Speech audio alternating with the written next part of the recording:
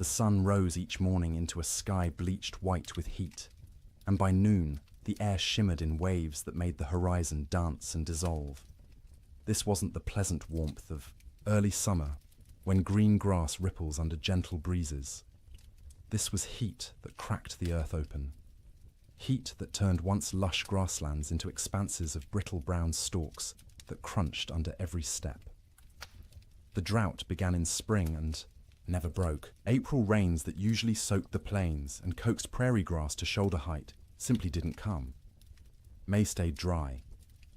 By June, the creeks that normally ran year-round had become chains of stagnant pools, shrinking daily, ringed with the desperate tracks of cattle and wildlife competing for every drop.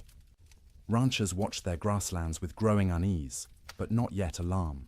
Bad years happened. The West was unpredictable. Surely the rains would come eventually. Surely this was just a temporary dry spell. They were running more cattle than the land had ever supported. That was the problem, though few admitted it. The cattle boom of the early 1880s had been intoxicating. Eastern investors and European nobility had poured money into Western ranching, seduced by stories of limitless grass and cattle that reproduced themselves into fortunes. Ranchers who'd started with a few hundred head now ran thousands. Some operations counted their cattle in the tens of thousands. The math was simple and irresistible. Cattle bought in Texas for $10 a head could be driven north, fattened, on free grass, and sold in Chicago for $40, $50, sometimes $60. The Great Plains were an enormous, rent-free feedlot. The grass was free, the water was free. All you needed was cattle and cowboys to watch them, except the grass wasn't limitless, and the water wasn't guaranteed, and running 10 times more cattle than the land could sustainably support worked fine until conditions turned bad. That summer, conditions turned very bad indeed. Prairie fires became constant. The dry grass ignited from lightning strikes, from careless campfires, from sparks off wagon wheels striking rocks. Once started, fires raced across the plains for miles, sometimes days, consuming what little forage remained.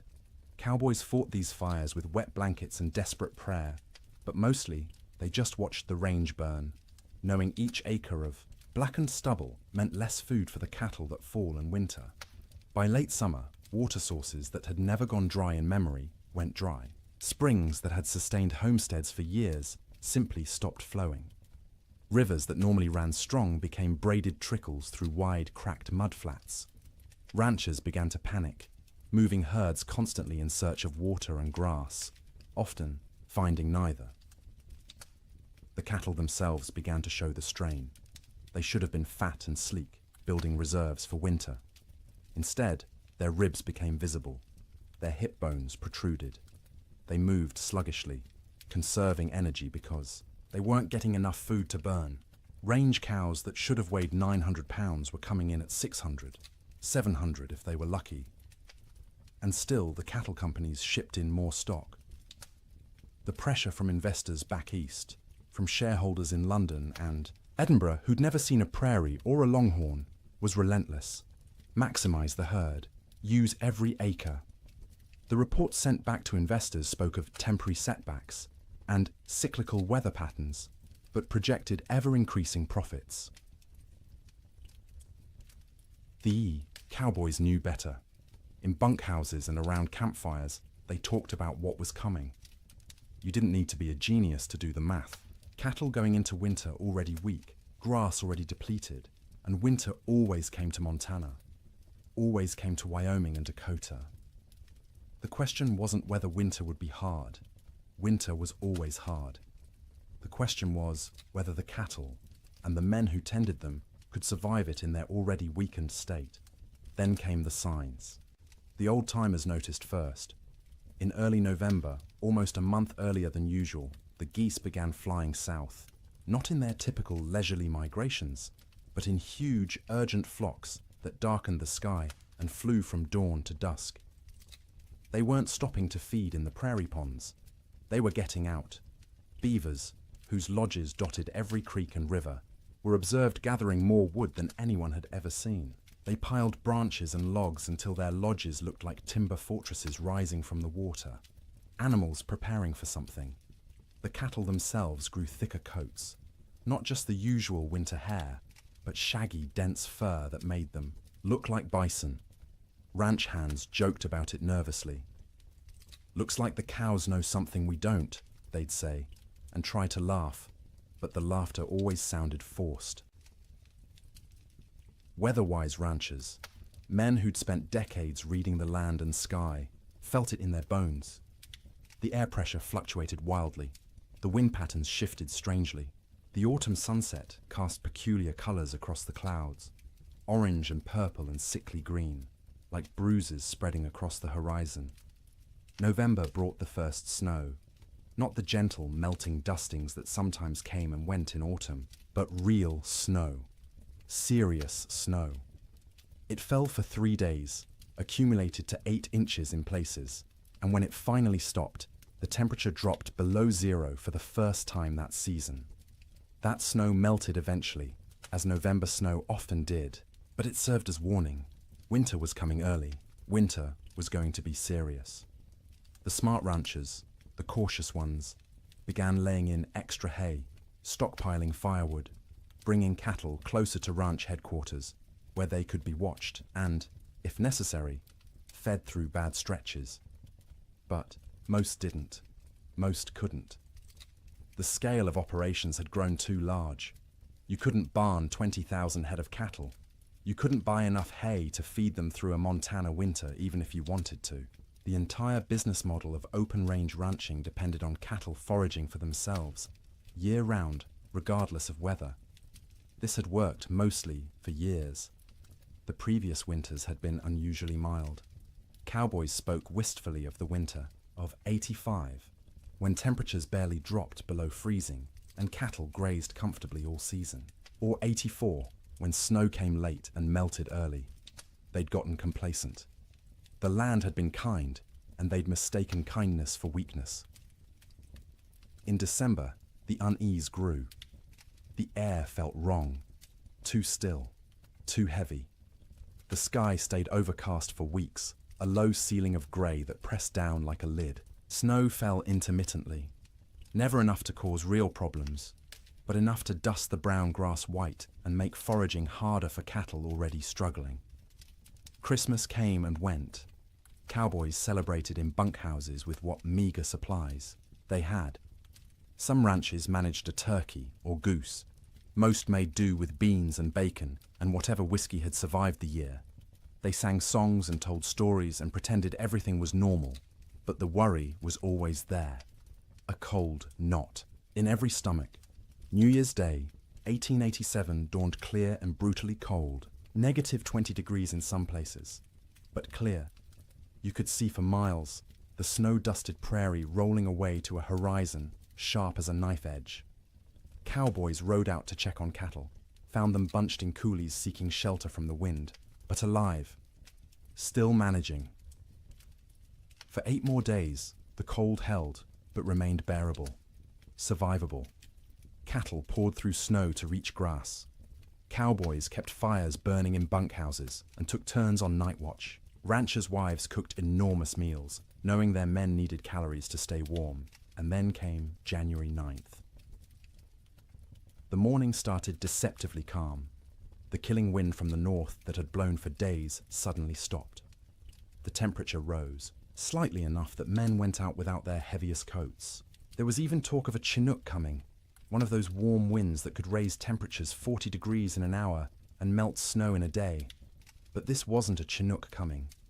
This was something else entirely. The calm before the storm isn't just a saying. It's meteorological reality. The stillness that morning was the pressure dropping, the atmospheric conditions realigning, the sky gathering its strength to unleash something that would be remembered for generations. By mid-morning, the first flakes fell. By noon, the world had disappeared into white, and the temperature, instead of rising, began to fall, and fall, and fall, until cold became something no one on the northern plains had experienced before, until winter stopped being a season and became an enemy that wanted everything dead. The autumn of warnings was over. The winter of death had arrived. The bunkhouse sat low against the prairie, a squat rectangle of rough-hewn logs chinked with mud and moss that had dried and cracked over successive seasons. It wasn't designed for comfort. It was designed to be built quickly and cheaply to house as many men as possible in the smallest space and to provide just enough shelter to keep those men alive through winter so they could work come spring. Most bunkhouses were single rooms, maybe 30 feet long and 15 wide, with a ceiling, so low a tall man had to duck under the support beams. The logs were never properly squared, so gaps showed between them, filled haphazardly with whatever materials were at hand. Clay, newspaper, old rags, horsehair mixed with mud. In winter, you could stand in the middle of the room and see daylight, through a dozen cracks, and where light came through, so did wind. The door was thick plank, hung on leather hinges because metal hinges were expensive and had to be freighted in from distant towns. It never quite fit the frame, so a gap at the bottom let in a constant stream of cold air that flowed across the floor like invisible water. Cowboys stuffed rags under it every night. By morning, frost would have formed on those rags, turning them stiff as boards. There was usually one window, if you could call it that, a square cut in the logs, covered with oiled paper stretched over a wooden frame. Or if the ranch had any money, actual glass brought in at considerable expense and constantly at risk of cracking in the cold. Most bunkhouses just had the oiled paper, which let in a murky amber light during the day and absolutely nothing at night. The bunks lined both long walls, stacked 2 or 3 high depending on how many men the ranch employed. Each bunk was nothing more than a wooden frame, rope webbing stretched across it in a grid. And on top of that, if you were lucky, a thin mattress stuffed with prairie hay. If you weren't lucky, just the rope webbing and whatever blankets you owned. The hierarchy of bunks was established and rigid. New men got the worst spots. Bottom bunks on the end nearest the door, where the cold draft flowed constantly and you'd be stepped on every time someone went outside to piss in the middle of the night. Top bunks were warmer because heat rose, but they put you closest to the roof where moisture from everyone's breath condensed and dripped. You'd wake with water spots on your blankets, sometimes ice if it was cold enough. Middle bunks away from the door were prime real estate, warmer than the bottom, drier than the top, away from traffic. Senior cowboys claimed these spots and defended them jealously. If you wanted one, you either waited years or fought for it, and fighting in a bunkhouse full of armed men rarely ended well for anyone. At the center of the room stood the stove, a cast-iron barrel stove or, in better bunkhouses, an actual manufactured stove with a proper firebox and damper. The stovepipe ran up through the roof, and where it pierced the ceiling, there was supposed to be a metal collar to prevent fires. There often wasn't. More than one bunkhouse had burned down from a too-hot stovepipe, igniting dried wood and old bird nests lodged in the rafters. The stove was life. When it was burning hot, the men closest could almost be comfortable. 5 feet away, you could still be cold. 10 feet away, in a corner bunk, you might as well be outside. The stove created a temperature gradient so steep that men on one side of the room would be sweating, while men on the other shivered under piled blankets. Feeding the stove was a constant concern. Firewood was precious. Trees were scarce on the open plains, and what wood existed had to be hauled in by wagon from river bottoms or mountainsides miles away. Some ranches burned coal shipped in by rail, but coal cost money, and ranchers were notoriously cheap about anything that didn't directly increase cattle numbers. More often, cowboys burned whatever they could find: dried cow chips, sagebrush, buffalo bones, of which there were still plenty scattered across the plains from the great slaughter of a decade earlier. None of these burned hot or long. You had to feed the stove constantly to maintain any heat at all. At night, someone had to take responsibility for the fire. Usually, this rotated among the men, with each taking a shift to wake periodically and add fuel. Miss your shift, let the fire go out, and you'd wake to find 20 angry cowboys ready to throw you outside in your underwear to see how you liked the cold. Even with the stove going, the bunkhouse was never truly warm in winter. It was less cold than outside, which was the best that could be hoped for. Your face would be hot from the stove, while your back was cold from the draft. Your feet would be numb while sweat trickled down your spine. Comfort wasn't the goal. Survival, was the goal. Make it to morning alive and functional. That was success. Cowboys slept in their clothes. The idea of changing into night clothes, or worse, sleeping naked, was absurd. You slept in your wool shirt, your long underwear, your thick socks. On the coldest nights, you kept your pants on. Your hat stayed on your head or under it as a pillow, because hats were expensive, and you didn't want someone stealing yours while you slept. Boots were the exception. You took off your boots because sleeping in boots was miserable, and because boots needed to dry. They'd sit by the stove all night, the leather slowly warming and releasing the accumulated moisture of the day. The smell of drying leather mixed with the smell of unwashed men, wet wool, tobacco smoke, and the acrid tang of burning sage or cow chips. The smell of a bunkhouse was indescribable to anyone who hasn't experienced it. 40 men living in close quarters, bathing rarely because hauling and heating water was labor-intensive and rarely worth the effort. Clothes worn for weeks or months without washing, because washing meant they'd be wet and might not dry in winter, and wet clothes could kill you. The privy was outside, so men used a bucket in the corner at night rather than brave the cold, and that bucket added its own special contribution to the atmosphere. Tobacco smoke hung in layers because every cowboy who could afford it smoked too, passed the time. Some chewed and spit into cans or just onto the floor because the floor was already a mess of tracked-in mud, snow, manure, and spilled food. Mice lived in the walls and came out at night to scavenge. You could hear them scratching and squeaking, see them dart across the floor in the stove light. Some cowboys tried to kill them. Most gave up. There were always more mice, as long as they didn't chew holes in your blankets or get into the food. Stores, you learned to coexist. The sounds of a bunkhouse at night were particular. The wind outside, constant, varying from low moan to sharp whistle, depending on its strength and the gaps it found.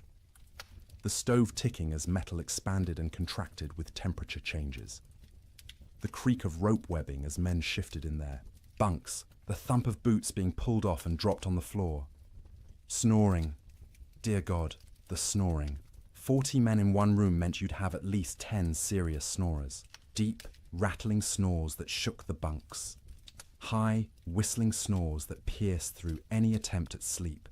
Snores that stopped and started, until you'd lie there waiting for the next one, unable to relax. Sometimes men would throw boots at particularly bad snorers. Sometimes it helped. Usually it just made everyone else laugh and the snorer angry. Coughing was constant. The cold, the dust, the smoke, the close quarters meant everyone had some kind of lung affliction. Dry, hacking coughs that went on for minutes. Wet, rattling coughs that made you wonder if the man would survive the night. Cowboys coughed themselves, awake, coughed themselves back to sleep, coughed their way through the entire winter. Conversations happened in the dark. Men talked about home, about women, about cattle, about anything but the cold pressing in from all sides. Some conversations were quiet, just between neighbors in adjacent bunks.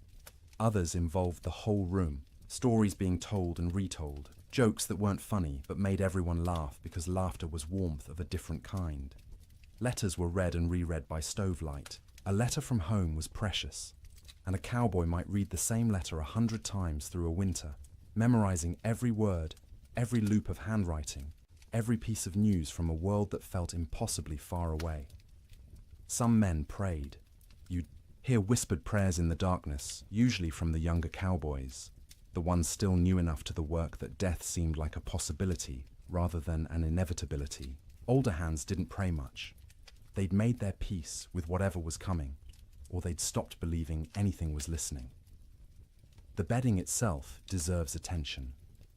Each cowboy owned his own bedroll, a collection of blankets, and maybe a quilt that he'd rolled up and carried with him from job to job. These blankets were wool, heavy and scratchy, and they accumulated the smell of their owner, along with the smell of horses, cattle, campfire smoke, and prairie dirt. In the bunkhouse, you'd unroll your bedding onto the rope webbing, which sagged under your weight and provided almost no cushioning. The ropes left permanent patterns pressed into your back and legs. After a few weeks, you stopped noticing. Your body just accepted that sleep meant discomfort and adjusted expectations accordingly. On the coldest nights, men piled every blanket they owned on top of themselves. 3 blankets, 4, 5 if they had them. The weight was crushing, but weight meant warmth, and warmth meant survival.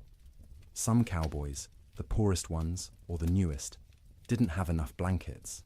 They'd sleep in their coats, under their coats, wrapped in saddle blankets that smelled of horse sweat and mold. The truly desperate would share bunks, 2 men pressed together for body heat, which was awkward and carried implications, but was better than freezing. You'd see this more in the deepest cold, when propriety mattered less than waking up with all your fingers and toes. Getting into bed was a shock every night. The blankets had been sitting in the ambient temperature of the bunkhouse all day, which meant they were cold. Not frozen, but cold enough that sliding under them made you gasp.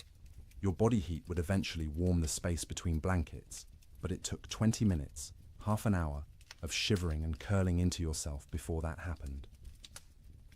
Some cowboys heated rocks in the fire and wrapped them in cloth to put in their bunks. This worked for about an hour, providing a spot of genuine warmth for your feet or your hands. After that, the rocks were just heavy, cooling lumps taking up space, and you'd have to decide whether the effort of getting up and throwing them out was worth the loss of heat from opening your blanket cocoon. Sleep, when it finally came, was never restful. You were always partially aware of the cold trying to find you, aware of the fire and whether it was still burning, aware of the other men around you, their sounds and movements, aware that if something went wrong, a fire, a medical emergency, a blizzard bad enough that the whole bunkhouse might collapse, you needed to be able to wake and move. Cowboys learned to sleep light, a skill born of necessity. In summer, you slept light because you might need to deal with stampeding cattle or approaching storms. In winter, you slept light because the alternative was dying without noticing. The nights stretched long, 15, 16 hours of darkness in the depths of winter. You couldn't stay awake for all of it. Candles and lamp oil were too expensive to burn for light. So you slept in stages. A few hours, then wake when the fire needed tending. A few more hours, wake because your body was too cold or needed to piss. A few more hours, wake because someone else was moving around, or coughing, or because your back hurt too much to stay in one position. This broken sleep was exhausting in its own way. You'd wake in the morning having technically slept for hours but feeling like you'd barely rested at all. That was winter sleep in a bunkhouse. Not the deep, renewing sleep of comfortable beds in warm rooms, but the fitful, survival-focused sleep of men living on the edge of catastrophe. Every single night, for months on end. And when the great die-up came, when the temperature dropped to 60 below, and the wind tried to tear the roof off, and the cattle began dying by the thousands, that inadequate sleep became nearly impossible. Because how do you sleep when the world outside is ending? How do you close your eyes when you know morning might reveal losses beyond comprehension? You learn because you have no choice. You sleep because your body demands it. Brief, shallow, troubled sleep punctuated by periods of lying awake in the dark, listening to the wind scream, and wondering if you'll live to see spring. Morning came late on January 9th, the sun rising somewhere behind thick grey clouds that had settled over the plains like a lid. Cowboys rolled out of their bunks around 6, the usual time, groaning and stiff from another night on rope webbing and thin mattresses. The bunkhouse was cold, but not impossibly so. Maybe 20 degrees inside, which meant the fire had held through the night. That was a victory. They pulled on boots that had spent the night by the stove, the leather still warm to the touch, stomped their feet to get blood flowing, stretched arms and backs that ached from the perpetual cold. Someone got the coffee going, pouring water from buckets that had a thin skim of ice on top despite being inside. The foreman, A weathered man named Jack Thompson, on one particular ranch in Montana, stuck his head out the door to check conditions. The wind that had been blowing hard from the north for days had stopped completely, dead calm.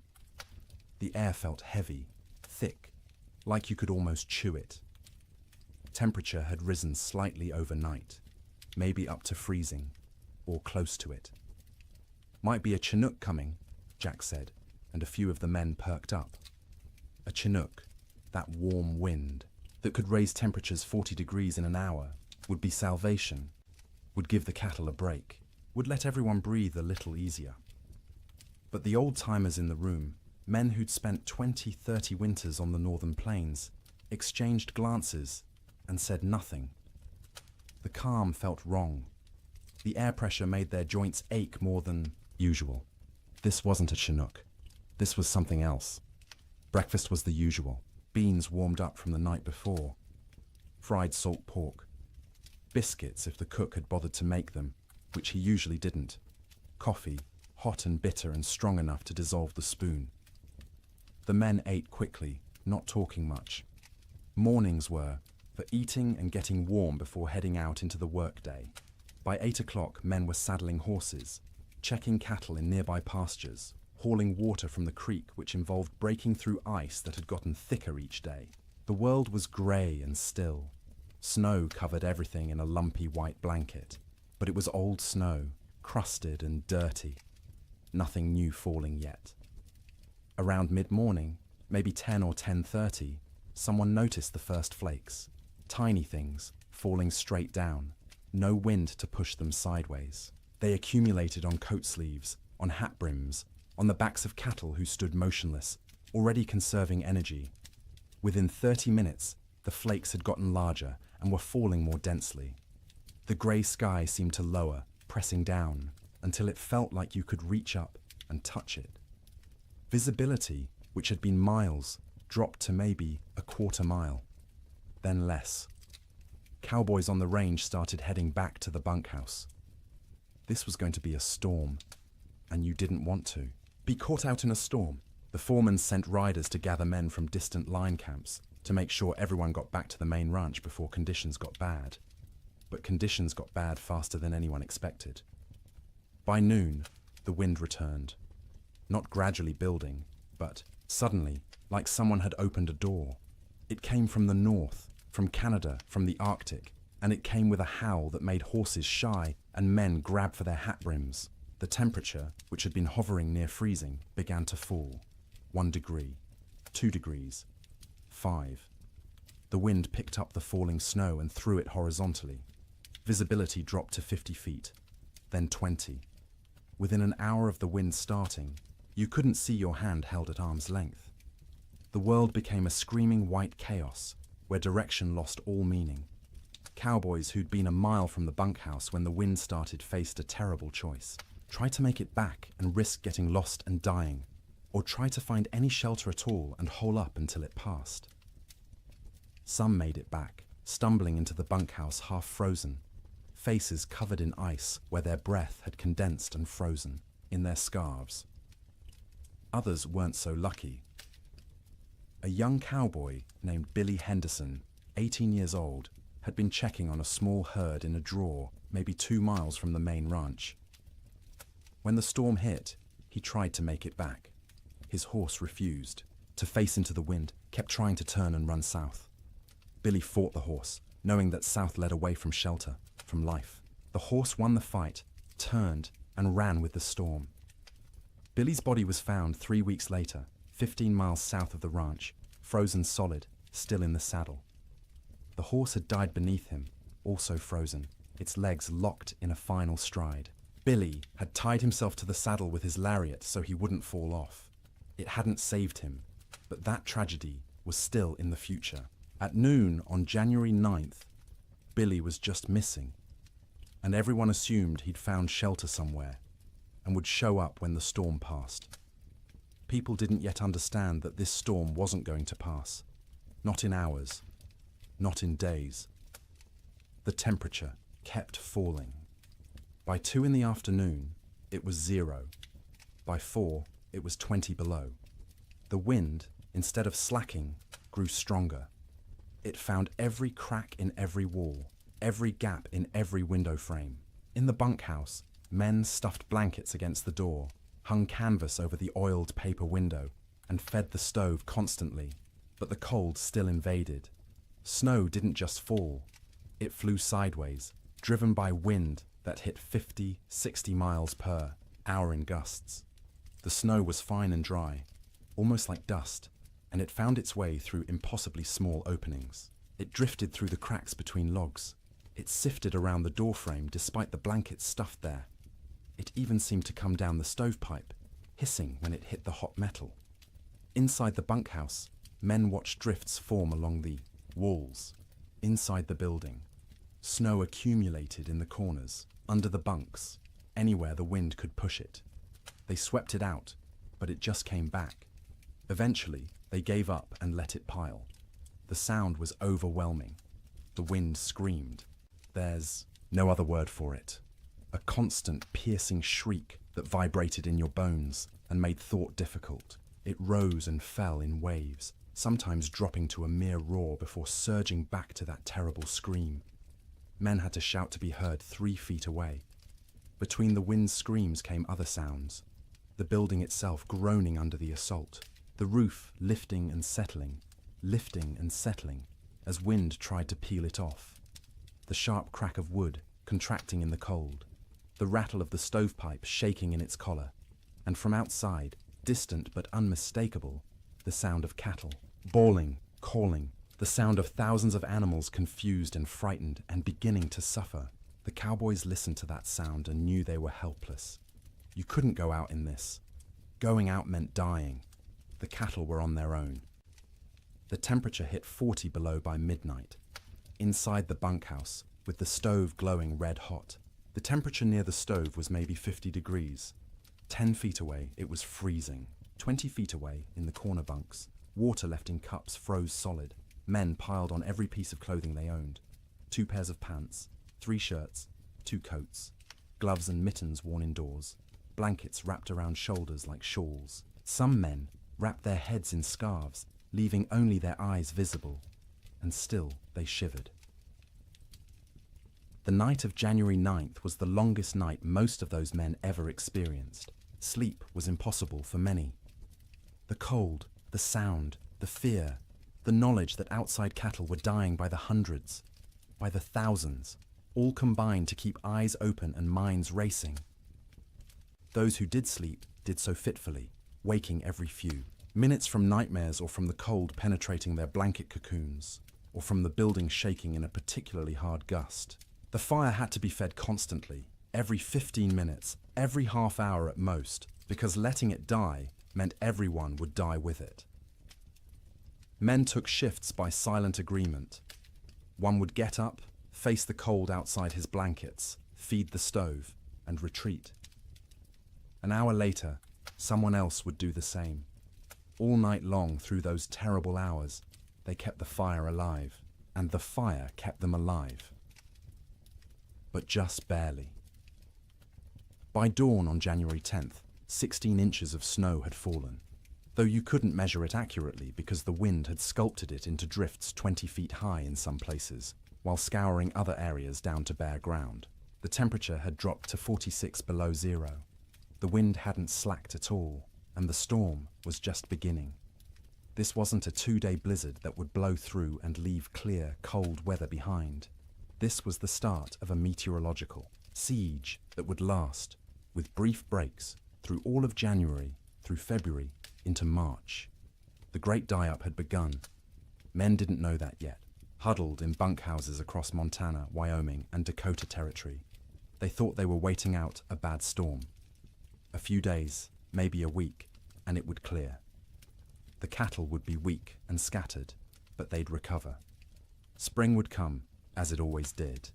They didn't yet understand that the world outside was dying, that cattle were already freezing where they stood, eyes frozen shut, ice forming over their nostrils with each breath, slowly suffocating as they slowly froze.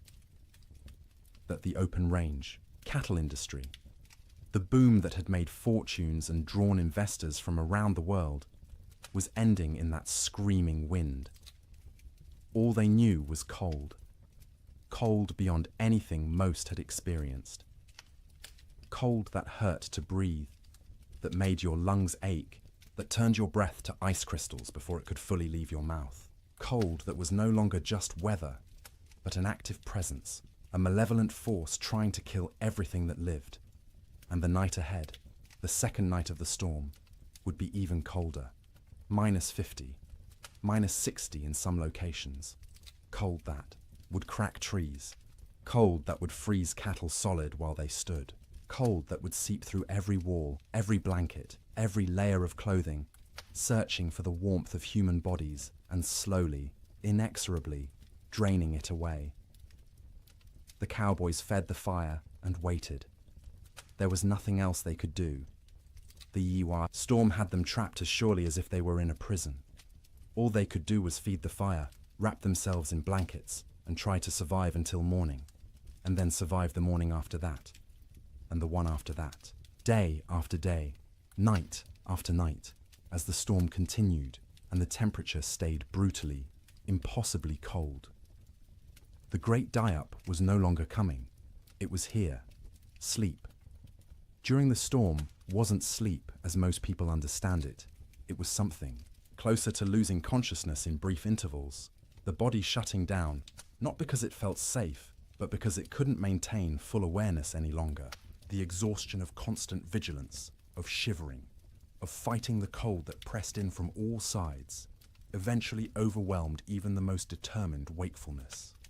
In the ranch houses scattered across the frozen plains, families faced the storm, with a different kind of terror than the cowboys in their bunkhouses. Ranch houses were sturdier than bunkhouses, built to last generations rather than just seasons. They had proper foundations, real windows with glass, doors that fit their frames. But they were also larger, harder to heat, and filled with children who didn't fully understand why the wind screamed so loudly, or why Papa looked so worried. The Ferguson family lived in a 2-room cabin near the Musselshell River in Montana. William Ferguson, his wife Martha, and their 4 children, ranging in age from 3 to 11. When the storm hit that afternoon of January 9th, William had been out checking on a small herd they kept close to the house. He barely made it back, stumbling through the door with ice caked in his beard and eyebrows, his face raw and bleeding from wind-driven snow. Martha had already pulled all the children into the main room, the one with the fireplace. The second room, the bedroom, was abandoned for the duration. You couldn't heat both rooms. You had to choose, and you chose the one with the fire. The children helped drag mattresses and blankets from the bedroom, piling them on the floor near the hearth. By nightfall, the temperature inside that bedroom, separated from the main room by just a thin wooden door, had dropped below freezing. Frost formed on the inside walls. The wash basin Martha had left on the dresser froze solid, expanding and cracking the ceramic bowl with a sharp report that made everyone jump. In the main room, the family arranged themselves for a siege. William stacked firewood within arm's reach of the fireplace, more wood than he'd normally burn in a week. Martha filled every pot and pan with water, knowing that if the storm lasted, they wouldn't be able to get to the well. The pump would freeze. The well itself might freeze. Water was survival. The children sensed their parents' fear and grew quiet, subdued in a way children rarely are. They huddled together on the mattresses, watching the fireplace with wide eyes as their father fed it log after log. The fire roared, consuming wood at an alarming rate, but even standing directly in front of it, you could feel the cold at your back. That first night, nobody truly slept. The children dozed fitfully, waking every time the wind hit a particularly violent gust, every time the house shook, every time their father got up to add wood to the fire. Martha sat up through most of the night, mending by firelight, her hands moving automatically through familiar motions, while her mind worried at the problem of how long their supplies would last. William dozed in his chair, the rifle across his lap, though what good a rifle would do against a blizzard he couldn't have, said. It was simply habit, the frontier habit of being armed, of being ready. When you couldn't do anything useful, you could at least maintain the posture of readiness. The second night was worse. By then, the storm had been blowing for 30 hours straight. The temperature had dropped to 50 below outside, which meant maybe 30 below in the unheated bedroom. And even with the fire blazing in the main room, it was barely freezing where they slept. They'd pulled every blanket in the house onto the mattresses on the floor. Wool blankets, quilts made from scraps of fabric, buffalo robes William had traded for years ago. The family slept together, all 6 of them in a pile, sharing body heat like animals in a den. The children in the middle, where it was warmest, the parents on the outside, taking the brunt of the cold that radiated from the walls despite the fire. Martha sang to the children before sleep, or what passed for sleep. Old songs her mother had taught her, lullabies in German that the children didn't understand, but found comforting anyway. Her voice was soft, almost lost under the shriek of the wind, but the children pressed close and listened. William lay on, his back staring at the ceiling, listening to the roof creak and groan. Every gust of wind made him tense, waiting for the moment when the roof would tear free and expose them all to the killing cold. It never did, but the fear never left either. Sleep came in stages. The youngest child, 3-year-old Emma, went first, exhausted from crying earlier in the day. She whimpered and fussed until her eyes finally closed and her breathing deepened. Her 7-year-old brother James followed, fighting sleep as long as he could, determined to be brave, to stay awake like the adults. But his eyes drooped, opened, drooped again, and finally stayed closed. The 2 older children, 11-year-old Sarah and 9-year-old Thomas, took longer. They understood more, worried more, and their minds wouldn't quiet. Sarah kept asking when the storm would end. Thomas asked if the cattle were all right, if Papa's horse had made it to the barn, if the chickens in the coop behind the house had frozen yet. Martha answered in soothing murmurs, not really answering at all, just making comforting sounds until the children's questions trailed off and their breathing slowed. She waited until she was sure they were deeply asleep before she allowed herself to close her own eyes. But closing her eyes wasn't sleeping. It was resting with her ears still alert, still tracking every sound. The fire crackling, William shifting position, the wind pounding against the walls, the house settling with creaks and groans. Her mind catalogued each sound, assessed whether it meant danger, and only when satisfied the house still stood did she allow herself to drift towards something like sleep. William didn't sleep at all that second night. He dozed for minutes at a time, jerking awake at every sound, every change in the wind's pitch. Twice he got up to add wood to the fire, moving carefully to avoid stepping on children. Each time he stood, the cold away from the fire hit him like a physical blow. The air near the ceiling was noticeably colder than the air near the floor. Heat rose but couldn't escape fast enough through the gaps in the roof, so it pooled up there, wasted, while down where they slept, it was barely enough. Around midnight, by William's pocket watch, Emma woke crying. She was cold, she said, her teeth chattering. Martha pulled the child against her chest, wrapping her arms around her, trying to share warmth. Emma's feet were like ice, even though she wore wool socks and was buried under blankets. Martha rubbed the small feet between her hands, trying to restore circulation, terrified of frostbite. The child eventually quieted and fell back into restless sleep. But Martha stayed awake, feeling those cold little feet pressed against her stomach, wondering how much longer the storm could possibly last. The third night, exhaustion had set in so deeply that sleep came easier, even though conditions had gotten worse. The temperature outside bottomed out at 63 below zero. Inside, with the fire consuming wood at a frightening rate, they'd managed to keep the room at maybe 15 degrees, cold enough to see your breath, cold enough that the water in the pots near the fire had a skim of ice if you didn't stir it regularly, but not cold enough to kill. Not yet. The family had learned the rhythm of storm sleep. The children slept piled in the center, a tangle of arms and legs and shared warmth. The parents took turns in short shifts. Martha sleeping for 2 hours while William tended the fire and watched. Then William sleeping for 2 hours while Martha kept vigil. During her watch, Martha would sit close to the fire, feeding it, listening to her children breathe, and praying silently. She'd been raised Lutheran, not given to emotional displays, of faith, but now she prayed with desperate intensity. For the storm to end, for the wood to last, for her children to wake warm in the morning, for spring to come, impossible as that seemed in the howling dark.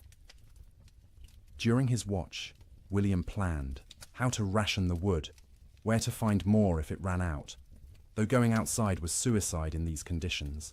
What they'd do when the food ran low. They had beans, flour, salt pork, and cornmeal. Enough for maybe 2 weeks if they were careful. But what if the storm lasted longer? What if they couldn't get to town when it ended because the snow was too deep?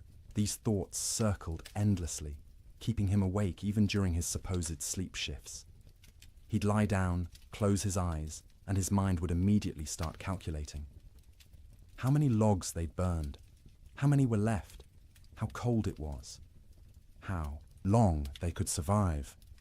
The children slept better than the adults, helped by the simple resilience of youth.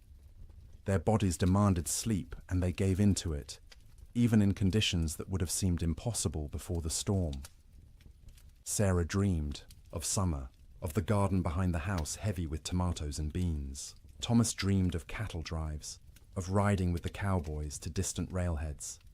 James dreamed confused child dreams that he couldn't remember on waking. Emma didn't dream at all, or if she did, they were wordless and forgotten. They'd wake periodically, usually needing to pee, which meant using the chamber pot in the corner because going to the outhouse meant death.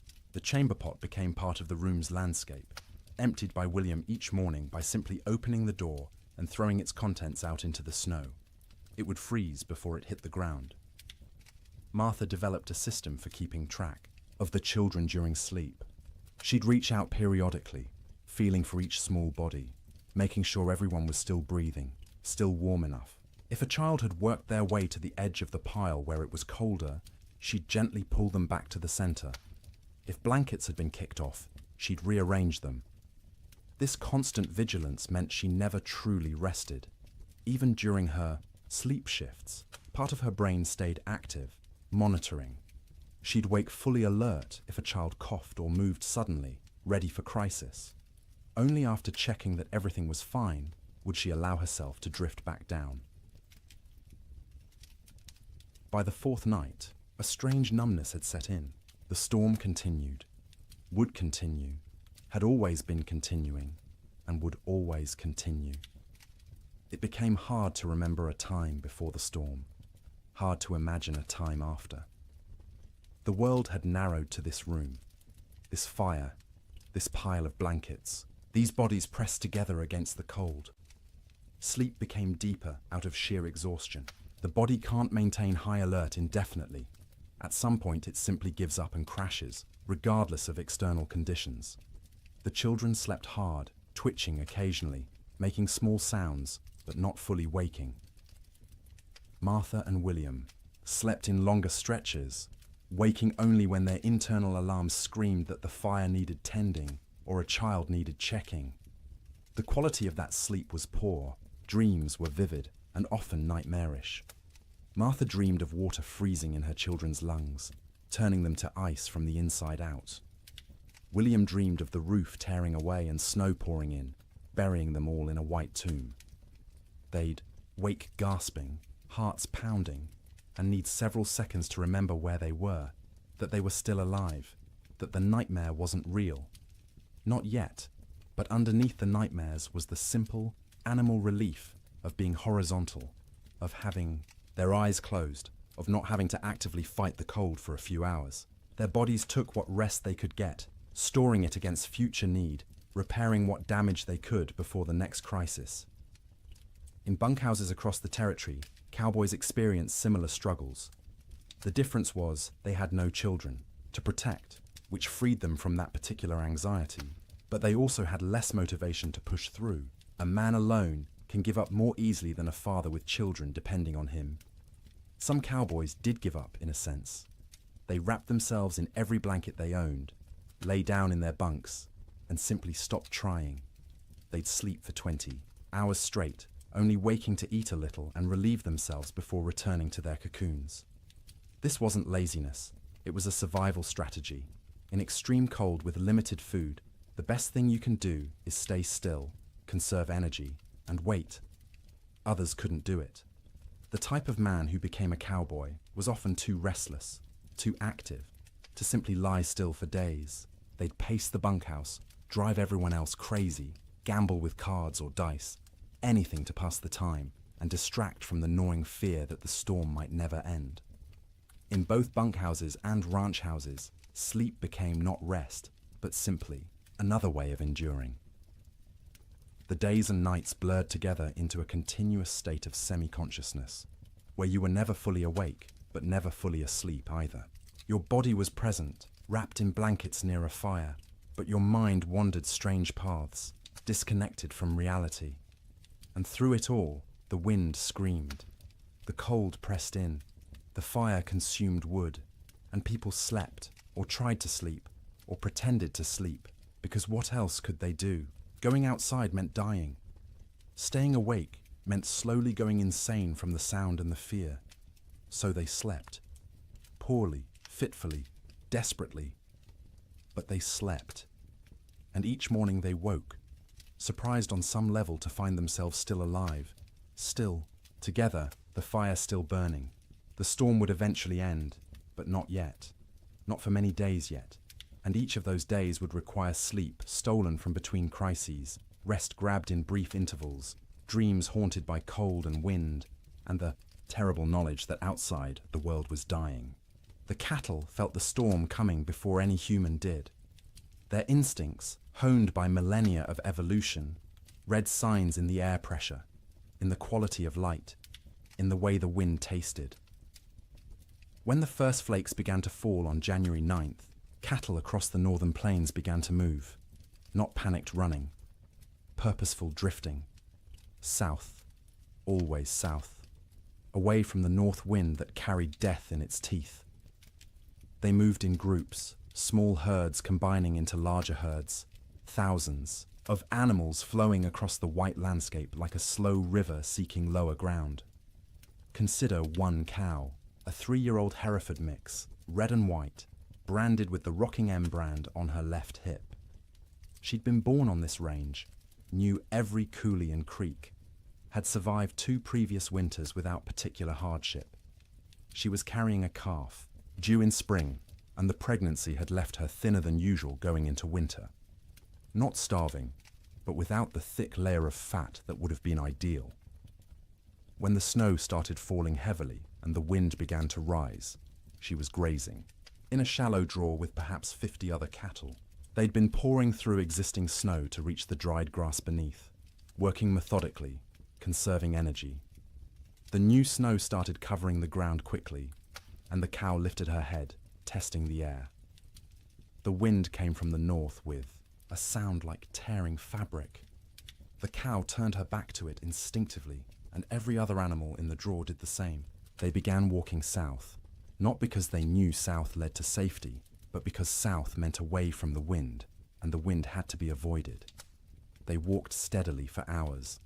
The snow was falling too thickly to see more than a few feet ahead, but cattle can navigate by sense of smell and by following the animal in front of them. The cow found herself in the middle of the group, which offered some shelter from the wind, but also meant she had to keep moving at whatever pace the herd set. By nightfall, they'd walked perhaps 5 miles. Not far, but the constant fighting against wind and snow was exhausting. The temperature had dropped dramatically, and the cow's breath froze in clouds of white vapor. Ice was forming on her eyelashes, making it hard to see. Her legs ached from pushing through snow that was now knee-deep in places. The herd came to a fence line, relatively new barbed wire strung between posts, to mark the boundary of someone's claimed range. The cattle turned and walked along the fence, looking for a way through or around. They found neither.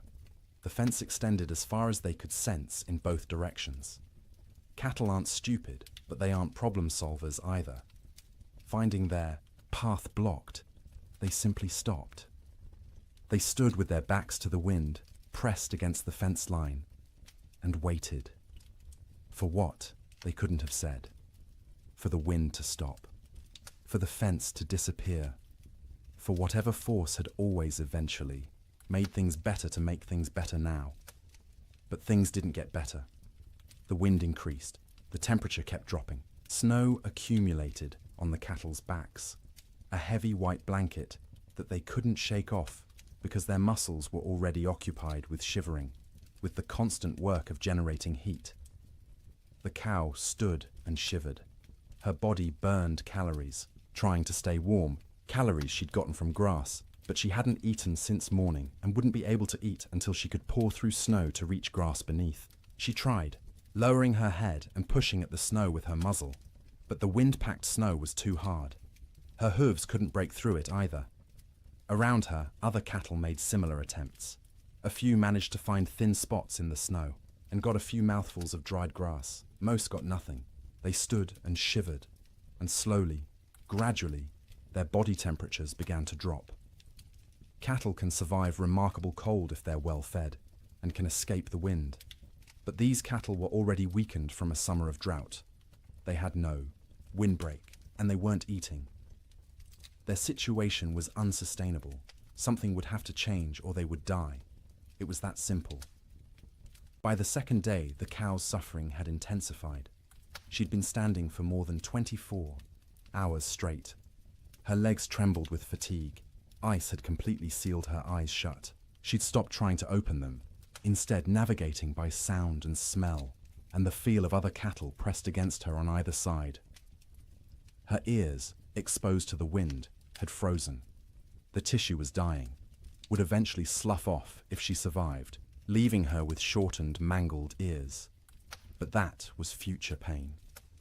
Present pain was the cold that had worked its way into her joints, making every small movement agony. The hunger that gnawed at her belly, the thirst because she couldn't melt snow fast enough in her mouth to get adequate water. The calf inside her still moved occasionally, little kicks and shifts that she could feel. Some part of her body was still prioritizing that calf, still sending nutrients and warmth to the growing life within. But those resources were running out. The calf was drawing on reserves that no longer existed. Around her, other cattle were in similar condition, some worse. A few calves, born too early that spring and smaller than they should be, had already died, frozen solid while standing, their mothers standing next to them and occasionally lowing in confusion. Older cattle, those with the wisdom of many winters, had tried to move away from the fence to find a coulee or draw that might offer windbreak. Some succeeded and survived. Most simply exhausted themselves walking in circles in the blinding snow and returned to the fence line to die with the herd. By the third day, the cow had stopped shivering. This wasn't because she'd warmed up. It was because her body no longer had the energy to shiver. Shivering is a metabolic furnace, burning calories to generate heat, but she'd burned through all available calories. Her body temperature was dropping toward equilibrium with the air around her. She was freezing to death. Her breathing had slowed. Each breath was an effort, drawing air so cold it hurt her lungs into a body that barely had the energy to exhale. Ice had formed around her nostrils, narrowing the passages, making each breath a fight. She was still standing, but only because the cattle around her held her upright. If they'd moved, she would have fallen. Her legs were locked, frozen in position, no longer taking commands from her failing brain. Her heartbeat had slowed to a sluggish thump, thump, thump, thump, each beat weaker than the last. The calf inside her had stopped moving. Whether it was dead or simply dormant, she couldn't tell, and wouldn't have understood if she could. Her maternal instincts, so strong just days ago, had been overridden by the body's desperate attempt to keep itself alive. Sometime late on the third night, or early on the fourth morning, it's impossible to know exactly when, the cow's heart stopped. 1 beat, 2 beats, then nothing. Her eyes, frozen shut, would never open again. Her legs, frozen in position, would remain standing. She'd become a statue of ice and meat, indistinguishable from the living cattle around her, except that she no longer breathed. She wouldn't fall for days, maybe weeks. The cattle packed around her held her upright, and when they eventually moved or died themselves, she'd topple over, frozen solid, and become one more carcass among thousands littering the plains. This scene repeated across hundreds of miles. Fence lines became death traps where cattle bunched up and died in groups. Ravines that should have offered shelter instead became graves as cattle crowded in so tightly they couldn't move, couldn't forage, and slowly froze together into a single mass of bodies. Riverbanks saw some of the worst carnage. Cattle seeking water found the rivers frozen solid, but their thirst drove them to try anyway. They'd crowd onto the ice, break through into the water beneath, and be unable to climb out. The current would push them under the ice, where they'd drown and freeze simultaneously. Spring would reveal riverbanks lined with carcasses, hundreds of cattle stacked like cordwood wherever the current had deposited them. Some cattle, driven by the wind and their own southward instinct, walked until they literally couldn't take another step. They'd collapse in open prairie, curl into a ball, as best their frozen legs allowed, and die where they fell. Snow would cover them within hours, creating smooth white mounds that looked like natural drifts until spring melt revealed the truth beneath. The death toll was staggering in ways that are hard to comprehend. A single large ranch might lose 10,000 head.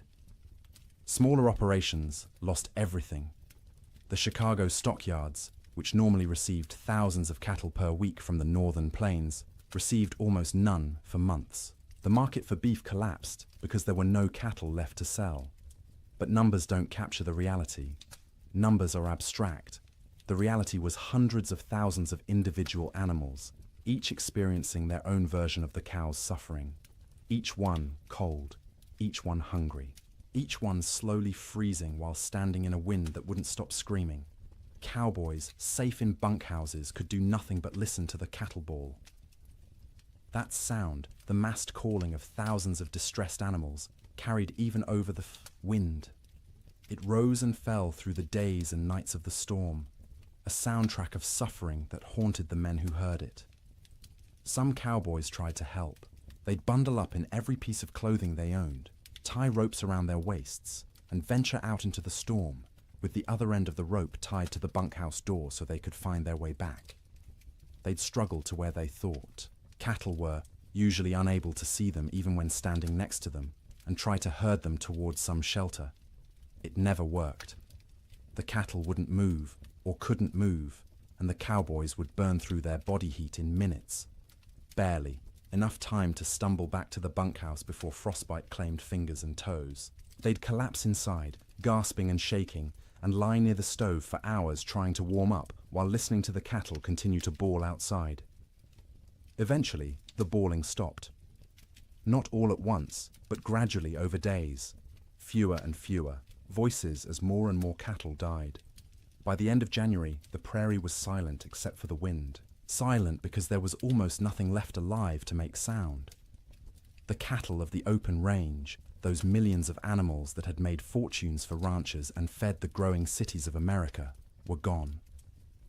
The survivors, scattered and traumatized, would take years to recover. Most would never be found, lost in coulees and ravines where their carcasses would feed wolves and coyotes through the remainder of winter. The Great Die-Up earned its name from the cattle. They died in numbers beyond counting, in suffering beyond imagining. And every single death was quiet, private. The animal alone in the storm, except for other dying animals. No comfort, no relief, just the cold and the wind, until the end came, and the shivering finally stopped. Food became an obsession within days of the storm's arrival. Not because people were starving, not yet, but because every meal consumed was one fewer meal in reserve, and no one knew how long the storm would last or when resupply would be possible. Every bite carried the weight of calculation. Every pot of beans represented diminishing stores that might need to last weeks or months. In the Ferguson ranch house, Martha inventoried their supplies on the second day of the storm. She did this by candlelight while the children slept, and William kept watch by the fire. She counted every bag of flour, every pound of cornmeal, every strip of salt pork hanging from the rafters of the cold bedroom. She measured beans by the cupful, rice by the handful, and wrote everything down in careful columns in a ledger book. Flour, 42 pounds. Cornmeal, 18 pounds. Dried beans, maybe 30 pounds, 3 different varieties mixed together in a burlap sack. Salt pork, 14 strips, some thick, some thin. Rice, 5 pounds. Sugar, 3 pounds, precious and rationed even before the storm. Coffee, 2 pounds of beans, still in their burlap sack, aromatic and dark. Salt, plenty, a whole sack, bought last fall. Lard, a good supply, stored in a crock. Dried apples, half a sack, from their own trees. Molasses, 1 jug, nearly full. She did the math in her head, working through possible scenarios. 6 people eating 3 meals a day, 18 meals per day. If they were careful, if they stretched everything, if they didn't waste a single bite, they had perhaps 3 weeks of food, maybe 4 if they went hungry. 3 weeks seemed like plenty.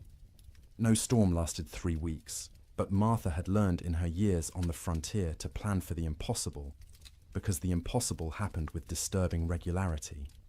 So she began rationing from day 1, before hunger forced the decision. Breakfast became smaller. Instead of flapjacks for everyone, she made 1 per person, thin and stretched with extra water to make the batter go further.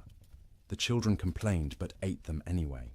William said nothing, just ate what was put in front of him and drank his coffee black to save the sugar. Dinner became the main meal, usually beans. Martha soaked dried beans overnight in water, then cooked them slowly through the day in a pot, suspended over the fire. She'd add a little salt pork for flavor, 1 strip cut into small pieces so everyone got a taste of meat. The beans cooked until they were soft, the liquid thick and sustaining. Everyone got a bowlful, sopped up with cornbread made from carefully measured cornmeal. Supper was often just leftover beans from dinner, reheated and eaten with whatever bread remained. Sometimes Martha made a thin soup from the bean broth, adding bits of dried apple for sweetness, calling it a special treat to make the children smile. The coffee was for William alone. Cowboys and ranchers believed coffee was essential, more important than food, and William was no exception. He drank it black and strong, rationing the precious beans so he could have at least 1 cup per day. That coffee was his luxury, his reminder that civilization existed beyond the wind and snow. Martha drank tea when she drank anything, made from herbs she'd dried the previous summer. Mint that grew wild along the creek, sage gathered from the prairie, rose hips collected in autumn. The taste was thin compared to real tea shipped from China or India, but it was warm, and it was hers, and it didn't consume their stores. The children drank water or milk, though the milk supply was problematic. They had 1 cow, a gentle Jersey, kept in the barn, and William had to venture out twice a day to milk her. The trip to the barn was only 50 feet, but felt like a mile. He'd bundle in every piece of warm clothing he owned, wrap his face in a scarf until only his eyes showed, and step out into the wind. The cold hit him like a fist every time. In the few seconds it took to cross from house to barn, exposed skin would start to freeze, his eyes would water, and the tears would freeze on his cheeks. His lungs would ache from breathing air that felt like shards of glass. But he made the trip because the cow had to be milked or she'd sicken, and they needed the milk. The children needed the milk. It was protein and fat and calcium and all the things growing bodies required. So twice a day, through the entire storm, William made that 50-foot journey and considered himself lucky the barn was so close. The cow produced less in winter, maybe 2 quarts a day instead of her usual gallon, but those 2 quarts were precious.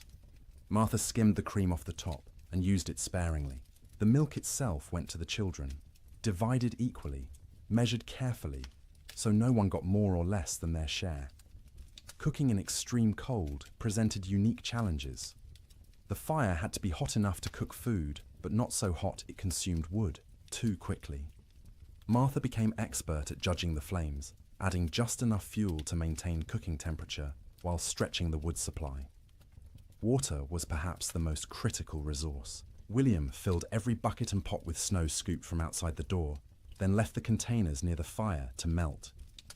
It took hours for snow to melt into usable water, and the water that resulted tasted flat and strange because it had no mineral content.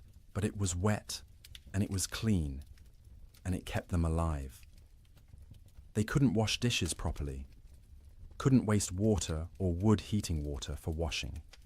Instead, Martha wiped plates and bowls clean with rags, rinsed them quickly in cold water if necessary, and called it good enough. No one got sick from dirty dishes. There were larger concerns. Personal hygiene went by the wayside entirely. No baths, no washing hair, no changing clothes. Everyone wore the same shirts and pants for weeks, adding layers when cold, removing them when near the fire.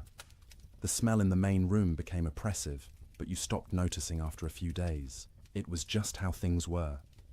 In the bunkhouses, cowboys faced similar but different challenges. They had supplies, but those supplies were designed for men doing hard physical labor in normal winter conditions, not for men trapped indoors during the worst cold in recorded history.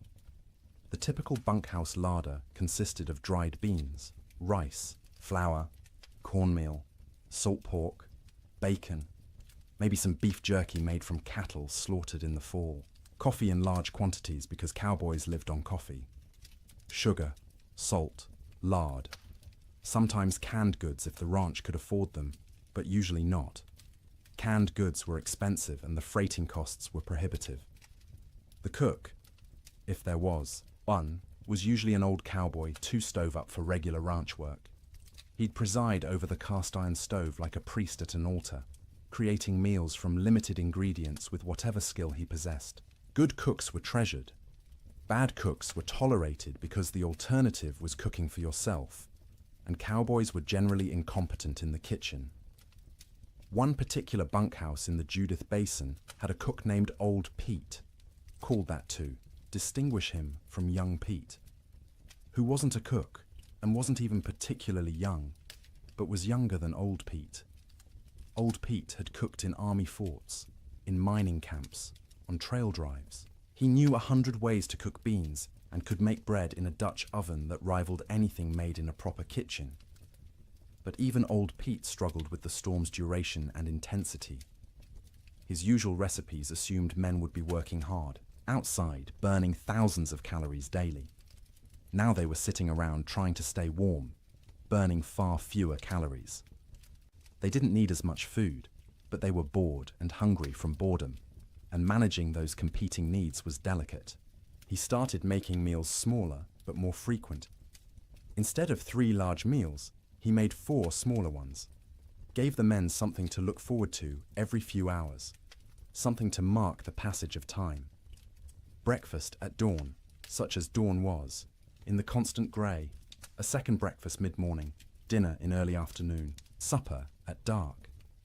Each meal was simple: beans cooked with salt pork, cornbread or biscuits, coffee always, constantly, the pot never empty. Occasionally, he'd make a stew if there was meat available, though meat was running short. Most ranches had slaughtered a beef or 2 in the fall and hung the quarters to freeze. But accessing that meat meant going outside to the meat cache, which was difficult or impossible depending on the day. The men ate without complaint, mostly. Cowboys weren't complainers by nature. You ate what was put in front of you and were grateful to get it. But you could see them calculating, same as Martha Ferguson, counting days, estimating stores, wondering how long until starvation became a real concern rather than a theoretical one. Coffee was its own category of essential supply. Cowboys drank coffee the way other people breathed, constantly and without thought. A pot of coffee sat on the stove at all times, thick and black and strong enough to float a horseshoe. Men would pour themselves cups throughout the day and night, warming their hands on the tin cups, savouring the bitter heat. Old Pete guarded the coffee supply jealously. He knew exactly how many pounds they had, how much they consumed daily. how long it would last. When supplies began running low, he started stretching the coffee by reusing grounds. First brew was strong for the morning pot. Those same grounds would be used again for the afternoon pot, weaker but still coffee. Sometimes he'd use them a third time, creating a thin brown liquid that was more idea than substance, but the ritual of drinking it was as important as the caffeine. Sugar went into coffee for those who used it, though most cowboys drank it black. Sugar was also used sparingly in baking, a spoonful in a batch of biscuits to help them rise and add a hint of sweetness. But sugar was running low everywhere, and by the end of January, most outfits were out entirely. Salt, at least, was plentiful. Salt preserved meat, flavored food, and was cheap enough that even poor ranches had plenty. Cowboys ate salt with everything, needed it to replace what they lost sweating despite the cold. Their bodies burned hot from shivering, from the constant work of staying warm, and salt was essential. The mental aspect of food during the storm was almost as important as the physical nutrition. Mealtimes provided structure to otherwise formless days. They were events to anticipate, rituals that reassured everyone that civilization persisted despite the chaos outside. Children needed this structure especially. The Ferguson children learned to recognize mealtimes by the smells from the fire, by their mother's movements, by the rattle of bowls and spoons. They'd gather without being called, eager not just for food, but for the routine. Martha would serve, each child personally, making a small ceremony of it. Sarah first, as the oldest, then Thomas, then James, then Emma. Each child received their portion with their name spoken, a moment of individual attention that said, "You are seen, you are valued, you matter." Then William, then finally herself, always last, always the smallest portion, though no one noticed because she was skilled at hiding it. They'd eat together, mostly in silence because food was serious business, but afterward there might be stories or songs. William would tell tales of his own childhood in Ohio, of winters there which had seemed hard at the time, but were nothing compared to this. Martha would sing in her soft voice, German lullabies or hymns. The children would listen and feel for a moment that everything might be all right. After eating came the work of making food last. Crumbs were gathered and saved for thickening, soup. Grease from cooking was poured into a jar and used again. Bones from salt pork were boiled to extract every bit of flavor and nutrition, then boiled again, then fed to the dog who lived outside the door in a snow shelter William had built. Nothing was wasted. Waste was sin in the arithmetic of survival. Every scrap had value, potential use, future purpose. Martha became a miser of food, hoarding and parceling it out with grim determination, knowing that running out meant death, and death was not an option while her children lived. The storm continued. January crawled past, each day a battle against cold and hunger and despair. Food supplies dwindled steadily. By the end of the month, the Ferguson household was eating 2 small meals per day instead of 3. The children's eyes developed the hollow look of inadequate nutrition. Martha's dresses hung loose where they'd once fit snugly. William's belt had to be tightened 2 notches, then 3, but they ate something every day, and they were all still alive. And the cow still gave milk, though less each week, and the fire still burned, and that was enough. It had to be enough, because spring would come eventually. It always came. The question was whether they'd survive long enough to see it, and whether there would be anything left of their lives when it finally arrived. Theodore Roosevelt was not in Dakota Territory when the blizzard struck. He was in New York, warm and comfortable in his sister's house, living the life of an Eastern gentleman which he'd tried so hard to leave behind. But his money was in Dakota. His dreams were in Dakota. And when the reports began filtering east about the catastrophic winter destroying the northern plains, Roosevelt's future was being written in frozen cattle and bankrupt dreams. He'd come to Dakota Territory in 1883, a wealthy young man fleeing personal tragedy. His mother and his wife had died on the same day, in the same house, within hours of each other. The grief had been unbearable, suffocating, And Roosevelt did what men of means often did when Eastern life became too painful. He went west. He invested heavily in cattle ranching, buying into two operations: the Maltese Cross Ranch and the Elkhorn Ranch, both along the Little Missouri River in what would become North Dakota. He'd thrown himself into the work with characteristic energy, trying to become a real Westerner, a real cattleman. He'd learned to ride, to rope, to shoot. He'd earned grudging respect from cowboys who initially mocked his Eastern accent and glasses. Roosevelt loved the West with the passion of a convert. He loved the vast emptiness, the physical challenges, the sense of building something in a hard land. He wrote about it constantly in letters and journals, painting romantic pictures of cowboy life that had more to do with his ideals than reality. His ranches ran cattle on the open range like everyone else. Thousands of head, bought with Eastern money, fattened on free grass, and expected to multiply into a fortune.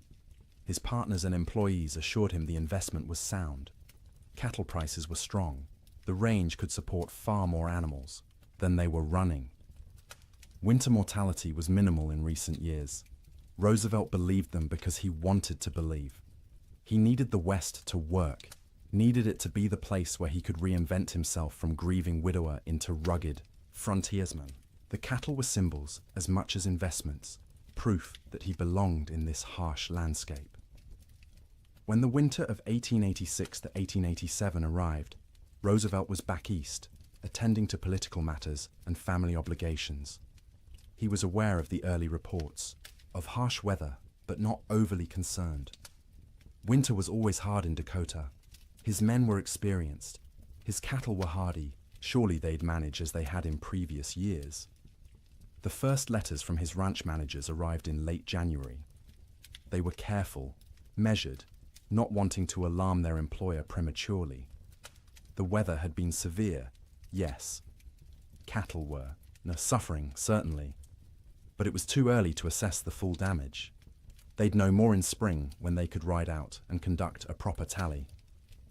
Roosevelt wrote back with questions. How severe? How many cattle were in danger? What measures were being taken to protect the herds? The responses, when they came weeks later, letters delayed by closed roads and disrupted mail service, were progressively more concerning. His ranch, manager at the Maltese Cross, a practical man named Sylvain Ferris, tried to be honest without being devastating. The storms had been worse than anything he'd seen in 20 years on the plains. The cold had been extreme, sustained, deadly, many. Cattle were certainly lost. The exact number wouldn't be known until spring roundup. But Ferris estimated at least 30% mortality. Maybe more, 30%.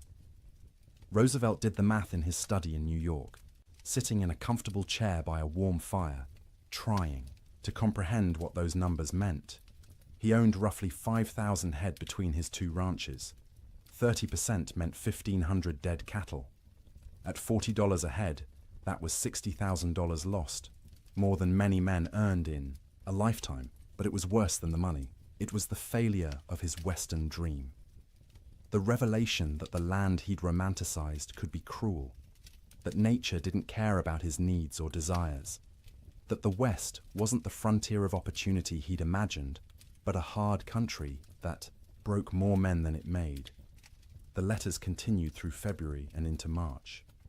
Each one was grimmer than the last. 50% losses now estimated, maybe 60. Entire line camps reporting no surviving cattle at all. Fences lined with dead animals piled 3 deep. The Little Missouri River, when it thawed, clogged with carcasses that had to be dynamited free to restore flow. Roosevelt read these letters with growing horror and despair. He'd been so confident, so certain of success. He'd borrowed money, encouraged friends to invest, staked his reputation on the cattle business. And now it was all dying in a winter he wasn't even present to witness.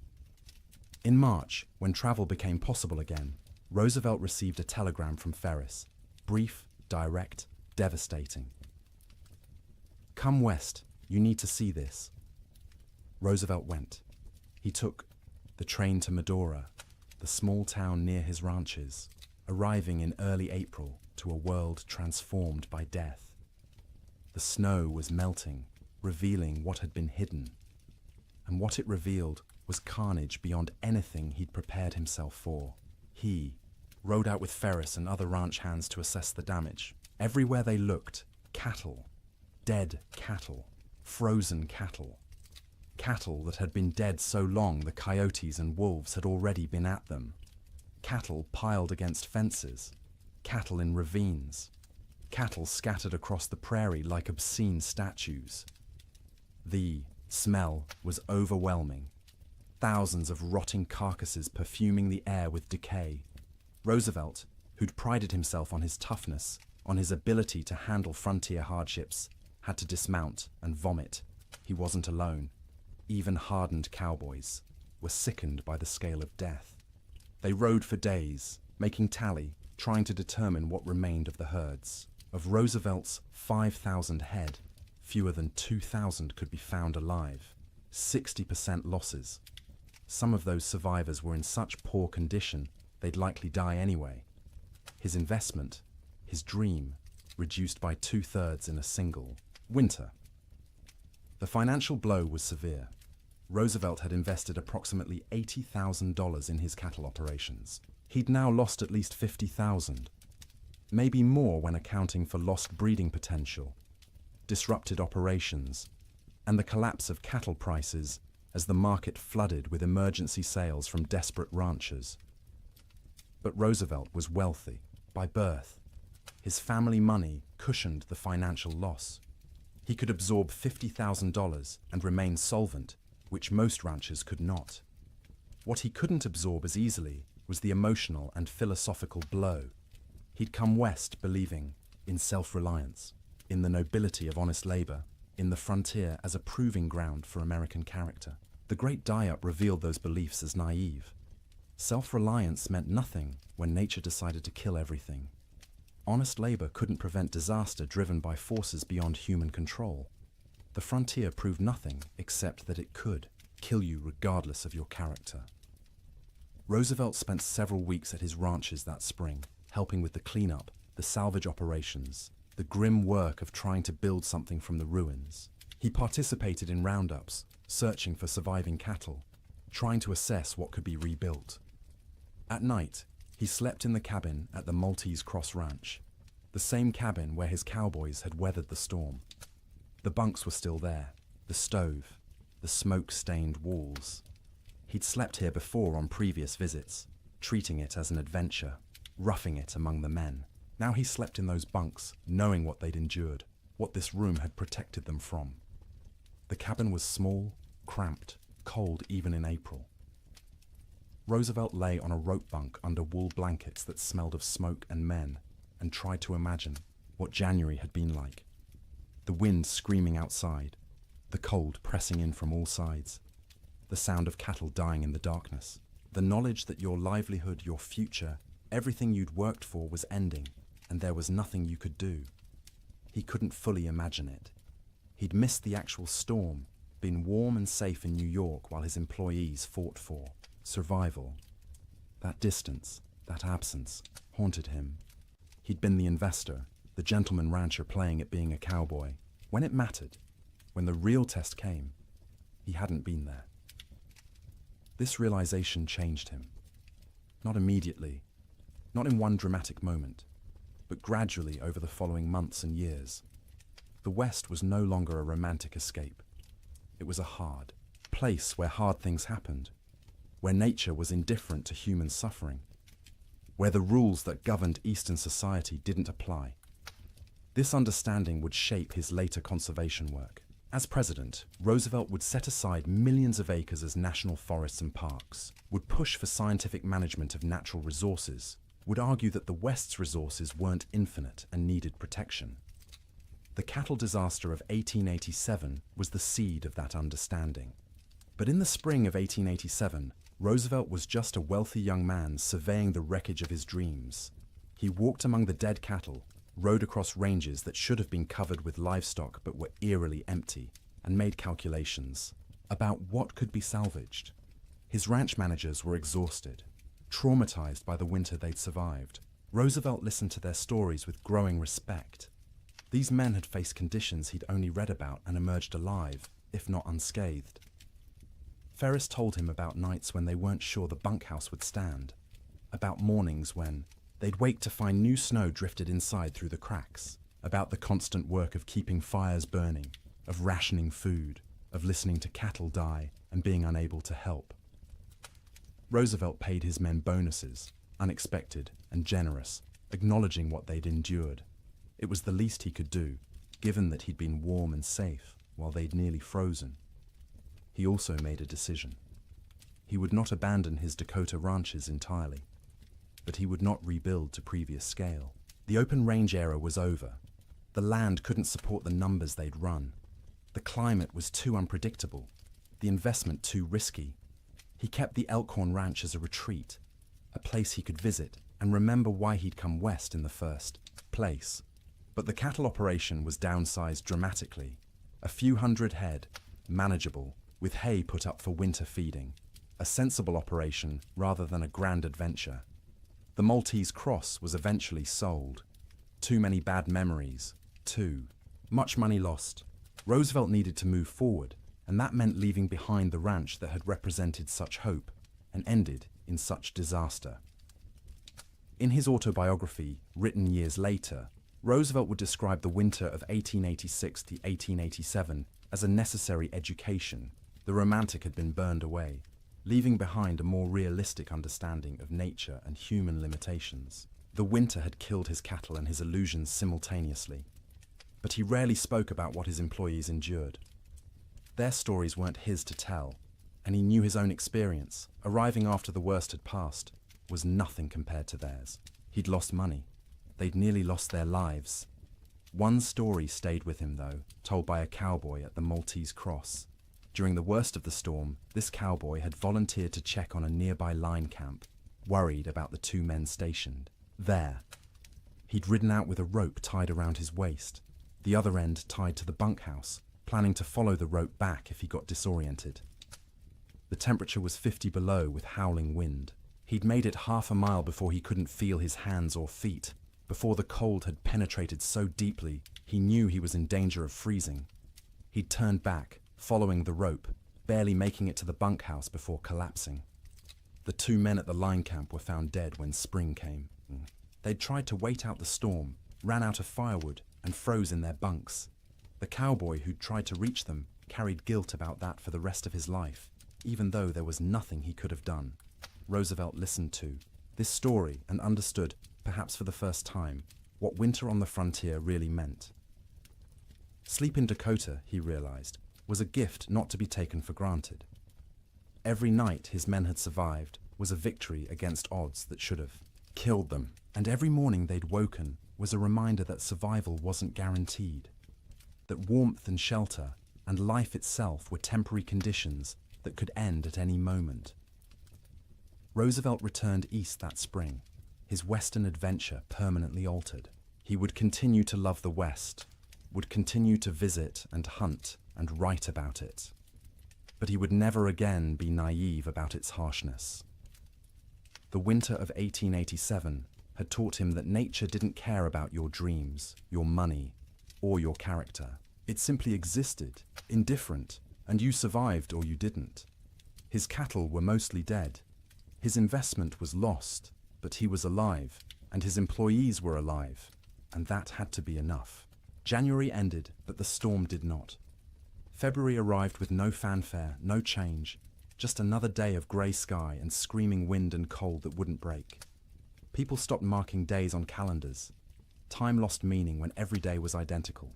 An endless repetition of surviving until dark, surviving through dark, waking to survive again. The psychological weight of the storm's duration became as dangerous as the physical cold. Humans are resilient, but not infinitely so. We can endure terrible conditions if we believe they'll end. But when days stretch into weeks, weeks stretch toward months, and conditions remain unchanged, the mind begins to fracture in subtle ways. In the Ferguson household, the children grew quieter. They'd stopped asking when the storm would end. They'd stopped asking much of anything. They sat by the fire, conserving energy. their eyes following their mother's movements with an intensity that unnerved her.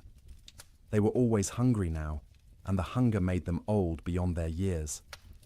Martha found herself forgetting things. She'd go to the cold bedroom to fetch something and stand there, shivering, unable to remember what she'd come for.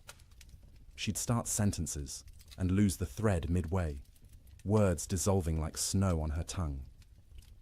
William said her name sometimes, and she wouldn't hear him, lost in thoughts that circled endlessly around food, fire, survival.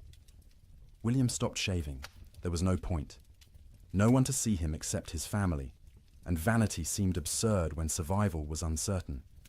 His beard grew thick and unkempt, ice forming in it every time he went outside to milk the cow or fetch wood. He'd come back in looking, like a wild man, and the children would stare at him until Martha made them look away. The cow's milk production had dropped to less than a quart per day. The animal was suffering from cold and inadequate feed, standing in the barn with her ribs visible through her hide. William knew they should slaughter her, use the meat, but the milk was too precious. As long as she gave any milk at all, he'd keep making that twice-daily journey to the barn. Sleep patterns disintegrated completely. There was no day or night anymore, just periods of lighter grey and darker grey outside the oiled paper window. People slept when exhaustion overwhelmed them, woke when cold or hunger or nightmares forced consciousness. The family's sleeping pile shifted constantly as people moved, trying to find warmth, trying to escape dreams. Martha's dreams were always about food, elaborate meals from her childhood in Wisconsin. Her mother's kitchen, warm and fragrant, tables loaded with roasted chicken and potatoes and fresh bread and butter. She'd wake with saliva flooding her mouth, stomach cramping with want, the disappointment of reality crushing. They had beans, always beans, the same beans cooked the same way, day after day, until the thought of eating another spoonful made her gag. William dreamed about summer, riding across green ranges, cattle fat and healthy, sun warm on his shoulders. He'd wake disoriented, expecting heat, finding only cold. The contrast between dream and reality was so sharp it hurt physically. His chest would ache, his throat would close. He'd lie there fighting tears while his family slept around him. The children's dreams were less specific, but more unsettling. They'd whimper in their sleep, reach out for comfort, wake crying without being able to say why. Emma, the youngest, stopped sleeping deeply at all. She'd doze in fits and starts, never truly relaxing, her small body tense even in sleep. The storm broke briefly in early February. For 3 days the wind dropped to a whisper, the snow stopped falling, and temperature rose to just below freezing. Clouds remained, but didn't seem as oppressive. The change felt miraculous after weeks of unrelenting assault. William ventured outside beyond the barn for the first time since January. The landscape was unrecognizable. Snow had sculpted itself into bizarre formations, drifts 20 feet high in some places, bare ground in others. The fence line he'd built 2 summers ago was completely buried. Only the tops of fence posts showed, wooden fingers pointing at the grey sky. He walked out across what had been their pasture, breaking through crusted snow with each step. The snow held his weight for a moment, then collapsed, dropping him thigh-deep into soft powder beneath. It was exhausting to move, each step a battle, but he kept going, desperate for space, for distance from the cabin that had become their prison. He found a dead cow half buried in a drift. One of their small herd, frozen solid, the hide pulled, tight over protruding bones. He stood looking at it for a long time, feeling nothing. He was too tired for grief. The cow was dead. More would be dead. Everything might be dead. These were just facts now, beyond emotion.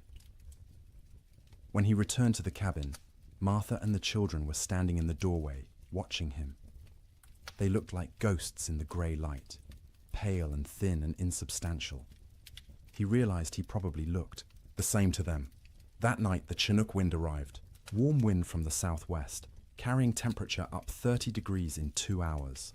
It felt like a gift from God, a promise that winter could end, that warmth still existed somewhere in the world.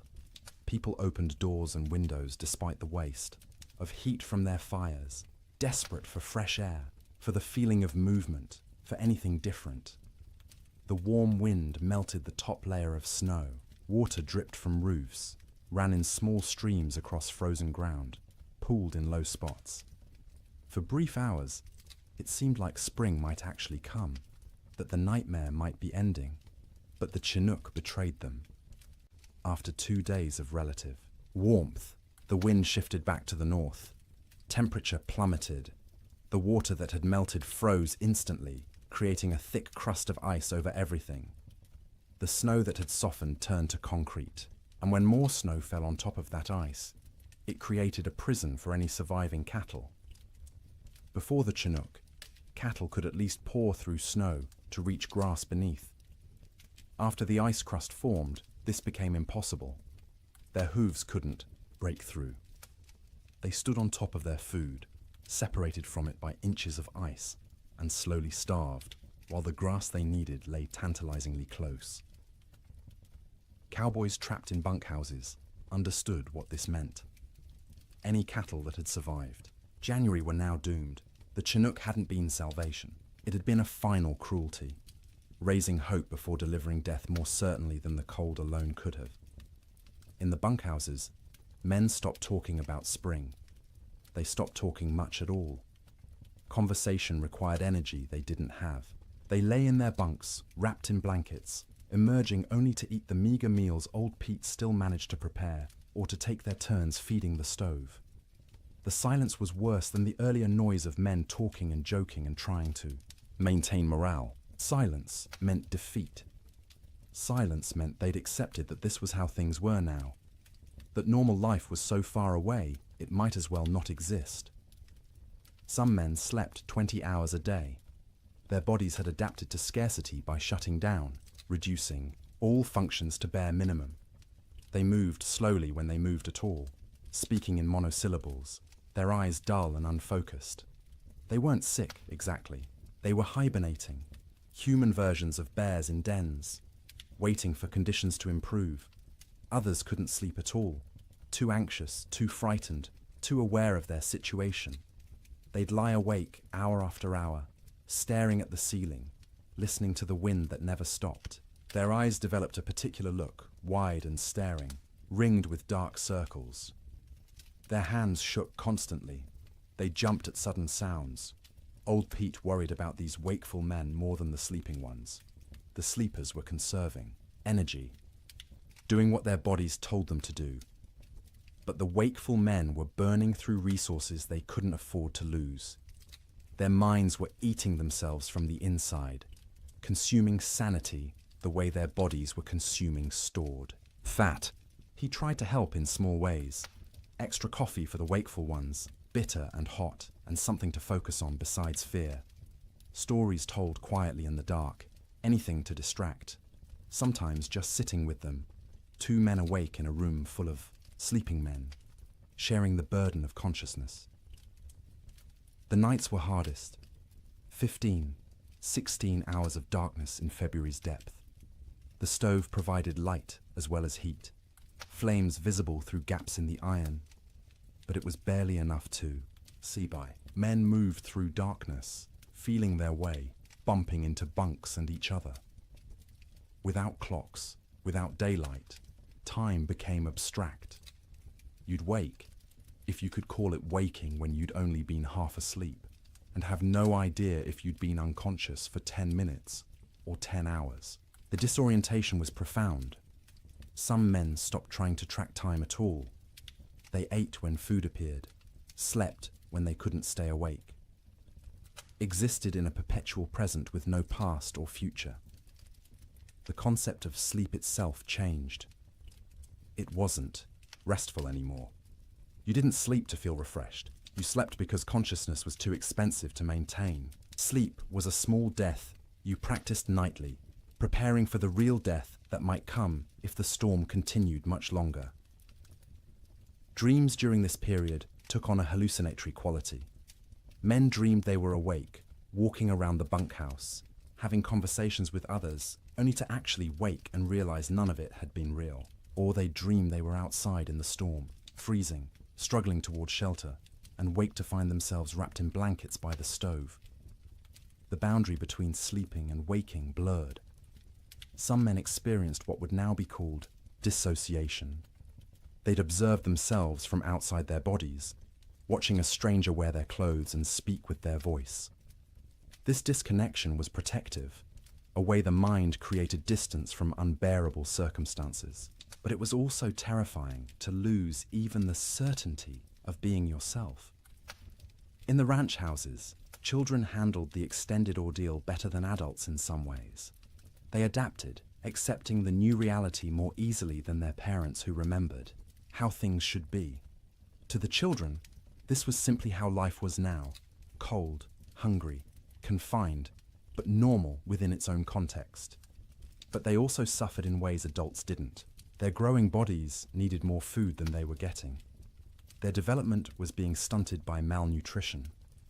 Sarah Ferguson, 11 years old, stopped growing taller. Her monthly bleeding, which had just started that fall, stopped entirely. Her body shut down non-essential functions to preserve life. Thomas developed a cough that wouldn't go away, a deep rattling in his chest that scared Martha. She'd give him extra portions of the thin soup she made, sacrificing from her own bowl, but it didn't help much. The cough persisted, worsening at night, keeping him and everyone else awake.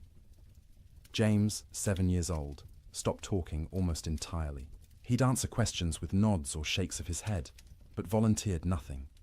He'd sit for hours staring at the fire, his face expressionless.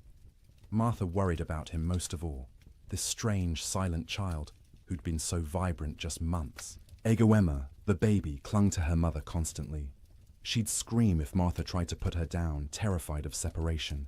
Martha learned to do everything one-handed, cooking, cleaning, good.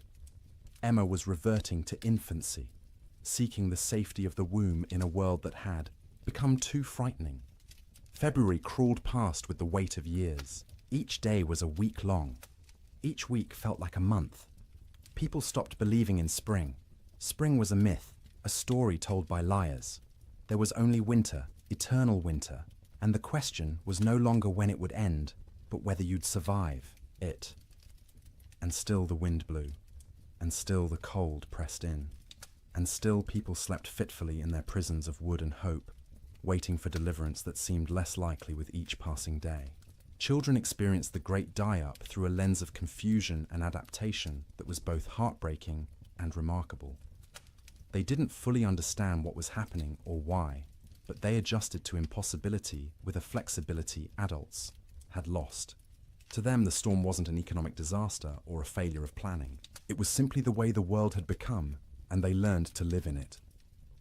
Sarah Ferguson, at 11, was old enough to sense her parents' fear, even when they tried to hide it. She watched her mother's hands shake when portioning out food. She noticed her father's long silences, the way he'd stare at the fire without seeing it. She understood, in a way her younger siblings didn't, that something was terribly wrong. This knowledge was a burden. She couldn't share it with Thomas or James or Emma because they were too young to understand, and speaking it aloud would make it more real. So she carried it silently, trying to help without being asked, watching for ways to ease the tension that filled the cabin like smoke. She learned to anticipate her mother's needs. When Martha reached for the water bucket, Sarah was already moving, to refill it with snow. When the fire burned low, Sarah added wood before being told. She took charge of Emma when the toddler grew fussy, singing to her, telling her stories, anything to give Martha a few minutes of peace. At night, Sarah lay awake, listening to her siblings breathe, counting breaths, making sure everyone was still, alive. She'd developed an irrational fear that someone would simply stop breathing in the dark and no one would notice. So she stayed vigilant, even when her own body screamed for sleep. She dreamed about school, which seemed like something from another life. The one-room schoolhouse 3 miles from their ranch, where Miss Peterson taught reading and arithmetic to a dozen farm children. Sarah had loved school, loved learning, loved having somewhere to go that wasn't the ranch. The storm had started during Christmas break, and school hadn't reopened. Might never reopen if families didn't survive the winter. She wondered about her classmates. Were they trapped in their homes too? Were they hungry? Were they scared? Or had some of them already died, frozen in cabins that couldn't keep them warm, and she'd never know because news didn't travel through blizzards? These thoughts circled in her head at night, keeping her awake even when exhaustion made her bones ache. She was becoming an adult too quickly, forced to carry worries that children shouldn't have to carry. But she had no choice. The storm didn't care about childhood innocence. Thomas, at 9, dealt with the storm differently. He grew angry. Not explosive anger, not tantrums, but a cold, sullen fury that he directed at everything and nothing. He was angry at the wind for not stopping, angry at his father for not fixing things, angry at God for letting this happen, angry at himself for being trapped and helpless. He'd punch his thin straw mattress when no one was looking, imagining it was the storm, hitting it until his knuckles hurt. He'd kick at the wall, leaving small scuff marks that his mother saw but didn't comment on. He needed to fight something, but there was nothing to fight except weather, and weather was beyond fighting. At night, Thomas didn't sleep so much as surrender. He'd fight consciousness until his body simply shut down, crashing into sleep so deep it was almost like fainting. He'd wake suddenly, disoriented, not remembering where he was for terrifying seconds before memory returned and reality settled back into place. His dreams were violent. He fought bears, wolves, faceless men. He swung fists and weapons, defending his family against threats that dissolved when he tried to focus on them. He'd wake with his heart pounding, sweat soaking his collar despite the cold, and lie there, trying to calm down before he disturbed everyone else. He was hungry all the time, a gnawing, constant hunger that made him think about food obsessively. He'd remember meals from before the storm, special occasions when they'd had roasted chicken, or beef, or his mother's apple pie. The memories were so vivid he could taste them, and the disappointment when he opened his eyes to find only reality was crushing. His mother noticed his anger, but didn't know how to help. She'd try to hug him, and he'd tolerate it stiffly, uncomfortable, with comfort, needing to be tough. He was the man of the house when his father was outside. He had to be strong. He couldn't let himself be a child, even though he was desperately, urgently still a child who needed reassurance that everything would be all right. James, at 7, retreated into silence and fantasy. He created elaborate stories in his head, imagining himself as a hero who could control weather, who could make the sun come out and melt all the snow. In his fantasies, he'd save his family, save the cattle, save everyone. People would thank him. His father would be proud. These daydreams, occupied hours. He'd sit by the fire, face blank, living entirely in his imagination where he was powerful instead of helpless. His mother worried about his silence, not understanding it was protection. If he didn't talk, he didn't have to acknowledge reality. He could stay in his head where things made sense and he had control. At night, James slept deeply but unrestfully. He'd thrash and kick, fighting battles in his dreams, sometimes crying out words no one could understand. His siblings had learned to sleep away from his feet because he'd kick without waking. Martha would sometimes reach over and touch his forehead, checking for fever, but he was just hot from the exertion of his dreams. When he did talk, it was often about summer. He'd ask when they could go outside and play, when they could go fishing in the creek, when the cattle would come back. His questions broke Martha's heart because she had no answers. She'd deflect, saying soon, or when winter ends, knowing these were lies, but unable to tell a 7-year-old that winter might not end, that nothing might come back. Emma, just 3 years old, understood least and suffered most in some ways. She knew something was wrong but couldn't articulate what. Her world had shrunk to one room, a fire, and the immediate presence of her family. She didn't remember clearly how things had been before the storm. This cold, confined existence was becoming her normal. She cried often, not from any specific pain, but from generalized distress. Hungry cries, cold cries, tired cries, scared cries.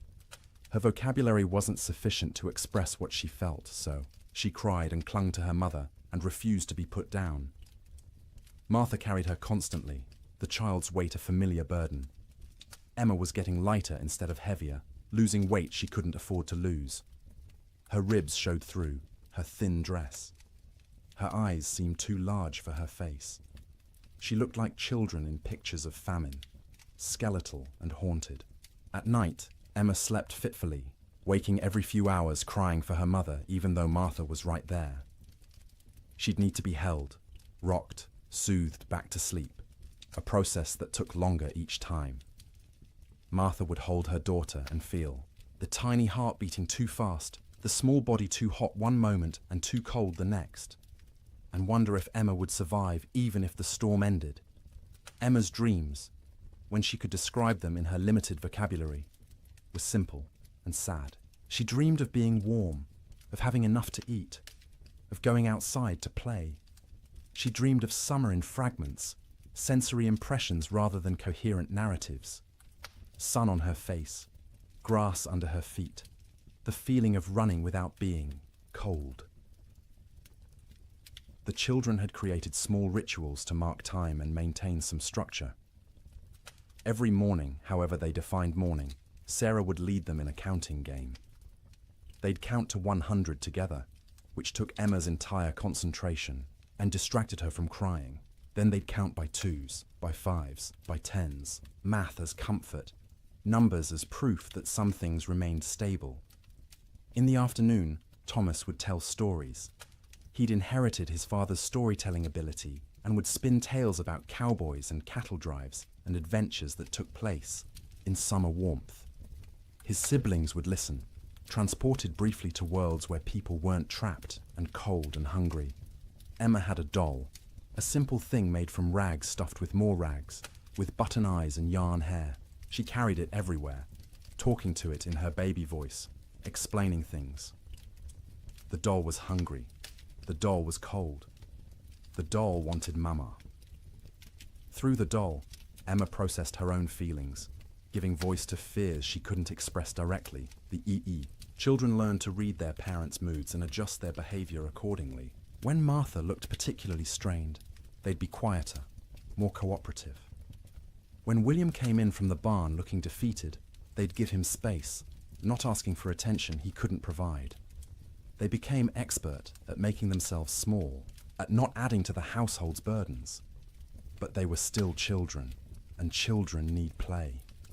They'd create games from nothing, counting cracks in the ceiling, making shadow figures on the wall with their hands when the fire was bright enough, building towers from the few wooden blocks they owned, then knocking them down and building again.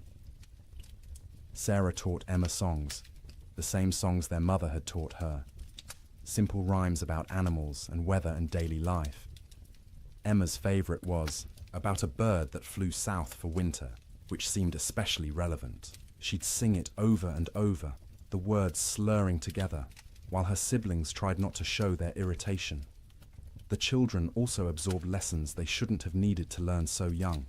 That food was precious and must never be wasted. That fire was life and must be watched constantly. That cold could kill and must be respected. That sometimes adults didn't have answers, didn't know what to do, were as frightened and helpless as children, but had to pretend otherwise.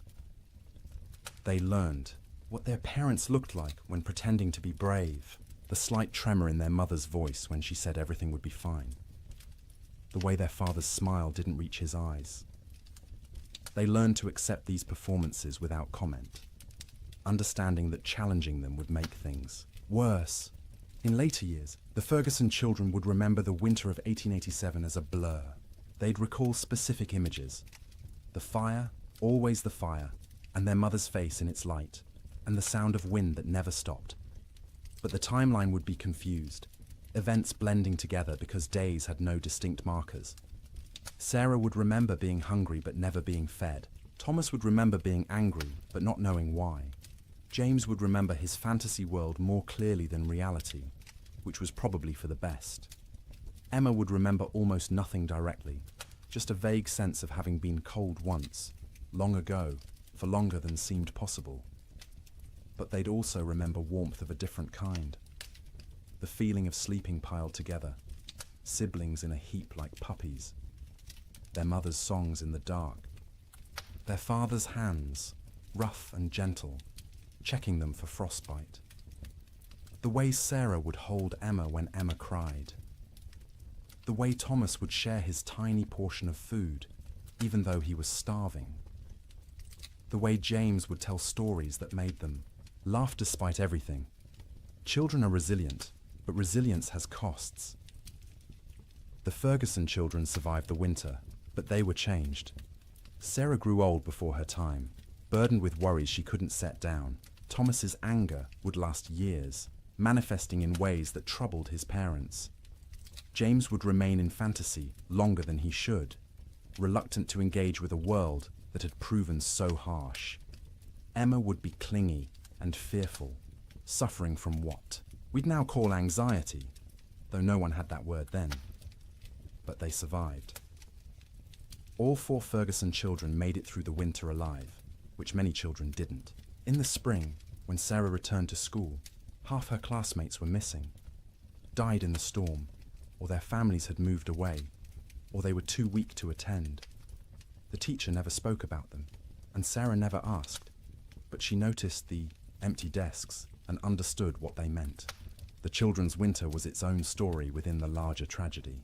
They experienced the same cold, the same hunger, the same confinement as adults, but they experienced it through the lens of childhood, with less understanding but also with adaptability adults couldn't match. They bent instead of breaking, or at least bent further before breaking, and some of them survived precisely because they were young enough to accept the impossible and adapt to it. March came quietly, without announcement or ceremony. The wind didn't stop all at once. The cold didn't break dramatically. But sometime in the first week of March, people noticed the light had changed. The grey wasn't quite as oppressive. The sun, invisible for months behind clouds, occasionally created a bright spot in the overcast sky, a suggestion that it still existed somewhere beyond the grey. The temperature rose first, not to warmth, not even close, but up from the deadly negatives, into the teens, then the 20s. At 20 degrees, after months of temperatures well below zero, it felt almost tropical.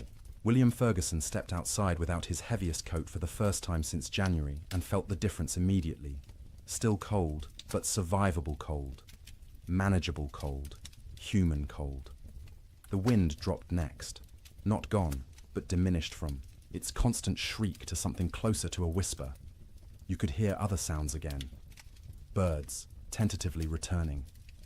The creak of the barn, your own footsteps in the snow. After months of wind that drowned out everything, the relative silence was disorienting, and then finally the snow stopped falling. Days passed without new accumulation. The sky remained cloudy, but the clouds weren't releasing their burden anymore. What was on the ground would stay on the ground, but nothing new was coming. This realization spread through trapped households, like a physical wave. The storm was ending. Winter was releasing its grip. Spring, impossible spring, was actually going to come. But the thaw revealed horrors that had been hidden under snow. As temperatures rose above freezing and snow began to melt, the dead emerged. Cattle everywhere. More cattle than anyone had imagined possible. They lay along fence lines, stacked 3 and 4 deep, where they'd crowded against barriers trying to escape the wind. They filled ravines, hundreds in a single coulee, frozen together into a grotesque mass. They lined riverbanks, piled where they'd sought water, and found ice instead. William rode out in mid-March to assess their losses. The snow had melted enough to navigate, though the ground was a swamp of mud and standing water. He rode for hours, seeing nothing but dead cattle. Their small herd of 30 head was gone. All 30 dead. Some near the barn where they'd sought shelter. Others scattered across their range, frozen in place, some still standing. The smell was overwhelming. As the carcasses thawed, they began to rot. The air across the plains filled with the sweet, cloying stench of decay. You couldn't escape it. It permeated clothing, hair, got into your mouth and nose until you tasted it constantly. Cowboys tied, scarves soaked in vinegar over their faces, but it barely helped. The financial devastation was absolute. Ranches that had run thousands of head found hundreds alive, if that. The great cattle companies, backed by Eastern and European money, went bankrupt overnight. Investors who'd expected returns of 20–30% instead lost everything. The boom was over. The cattle kingdom had fallen. But more important than money, more immediate, was the human cost. As spring progressed and travel became possible again, stories emerged. A family in Wyoming had burned their furniture for fuel, then their floorboards, then had frozen to death anyway. A cowboy in Montana had tried to reach town for supplies, got lost in a storm, and was found frozen solid sitting upright on his horse, both man and animal dead. Children died quietly in their sleep, their small bodies unable to maintain heat. Old people died the same way, peaceful endings to hard lives. Young men died trying to help, venturing out into storms to check on neighbors or cattle, never making it back. Women died in childbirth in cabins where no help could reach them. Babies dying with their mothers. The death toll among cattle was calculable, measurable, shocking in its enormity. Estimates ranged from 60 to 90% mortality across the northern plains. Hundreds of thousands of animals dead. But the human toll was harder to count. People died alone in isolated cabins, their bodies not discovered until spring. Whole families vanished. Homesteads found empty when the snow cleared. No trace of where the occupants had gone, or whether they'd survived. Theodore Roosevelt returned to his ransacked ranches and surveyed the ruin of his Western dreams. Cowboys, who'd barely survived, told stories of unimaginable hardship. Ranchers calculated losses that dwarfed their ability to recover. And slowly, painfully, everyone who'd survived began the work of rebuilding. But they rebuilt differently. The open range was dead, killed as surely as the cattle that had grazed it. Ranchers who continued in the business built barns, stored hay, kept smaller herds they could actually feed through winter. They fenced pastures, rotating cattle seasonally rather than letting them roam year-round. The cowboy, as romantic figure, driving vast herds across unfenced prairie, became a relic of a past that had ended in ice and death. The survivors were changed. Martha Ferguson emerged from that winter 20 pounds lighter, her hair gone grey at 32. William's hands shook for months afterward, trauma expressing itself in tremors he couldn't control. The children carried scars that wouldn't show. For years, psychological wounds that would shape their entire lives, but they'd survived. All of them. The Ferguson family made it through intact, which was more than many could say. And as spring truly arrived, as green grass pushed up through mud and trees began to bud and the sun returned with actual warmth, they began to remember what life could be. The first night Martha slept without waking every few hours, checking on her children. She woke feeling guilty for having rested.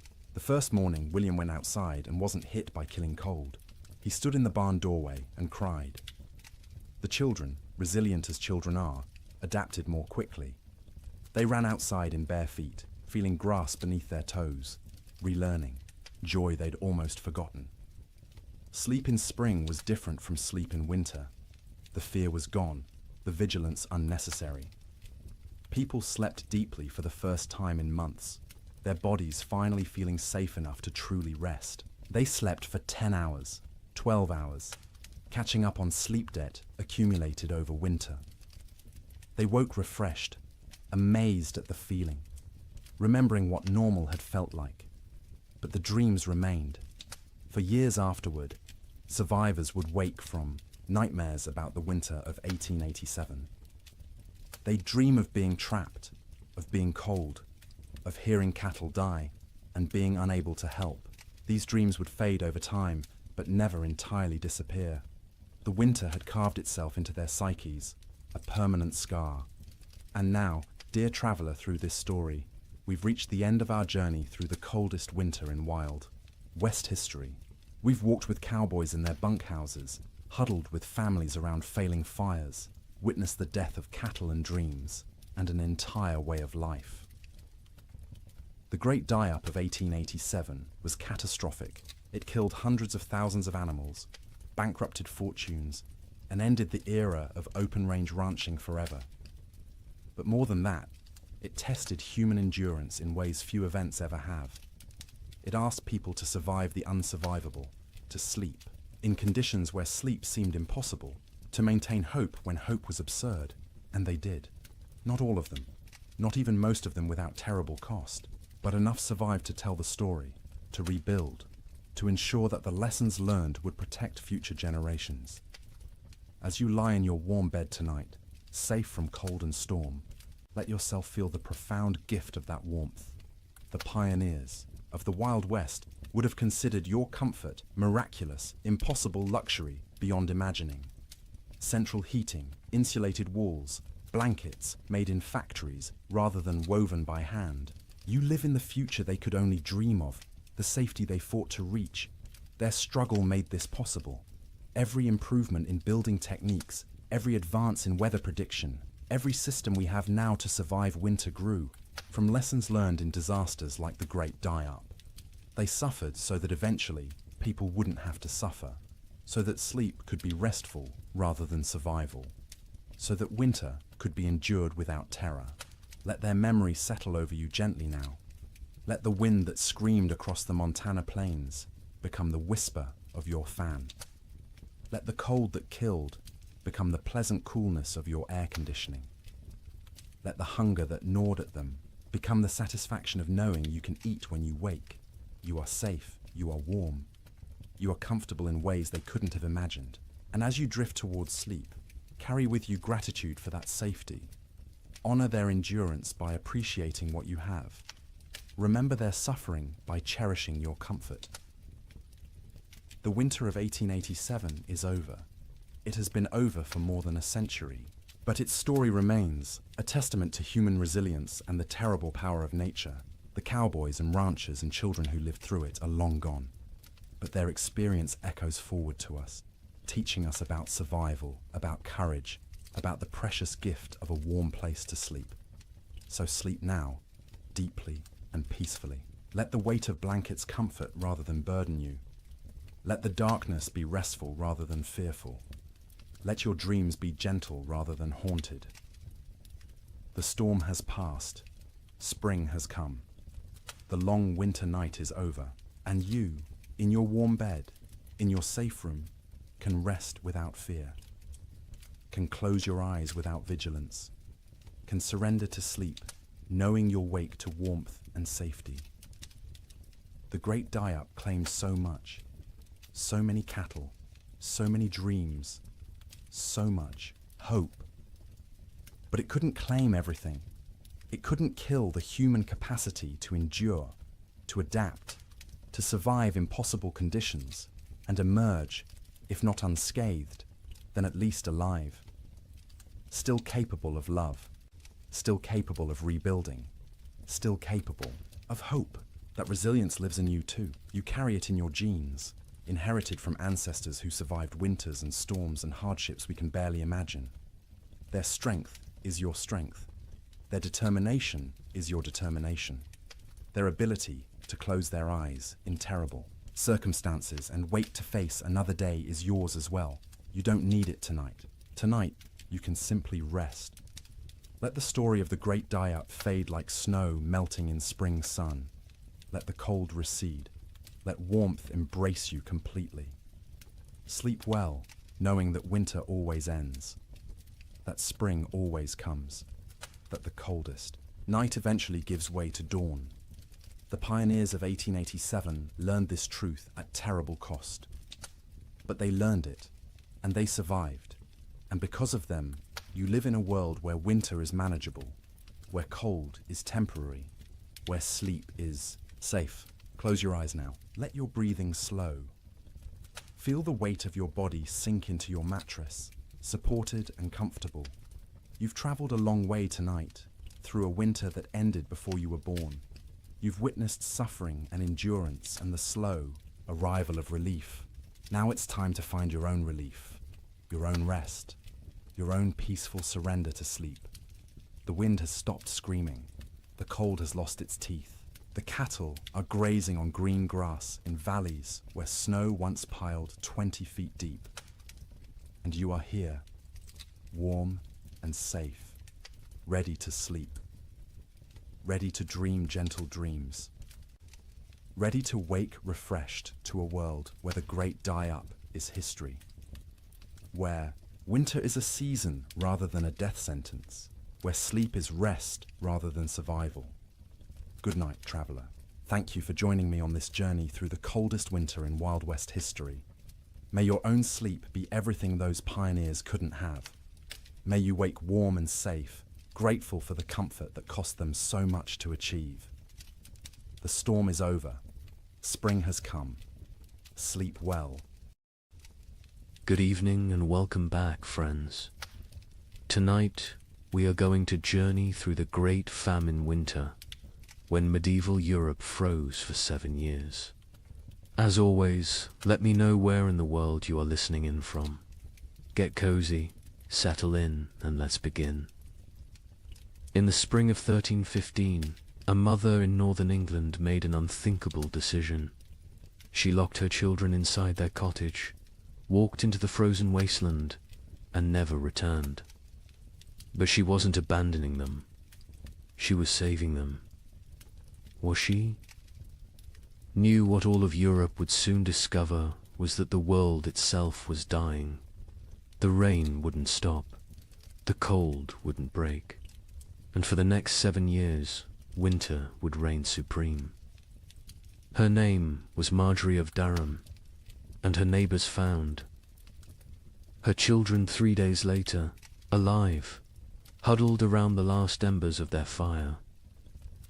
The eldest, a boy of 9, clutched a note his mother had left.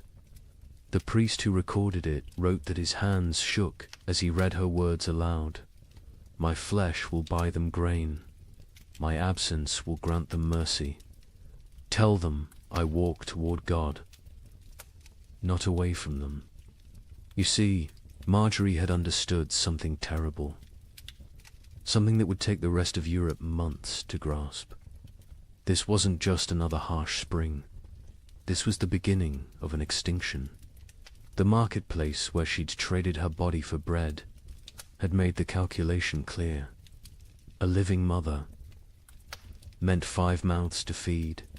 A missing mother meant for orphans. The church had to shelter, and the church still had grain, still had walls, still had hope that this nightmare would end. But here's what makes Marjorie's story so haunting. She wasn't unique. Parish records from 1315 show hundreds of similar disappearances. Parents vanishing into blizzards, elderly grandparents wandering into forests, always leaving notes, always locking doors from the outside, always walking toward death like it was salvation. The chronicler Geoffrey Le Baker would later write about that spring with words that feel pulled from nightmares. Rains began on St. George's Day and fell like God had forgotten how to do anything else. Not the warm rains of April that wake sleeping seeds, but frozen needles that killed whatever they touched. Crops didn't fail, they drowned standing. Rivers didn't flood, they exploded from their banks like wounded animals. Think about that. For a moment, you're a medieval peasant. Your entire world is 3 miles wide. Everything you know about survival, every technique your father taught you, every prayer your mother whispered, assumes one simple truth, that seasons follow patterns. Spring brings life, summer brings growth, autumn brings harvest, winter brings rest. But what happens when spring never comes? When winter refuses to die? When the very foundation of existence cracks beneath your feet? That's what began in 1315. Not a famine, not a crisis, but the complete collapse of natural order. And Marjorie of Durham, walking into that frozen dawn, leaving her children behind to live, was just the first character in a story that would consume 15 million souls. Before it ended. The question isn't how Europe survived, it's what Europe became to survive it. Picture yourself waking up on Easter morning, 1315, in a small village outside Paris. Your neighbor Johannes jokes about yesterday's rain ruining his seedlings. His wife laughs, saying one wet spring never hurt anyone. Within 6 months, Johannes will trade his youngest daughter for a bag of moldy grain. His wife will disappear one night, and the village will pretend not to notice the fresh meat at the butcher's stall. But this morning, they're still laughing. The peculiar thing about catastrophe is how quietly it arrives. No trumpets, no divine warnings, just rain. Endless, crushing, biblical rain that began falling across Europe in May 1315 and simply didn't stop. That Easter morning in Kratzy-le-Chapelle, 20 miles from Paris, felt like any other. The baker Michel had risen at cockscrow to fire his ovens. His wife Agnes counted their silver, planning to buy young pigs at the summer fair. Their son Pierre played with wooden knights, recreating battles he'd never fight because there wouldn't be a world left to fight for. The church bells summoned them to Mass. Father Bernard, still young enough to believe suffering had meaning, delivered a sermon about resurrection, about new life, about God's promise that seed time and harvest would never cease. The congregation nodded along, comfortable in their certainty. Why wouldn't they be? Their grandfathers had survived wars. Their fathers had survived plagues. Surely they could survive a little rain. But if you'd looked carefully that morning really, Latude have seen the signs. The sparrows that usually nested in the church eaves were gone. Not dead, gone. The cats had stopped hunting, instead huddling in doorways with their fur perpetually damp.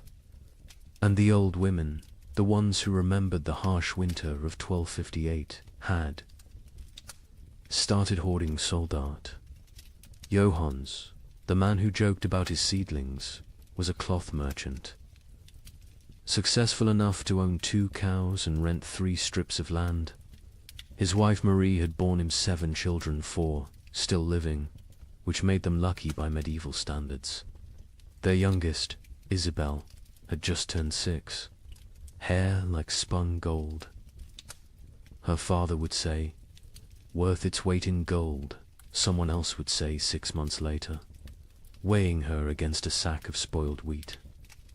The rain that Easter was unusual only in its persistence. It had fallen for 3 days straight, turning the roads to mud, keeping the holiday merchants away. But rain in April wasn't catastrophe, it was inconvenience. The real terror wouldn't begin until May 15th, the feast of St. Dymphna, when the rain turned cold. Brother Francis of the Abbey St. Denis recorded it first. He'd been copying manuscripts when he noticed his breath misting in the scriptorium. In May, at midday, the ink froze on his quill. He thought perhaps illness had taken him. Fever turned backward into chills. Then he saw the other monks rubbing their hands, saw the frost forming on the inside of the windows. By June, that cold rain had become something medieval Europeans had no word for. We might call it freezing rain, but they called it devil spit. Water that fell as liquid but froze on contact. Entire fields became sheets of ice in summer. Roses bloomed and died in the same hour, encased in crystal tombs. The wheat, which should have been knee-high and green, stood stunted and yellow. The barley rotted in the earth before it could sprout. The rye grew, but wrong-twisted, black, infected with something that would later be recognized as ergot, the fungus that causes hallucinations and gangrene. Some villagers, desperate for any harvest, ate it anyway. They danced themselves to death in the streets, laughing as their fingers turned black and fell off. But we're getting ahead of ourselves. Let's return to Johannes and his family, because their story is everyone's story. By late May, Johannes had stopped joking about anything. The constant rain had ruined the roads, making trade impossible. No merchants could travel, which meant no cloth could be sold, which meant no coins for bread. Not that there was bread to buy. The baker Michel had closed his ovens now. Grain meant no flour, meant no purpose to the fire. June brought the first death in Crassy-la-Chapelle. Not from starvation, not yet. Old Catherine, who'd survived 70 winters, simply gave up. She announced at Sunday Mass that God had abandoned them, walked home, lay down in her bed, and willed herself to die. The priest called it despair, a mortal sin. But privately, he envied her escape. The real horror began in July, when the rain briefly stopped. For 3 days, the sun appeared, weak and watery but present. The villagers rushed to salvage what they could, to plant anything that might grow before autumn. They worked day and night, hands bloody from tearing at the muddy earth, planting beans, turnips, anything fast-growing. On the 4th day, the hail began. Not regular hail. Chunks of ice the size of fists, driven sideways by winds that shouldn't exist in summer. They shattered shutters, killed chickens, knocked full-grown men unconscious. When it stopped, nothing remained of those desperate plantings. The fields looked like they'd been trampled by an army of giants. That's when Johannes made his first, unthinkable choice. He killed one of his cows, not for meat not, yet but for mercy. It was starving, crying constantly, too weak to stand. He told his children it had gotten sick, but Marie knew. She saw him save the blood in buckets, saw him portion it carefully with their dwindling barley. Blood pudding would keep them alive another week. Argus arrived wearing winter's clothes. Frost in the mornings, ice on the water buckets, breath. Misting even at noon. The second cow died on its own, and Johannes counted it lucky. They ate everything: the meat, the organs, the marrow from the bones. They boiled the hide for soup. They ground the bones for flour. Nothing was waste, because waste meant death. Brother Thomas of Westminster Abbey wrote something strange in his chronicle that summer. The heavens have forgotten how to cease their tears. At first, monks like Thomas saw it as God testing their faith. A brief punishment, maybe for the wars between England and Scotland, maybe for the French king arresting the Pope. Surely it would pass. But then came the letters from sister monasteries. From Cologne, our fields are lakes. From Florence, the Arno has swallowed 3 villages. From Krakow, the children ask what the sun looked like. What terrified Thomas wasn't the rain itself, it was the temperature. In July, the height. Of summer he could see his breath while saying morning prayers. Ice formed on the altar wine. And still the rain fell. The monastery's chronicle, which Thomas kept with meticulous care, tells us exactly when normal ended and nightmare began. June 23rd, the eve of St. John, traditionally celebrated with bonfires that burned until dawn. That year, no fire would stay lit. The rain fell horizontally, driven by winds that belonged to December, not midsummer. Thomas wrote, "The brothers attempted 7 times to light the sacred fire. Each time, the rain doused it before a single prayer could be spoken. Prior William declared it a sign of what he dared not say." Thomas had been corresponding with monasteries across Christendom for 20 years. His position as chronicler meant he received letters from abbeys in Scotland to Sicily, from Ireland to Poland. Usually, these letters discussed theological matters, requested copied manuscripts, or shared news of appointments and deaths. But starting in July 1315, every letter carried the same message, dressed in different words.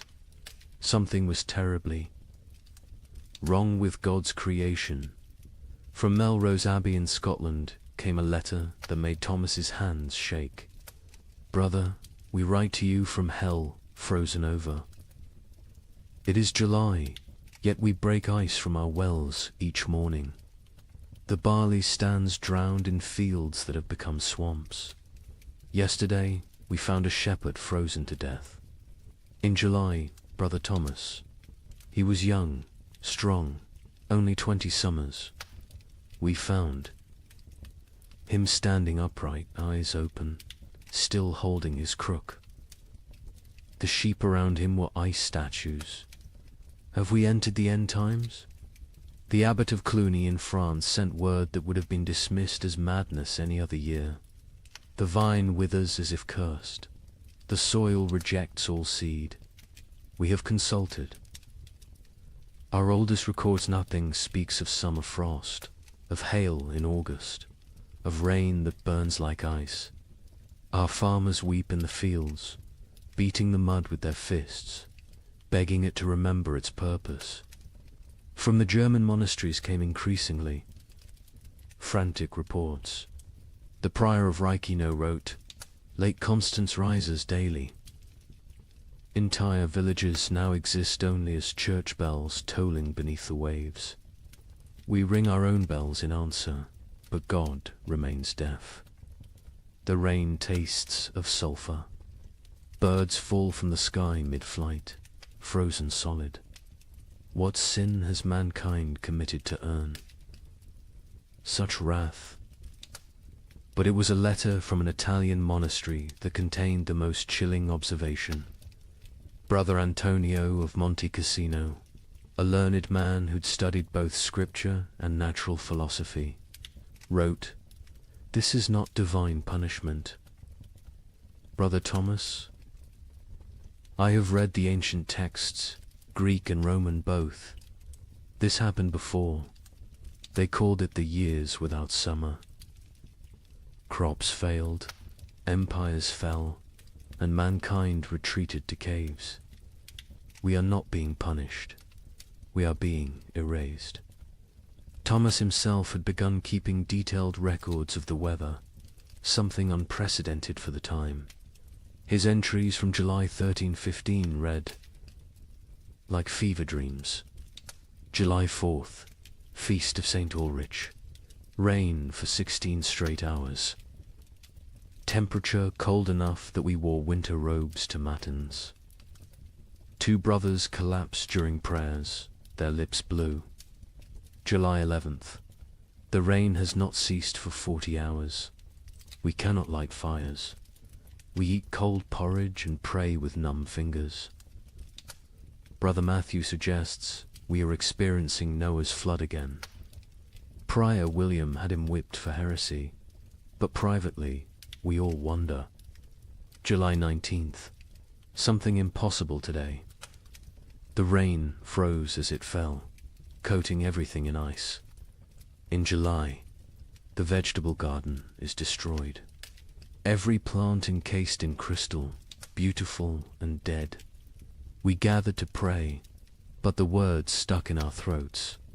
How do you pray when creation itself seems broken? The correspondence between monasteries became increasingly desperate as summer crawled toward autumn. They began sharing survival techniques rather than theological debates. How to keep manuscripts from molding in the constant damp. How to preserve food when nothing would dry. How to maintain faith when every prayer for sun was answered with more rain. From Prague came instructions for building underground storage that might resist the water. From Dublin came recipes for making bread from acorns and chestnuts. From Rome came silence. The Holy See had problems of its own, with the Tiber flooding the papal palace repeatedly. Thomas noted something else, something that wouldn't be fully understood for centuries. The rain wasn't uniform. It would pound. One region while barely touching another 20 miles away. But those dry spots weren't lucky, they were cursed differently.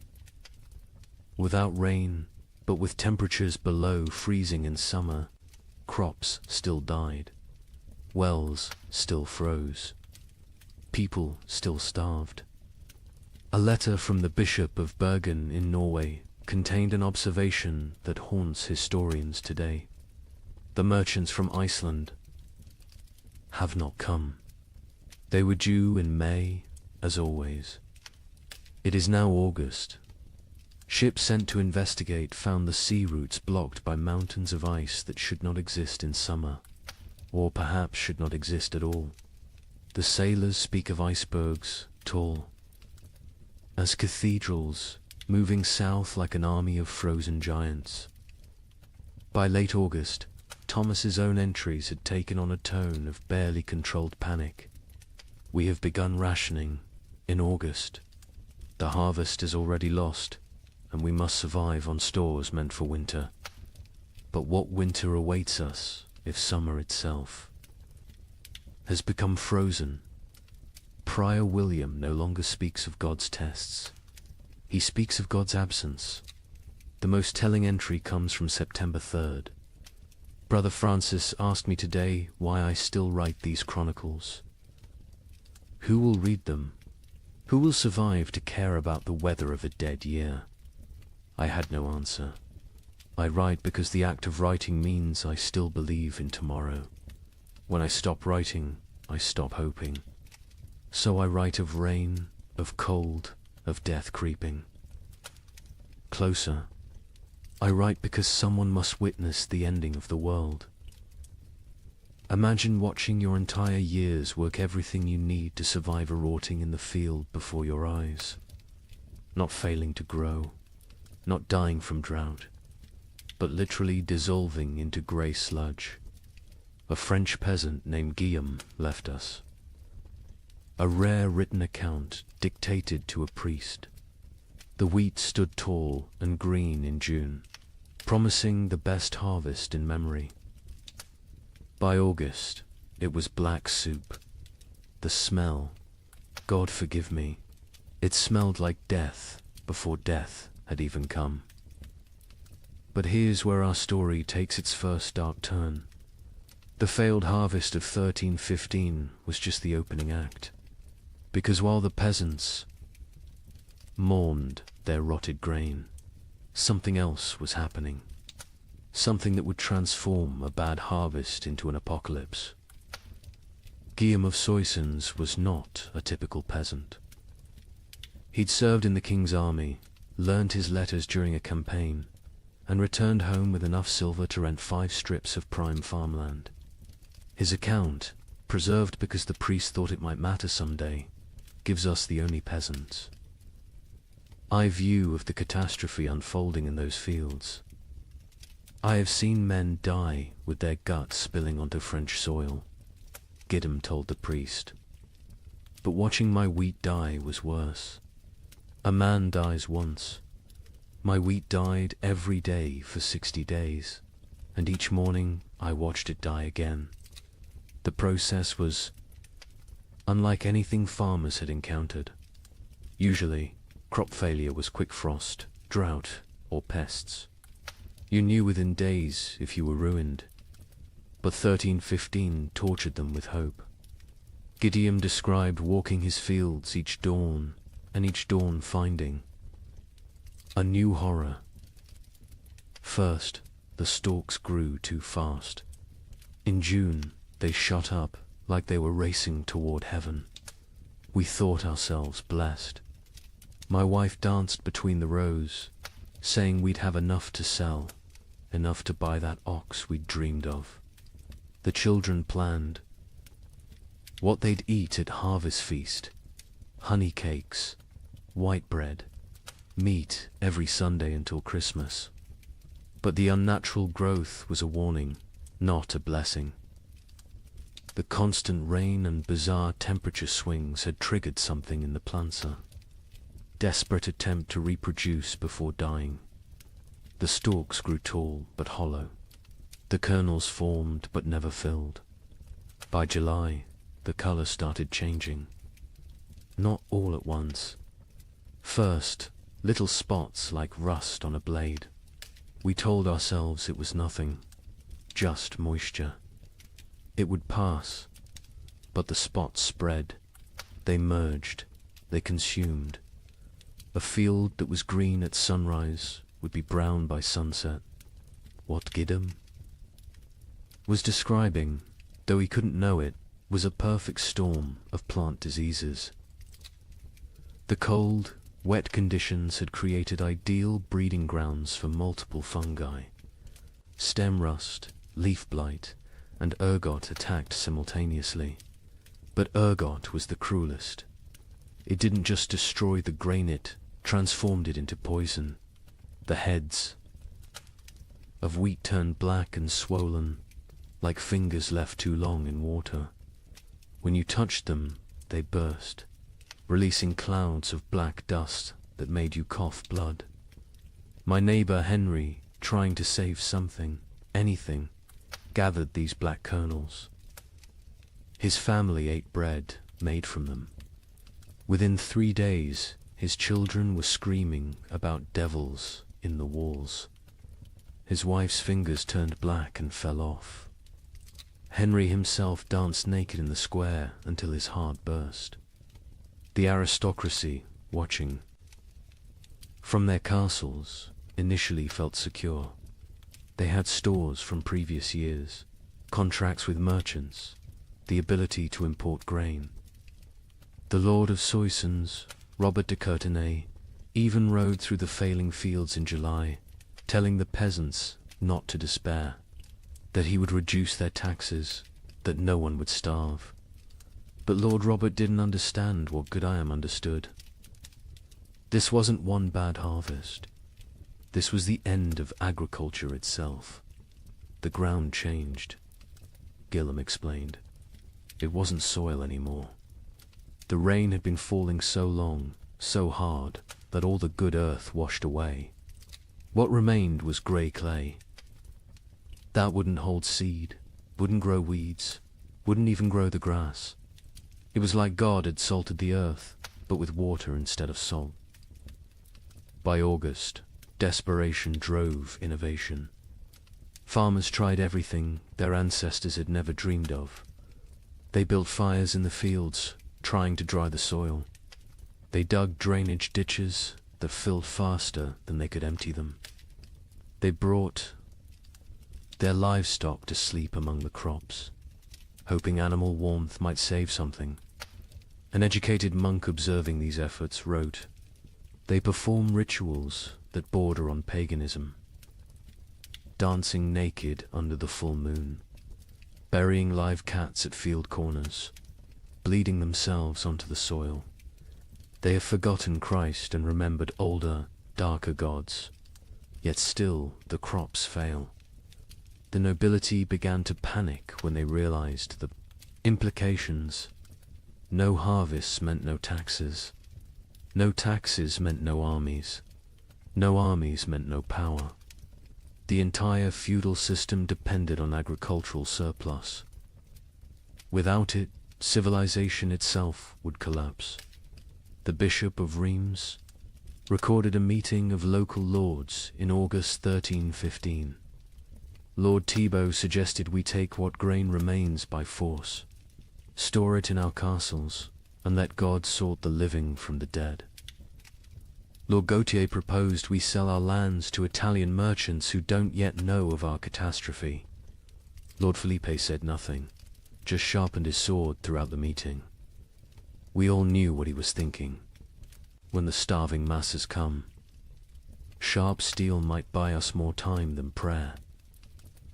But it was Gwellam's final observation that proved most prophetic. The worst part wasn't the hunger we knew was coming. It was what hunger would make us become. I saw my neighbor Marcel looking at his plump daughter differently. Not with father's love, with a butcher's calculation. I saw wives eyeing husbands who'd grown too weak to work. I saw children forming packs, like wolf cubs learning to hunt. The priest asks me what I think God wants from us. I tell him God is done wanting. Now he's taking, and he's going to keep taking until there's nothing left but rain and mud and sigh. And mud and sigh. The memory of what men used to be before they became animals again. The failed harvest of 1315 wasn't measured in bushels of lost grain. It was measured in the systematic destruction of hope. Every rural community in Europe had lived with the same rhythm for 1,000 years. Plant in spring, tend in summer, harvest in autumn, survive on stores through winter. That cycle was civilization. And in 1315, the cycle broke. By September, even the weeds had given up. Fields that should have been golden with wheat or barley were instead grey seas of mud, punctuated by the black skeletons of dead trees. The only things that grew were fungous, bulbous things that appeared overnight in colors nature had never intended. Purple, electric blue, sick yellow. Children who ate them died laughing. Adults who ate them died screaming. The recording priest added his own note to Gwillim's testimony. This man speaks truth. I have seen the fields myself. They look like God's own graveyard, waiting for the corpses that will soon fill them. We are not facing a famine. We are facing an extinction. May whoever finds this record pray for our souls, for by the time you read this, we will surely be past praying for ourselves. In September 1315, a strange sickness appeared among the cattle of Norfolk. Within days, it spread to sheep, then pigs, then horses. The animals didn't just die, they died screaming. A contemporary account describes cattle crying like humans. In their agony, their tongues swollen black, their eyes weeping blood. Modern historians call it marin, but medieval Europeans had another name for it. Devil's touch. Because healthy animals would drop dead mid-step. A cow giving milk at dawn would be a corpse by noon, and the speed of transmission defied Logicantia herds gone in hours. But I haven't told you the worst part yet. The animals that survived, they changed. Horses began eating meat. Pigs turned feral, forming packs that hunted. And the rats. The rats disappeared entirely. Where did they go? That mystery wouldn't be solved for another 30 years, when they returned, carrying something far worse than hunger.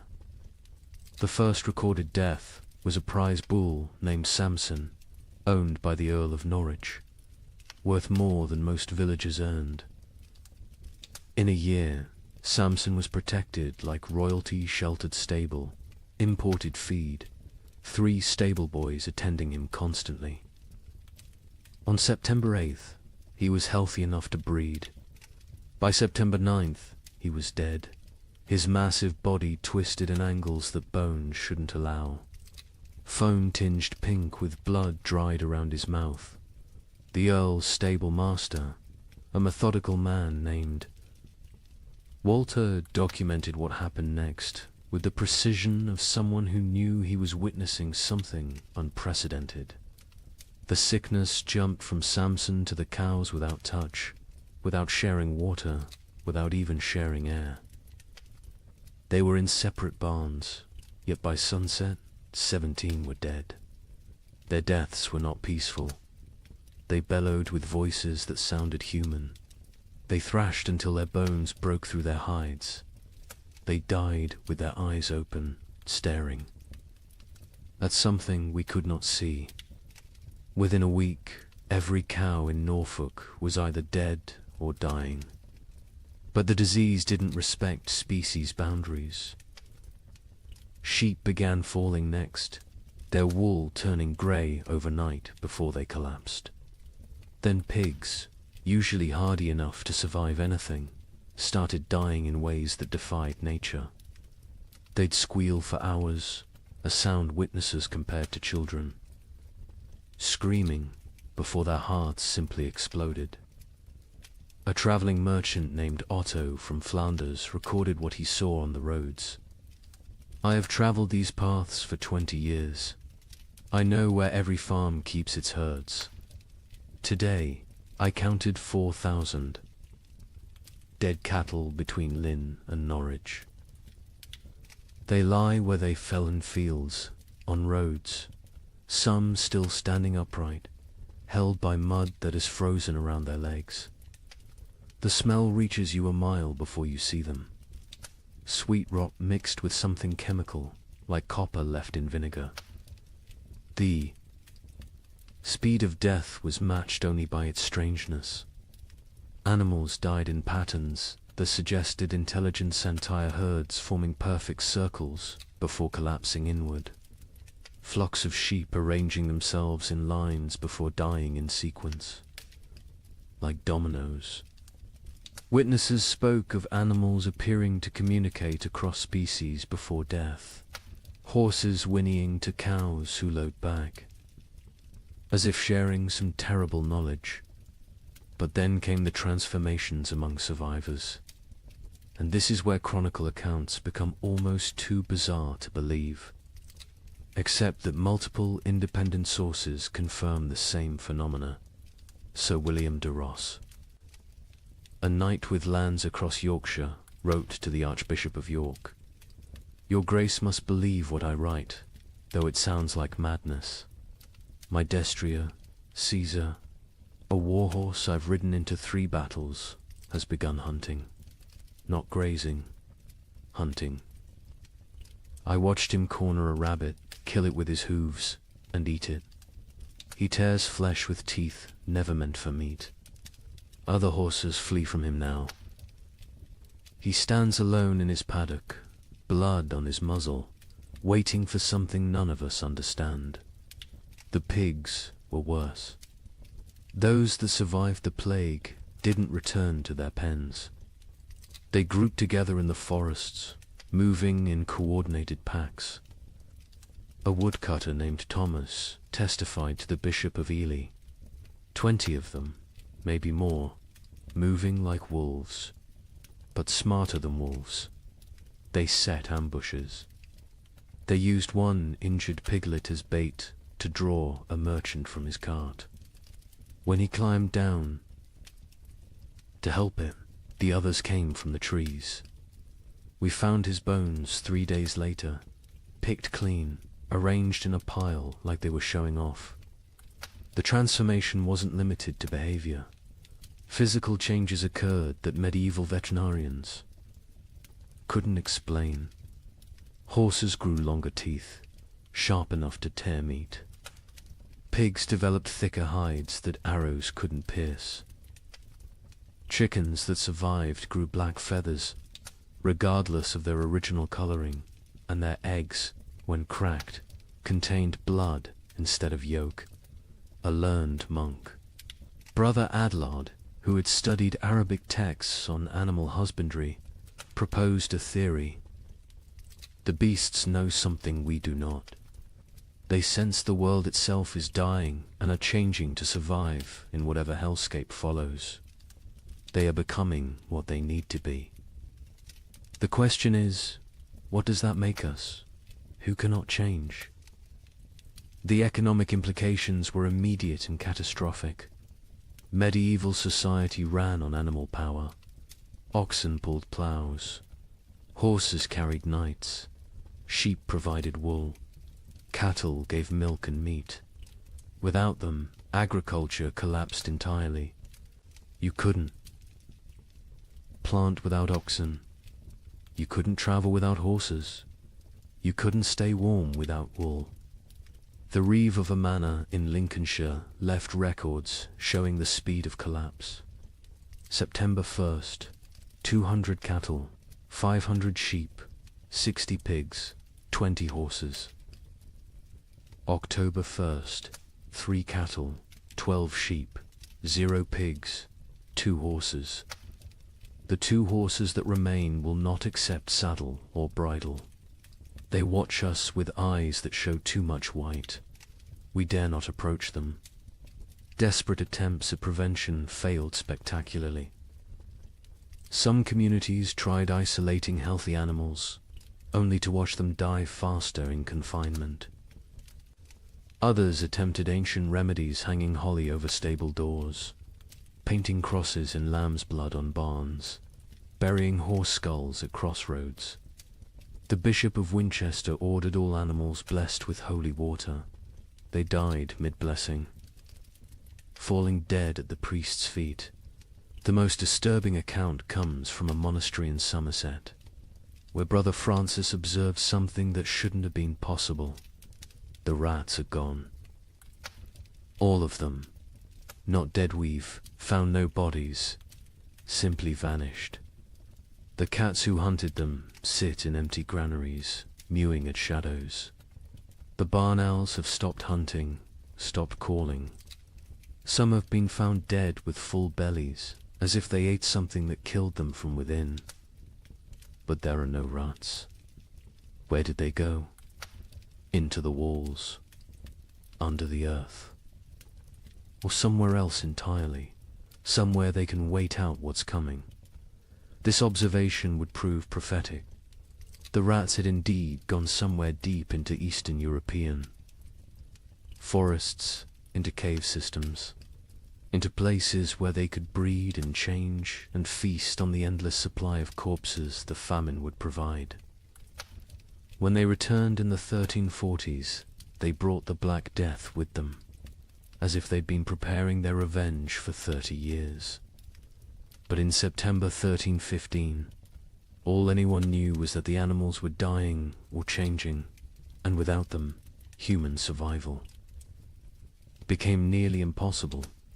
The social contract that had existed between human and beast for millennia, we feed you, you serve us, shattered completely.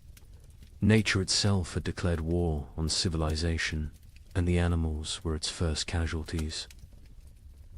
In London, December 1315, something unprecedented happened. A wealthy merchant named Richard de Barkin tried to buy bread with a gold coin worth more than most people saw in a lifetime. The baker laughed in his face. "Can your gold fill my children's bellies? Can it bring back the grain?" This is the moment medieval Europe's entire economic system shattered. For the first time in recorded history, food became more valuable than gold. The price of wheat increased 800% in 6 months. But those are just numbers. Let me tell you what that really meant. Richard de Barkin wasn't just any merchant. He controlled the wine trade from Bordeaux to London, owned 3 ships, and held contracts with the royal household. His wealth was legendary. He'd once bought an entire street in London just to evict a rival. On that December morning, he walked into Thomas Baker's shop on Bread Street carrying a gold noble, a coin worth 80 silver pence, enough to buy a horse. Thomas Baker, his hands still dusted with the last of his flour, looked at the coin like it was a stone. "I have one loaf left," he said, "my last flour. When it's gone, I close my doors forever. That loaf goes to my children. Your gold cannot create grain from nothing." Richard, accustomed to gold opening every door, placed 2 more nobles on the counter. Thomas swept them onto the floor. "Take your metal to the Thames and see if the fish will trade bread for it. I'll keep my loaf." The story spread through London within hours, not because a rich man was refused bread, but because everyone suddenly understood. The fundamental assumption of civilization that money could buy necessities had died. The keeper of the Royal Exchange, Simon de Canterbury, recorded the complete collapse of monetary meaning. December 1st, 1 penny buys a loaf. December 15th, 1 shilling buys a loaf. December 30th, 1 pound buys a loaf. January 13, 16, no amount buys a loaf, for there are no loaves to buy. But the breakdown went deeper than inflation. The very concept of value imploded. A manuscript from Guildhall records an exchange that would have been incomprehensible months earlier. Margaret Carpenter traded her wedding ring, passed down 5 generations, for 2 turnips. John Smithson offered his house for a ham. The hams. Owner refused. The guild system, which had regulated trade for centuries, collapsed overnight. The worshipful company of bakers, once among London's most powerful guilds, disbanded when 8 of 12 members died trying to defend their shops from crowds. Their final record, dated January 3rd, 1316, states, "We dissolve this fellowship, as there is nothing left to fellow over. May God forgive what we have become." In Paris, the situation grew even more surreal. The provost of merchants, attempting to maintain order, issued daily price controls. Every morning, he'd announce the maximum legal price for bread. Every evening, bakers would ignore it entirely. One baker, hauled before the provost for charging 30 times the legal rate, responded, "Hang me if you wish. My corpse will bake no bread. Pay my price or starve legally, those are your choices."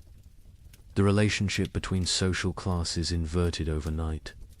A peasant with a hidden store of grain wielded more power than a duke with chests of gold. The Chronicle of St. Denis's records, the Count of Champagne, among the realm's richest men, was seen begging at a farmer's door. The farmer, who once would have been flogged for looking the Count in the eye, kept him waiting 3 hours before trading a sack of mouldy oats for the Count's sword, armor, and signet ring. Venice, Europe's commercial heart, tried to maintain normalcy through imports. The Doge sent ships to Egypt, to Constantinople, to anywhere grain might exist. Most never returned. Those that did brought news that shattered hope. The catastrophe wasn't regional. From Ireland to Poland, from Scotland to Sicily, had stopped providing. A Venetian merchant's letter to his partner survives.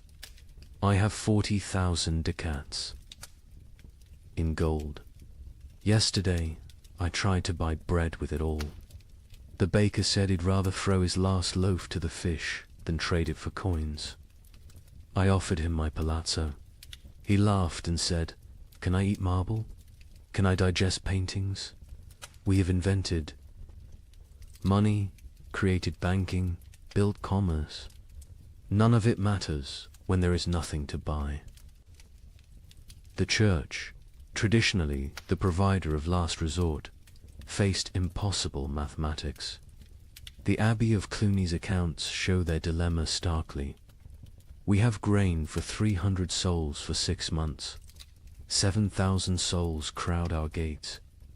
If we feed all 4, compassion's sake, all die in 3 weeks.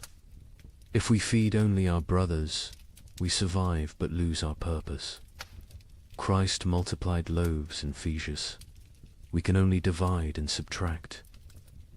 Some monasteries chose martyrdom through generosity, opening their stores until empty, then dying with those they tried to save. Others became fortresses, monks armed with clubs, defending walls, while starving crowds pleaded outside. The abbot of Glastonbury wrote, "We have become what we swore never to be, choosers of who lives and who dies. Each grain of wheat is a decision. Each meal is a judgment. We are not God, yet we play him daily." The collapse of money created new forms of trade that horrified contemporary observers. The Bishop of Lincoln recorded, "Women sell themselves, not for coin, but for bread. A loaf buys what gold cannot. Mothers auction their children to whoever can feed them. These are not choices. These are mathematics of survival." In Hamburg, they developed a grotesque solution: the flesh market. Not selling human flesh, not yet, but selling the promise of it. People would sign contracts pledging their bodies after death in exchange for food while living. A German merchant wrote, "The dying sell their future corpses for present bread. Buyers mark their purchases, waiting like vultures. When someone falls, arguments break out over whose property they've become." The English crown attempted to maintain control through force. Edward II issued proclamations making food hoarding punishable by death. The result: those with food hid it better. Royal agents searching for hidden grain often found families dead of starvation, sitting around empty tables, having hidden their food so well they couldn't find it themselves in their final delirium. A royal clerk named William de Dean recorded, "The futility. We hanged a man for hiding grain. The crowd watching the execution fought over his shoes before he stopped kicking. We cannot hang hunger. We cannot execute starvation. The king commands the rain to stop, the crops to grow, the natural order to restore itself. The rain continues. The king might as well command the dead to rise." By February 1316, even the concept of theft had changed. How could taking food be a crime when not taking it meant death? London's courts stopped prosecuting food theft after jurors refused to convict. One judge wrote, "A man stole bread from a child. The child's mother killed the thief with her bare hands. Who is the criminal? Who is the victim? Our laws were written for a world where food existed. That world is gone." The most profound change was in how people understood wealth itself. For 1,000 years, wealth meant gold, land, titles, power. Now it meant calories. The Archbishop of Canterbury observed, "A beggar with a hidden turnip is richer than a lord with a castle." We spent centuries accumulating treasures that now mean nothing. We should have been stockpiling grain. But who could imagine a world where gold couldn't buy bread? Who could conceive of money itself becoming worthless? This economic collapse wasn't temporary. Even after the harvests eventually returned, the absolute faith in currency never fully recovered. People remembered when gold meant nothing, when coins were just metal, when the entire elaborate system of commerce crumbled before the simple reality of hunger. They remembered when the only currency that mattered was food, and the only exchange rate was survival. Agnes's Norwich recorded in her household accounts the progression of what her family ate as 1316 dawned. January, barley bread mixed with sawdust. February, acorn flour and ground bones. March, boiled leather and tree bark. April's entry is just one line. We no longer record what we eat. The creativity of starvation is horrifying. Pine needles ground into paste. Clay mixed with the last drops of milk to make it filling. Parents secretly bleeding themselves at night to mix blood into their children's gruel for protein. But in the city of Erfurt, they discovered something that would haunt Europe's collective memory forever. The local tanner, a man who had grown mysteriously fat while others starved, was found to have a peculiar source of leather. The city records state only, he was burned alive by common consent, and none would speak of what was found in his cellar. Agnes of Norwich was a merchant's widow who'd kept meticulous household accounts for 20 years. Her ledger, preserved in Norwich Cathedral, transforms from mundane records into a descent through hell. Her husband had died in late 1315, leaving her with 4 children and what seemed like adequate stores. She'd managed households through hard times before, but this was different. January 1316. Mix true barley with sawdust from Thomas Carpenter's shop. 1 part grain to 1 part wood. The children notice but do not complain. The sawdust fills their bellies even if it provides no sustenance. We tell ourselves it is fiber, like bran. We pretend not to see the splinters in their stall. The recipe sections of her ledger became increasingly elaborate as real ingredients vanished. Acorn bread. Gather acorns before the pigs find them. Boil. 7 times to remove bitterness, the water turns black as sign. Dry what remains. Grind with stone's mill wheels are too precious for such base material. Mix with water and anything that binds egg. If God provides, blood if he doesn't. Bake until it stops smelling of forest rot. By February, even her precise nature couldn't hide the desperation.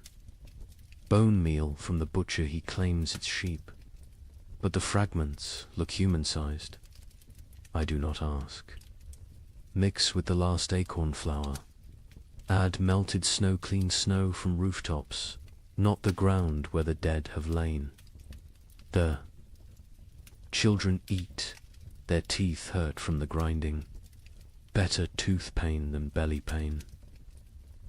A travelling monk who sheltered with Agnes that February wrote his own account. The widow feeds her children soup that is merely hot water, with leather boiled until it releases some essence of the animal it once was. She watches them drink it, with such intensity as if her gaze could transform it into beef stew. The youngest boy asks what meat this is. She says it is shukau. He accepts this. The substitutions became a science. Flemish merchants developed detailed guides for extending food that read like alchemical texts. Pine needle tea provides the sensation of eating when boiled thick enough. Add chalk dust for substance. The stomach believes it is full for precious hours. Warning: more than 3 cups daily causes blood in the urine. In Paris, a baker named Henri Fouquet was arrested for his miracle bread that stayed fresh for weeks. Under torture, he revealed the secret.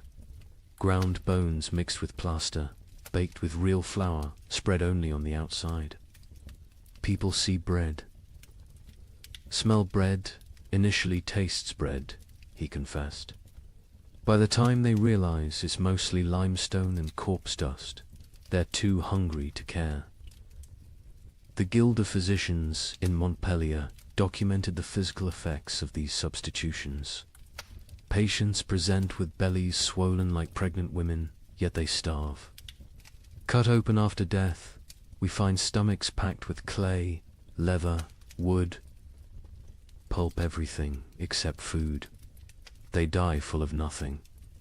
Their bodies refuse to process tree bark into sustenance, no matter how finely ground, how carefully prepared. Children adapted faster than adults, developing tastes for the impossible. A priest in Reims wrote, "The young ones seek out specific trees, knowing which bark tastes less bitter. They have favorites: soak over ash, young wood over old. They teach each other which mushrooms cause the least pain, which grasses fill the belly longest." Children who should be learning Latin are instead becoming experts in eating the inedible. But March brought innovations that crossed into nightmare. Agnes's ledger, her handwriting now shaky. Martha Fisher says fresh blood from living animals goes further than from the dead. A cup drawn from a cow still walking provides more strength than meat from a week-old corpse. We take turns cutting our last goat, keeping it alive, taking just enough. It screams now when it sees us coming with the bowl. The monastery at Fulda recorded even darker adaptations. Brother Marcus suggests we bleed ourselves in rotation, each monk providing for others. The abbot forbids it, calling it cannibalism by degrees. But when the abbot falls ill, we find he's been secretly bleeding himself to feed the youngest novices. His arms are covered in cuts.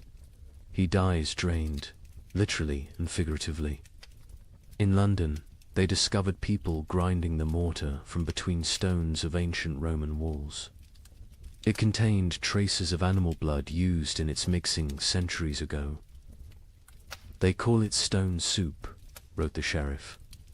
"They believe Roman blood maintains potency across 1,000 years. The city walls are disappearing as people eat our defenses."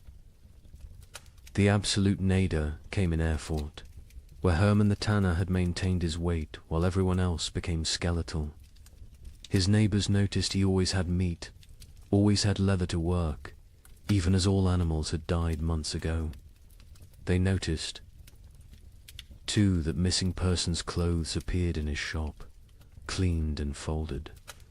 The investigation began when a mother recognized her missing daughter's distinctive birthmark on a piece of leather. The city records are deliberately vague. Found in his cellar, barrels of salt meat bearing no resemblance to any beast, skins hanging that showed tattoos and scars, bones too stray to be cattle, too thick to be pig. The mob didn't wait for trial. They sealed Hermann in his own tanning vat and boiled him alive. His screams lasted 3 hours. No one considered this excessive, but Hermann wasn't unique. Across Europe, the mathematics of survival created impossible choices. A Dutch merchant wrote, "In Amsterdam, we no longer ask what meat is served. We know, we all know, but we eat it and pretend it's pork. The alternative is death. God forgive us, but he's the one who sent this famine." Agnes of Norwich's final food relay entry, April 1316, is indeed just one line. We no longer record what we eat, but she continued writing other observations. May, my youngest son no longer asks for food. June, found Margaret's teeth in her bed. They fell out in the night. July, we have forgotten the taste of bread. August contains no words, just tally marks, possibly counting days, possibly counting deaths. The last entry, September 1316, in a different hand. Agnes died this morning. We found her in the garden, eating earth, smiling. She said it tasted like heaven. We buried her where she fell. The ground was already open from her feeding. We are what remains of her family. We have survived on what she taught us to eat. We have survived on what she refused to eat. Both lessons were love. The great substitution wasn't just about replacing food with non-food. It was about replacing civilization with survival, morality with mathematics, humanity with hunger. Every successful substitution, every recipe for bark bread, every method for making leather edible was both a triumph of human ingenuity and a step toward something inhuman. Here's a question that sounds simple until you're living it. If you have enough food for your family to survive 6 months, but your neighbor's children are dying today, what do? Share and all die in 3 months? Or bar your door and listen to them cry? A priest in Ghent documented these impossible choices. A mother of 4, calculating exactly how much food each child needed based on their chances of survival. The strongest got more, the weakest ... didn't. She loved them all, he wrote. That's why she chose. Father Benedict of Ghent had been a priest for 30 years when the famine came. His parish records, instead of births and deaths, became a chronicle of moral arithmetic that would haunt him until his own death. He wrote not in Latin, but in common Flemish, wanting everyone to understand what survival really cost. Elizabeth van Meer, mother of 4, widow, has grain hidden beneath her floor enough for 6 months if one person eats, 3 months if to eat, 6 weeks if all 5 eat. She came to confession not for absolution but for mathematics. Father, she said, tell me God's formula for choosing which children live. Elizabeth's children ranged from 14 to 3. The eldest, Jan, strong enough to work if work existed. The twins, Marie and Catherine, 9 years old, clever but frail. The youngest, Peter, barely walked but consumed as much as the others. Father Benedict recorded her terrible calculus. She weighs them each week on the merchant scale. Charts their decline. Jan loses weight, slowest his body large enough to consume itself gradually. Peter loses fastest, no reserves in that tiny frame. The twins fall between. She creates equations. If Jan gets double rations for 3 weeks, he might strong enough to steal food for the others. If Peter gets nothing for 3 days, his suffering ends and the others get 9 more days each. These are not thoughts, these are numbers. Cold, merciless numbers. The priest watched Elizabeth transform from mother to mathematician. She no longer sees children. She sees survival probabilities. Jan, 70% chance if fed properly. The twins, 40% each if maintained, but 60% for one if the other stops eating. Peter, 15% regardless. She doesn't cry when she does these calculations. Tears are water the body cannot spare. But Elizabeth wasn't unique. Across Europe, parents performed similar calculations. A merchant in Bruges is left a ledger that makes accountants weep. Assets, 3 children, 1 wife, self, liabilities, love, compassion, memory of better times. Formula for survival. Assets minus liabilities equals tomorrow. In London, a wealthy lawyer named Thomas Hardwick documented his family's rationing system with legal precision. Established a tribunal each morning. Each family member presents their case for food. Activities of previous day weighed against probable future utility. Wife sewing equals quarter ration. Son studying equals eighth ration. Knowledge feeds no one now. Daughter spinning equals half ration. Wool still has value. Baby crying equals no ration. Noise attracts hungry neighbors. The mathematics extended beyond families. Entire communities developed survival algorithms. The village of Wickham created what they called the life lottery. Every Sunday, families drew lots. Winners got the week's communal food. Losers got nothing. But here's the insane part. Families could trade lottery tickets. A mother with one child might sell her chance to a father with 4, calculating that certain death with payment beat probable death without. Father Benedict recorded a town meeting that descended into pure calculation. The baker proposed we stop feeding anyone over 50, they've lived their lives. The blacksmith countered, we stop feeding anyone under 5, they're too young to remember better times. Won't miss what they never knew. The mayor suggested we feed only those who can work. The priest asked who would bury the dead.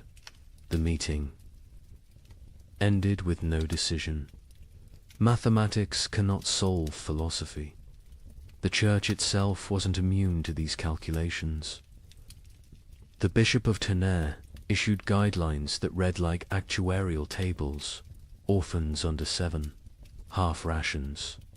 Orphans 7 to 12. Full rations if they work.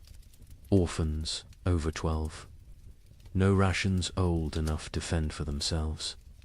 Widows with children, proportional to number of surviving offspring.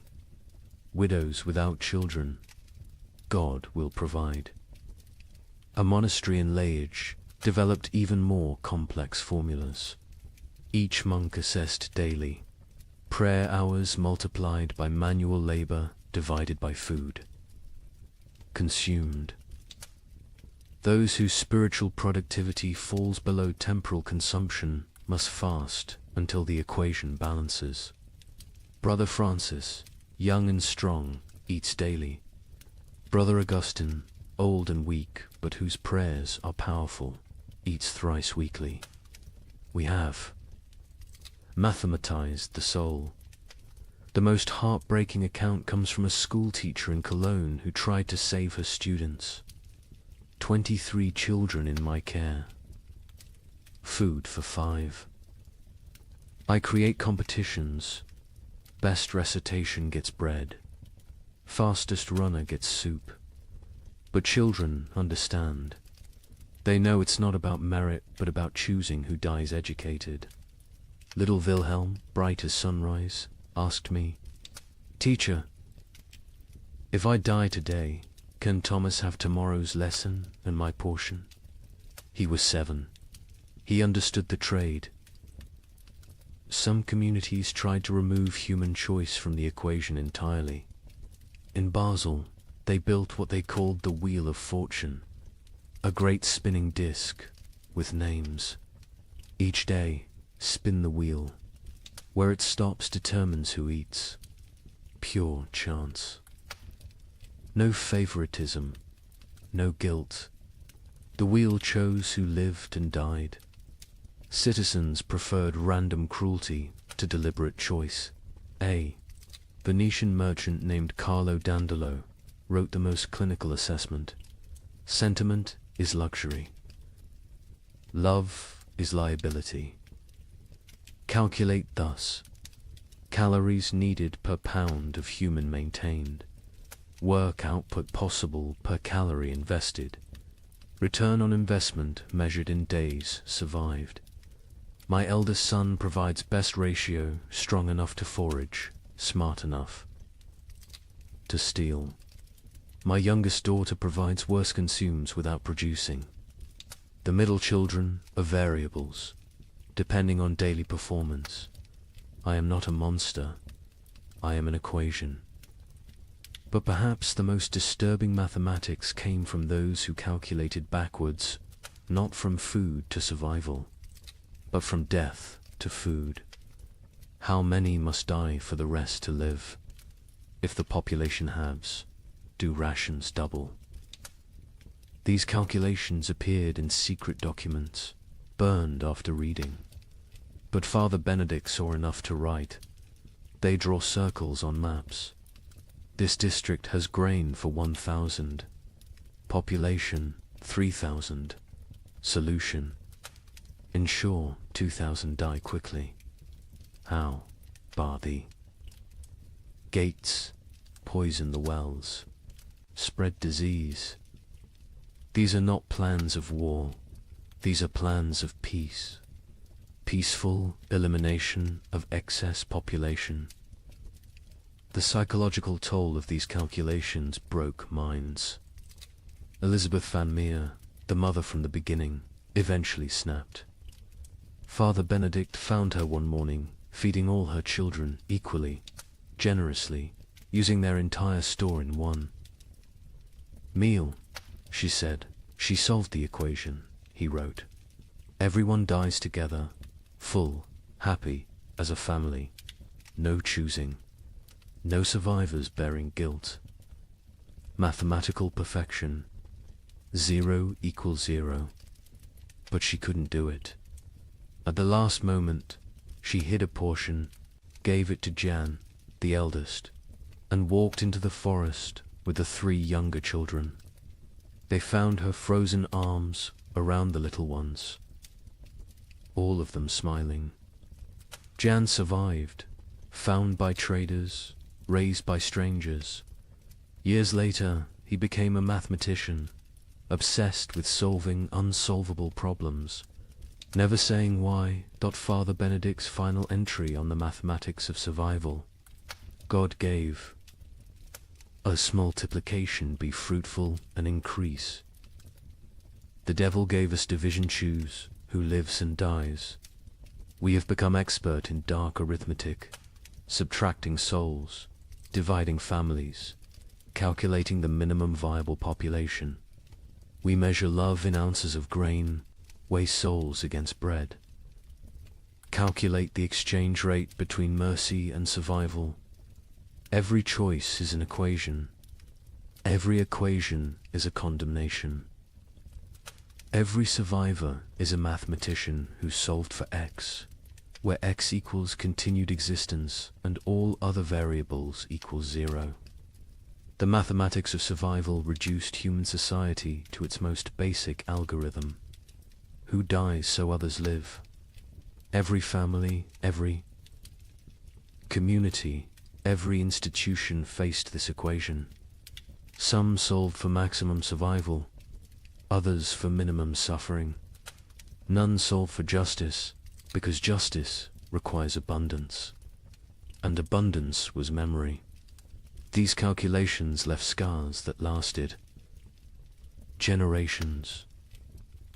Survivors could never forget the arithmetic they'd performed, the variables they'd eliminated, the human constants they'd reduced to 0. They'd learned that civilization was just addition, add food, add comfort, add morality, and that's survival, which is subtraction. Subtract the weak, subtract the old, subtract love itself if necessary. In the end, the only sum that mattered was greater than 0. In the summer of 1316, something extraordinary happened. The rain stopped for 3 weeks, just long enough for desperate farmers to plant whatever seeds remained. The chroniclers called it God's mercy. Markets opened, people celebrated. A merchant in Bruges wrote to his partner, "The curse is lifted. Prepare the wagons." The crops grew with supernatural speed in the brief sunshine. Green shoots everywhere. Hope returned like a physical warmth. Families who had been preparing to separate to increase survival chances made plans to reunite. Then came August 10th, 1316, the day the hail began. Chunks of ice the size of goose eggs. For 3 hours, every single plant that had grown in those Precious 3 weeks was obliterated. Not damaged. Obliterated. Crushed into the mud so thoroughly that you couldn't tell fields from road. The Bruges. Merchant's next letter contained only one line. God has abandoned us entirely. But let me tell you how those 3 weeks unfolded, because understanding the height of hope makes the fall into despair that much more devastating. July 18th, 1316. Dawn came without rain for the first time in 14 months. Not drizzle, not mist, but actual absence of water from the sky. In Paris, people stood in the streets, faces upturned, confused by the sensation of dryness. Children who'd been born during the deluge touched sunlight for the first time and screamed they thought they were burning. Brother Michel of Cluny recorded the moment. The clouds parted like curtains drawn by God's own hand, light actual. Golden light poured onto the earth. Monks fell to their knees, not in prayer, but in disbelief. We had forgotten the sun could exist without water. Word spread faster than plague. Church bells rang continuously, not for death this time, but for resurrection. In every village, town, and city, people emerged from their homes like creatures crawling from caves. Pale, skeletal, blinking in brilliance they'd forgotten existed. The merchant Jacob van Bruges wrote to his partner Hans in Antwerp with trembling hand. The curse is lifted. God has remembered us. The rain has stopped. Prepare, the wagons will have grain to trade by autumn. Tell everyone survival is possible again. Markets that had been closed for months exploded back to life. Not with food, there was still no food, but with hope transformed into commerce. People traded promises, futures, possibilities. A farmer would pledge his upcoming harvest for tools. A baker would promise future bread for present shelter. The economy, dead for a year, gasped back to life on nothing but anticipated abundance. The seeds came from everywhere and nowhere, hidden in walls, buried in yards, hoarded in attics. Every kernel that had been saved, just in case, was brought into the light. Some families had protected seed grain while their children starved, betting everything on this exact moment. They'd been called monsters. Now they were visionaries. The planting was religious ecstasy mixed with desperate efficiency. In Normandy, the entire surviving population, nobles, merchants, priests, children, went into the fields. The Duke of Normandy himself, who hadn't touched soil in his lifetime, was seen on his knees, pressing seeds into earth with tears streaming down his face. A young girl named Marguerite wrote in her diary, "Papa says we're planting hope. Mama says we're planting survival. I think we're planting prayers and watching to see if God makes them grow." And grow they did. The crops erupted from the soil with impossible vigor. Wheat that should take weeks to sprout appeared in 3 days. Barley shot up overnight. Beans climbed their poles so fast you could watch them move. The chroniclers, usually skeptical men, wrote of agricultural miracle. It is as if the earth, starved for so long of its purpose, is making up for lost time, wrote the Bishop of Rouen. The crops grow with such speed that farmers sleep in their fields, afraid to miss the harvest moment. Green spreads across the land like God painting with life itself. The markets transformed overnight. The champagne fairs, dead for 2 years, announced their return. Merchants who'd hidden through the catastrophe emerged with old contracts, ready to trade. Ships that had rotted in harbors were hastily repaired. Trade routes, abandoned to bandits and nature, were cleared by communities working together for the first time in months. In Florence, they held an impromptu festival. Not planned, just spontaneous explosion of joy. Musicians who'd sold their instruments, played drums, made from barrels. Dancers who'd forgotten how to smile, laughed until they cried. Children who'd never known celebration invented it on the spot. An Italian chronicler wrote, "We feast on nothing but hope, and it fills us better than bread ever did." Families made reunion plans. Fathers who'd sent sons away to increase survival odds sent word to return. Mothers who'd placed daughters in convents prepared to bring them home. Communities that had fractured into hostile fragments began to speak of reconciliation. The 3 weeks of sun didn't just grow crops, they grew possibility. A priest in Ghent gave a sermon that captured the moment. "We have walked through the valley of death's shadow. But see, the shadow lifts. The valley blooms. We are Job, tested and found faithful. We are Noah, watching the waters recede. We are Lazarus, called from the tomb." Even the nobility, who'd maintained distance from their starving subjects, joined. The collective delusion. The Count of Flanders announced a harvest festival for September, promising wine from reserves nobody knew existed. The King of France declared that all debts incurred during the unfortunate rain would be forgiven once. The harvest was complete. The Pope issued a bull declaring the famine officially ended by divine intervention. The crops grew so fast that some whispered of dark magic. In Germany, rumors spread that the plants were unnatural, fed by the corpses of the million dead, growing on human fertilizer. But even these whispers were dismissed. Who cared if the wheat grew from graves? The living needed bread. By August 9th, the fields were green carpets of promise. The wheat stood tall, the barley swayed golden, the beans hung heavy on their vines. Another week, maybe 2, and harvest could begin. Calculations were made not of who would die, but of who would live. All of them. All would live. The night of August 9th, strange clouds gathered. Not rain clouds, something else. They glowed with an odd green light. Lightning without thunder. Wind without direction. Animals, the few that remained, became restless. Horses screamed. Dogs howled.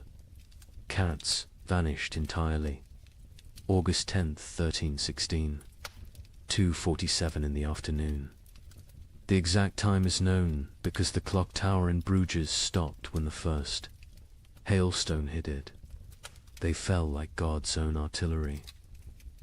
Ice chunks the size of goose eggs, driven by winds that shouldn't exist in August. But these weren't normal hailstones. Witnesses described them as sharp, angular, some shaped like pyramids, others like daggers. They didn't just fall, they attacked in. The fields of Flanders, farmers tried to shield their crops with their own bodies. The hail broke their backs, shattered their skulls, left them dead atop the plants they'd tried to protect. Children sent to bring in animals were found hours later, beaten to death by ice from the sky. But the crops suffered worse. The hail didn't just flatten them, pulverized them, drove them so deep into the mud that archaeologists still find compressed plant matter at that geological layer. 3 weeks of growth erased in 3 hours. Not damage deleted. The fields looked like they'd been scraped clean by God's own hand. When it stopped, silence fell across Europe. Not peaceful silence, the silence of complete despair. People stood in their obliterated fields, unable to speak, unable to cry, unable to comprehend. The hope hadn't been gradually eroded, had been murdered in a single afternoon. Jacob van Vey. Bruges, the merchant who'd written so joyfully to his partner, sent one final letter. Not even a letter, just 8 words on a torn piece of parchment. God has abandoned us entirely. Do not come. The suicides began that evening. Not the slow suicide of starvation, but immediate, decisive ending. Entire families walking hand in hand into rivers. Farmers hanging themselves from trees that overlooked their destroyed fields. Bakers closing themselves in their ovens.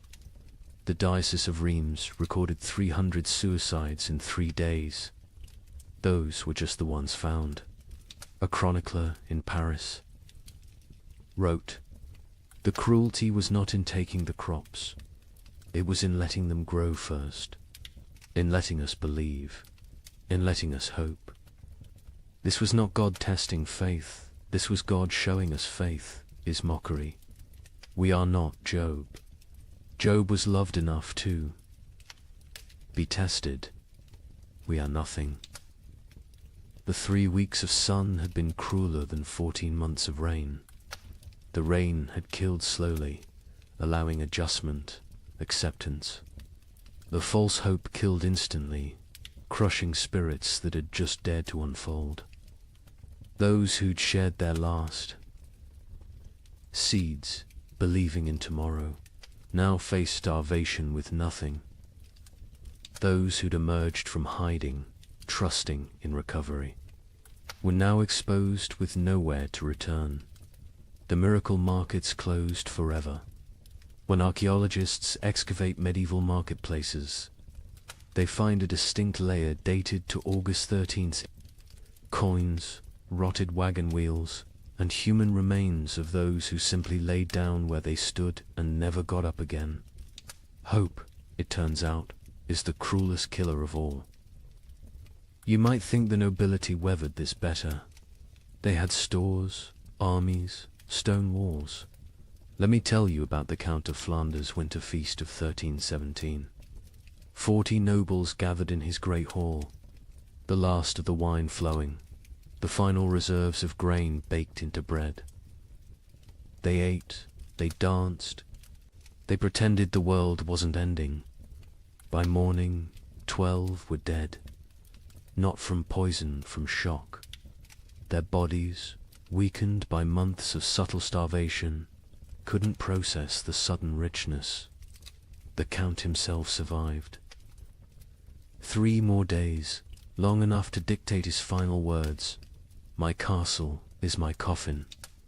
Let none enter until the curse lifts." They found his body 4 years later. He had burned his furniture, his tapestries, even his books for warmth. The richest man in Flanders died, gnawing on leather straps. The feast itself had been an act of delusion, dressed as defiance. Count Louis of Nevers had sent invitations in December 1316, written on vellum worth more than food. "Let us gather as nobility ought, to demonstrate that breeding conquers nature." The guests who arrived on January 6th, the feast of the Epiphany, looked like spectres playing at being lords.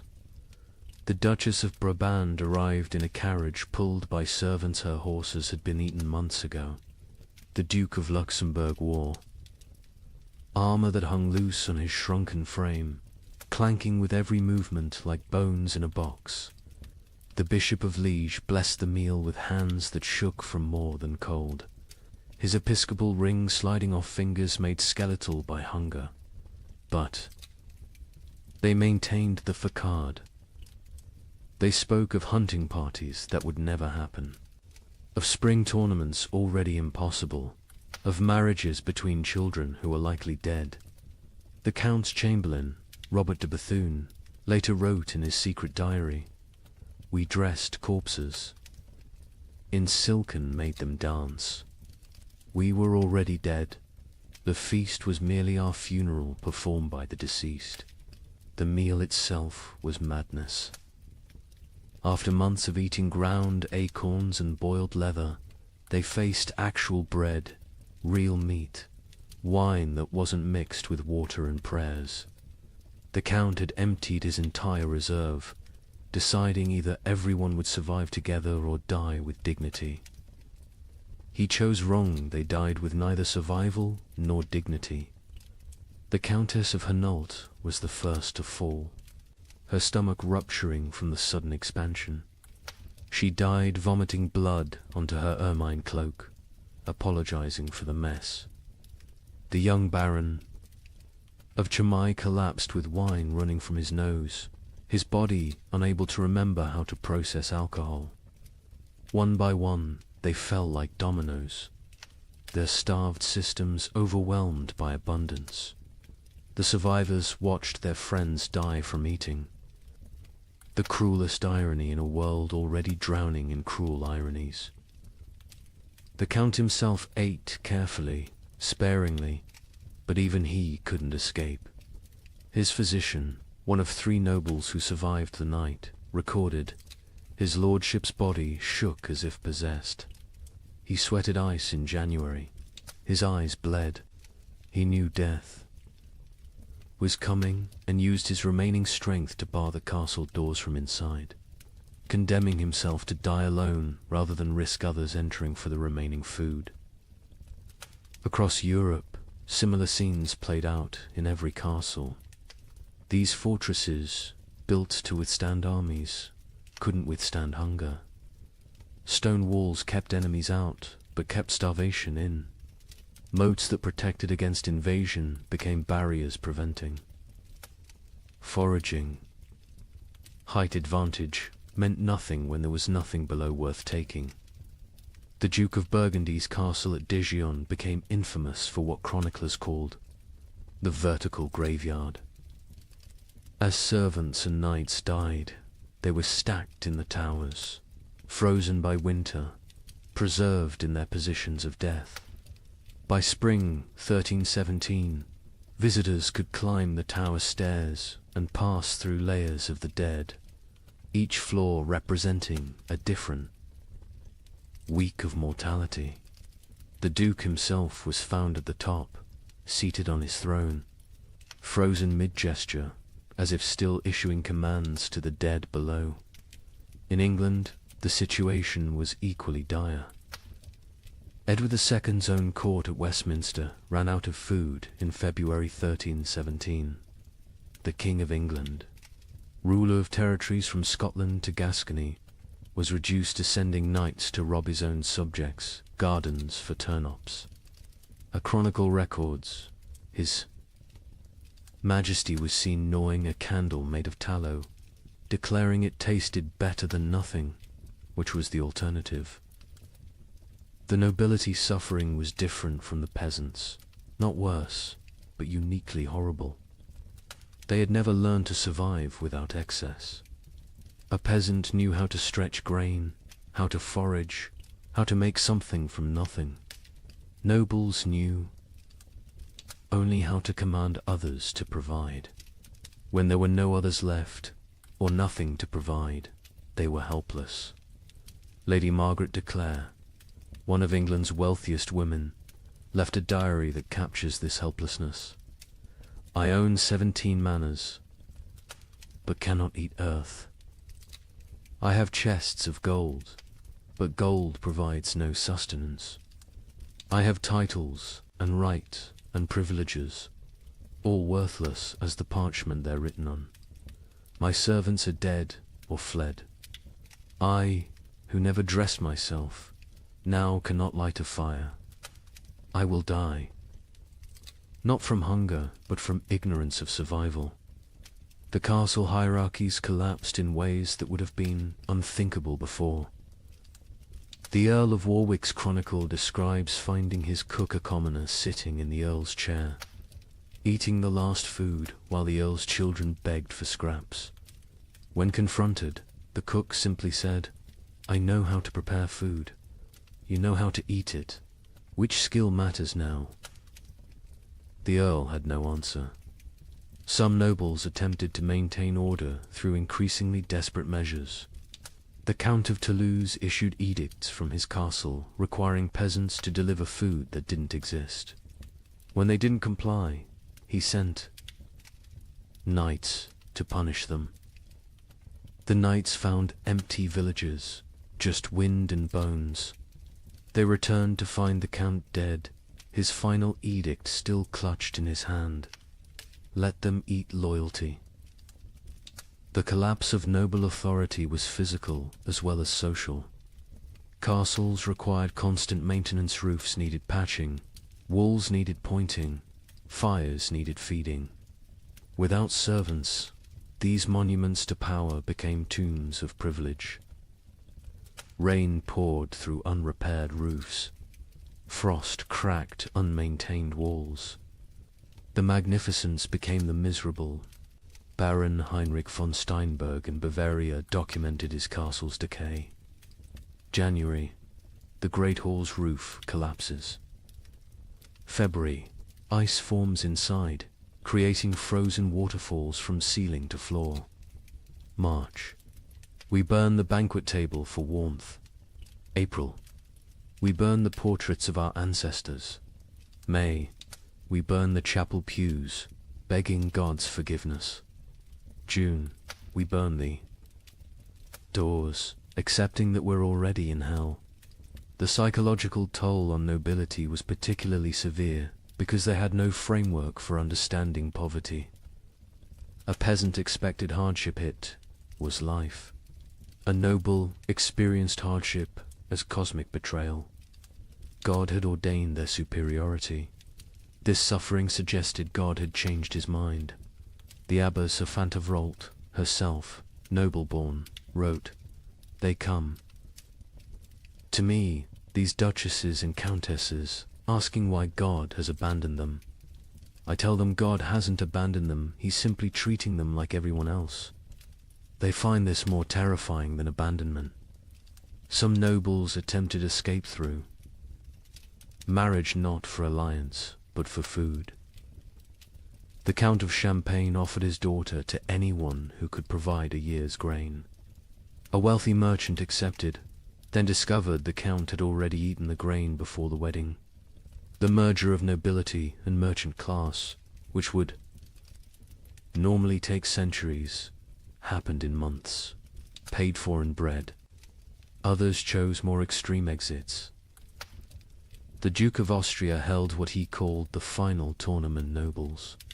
Jousting not for honor, but for the right to eat the loser's horses. The Duke himself participated and lost, whether deliberately or through weakness, unknown. His horse fed 12 people for 3 days. The Duke's body fed the crows. By the winter of 1318, castle after castle stood empty, not conquered, abandoned. The noble families that survived did so by abandoning everything that made them noble. They fled to cities, to monasteries, to anywhere that might have food. Princes became beggars. Duchesses became servants. The feudal order didn't fall, it starved to death. The Count of Flanders' castle stood sealed for 4 years before anyone dared enter. When they finally broke down the doors in 1321, they found a scene from nightmare. The Count's body sat at his desk, quill in hand, having documented his own death. Day 1, alone with enough food for months if careful. Day 15, ate the cats. Day 30, ate the leather from books.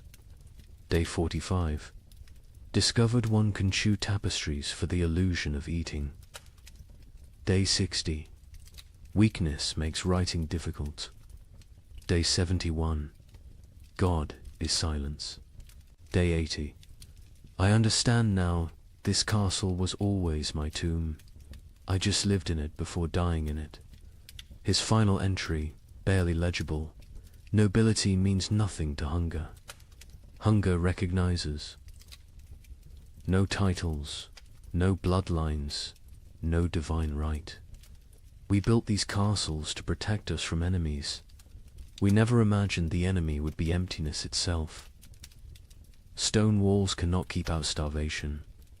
Golden crowns provide no nourishment.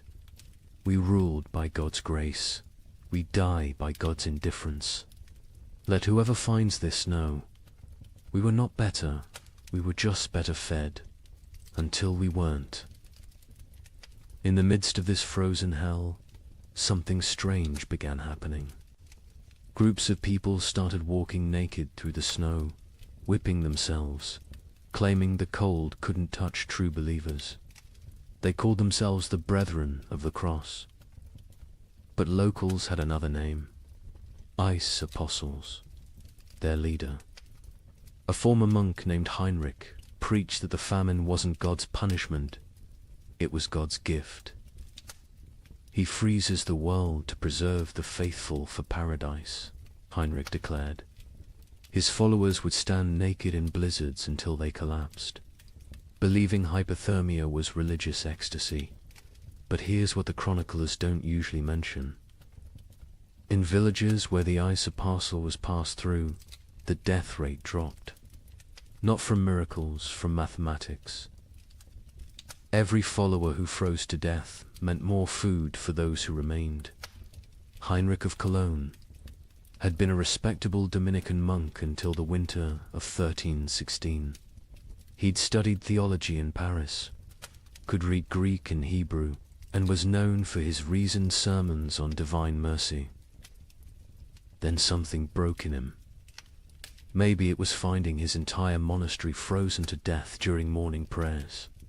Maybe it was the child who died in his arms asking why God made her hungry. Whatever the cause, Heinrich emerged from that winter transformed. His first sermon as leader of the Ice Apostles was delivered naked in a blizzard outside Mainz Cathedral. You cling to warmth as if warmth is life. You fear cold as if cold is death. But I tell you, the cold is God's own embrace. The frozen are the chosen. This ice age is not ending, but beginning. God is freezing the world to preserve his faithful like saints, relics preserved in crystal. The theology was insane, but internally consistent. Heinrich taught that the great famine was actually the beginning of paradise. The cold was purifying the world. The hunger was freeing souls from flesh. Death by freezing was not death, but transformation, the body becoming one with God's frozen perfection. His followers didn't die. They crystallized into eternal forms. The Bishop of Cologne wrote in horror, Heinrich strips his followers naked, men, women, children, and leads them in procession through the snow. They sing hymns while their flesh turns blue, then black. They call frostbite gods kisses when toes fall off from freezing. They celebrate the shedding of earthly weight. They stand in frozen rivers until they cannot stand, then lay down to complete their transformation. But Heinrich was clever in his madness. He didn't demand immediate death. The transformation was gradual. First, initiates gave up cloaks, then shoes, then undergarments. Each stage brought them closer to divine coldness. This gradual exposure meant some survived long enough to spread the movement. Others died at precisely calculated intervals, creating a steady stream of martyrs without eliminating the entire group at once. The rituals were elaborate and horrifying. The baptism of ice involved breaking through frozen rivers and submerging converts until they stopped shivering. Heinrich claimed this was the moment the soul accepted divine cold. The communion of snow had followers eating only snow for days, claiming it was bread from heaven, already blessed by God's frozen touch. A merchant from Nuremberg witnessed their evening prayers. Hundreds of naked bodies kneeling in snow, their skins so blue it looked painted. They whipped themselves. With branches frozen into ice clubs, each strike shattering skin like broken pottery. Blood froze before it could flow. They called it red ice prayer beads. Children among them, babies even, held up by dying mothers, all singing about the warmth of freezing. The movement spread with terrifying speed. By spring 1317, ice apostle groups appeared from Poland to England. Each had their own variation of Heinrich's teachings, but all shared the core belief. The cold was sacred, survival was sin, and freezing to death was the highest form of worship. In France, they called themselves Les Jelly Saints, the frozen saints.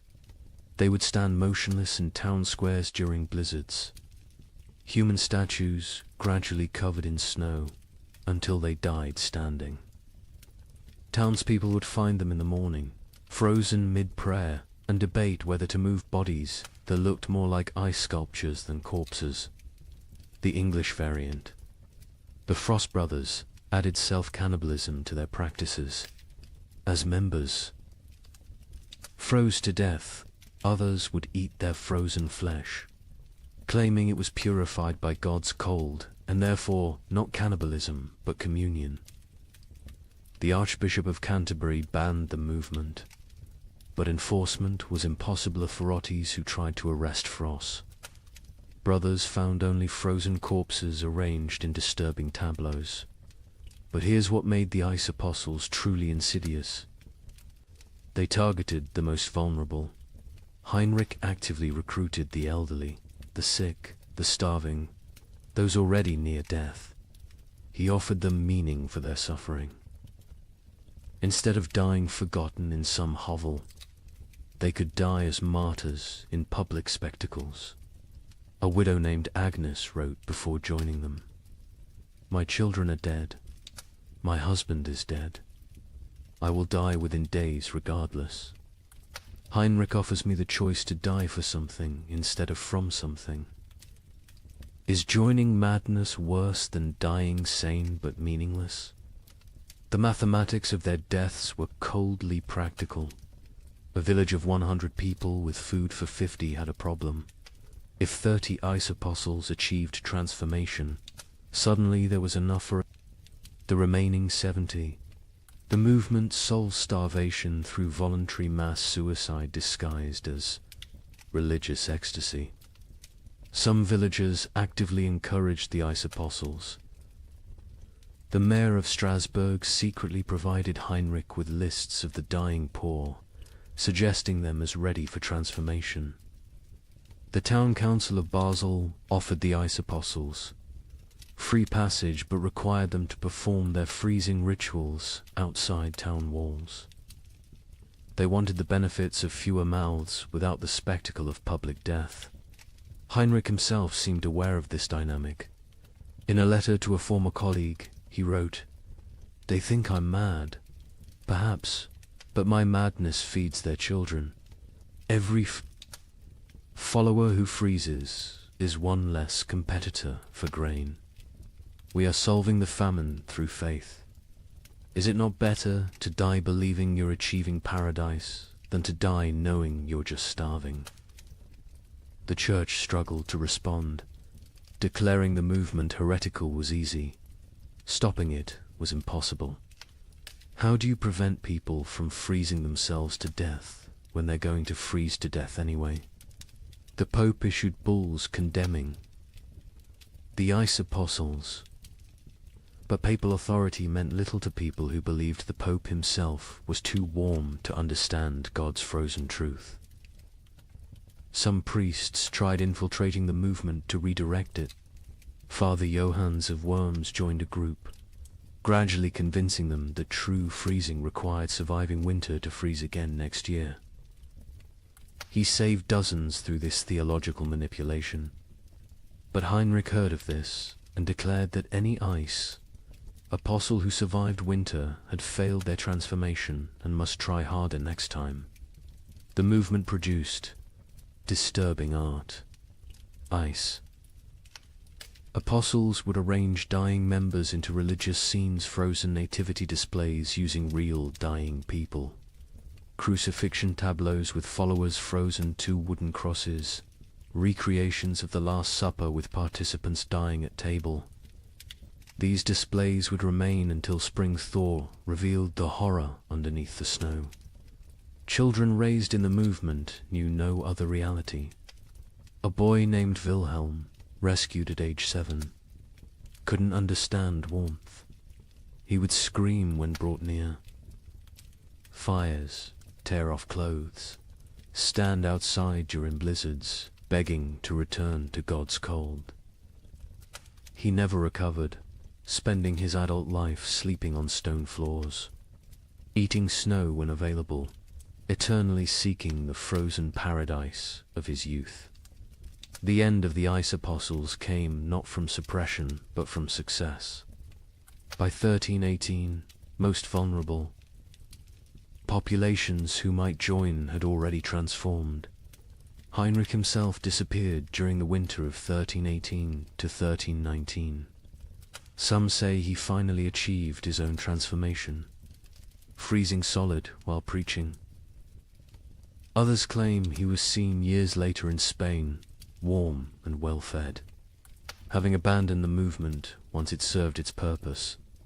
A final account from a survivor provides the most chilling perspective. Maria of Augsburg, who left the movement days before. Her planned transformation wrote, "We knew we were committing suicide." Heinrich knew. Everyone knew. But we dressed it in ritual and meaning because meaningless death was unbearable. The ice apostles didn't worship cold, we worshipped having a choice in how we died. In a world where death was certain, choosing. Its form felt like freedom. The demographic impact was significant. Historians estimate the ice apostles removed between 50,000 and 100,000 people from the population, voluntary deaths that paradoxically helped others survive.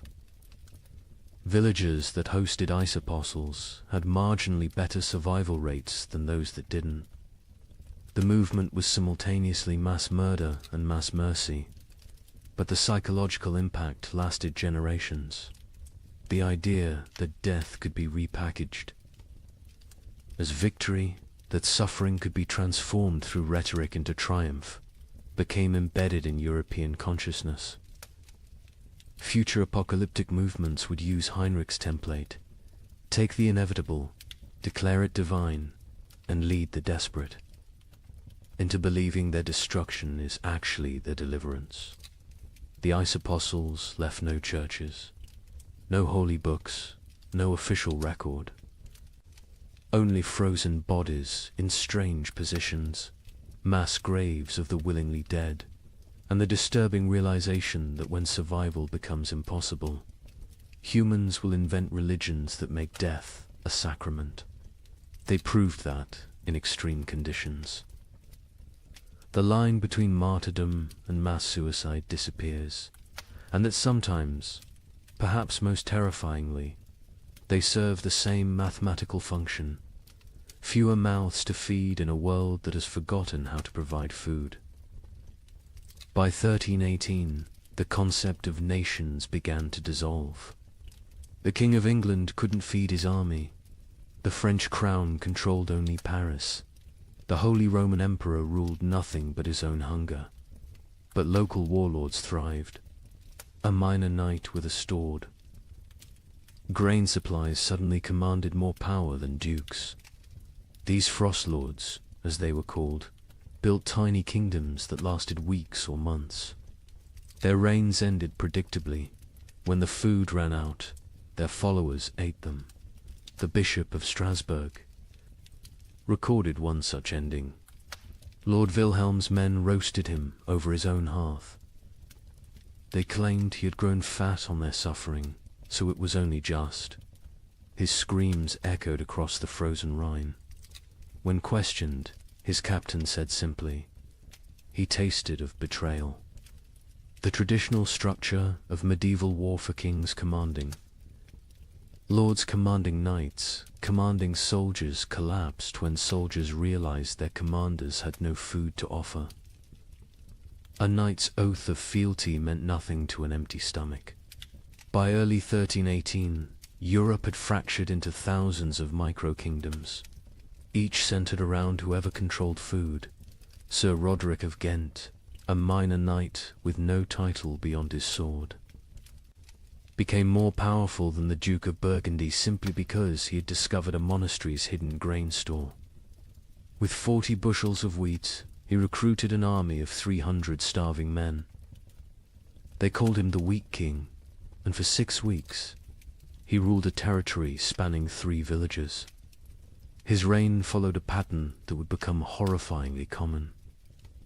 Week 1. Triumphant distribution of food to followers. Week 2. Strict rationing. As reality set in. Week 3. Increasingly desperate raids on neighboring territories. Week 4. Internal conflicts over dwindling supplies. Week 5. The mathematics becoming clear. Week 6. The inevitable conclusion. A surviving member of Roderick's band, Thomas the Miller, testified, "We knew by week 5 that the grain would run out." Roderick knew too. He stopped eating, said he was fasting for victory. Really, he was trying to stretch supplies. But you can't lead starving men if you look fed. When the last grain was gone, we looked at him still healthier than us, despite his fasting, and made the only logical decision. He'd fed us for 6 weeks with wheat. He'd fed us for 3 more days with himself. These frost lords emerged everywhere, their tiny kingdoms rising and falling like waves. A tax collector with a hidden cache became Lord of Calais for 11 days. A merchant who'd hoarded salt pork ruled Antwerp for a month. A priest who'd discovered Roman-era grain stores in ancient ruins declared himself Pope King of Regensburg, and lasted 2 months before his congregation ate him during what they called the True Communion. The Bishop of Strasbourg's account of Lord Wilhelm provides the most detailed description of how these micro-kingdoms operated. Wilhelm had been nobody, a 3rd son of a minor lord, trained for priesthood but turned soldier. When the famine began, he was guarding a river crossing that nobody used anymore. But beneath that crossing, in caves known only to smugglers, lay tons of preserved food from decades of illegal trade. Wilhelm emerged from obscurity like a demon from ice, the bishop wrote. One day unknown, the next commanding 500. Men who called him Caesar. He built a frozen empire on dried fish and pickled cabbage, demanding absolute obedience in exchange for daily rations. He held court on a throne made from frozen corpses, dispensing justice measured in mouthfuls of food. Wilhelm's system was sophisticated for a frost lord. He created a complex hierarchy based on usefulness. Soldiers who brought back food from raids received double rations. Craftsmen who could maintain weapons got standard portions.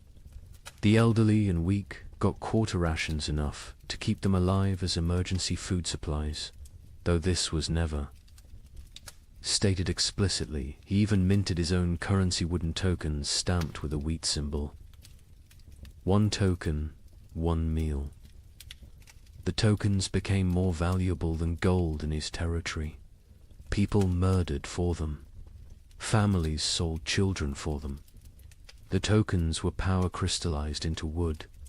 But Wilhelm made the classic Frostlord mistake, he believed. His own mythology. He started eating more, justifying it as maintaining strength for leadership. He took multiple women as wives, claiming he was breeding a new nobility for the post-famine world. He built a palace from commandeered timber, while his followers sheltered in ruins. He grew fat while they grew thinner. The end came in March 1318. His captain, Hans Württemberg, later testified to church authorities. We could see his belly growing while ours shrank. He wore furs while we froze. He spoke of the kingdom we were building while we died building it. When the last preserved meat was distributed, none to us, all to his wives, we knew what had to be done. They didn't just kill Wilhelm, they ritualized it. They held a mock trial where he was accused of hoarding flesh while others had none. They sentenced him to share his flesh as he should have shared his food. They cooked him slowly, keeping him alive as long as possible, making him watch as they ate pieces of him. His screams, the bishop recorded, could be heard in Strasbourg. Across the frozen Rhine, the French crown attempted to reassert control, but found their armies dissolving. Upon contact with frost lords, royal soldiers would desert en masse when offered food by local warlords. The Constable of France reported to King Philip V, "I departed Paris with 2,000 men. I arrived at Orleans with 200. The rest did not desert. They simply found new masters who could feed them. A kingdom cannot compete with a kitchen." The Holy Roman Emperor faced even worse. His imperial army, once the terror of Europe, simply ceased to exist. The Chronicle of Augsburg records, "The emperor sent orders to mobilize his forces. The messengers returned with laughter. What forces? His generals had become frost lords. His soldiers had become bandits. His authority extended exactly as far as his personal guards could walk before collapsing from hunger." England's Edward II tried a different approach, officially recognizing frost lords as legitimate authorities if they swore fealty. The result was chaos. Hundreds of petty warlords claimed royal sanction while fighting each other. The Earl of Lancaster wrote, "The king has legitimized anarchy. Every man with a barn full of turnips now styles himself Lord Protector of something. Some frost lords created elaborate justifications for their rule. Baron Friedrich the Mad claimed God spoke to him through the patterns of frost on windows, dictating who should eat and who should fast. Lord Jacques of Normandy insisted he was the reincarnation of Charlemagne, returned to lead France through darkness. Count Stanislaus of Mazovia declared himself the Emperor of Winter and demanded tribute in the form of human flesh, claiming it was the only meat that wouldn't spoil. The battles between frost lords were unlike traditional warfare. They fought not for territory but for carries. Sieges were impossible. The besiegers would starve before the besieged. Cavalry charges were fanticide, the horses had been eaten. Battles were brief, vicious affairs where starving men fought over rumors of food. A typical battle might involve 100 men fighting to the death over a storehouse. That turned out to contain only rotted turnips. The Chronicle of Cologne describes one such conflict. Lord Henrik's men met Lord Dietrich's at the frozen mill. They fought for 6 hours in the snow, men dying from cold as much as combat. The winners found 3 sacks of mouldy barely enough to feed them for the march home. 43 died for perhaps 43 meals. This is the mathematics of the winter wars. Naval warfare ceased entirely. Ships required crews, crews required food, and any ship with food became a target for its own sailors. The entire English fleet in Portsmouth was found in spring 1318 with the officers eaten and the common sailors gone, having sailed to wherever they imagined food might exist. Most likely, they ate each other at sea. The mercenary companies that had plagued Europe for decades transformed into something worse. No longer fighting for pay, they fought for food itself. The Free Company of the Wolf, led by a former priest called Father Fang, became notorious for their practice of recruitment. They would attack villages, eat the weak, and force the strong to join them. Their ranks swelled with the desperate and depleted with the digested. The most successful Frost Lord was arguably Margaret the Terrible, a former abbess who controlled grain stores across 3 monasteries. She ruled for 8 months in eternity in Frost Lord terms by being utterly ruthless. She fed her followers just enough to keep them loyal, but not enough to make them strong. She rotated guards constantly so none could organize rebellion. She had tasters for her food, but the tasters were different each meal. Chosen by lottery, her end came not from rebellion, but from mathematics. She calculated she could survive another month on remaining stores. Her followers calculated she was the only remaining store. They didn't kill her quickly like Wilhelm. They kept her alive, locked in her own granary, taking small pieces when needed. She lived for 3 weeks as a conscious larder, her brilliant mind intact enough to appreciate the irony. By summer 1318, most Frost Lords were dead. They're tiny. Kingdoms dissolved into memory and meat, but they had served a horrific purpose. They had organized the chaos of starvation into structured systems of consumption. They had turned random death into regulated death. They had made the unbearable bearable by giving it hierarchy and meaning. A surviving chronicle summarizes the winter wars perfectly. Nations require shared purpose. Kingdoms need common cause.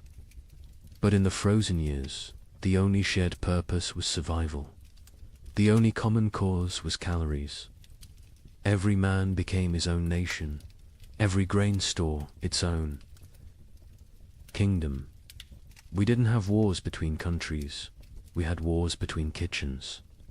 And in the end, every king became a meal. But nothing compares to what happened in the winter of 1319. In villages across Germany, something unprecedented occurred. The children left, not taken, not sold. They simply walked away into the snow, hundreds of them, following. A 12-year-old girl named Margareta, who claimed she knew where summer was hiding. Parents were too weak to stop them. Some say too relieved. The children marched south, singing hymns, leaving tiny, frozen footprints. They believed if they could reach Rome, they could convince God to bring back the sun. A merchant traveling to Venice reported seeing them, a line of small shadows against the white, moving like sleepwalkers. I offered them bread. They refused. The girl at the front said they were already full of winter and kept walking. They never reached Rome. A woodcutter found them in an alpine pass the following spring. Hundreds of small bodies perfectly preserved in ice, still holding hands. Still walking formation. Still heading south toward a summer that would never come. Margareta of Hamelin. Was nobody special before the winter of 1319? The baker's daughter? Middle child of 7? Known only for her strange habit of speaking to sparrows that no longer existed? But in January 1319, something changed. She began telling other children about dreams where summer lived in a golden palace beyond the mountains, imprisoned by winter demons, waiting for children pure enough to free it. The priest of Hamelin, Father Ernst, recorded the beginning. The girl stands in the square each dawn, speaking of summer as if it were a person. She describes the taste of strawberries to children who have never seen fruit. She tells them about flowers, what colors they were, how they smelled. Children who were born during the famine, who know only grey and white and cold, listen to her like she's describing paradise. At first, adults dismissed it as childhood fantasy, a coping mechanism for horror. Let the children dream of summer while they starved in winter. But Margaretta's stories grew more elaborate, more specific. She claims summer sent her messages through ice patterns on windows. She said she could hear summer crying, trapped behind the wall of winter, begging to be freed. Summer is not gone, she preached to growing crowds of children. Summer is captured. The adults are too heavy with sin to rescue it. But we, children, light with innocence, can slip through winter's fingers and bring summer home. The theology was childish but compelling. Adults had caused the famine through their wars, their greed, their sins.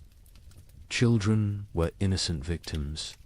Therefore, children could be innocent saviors. The logic of a 12-year-old mind, but to other 12-year-olds it was revelation.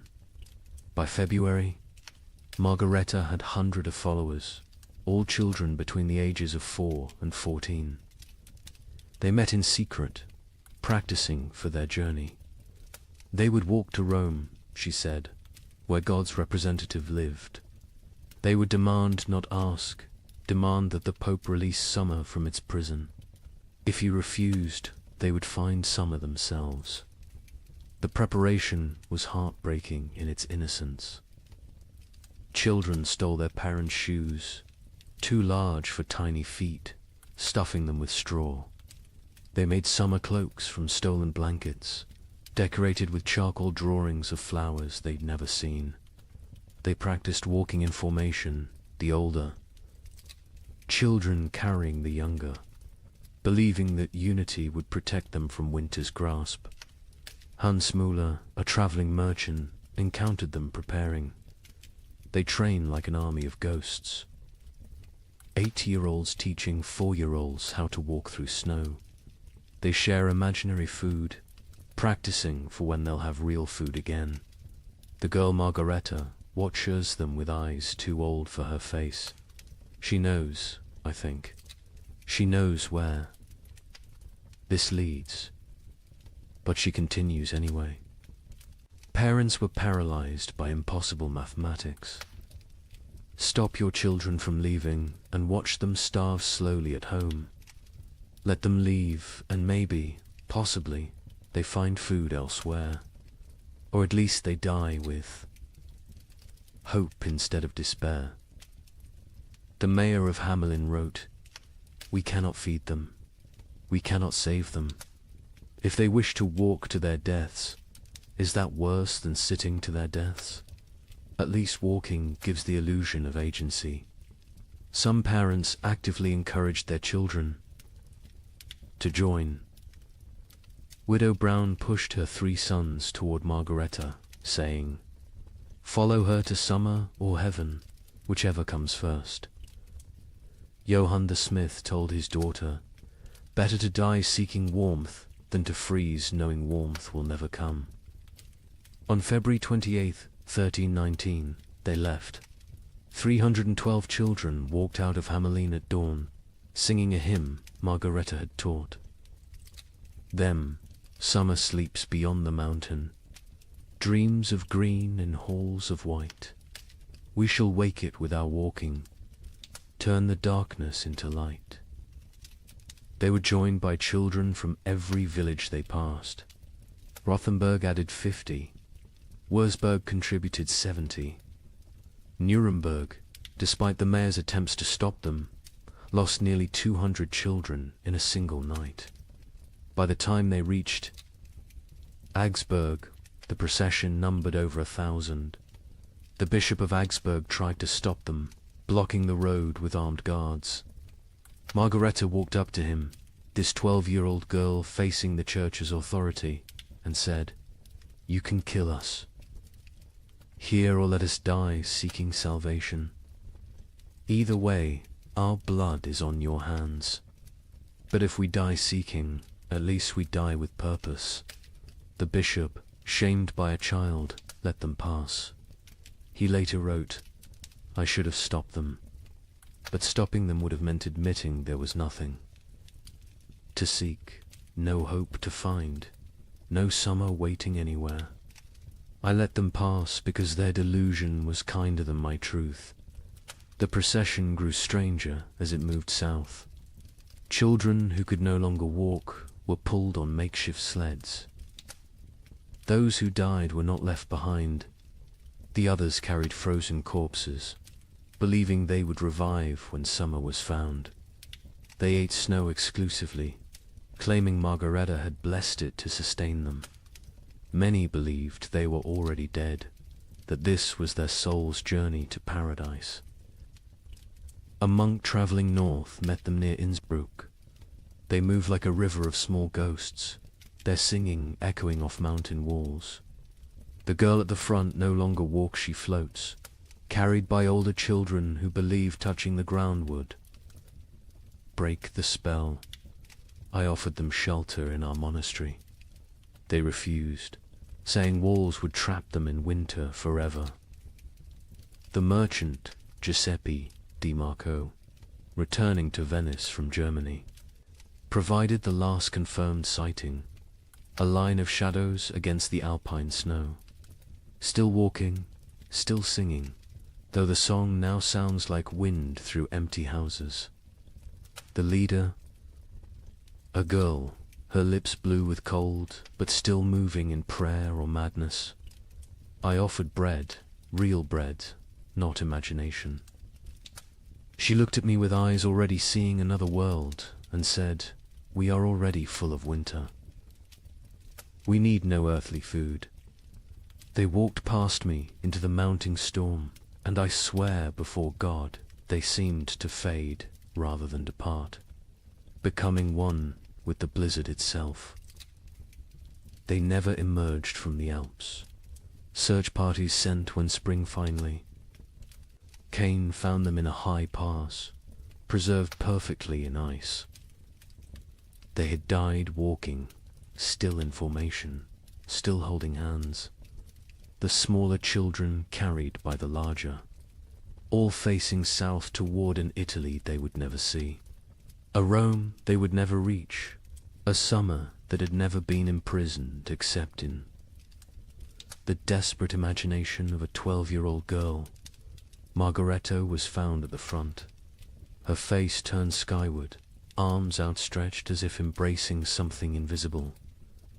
In her frozen hand, a piece of parchment with a single line. Summer was inside us all along, but winter was stronger.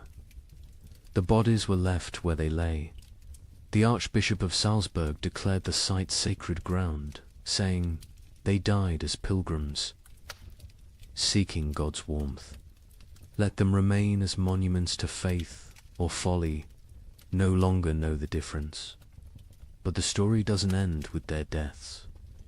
When spring finally came in 1322, when the famine finally broke, wildflowers grew in unusual abundance along the route the children had walked. Skeptics said it was from the organic matter their bodies had left. Believers said it was summer finally answering their call, 3 years too late. Parents who had let their children go lived with mathematical grief. They had solved the equation of survival by subtracting their offspring. Most went mad. The baker of Hamelin, Margaret's father, spent his remaining years making bread he would leave outside his shop each dawn for when the children returned from summer. He died calling Margareta's name, swearing he could hear her singing. The children's crusade of frost became mythology before the last body was found. Some claimed the children had found summer and stayed there, unable to return. Others said they had become the spirits of winter, doomed to walk the Alps forever, searching for warmth that doesn't exist. A few insisted they had seen the children in dreams, playing in fields of grain, finally warm, finally fed, finally free. A chronicler in Vienna wrote the definitive epitaph. They were children who had never known spring, following a child who dreamed of summer, seeking a warmth that had died before they were born. They walked to their deaths with more purpose than most live their lives. They failed to find summer, but they succeeded in escaping winter, which may have been the only success possible. The children's crusade of frost represents the absolute, nadir of the great famine, not the death of hope, but hope itself becoming death's agent. When children abandon their parents to seek impossible dreams, when parents let them go knowing the truth, when entire societies watch their future walk away into frozen oblivion and do nothing because nothing can be done, that is when civilization doesn't just collapse but voluntarily dissolves.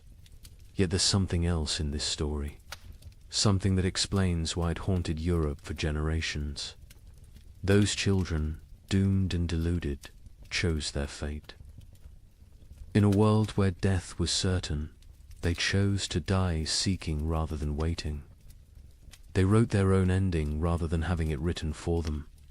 They failed, but they failed attempting the impossible, which is perhaps the most human thing one can do.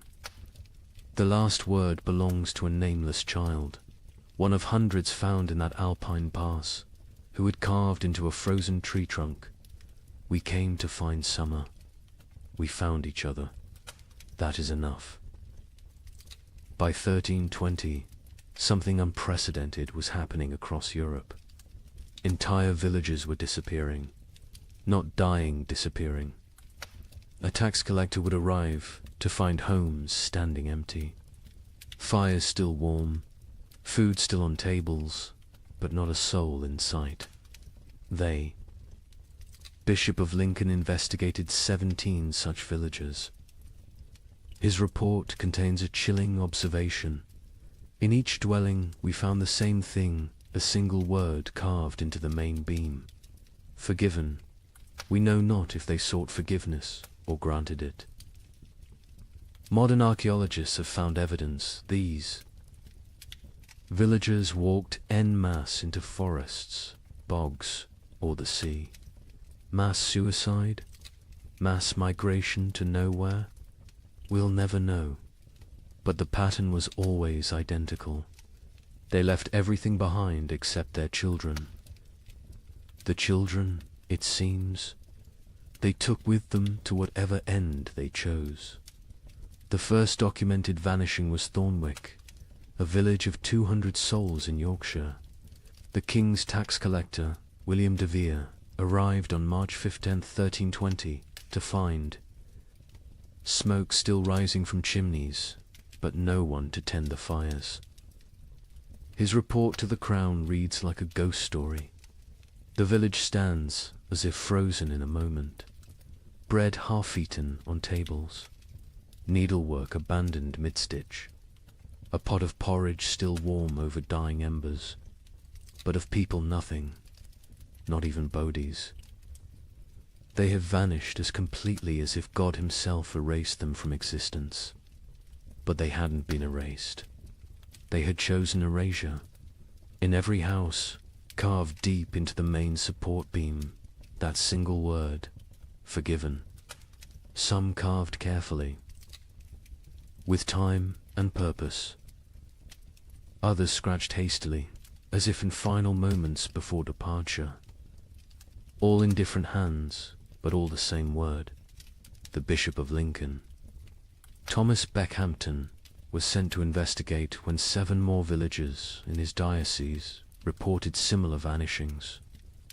His investigation team included scribes, soldiers, and physicians.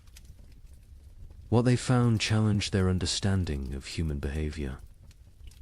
We tracked them, the bishop wrote. 200 people cannot vanish without trace. We found footprints leading from the village, all together, walking in the same direction. Men, women, children, elderly, every soul that could walk had walked. Those who couldn't walk had been carried. The tracks led to Sherwood Forest and then ... stopped. Not scattered, not turned back, simply stopped, as if they had stepped off the earth itself. Deeper investigation revealed planning. These weren't spontaneous disappearances, but coordinated evacuations. In Thornwick, they found evidence of a final feast. Everyone had eaten together one last time, using the last of their stores. In Grimsby, they discovered that villagers had released all livestock, opened all gates, freed all caged birds. They had systematically undone civilization before walking away from it. The physician, Master Hugh of Salerno, noted something disturbing. No signs of violence, no evidence of force. These people chose to leave. More troubling, they chose together. What conversation, what collective decision leads an entire community to abandon existence itself? The pattern spread across Europe like a plague of absence. In Bavaria, the village of Klinwald vanished, leaving behind a communal letter. We go to find what God has hidden from us. We go together because alone we are nothing. We take our children because they deserve better than this slow death. We leave our homes because homes without hope are merely tombs with windows. Seek us not. We are already farther than you can follow. The French village of Moulambus left more disturbing evidence. Every adult had written their name on the church wall, followed by their sins: murder, theft, adultery, cannibalism. The last entry in the priest's hand: we have all sinned beyond redemption. We go to place ourselves before God's judgment directly, rather than wait for him to find us here. But it was the German village of Hofnungslos that provided the most complete picture. They had left a chronicle, written collectively, each family, contributing a passage. We have eaten our horses. We have eaten our dogs. We have eaten our leather. We have eaten our dead. We have eaten hope itself. What remains is not life, but the mockery of life. We choose to end this mockery on our own terms. The Muller family counts 5 souls still breathing. We have survived by unspeakable acts. Our youngest no longer speaks. Our eldest no longer sleeps. We are alive, but not living. Tomorrow we walk toward whatever judgment awaits. I am Klaus the smith. I have beaten plowshares into weapons, weapons into tools, tools into nothing. My hammer has nothing left to strike. My forge has nothing left to burn. I have nothing left to be. We go to become nothing together. The entries. Continued 4 pages. Each family's testament to horror endured and horror committed. The final entry, unsigned. We forgive each other because no one else will. We forgive ourselves because we must. We forgive God because he knows not what he does. The children were always taken. This detail haunted investigators. In villages where adults were found dead from starvation, disease, violence, children's bodies were often present. But in the vanished villages, no children remained. Whatever dark pilgrimage these communities undertook, they brought their young. A woodcutter named Franz claimed to have seen one such procession near the Black Forest. 300 shadows walking into the trees at dusk. No talking, no crying. Even the babes silent in their mother's arms. They walked like they were already dead, just looking for a place to lie down. I called out, but none turned. They walked into the forest, and the forest swallowed them. The church struggled to explain the vanishings. Suicide was mortal sin, but was this suicide? The Archbishop of Canterbury wrote, "If a man throws himself from a cliff, it is suicide. If a village walks into the sea, what is it? Mass suicide? Or something else, a collective return to the nothing from which we came?" In Paris, 1321, while peasants gnawed bark, the nobility held what historians call the most disturbing party in medieval history, the Feast of Fools. Organized by Count Robert of Artois, it was meant as defiance against death. Here's what happened. Nobles dressed as peasants, peasants dressed as nobles. They served courses of elaborately prepared nothing, empty plates dressed with garnishes of straw. They held mock executions where the condemned gave recipes for cooking leather. They crowned a skeleton as May Queen, but the climax was the last. Supper 13 nobles drew lots. The one who drew the black stone would provide the feast. Count Robert drew it himself. He laughed, opened his veins into wine cups, and served his blood to his guests while making toasts. He bled to death. Standing, cup raised, still smiling. The chronicle states, none stopped drinking until the cup was empty. The invitation had arrived on vellum worth more than most Parisians would see in a lifetime, written in gold ink that could have been traded for bread. Count Robert of Artois requests your presence at the Feast of Fools, where we shall dine. On reality and drink deep of truth. Come as you are not. Leave as you never were. April 1st, year of our absent Lord 1321. Count Robert had survived the famine through typical noble privileged hoarded grain, fortified walls, the ability to take from those who couldn't resist. But something had broken in him when his youngest daughter died not from starvation, but from abundance. She'd found his hidden honey store, eaten herself to rupture, died vomiting sweetness while Paris starved. He'd laughed when they found her body, and hadn't stopped laughing since. The feast's preparation was elaborate insanity. Robert spent the last of his wealth on decorations for serving nothing. He commissioned golden plates for emptiness, silver, chalices for air, elaborate centerpieces celebrating absence. The great hall of his chateau was transformed into what witnesses called a cathedral of mockery. Lady Isabelle de Valois, who survived the feast, left the most complete account. We arrived to find reality inverted. Servants sat at the high. Tableware in our clothes rob had demanded we exchange garments at the door. We nobles served them, dressed in rags that stank of death. But the servants were more disturbed than we. They knew this game could only end badly for them. First course was soup of memories. Empty bowls filled only with steam from heated stones. Guests were required to describe what they tasted. Duke Philippe claimed he tasted his mother's fish stew. Countess Marie swore she could taste strawberries.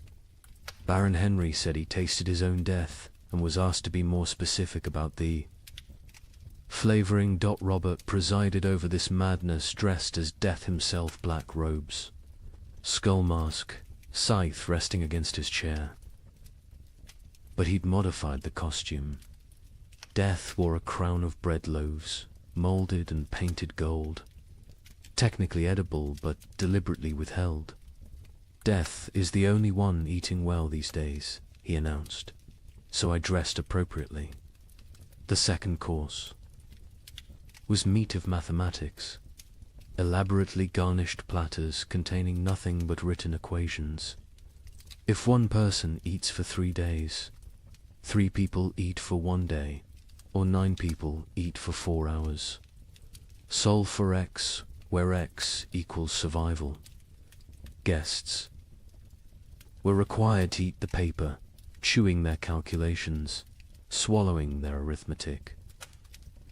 The Duke of Orleans choked on a particularly complex formula involving compound interest in human flesh. Between courses, entertainment. A troupe of starving actors performed the tragedy of abundance, a play where King Midas starved surrounded by golden food. Halfway through, one actor actually collapsed mid-soliloquy. The audience applauded, thinking it was part of the performance. When they realized he was truly dead, they applauded louder. The third course, fish of philosophy. Servants brought paintings of fish, beautifully rendered, while Count Robert delivered a lecture on the nature of reality. Is a painting of a fish less real than a fish? Can you eat either in these times? At least the painting doesn't rot. Art has become more substantial than substance. Then came the mock trials. Guests took turns being executed for the crime of survival. Each condemned had to share their worst act, their method of staying alive. The Duchess of Berry admitted to eating her own stillborn infant. The Count of Nevers confessed to walling up servants with grain stores so he wouldn't be tempted to share. The Bishop of Parisiaz, a bishop attended, revealed he'd been giving last rites with unconsecrated hosts because he'd eaten all the blessed ones. Each confession was met with mock judgment. Guilty of humanity, Robert would declare. Sentenced to continued existence. The crowd would laugh, but it was laughter like screaming, laughter like sobbing. Laughter because the alternative was acknowledging what they'd all become. The fourth course was vegetables of vanity, sculptures made from human hair and nail. Clippings arranged to look like salads. We consume ourselves, Robert explained. We always have. The famine just made it literal. Guests were required to eat these too. The Marquis de Toulouse vomited immediately. He was forced to eat that as well. Nothing wasted, Robert insisted. That's the new nobility.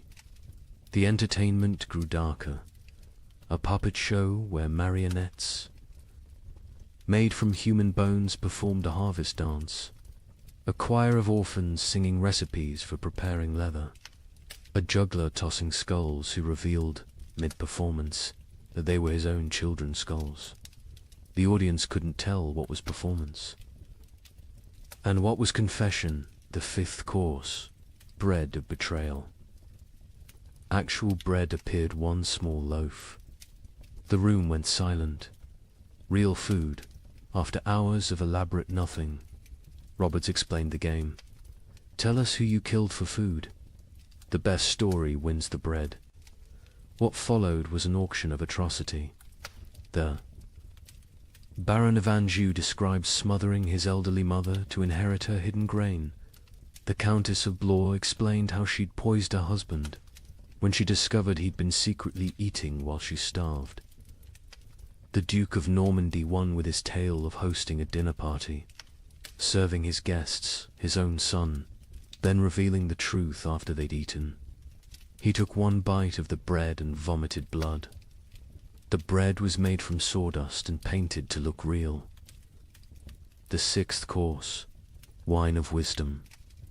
Empty goblets that guests had to fill with their own fluid stares, saliva, blood, whatever they could produce. We toast to truth, Robert declared. The truth that we are bags of liquid pretending to have purpose. They drank their own essences while Robert laughed and laughed and laughed. Then came the moment that would define the feast in history. Robert announced the Last Supper, 13 volunteers to recreate Christ's final meal. but with a twist. They would draw lots. 12 would feast. 1 would be the feast. The volunteers came forward, 12 nobles, so broken by horror they'd embrace any ending. Robert himself was the 13th. They drew carved bones from a jeweled box. Robert palmed the black bone, ensuring he drew it. Everyone knew. No one spoke. "I am the feast," he announced with genuine joy. "I am bread and wine. I am flesh and blood.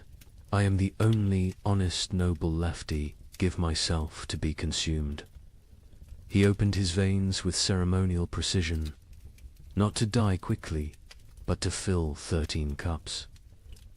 He made toasts as his blood flowed, to abundance. Nervous laughter to the feast that never ends. Desperate drinking to the truth that we're all already dead. Silence, except for swallowing. He conducted himself like a summer lay describing vintages. Note the iron undertones, the hint of despair, the full body of wasted life.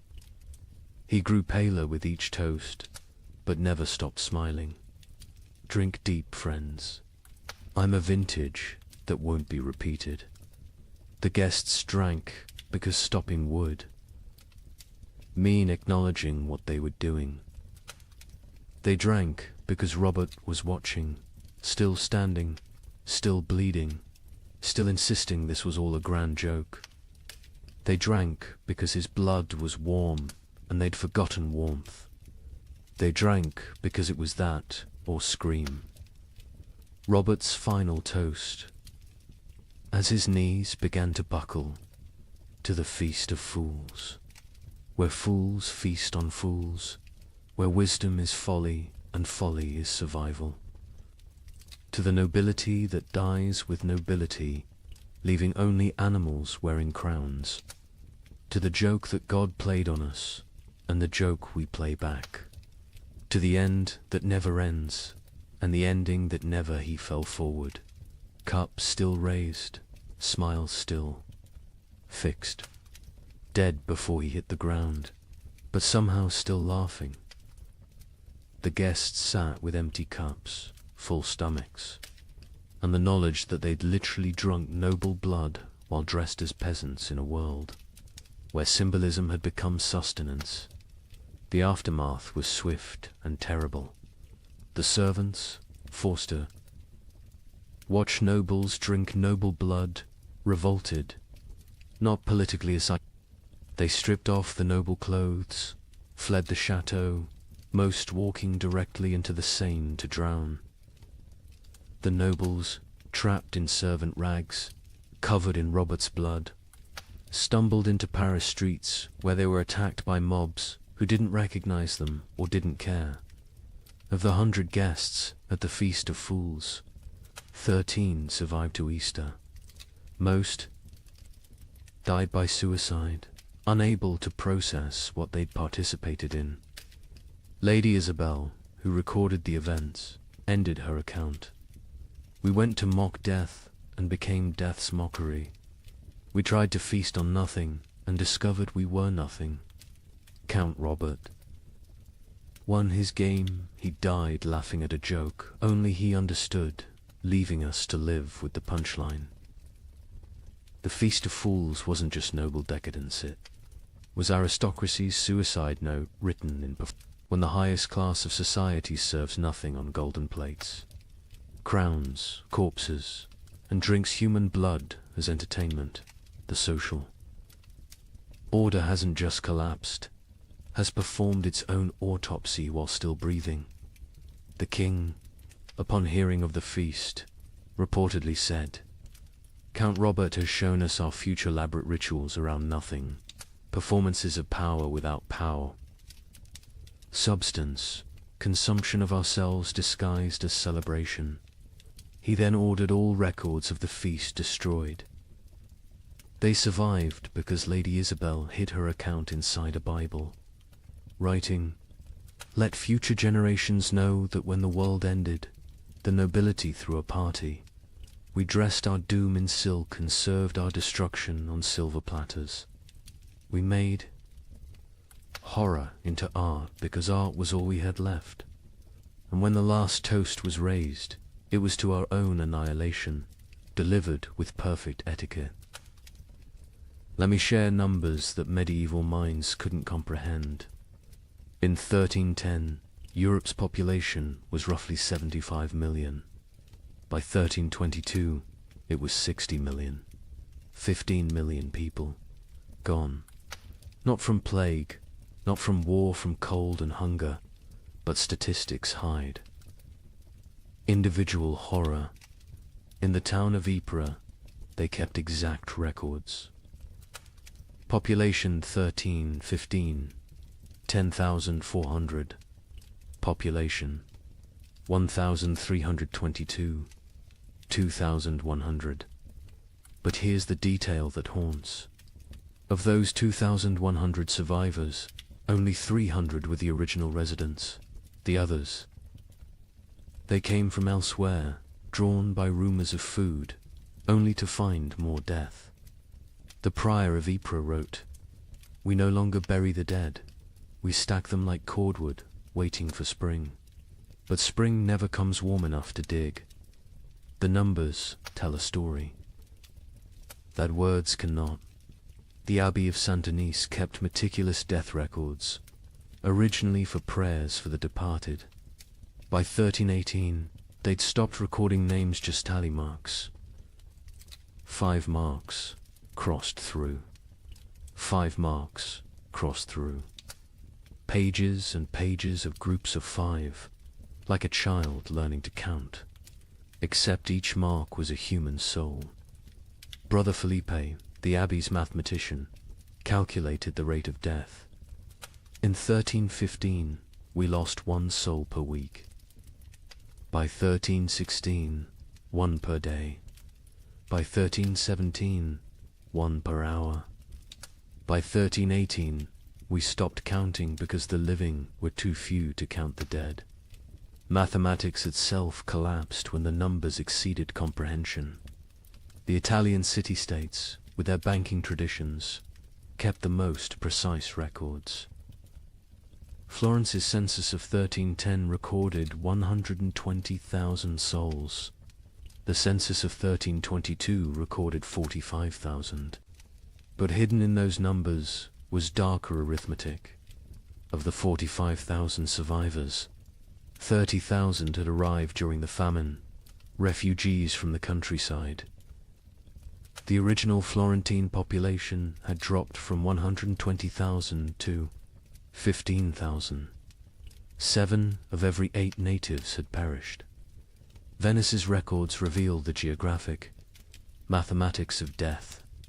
The city's famous districts died at different rates. San Marco, where the wealthy lived, lost 40% of its population. Castello, where the poor, crowded, lost 85%. But here's the cruel irony: the wealthy districts died faster in the final years. Once money meant nothing, poverty became an advantage. The poor knew how to starve. The rich only knew how to eat. In England, the Doomsday Book had recorded settlements since 1086. By comparing tax records from 1310 to 1322, we can track village-level devastation. In Norfolk, 40% of villages recorded in 1310 no longer existed. By 1322, not depopulated, erased. The land itself forgot humans had ever lived there. But let's look deeper at Ypres, because their obsessive record-keeping reveals the true mathematics of societal collapse. The town's cloth guild recorded not just deaths, but causes. 1,315. 500 deaths to 400 starvation. 100 disease 1316. 1,200 deaths to 900 starvation. 200 disease. 100 violence 1317. 2,100. deaths to 1,000 starvation, 500 disease, 400 violence, 200 voluntary, 18, 2,500 deaths to 800 starvation, 600 disease, 700 violence, 400 voluntary, 19, 1,800 deaths to 300 starvation, 400 disease, 500 violence, 600 voluntary, 1,320, 900 deaths minus 100 starvation, 200 disease, 200 violence, 400 voluntary. See the pattern. As starvation deaths decreased because the weakest had already died, violence and suicide increased. The mathematics of survival had shifted from competing for food to eliminating competitors. The demographic breakdown is equally telling. By age, infants 0 to 2, 95% mortality children 3 to 12, 80% mortality young adults 13 to 25, 60% mortality adults 26 to 45, 70% mortality elderly 46 plus, 90%. Mortality, the young adults survive best old enough to fight, young enough to endure. Children and elderly died first, too weak to compete. But adults in their prime died at higher rates than young adults. Why? They had families. They gave their food to their children, starved themselves for others. Love was mathematically lethal. The gender mathematics were brutal. In 1315, Ypres had roughly equal numbers of men and women. By 1322, there were 3 men for every woman. Not because women were weaker, because women fed their children first, their husbands second, themselves last. Maternal sacrifice showed clearly in the survival statistics. The social class mathematics defied expectations. Nobility, 60% mortality clergy, 50% mortality merchants, 70% mortality craftsmen, 75% mortality peasants, 80% mortality beggars, 40% mortality beggars. Survived best. They already knew how to live on nothing. The nobility, despite their resources, died from inability to adapt. Merchants died because their profession became meaningless. But beggars, they thrived in a world that had become universal beggary. The geographic distribution created what scholars call death shadows. Cities drew refugees from the countryside, creating rings of escalating mortality. Paris, with a 1310 population of 200,000, had 80,000 survivors in 1322. But the villagers within a day's walk of Paris, complete annihilation. They'd all walked to the city seeking food, died in the streets, their homes becoming ghost towns. The monastery of Cluny mapped deaths across their network of abbeys. They discovered death followed trade routes not because trade spread disease, but because rumors of food traveled along merchant paths. Entire populations would migrate toward imagined abundance, creating waves of mobile starvation that crashed against city walls. The seasonal mathematics were predictable yet horrifying. Spring, highest death rates, bodies hidden by snow revealed. Last stores exhausted summer, moderate deaths, some forage available. But disease spread autumn. Lowest deaths, whatever harvest existed, plus weakest already dead winter. Rising deaths, cold, multiplying hungers, lethality, but within those seasons. Specific dates showed spikes. Christmas saw mass suicides. The contrast between religious celebration and reality broke minds. Easter saw violence spiked, the promise of resurrection mocked by death's omnipresence. Harvest festivals became killing fields as communities fought over failed crops. The birth rate mathematics were perhaps most tragic. In 1310, Ypres recorded 400 births. In 1316 to 200 births. In 1318, 50 births. In 1320, 12 births. By 1321, 0. Not 0, recorded 0, occurred. Women stopped conceiving, bodies too starved to support pregnancy. Those who did conceive miscarried, or gave birth to stillborn children. An entire generation unborn. The marriage mathematics inverted. In 1310, Ypres recorded 200 marriages. In 1320, they recorded 400. Why the increase during horror? Survival partnerships. Widows with food, marrying widowers with shelter. Children married to combine family resources. Marriage became merger. Love replaced by mathematics. The death-to-burial ratio reveals societal collapses.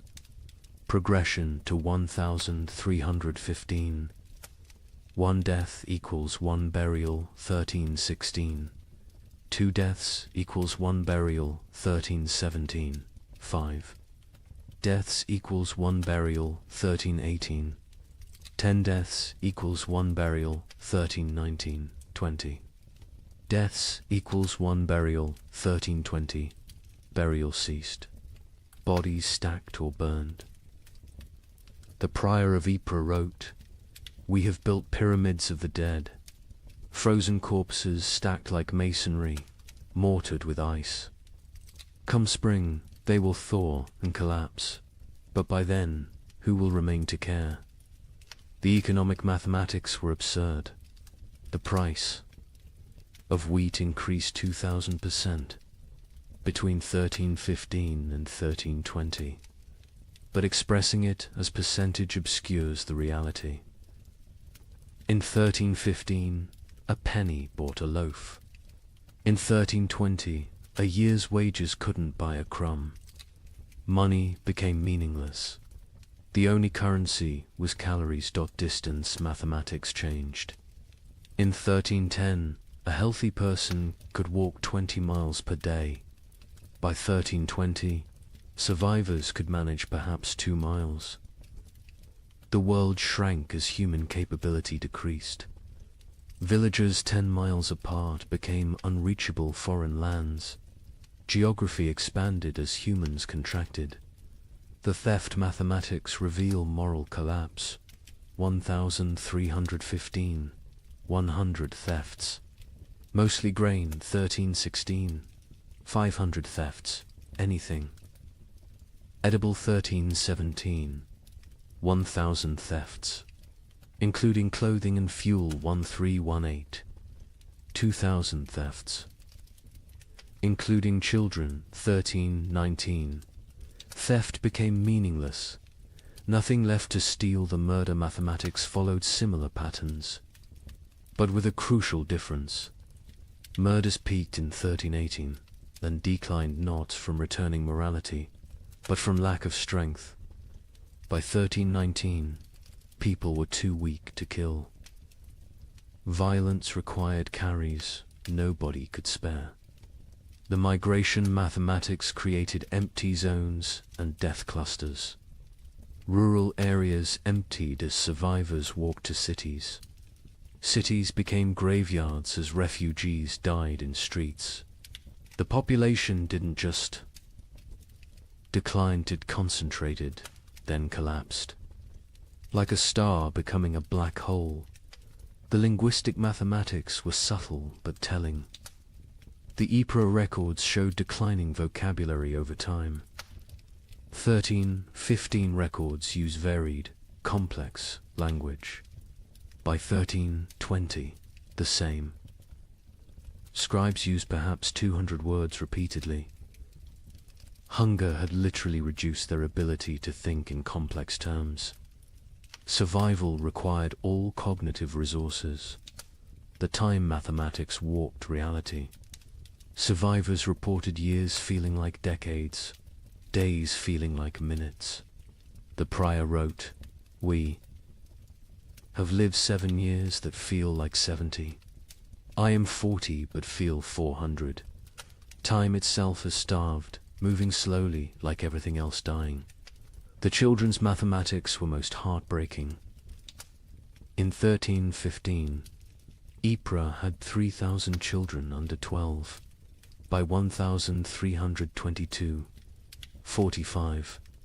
Of those 45, only 3 were from Ypres.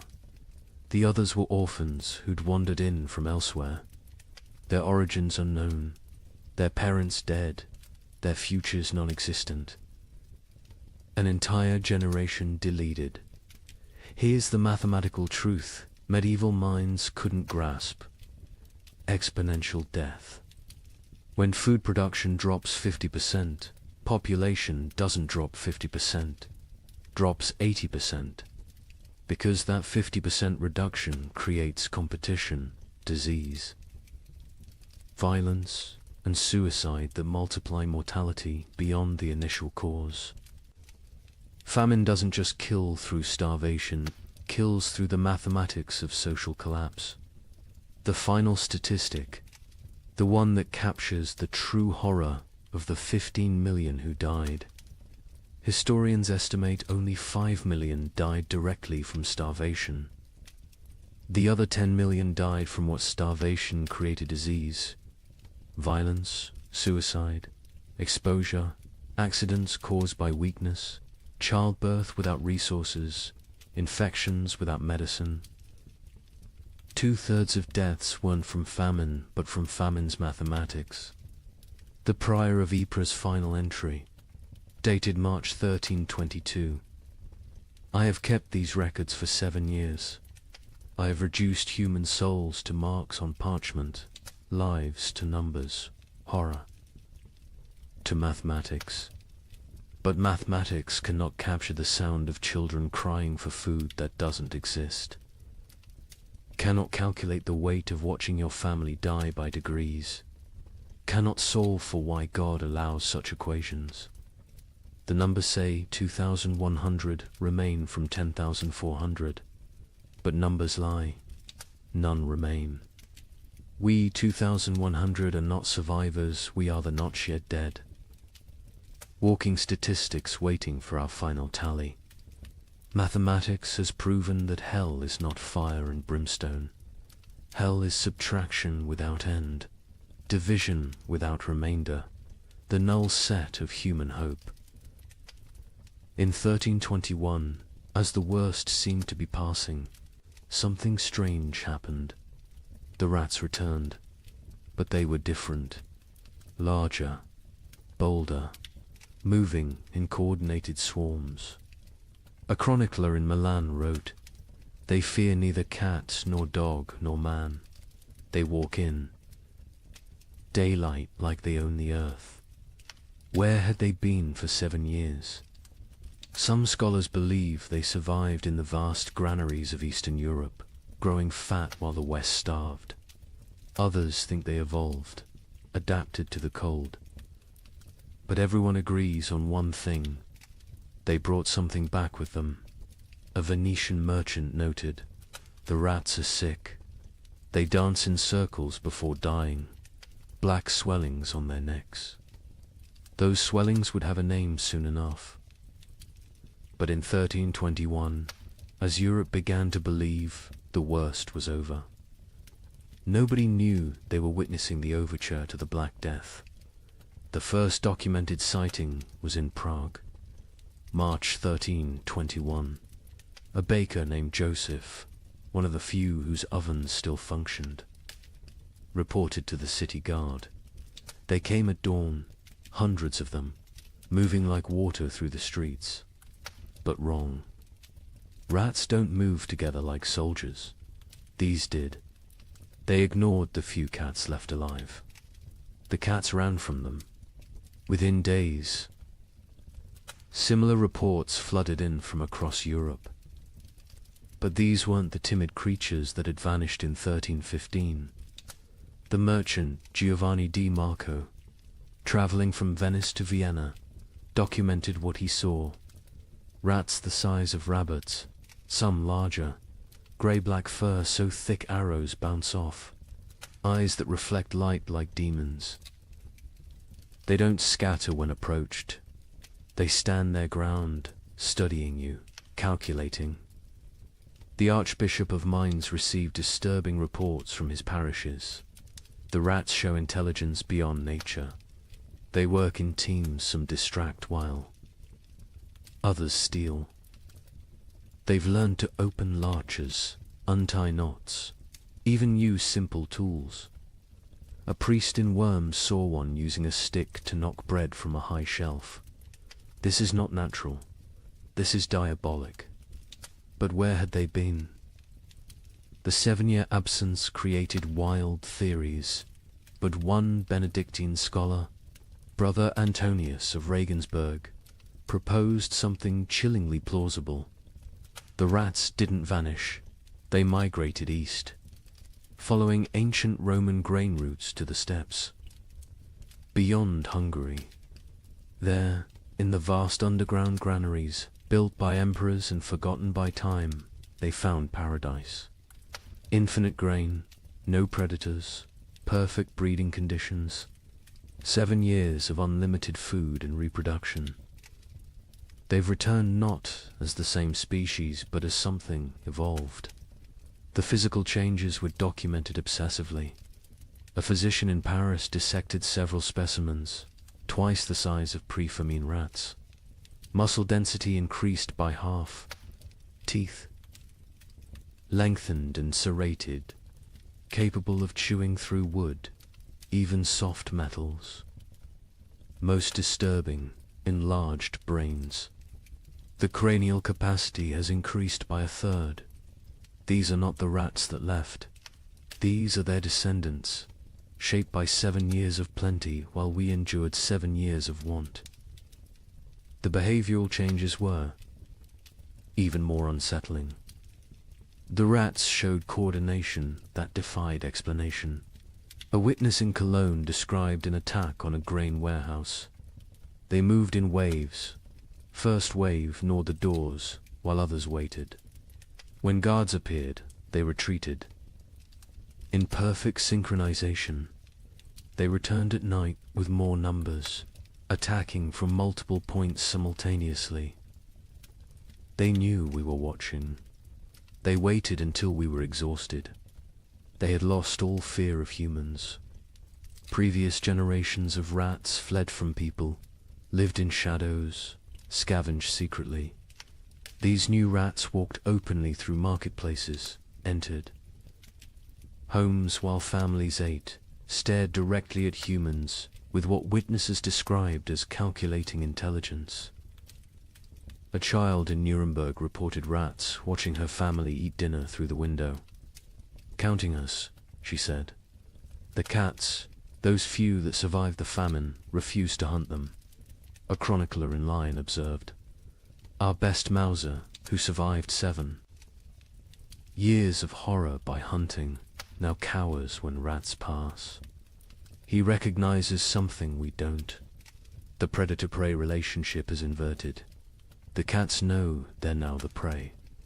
Dogs fared no better. Hunting hounds trained to kill wolves ran from rat. Swarms, a pack of street dogs in Milan, hardened by years of surviving on corpses, was found torn apart. Witnesses said the rats had hunted them like wolves hunt deer, driving them into a corner, exhausting them, then moving in for the kill. But it was the rats' relationship with the dead that proved most disturbing. During the famine, corpses had accumulated faster than burial. Mass graves, body piles, frozen pyramids of the dead, all untouched for years. The returned rats showed intense interest in these sites. Not to feed, they seemed well fed, but to investigate, a gravedigger in Bordeaux reported. They dig into the mass graves, not eating, just ... examining. They spend hours among the bones, touching them with their paws, almost like they're reading something. Then they emerge and dance, spinning, leaping, falling over, getting up, spinning again, like they're drunk or mad. The dancing disease appeared first in the rats, then in the animals they bit, finally in humans. But in 1321, people thought it was just strange behavior. They didn't connect it to disease. Why would they? The rats looked healthy, even robust. Larger, stronger, more vital than any rats in memory. An Italian merchant named Carlo Benedetti made the crucial observation that historians would later recognize as prophetic. The rats congregate at trade routes, ports, and crossroads. There, not seeking food, food exists everywhere now, that so few remain to eat it. They're positioning themselves along human movement patterns, waiting, but for what? The rats showed particular interest in the remaining churches and monasteries. Brother Francis of Assisi documented their behavior. They enter during services, completely unafraid of the congregation. They sit in neat rows as if listening to the sermon. When we sing hymns, they sway. When we pray, they bow their heads. Mockery, mimicry, or something else. They seem to be waiting for something, some signal we cannot perceive. The first human deaths directly attributable to the returned. Rats came in summer 1321, not from attack from disease. A family in Bruges who'd been bitten while defending their grain store fell ill within days. The symptoms were unlike anything seen during the famine. High fever, delirium, and most distinctively, black swellings in the neck, armpits and groin. The family died within a week, but not before describing their hallucinations. The rats speak to us in dreams.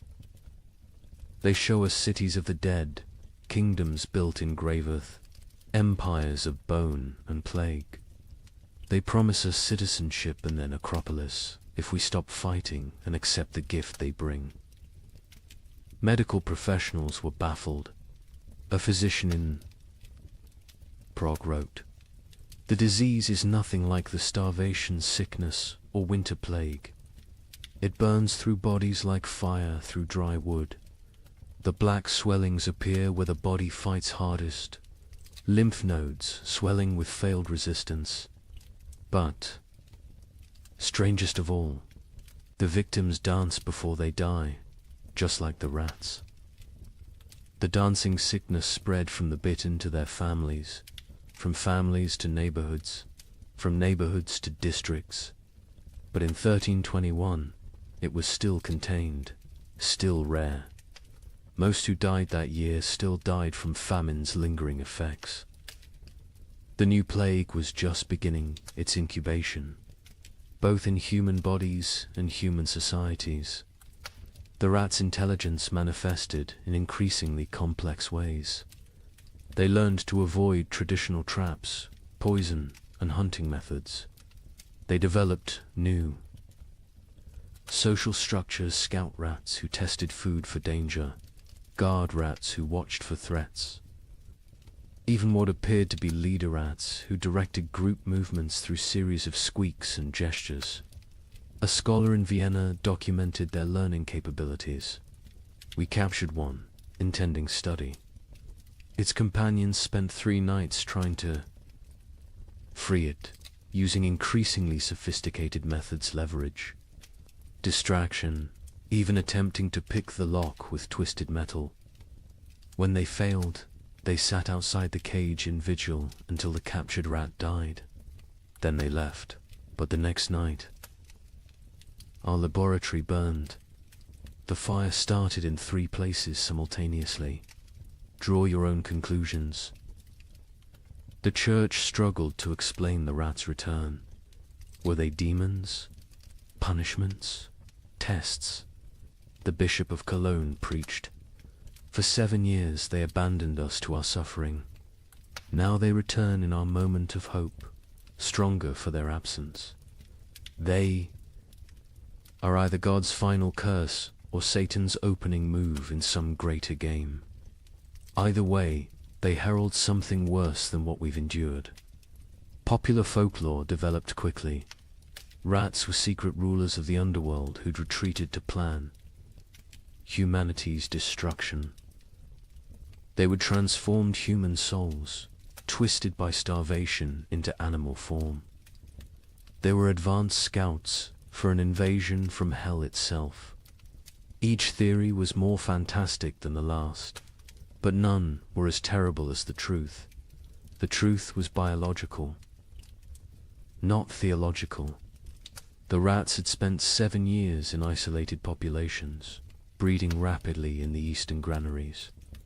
Diseases that would normally kill them had instead created resistant populations. The Black Death bacterium, Yersinia pestis, had found perfect incubation conditions, countless hosts, rapid reproduction, isolation from human interference. The rats weren't evil. They were evolution's answer to abundance. After scarcity, by autumn. 1321, the dancing sickness had spread to every major city. Still not epidemic, still not recognized as connected to the rats, but growing. The correlation between rat populations and disease was noticed by a few. An Italian doctor wrote, "Where rats congregate, sickness follows. Where rats dance, humans die. Where rats thrive, plague arrives." But Europe, exhausted from 7 years of famine, couldn't process another catastrophe. The return of the rats was seen as disgusting but manageable. The dancing sickness was concerning but limited. Nobody connected the dots that would seem obvious in hindsight, that the rats weren't just returning from exile. They were bringing hell with them. The final observation of 1321 came from a child in Marseille, a girl who'd survived the famine by eating rats when they were still scarce. She told her priest, "The old rats tasted of hunger and fear. These new rats taste of death and patience. They're not afraid of us because they know something we don't. They're waiting for us to realize we're already dead." Within 20 years, her words would prove prophetic. The Black Death would kill 1/3 of Europe's remaining population. But in 1321, as people celebrated the famine's end, as they counted their dead and rebuilt their lives, the rats just watched, and waited, and danced their strange dances in the moonlight, practicing for the grand performance yet to come. On March 15th, 1322, something miraculous happened. The sun broke through clouds that had shrouded Europe for 7 years. Real warmth, real light. In London, people fell to their knees in the streets, weeping. Church bells rang for 3 straight days. A young monk in Canterbury wrote, "We had forgotten the sun could hurt your eyes." Children who had never seen their own shadows screamed in terror at the dark shapes that followed them. But the thaw revealed horrors frozen in time. Bodies emerged from snowdrifts, perfectly preserved. Entire families found seated at tables. Frozen mid-meal. Armies discovered standing in formation, weapons raised, ice statues of a war that winter had won. The warmth came suddenly, without warning. Dawn broke grey as it had for 7 years. But by noon, actual golden light pierced. Through, not the weak, watery light that occasionally appeared, but real sunshine, hot, bright, alive. In Paris, people stumbled from their homes, shielding their eyes, unable to comprehend what they were seeing. Marie de Champagne, age 7, born during the famine, experienced sunshine for the first time. Mother fell to her knees and pulled me down, saying we must pray. I asked what the burning light was. She said God's eye has opened. I was terrified. I thought God was going to see what we'd done to survive. The ice began to melt with alarming speed. Winter's archives, 7 years of frozen death, began to reveal themselves. In Cologne, the Rhine's thaw exposed a grotesque gallery, hundreds of bodies that had fallen through ice over the years, preserved perfectly, now floating downstream like a parade of the damned. Citizens lined the banks, searching for relatives lost years ago, finding them looking exactly as they had at death. Brother Thomas of Westminster, who'd chronicled the disaster from beginning, wrote with shaking hand, "The earth gives up its dead, but not for resurrection. They return only to show us what we've done." A mother and child, frozen in embrace, so perfectly preserved I could count the tears frozen on their cheeks. Soldiers who died defending grain stores, still standing at their posts, ice guardians of nothing. God has kept perfect record of our failures, but with the thaw came something worse than revealed corpse, truth-field truth. The ice had hidden the full scope of devastation. Entire districts thought to be empty were found to contain hundreds of frozen dead.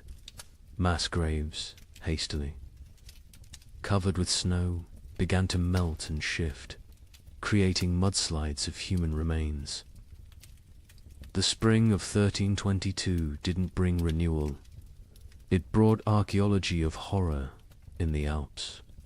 The thaw revealed the children's crusade of frost, perfectly preserved. A merchant reported, "They stand like an army of small angels, ice blue and beautiful. In their death, still holding hands, still facing south, still seeking summer that has finally come too late. Pilgrims are already calling it holy ground. I call it the world's guilt made manifest. Europe that emerged from the Great Famine was unrecognizable. Languages had changed, words for hunger had multiplied, while words for joy had been forgotten. Children born during the 7 years were stunted, marked forever by starvation. They would be called the famine generation, shorter, weaker, but survivors of the impossible. The social order had shattered. Peasants who survived owned land, for the first time inherited from the dead. The church's authority collapsed. Where was God during the freeze? And most critically, the population drop created labor shortages that would, within a generation, end feudalism itself. The Great Famine didn't just kill millions, it killed the medieval world. The linguistic changes were documented by scholars, attempting to translate pre-famine texts. The Abbot of Cluny wrote, "We have 23 new words for different types of hunger, but have lost the words for feast, abundance, and satisfaction. Children learning to speak, use, eat. As past tense only, they cannot conceive of eating as a present or future action. We've developed exact terms for the taste of leather, bark, clay, but forgotten words for flavors of meat. The famine generation bore physical marks that would last lifetimes. Stunted growth, adults reaching barely 5 feet, bone deformities from childhood rickets, teeth destroyed from eating stones and wood, but worse were the invisible scars. They hoarded food obsessively, even in plenty. They ate alone in darkness, unable to share meals. They counted every grain, weighed every crumb. A physician in Paris noted, they survived famine but remain imprisoned by it. Their bodies live in 1322, but their minds remain in 1318. The social revolution was immediate and irreversible. A third of Europe's nobility had perished, entire bloodlines extinct. Peasants squatted in abandoned castles, worked lordless lands, claimed ownership through occupation. The survivorship created overnight social mobility, a serfhood hidden. Grain became a merchant. A baker's assistant who'd outlived his master became a guild leader. A prostitute who'd hoarded food became a property owner. The church's authority evaporated like morning frost. 7 years of unanswered prayers had broken faith's monopoly. New sects emerged, some worshipping nature, others embracing nihilism. The Pope's call for renewed devotion was met with laughter. A graffiti in Rome read, "God starved. We survived. Who then is stronger?" Priests found congregations unwilling to tithe, unable to trust divine providence that had provided only suffering. But most revolutionary was the labor shortage. With 15 million dead, every survivor became valuable. Peasants demanded wages. Instead of feudal obligations, serfs simply walked away from their lords, knowing they'd find better conditions elsewhere. The statute of laborers, attempting to freeze wages at pre-famine levels, was universally ignored. A blacksmith could demand noble prices. A farmer could negotiate like a merchant. The medieval world built on hierarchy. Faith and agricultural abundance had been murdered by weather.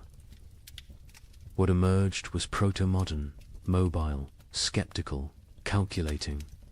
The Great Famine didn't just kill people. It killed the very idea of divinely ordered society. The survivors knew now that God could forget them, that nobles could starve, that civilization was only 3 meals deep. Europe would rebuild, but never recover. The medieval dream was frozen in those 7 years, preserved like the corpses in ice, beautiful and dead forever. In 1323, an anonymous scribe in Bavaria wrote what might be the most important document of the entire famine. Not a chronicle of events, but a warning. To those who come after, know this. We thought ourselves masters of the earth. We built castles against enemies, churches against damnation, walls against nature itself. But when the sky turned against us, when the very air became our enemy, we learned that civilization is only 3 meals deep. Beneath that lies the animal, and beneath that ... lies something worse, something that would eat its own shadow if it could provide sustenance. We survived. That is not the same as living. Some costs can never be repaid. Some hungers never leave you, no matter how much you eat. We measured time in deaths. We measured love in shared suffering. We measured God in his absence. If the cold comes again, and it will come again, remember that the greatest danger is not the freeze. It's what the freeze reveals about your neighbor, about your family, about yourself. May you never be warm enough to forget what we learned in the cold.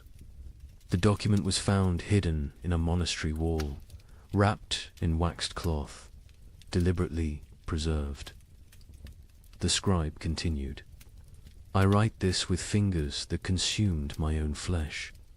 I write with eyes that watched my children choose which sibling would eat. I write with a soul that has been to hell and discovered hell is not fire. Hell is ice and the mathematics of survival. We who survived are not heroes. We are the ones who did what heroes couldn't. We chose ourselves over others. We calculated love against calories and chose calories. We learned that honor digests poorly, that mercy is a luxury of the fed, that civilization is just an agreement between people who aren't hungry yet. The sun has returned. The crops grow again. Markets open, bells ring. Children are born who will never know the taste of bark bread. They will call us the generation who endured. But endurance is just a prettier word for betrayal. Betrayal of everything we once believed. Made us human. When abundance returns, you will forget. You will must forget to stay sane. But someone should remember. Someone should know that we measured children's worth in weeks of food, that we drew lots for who would walk into winter, that we learned to distinguish the taste of different mortar. From ancient walls, so I leave this testament, not of what happened chronicles will tell that story, but of what we became. We became arithmetic. We became efficiency. We became the truth that underneath every prayer, every law, every noble sentiment, lies the animal that will eat its own tail if the circle of consumption demands it. Remember us accurately, not as victims of weather, but as humans revealed. The cold didn't change us, it showed us, and what it showed can never be fully hidden again. The thaw has come. Summer returns. But we who survived carry winter inside us forever, a frozen seed that whispers, "This is what you really are. Everything. Else is just the dream of well-fed men." In the spring of 1315, a mother in northern England made an unthinkable decision. She locked her children inside their cottage, walked into the frozen wasteland, and never returned. But she wasn't abandoning them. She was saving them. What she knew, what all of Europe would soon discover, was that the world itself was dying. The rain wouldn't stop. The cold wouldn't break. And for the next 7 years, winter would reign supreme. Her name was Marjorie of Dereham, and her neighbors found her children 3 days later, alive, huddled around the last embers of their fire. The eldest, a boy of 9, clutched a note his mother had left. The priest who recorded it wrote that his hands shook as he read her words aloud. "My flesh will buy them grain. My absence will grant them mercy. Tell them I walk toward God, not away from them." You see, Marjorie had understood something terrible. Something that would take the rest of Europe months to grasp. This wasn't just another harsh spring. This was the beginning of an extinction.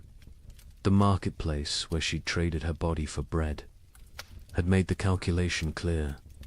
A living mother meant 5 mouths to feed. A missing mother meant 4 orphans the church had to shelter, and the church still had grain, still had walls, still had hope that this nightmare would end. But here's what makes Marjorie's story so haunting. She wasn't unique. Parish records from 1315 show hundreds of similar disappearances.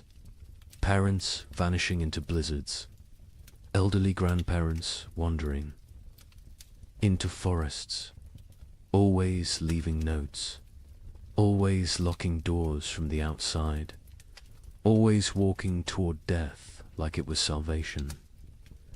The chronicler Geoffrey Le Baker would later write about that spring with words that feel pulled from nightmares. The rains began on St. George's Day and fell like God had forgotten how to do anything else. Not the warm rains of April that wakes sleeping seeds, but frozen needles that killed whatever they touched. Crops didn't fail, they drowned standing. Rivers didn't flood, they exploded from their banks like wounded animals. Think about that. For a moment, you're a medieval peasant. Your entire world is 3 miles wide. Everything you know about survival, every technique your father taught you, every prayer your mother whispered, assumes one simple truth, that seasons follow patterns. Spring brings life. Summer brings growth. Autumn brings harvest. Winter brings rest. But what happens when spring never comes? When winter refuses to die? When the very foundation of existence cracks beneath your feet? That's what began in 1315.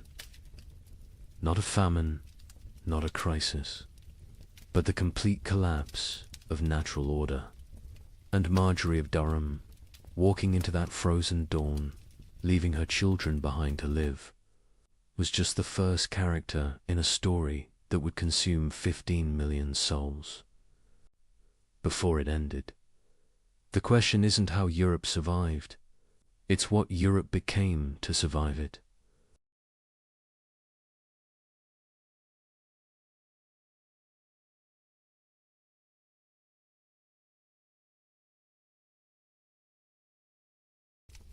Good evening and welcome back, friends.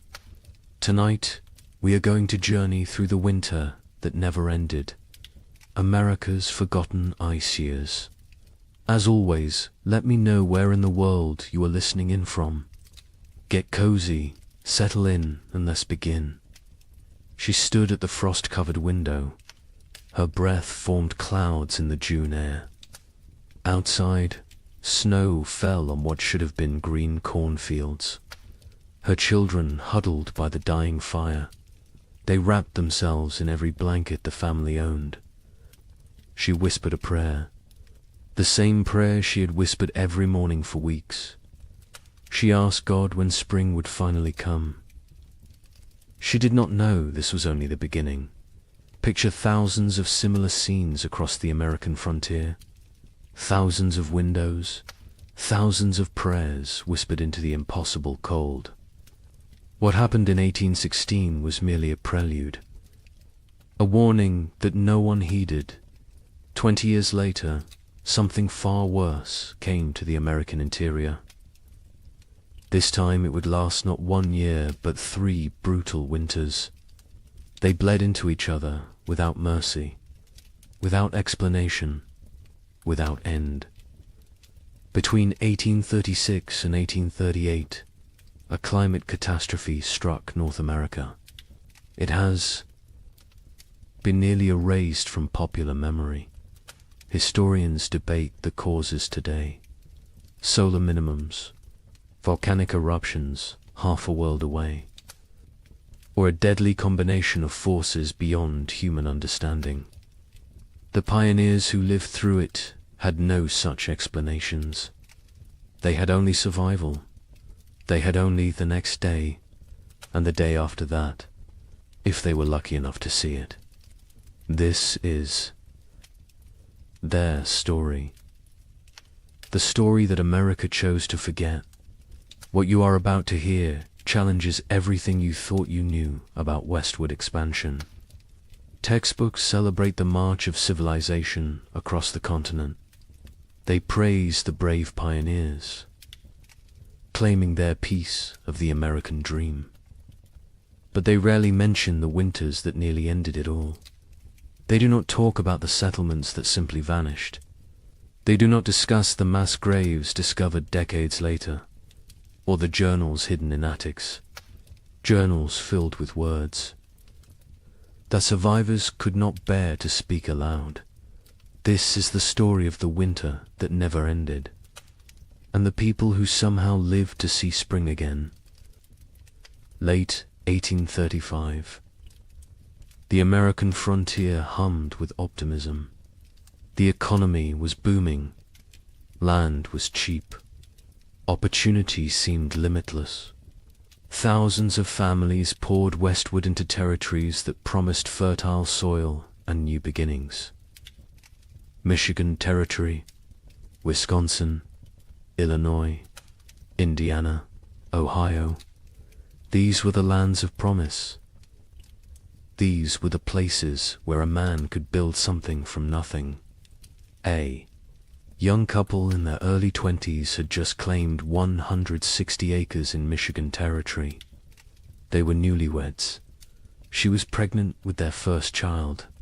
He had spent the summer building a one-room cabin with his own hands. The logs were chinked with mud and moss. The roof was solid. The door hung true. They planned their first full harvest together. She planted a small garden near the cabin. Carrots, potatoes, beans. He cleared 3 acres for corn. At night they sat by the fire and talked about the future, about the children they would have, about the farm they would build, about growing. Old together on this land, an older family arrived in Illinois in the autumn of 1835. They had come from Pennsylvania, a mother and father with 3 children under 10 years old. They had sold everything they owned for this chance. The wagon journey had taken 6 weeks. The children were tired but excited. The father staked his claim near a creek.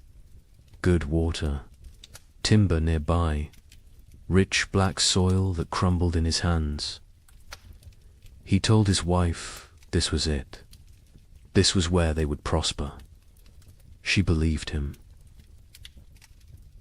They all did dot in Ohio.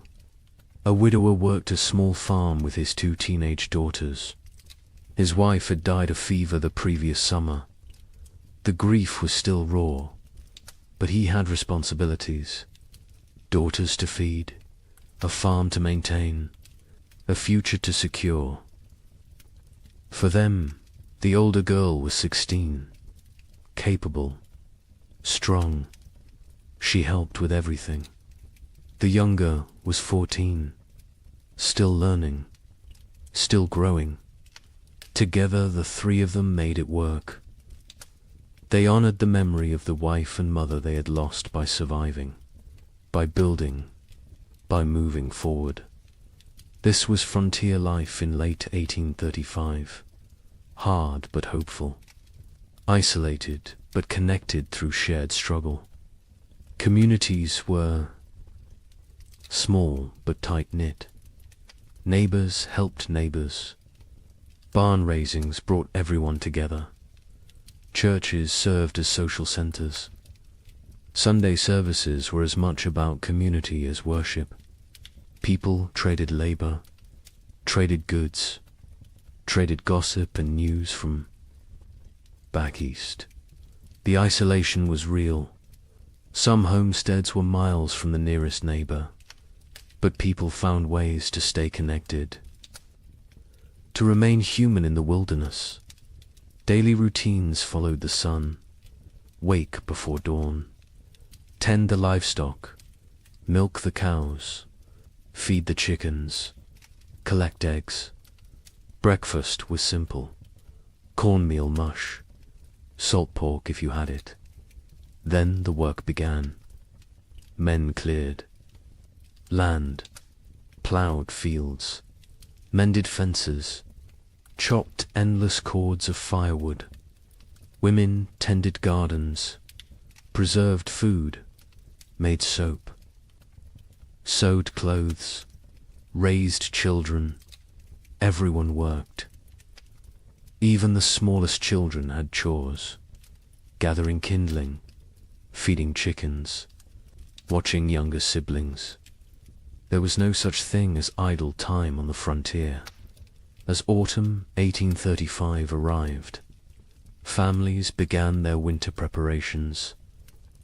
These were routines they knew well. They had survived winters before. They salted meat, packed pork and beef in barrels with salt and brine. The meat would keep all winter this way.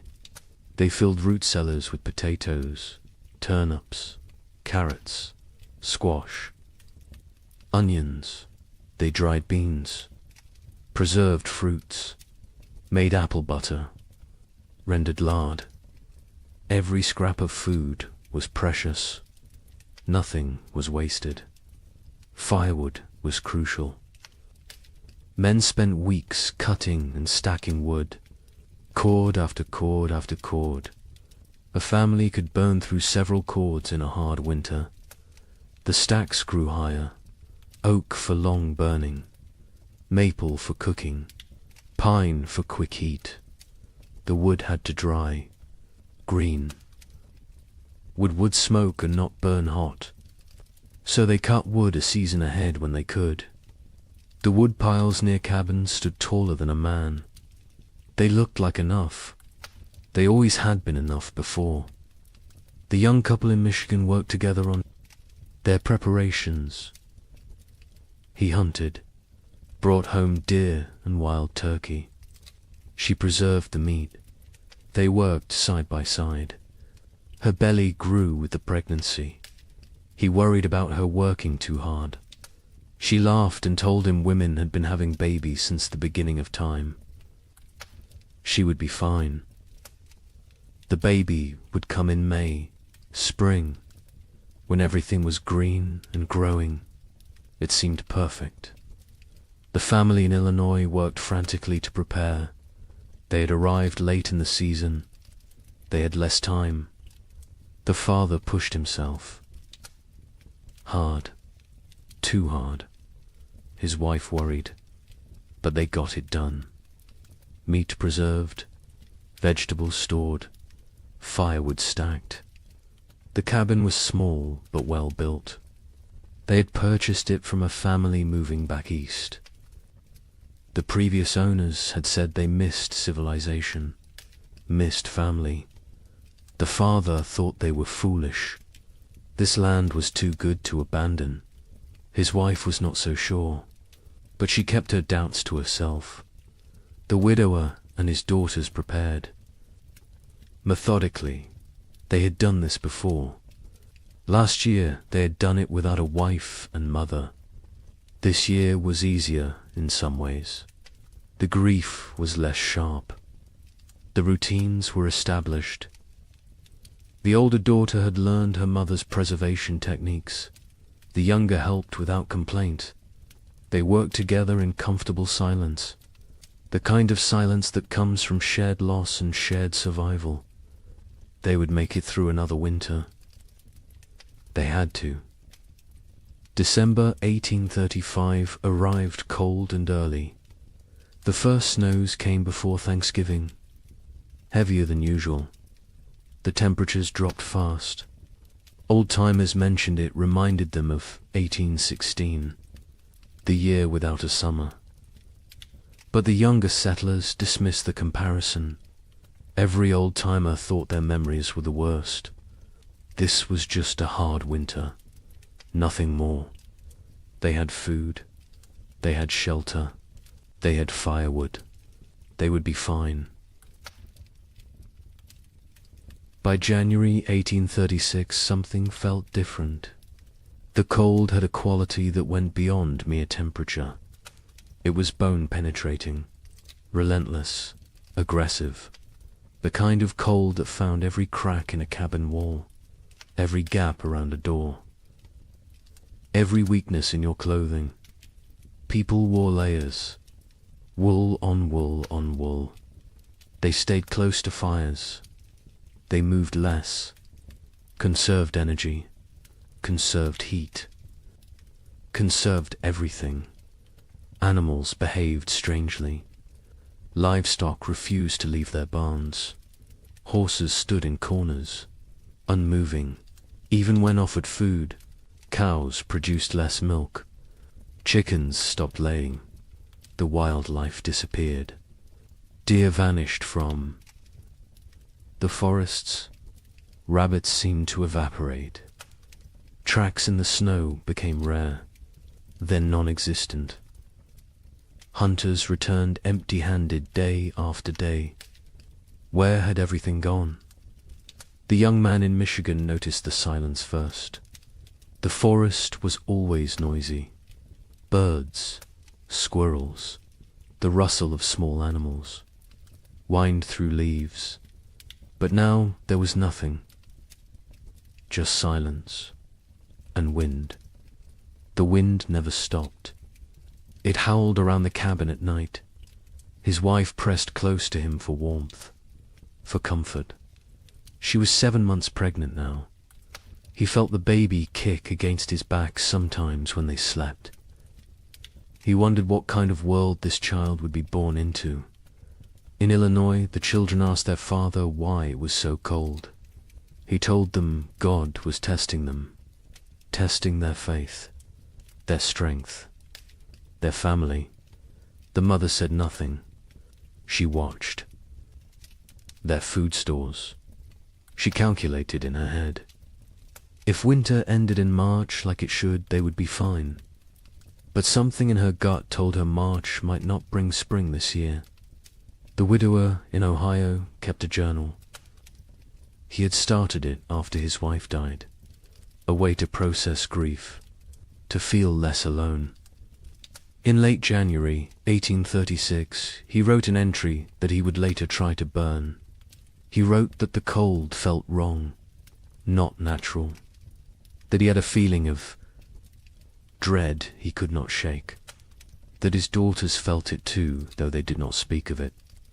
He wrote that he was afraid, not of dying, but of failing to protect his girls, of not being enough.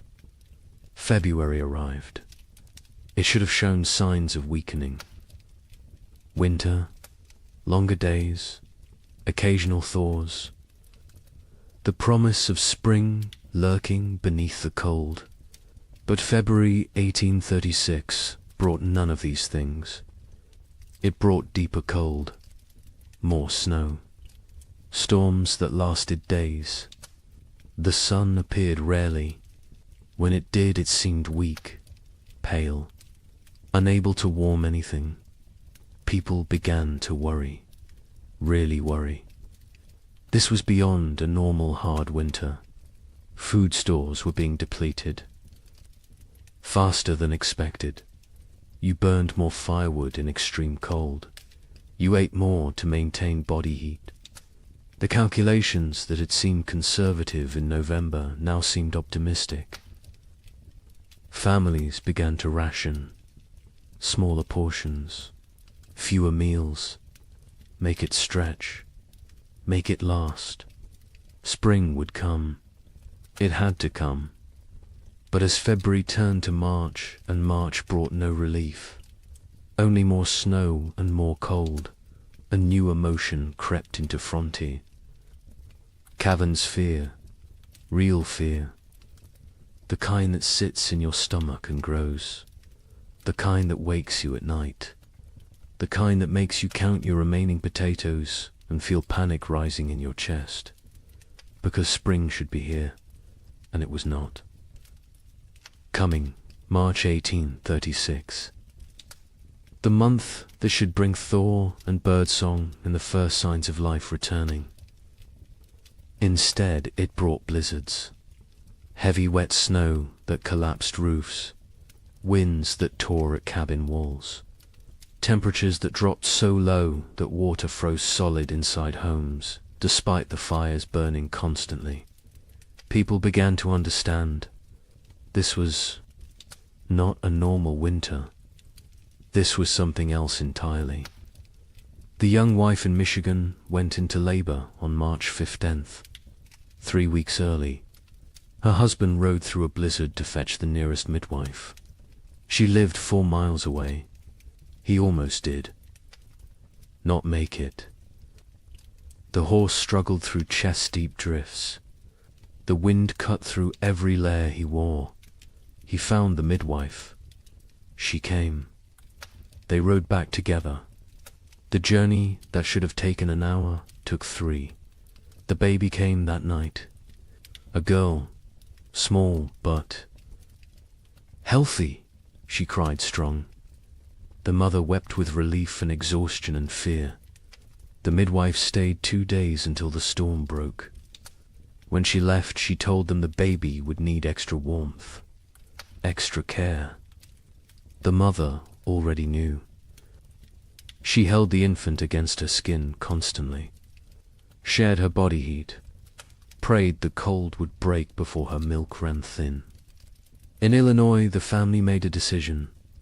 They would send the eldest boy to the nearest town, 12 miles south, to buy supplies, if any could be had, extra flour, salt, anything.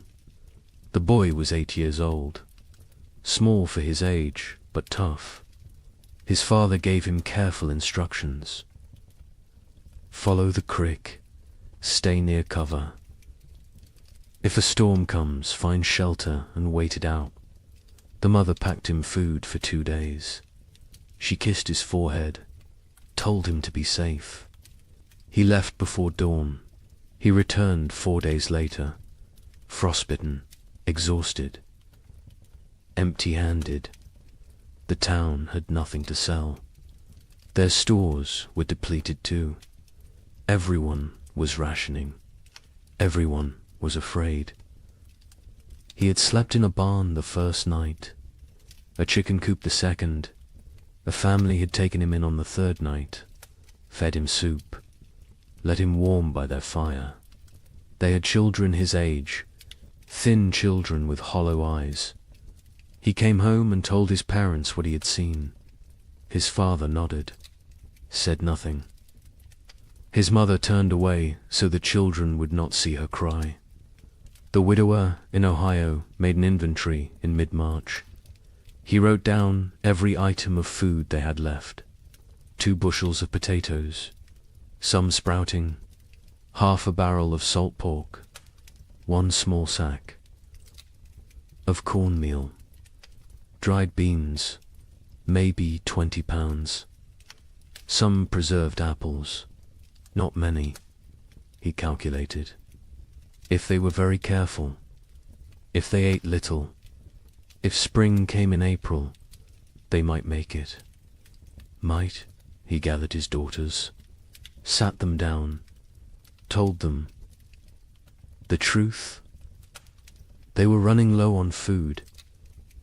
They would need to ration carefully. The older daughter asked if they would starve.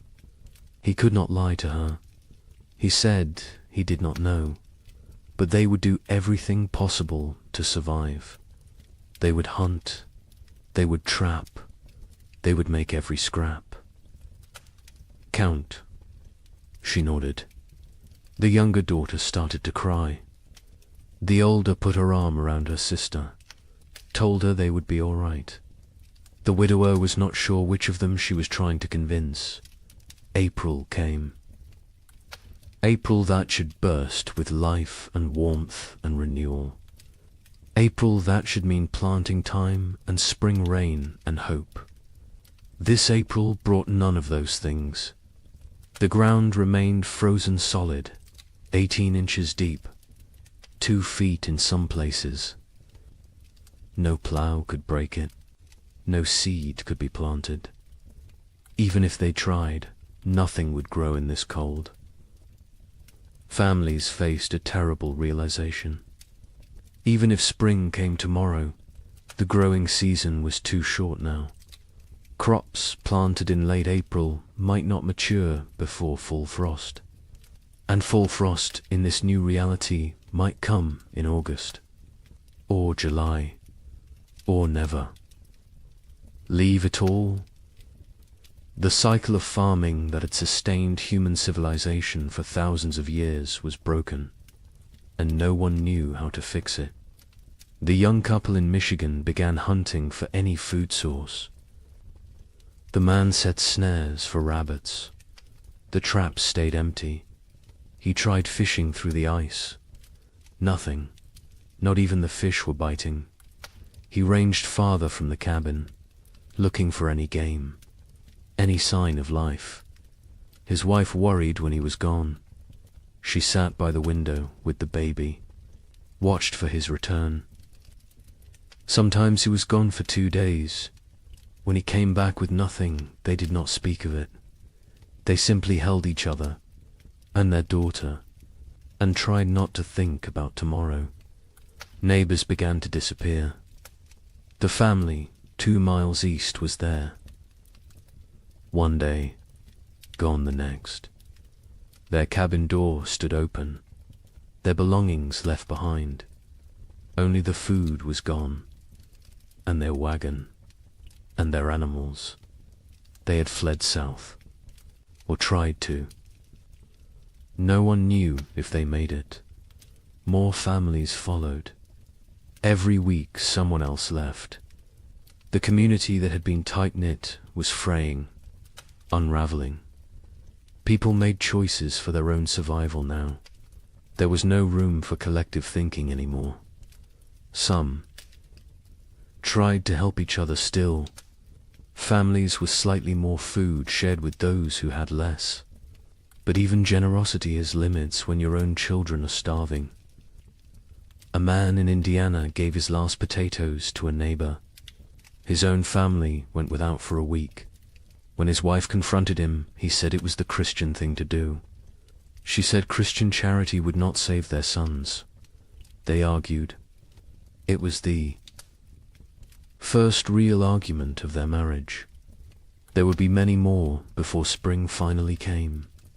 Churches held special services, prayer meetings, asking God for deliverance, for spring, for mercy. Attendance was sparse. Travel was too dangerous. Faith was wavering. A preacher in Illinois gave a sermon about Job, about suffering that tests faith, about endurance through trial. 3 families walked out. One man stood and shouted that God had abandoned them. The preacher had no answer, because maybe he had. By late April 1836, reality had set in. This was not going to end. Not soon. Maybe not ever. People stopped saying spring would come. They stopped making plans. They focused only on surviving the day in front. Of then, nothing more. The future was too uncertain, too terrifying. Better not to think beyond the next meal, the next night, the next morning if you were lucky enough to see it. The psychological toll was as brutal as the physical. People began to break under the strain. A woman in Wisconsin stopped speaking entirely, just sat by her fire, staring. Her husband tried everything. She would not respond. Their children were terrified. Eventually the husband took the children and left. He could not stay with a woman who had stopped being present. Some said he was cruel. Others said he did what he had to do. There was no right answer anymore. Marriages strained. Parents fought. Children grew silent and withdrawn. The pressure of constant survival wore away at human connections, at love, at compassion, at everything that made life worth living. People became hollow, going through motions, existing but not living, waiting for an end they could not see, and still the cold did not break. May arrive, May that should be warm and green, May that should mean gardens growing and livestock grazing. This May was grey and frozen. Snow fell on the 10th, again on the 18th, again on the 23rd. People stopped being surprised. They just accepted. This was the world now. Cold and dead and endless. But something else was coming. Something worse. Because as terrible as this first winter had been, it was only a prelude. The summer of 1836 would bring brief hope. Just enough to make people believe the worst was over. Just enough to make them vulnerable. And then winter would return. Colder, longer, more deadly. Wait until you hear what happens next. Spring refused to come. That is the simplest way to describe what happened in 1836. Spring simply refused to arrive. March became April. April became May, and still the ground stayed frozen. Still the snow fell. Still the temperatures remained far below what any living person had experienced. The young mother in Michigan Territory held her baby and watched the window. Every day she looked for signs, a bird, a patch of bare ground, anything that suggested winter was weakening. She saw nothing but white, endless white. Her husband ventured out less now. The cold was too dangerous. The exertion burned calories. They could not afford to lose. He sat by the fire and stared at the walls. She knew what he was thinking. The same thing she was thinking. How long can we last? Their food stores had dwindled to almost nothing. The potatoes were gone. The preserved meat was gone. They had cornmeal, perhaps enough for 2 more weeks if they were careful, if they made it thin, if they did not mind the constant gnawing hunger. The baby nursed, but the mother's milk was weak. She could feel it. Not enough fat, not enough nutrition. The baby cried, more now. A thin, desperate sound that cut through the cabin's silence like a knife. In Illinois, the family faced their own crisis. They had 5 mouths to feed, 3 children, 2 adults. The mathematics were brutal. They cut their portions again. And again. The children stopped asking for more. They understood somehow, even the youngest.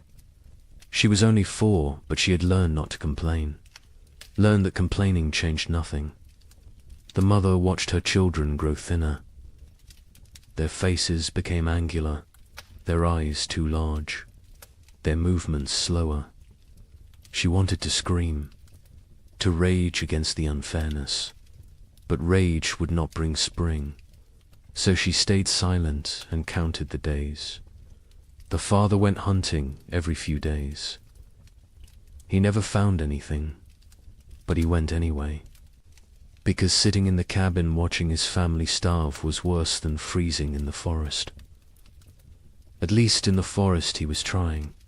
At least he was doing something. He set traps. He checked them religiously. They stayed empty. He tried fishing through ice on the creek. Nothing. The fish had gone dormant or died. He did not know which. He returned empty-handed every time. His wife would look at him. He would shake his head.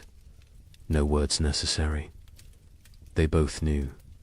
The widower in Ohio and his daughters had become experts at survival. They burned furniture for warmth when the firewood ran out. A chair 1 week, a table the next. They ate 1 meal a day. Soup stretched so thin it was barely more than hot water. They trapped a squirrel once. 1 squirrel for 3 people. They made it last 2 days. They boiled the bones for broth, sucked the marrow, used every part. Nothing was wasted. Nothing could be wasted. The older daughter took on more responsibility. She was 17 now, though she looked younger. Malnutrition had stunted her growth, hollowed her cheeks, but her mind was sharp. She kept track of their supplies, rationed, carefully, made decisions about what to eat and when. Her father let her. He trusted her judgment. She had her mother's practical nature, her mother's strength.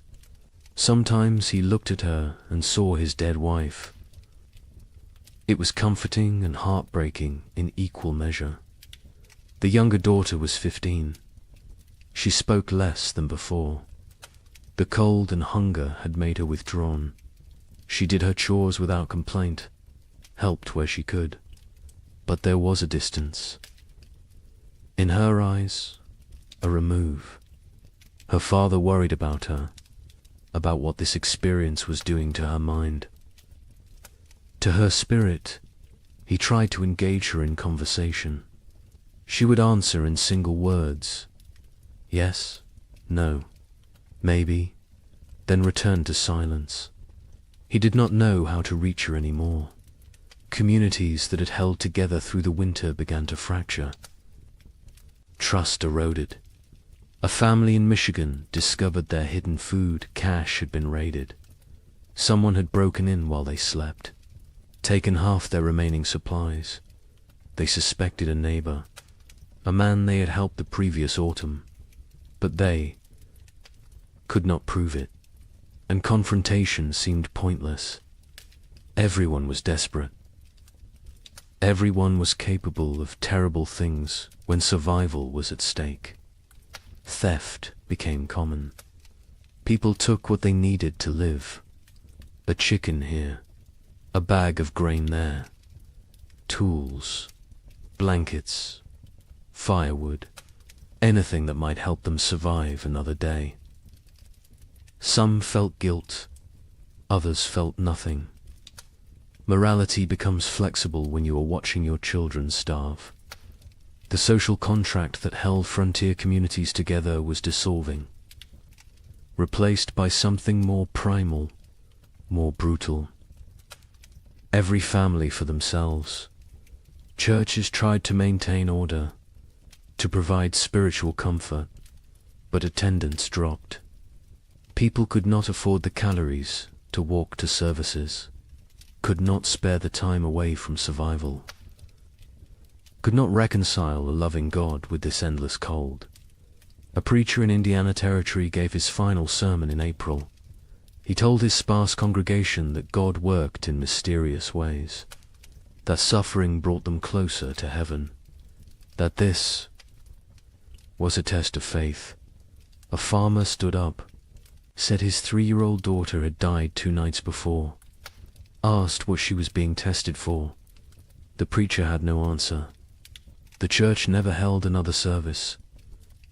Parents made impossible choices. A couple in Illinois debated whether to eat their last seed corn. It was meant for planting, for the future, for hope. But their son was dying, 6 years old and dying of starvation.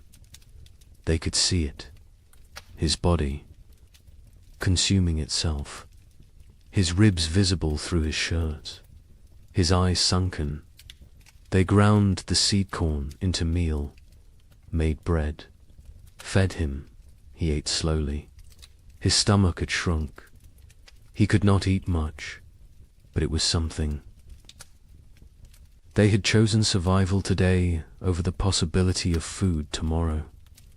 They would live with that choice for the rest of their lives. Livestock died. Cattle froze in their barns. Horses became too weak to stand. Pigs huddled together for warmth, but still succumbed to the cold.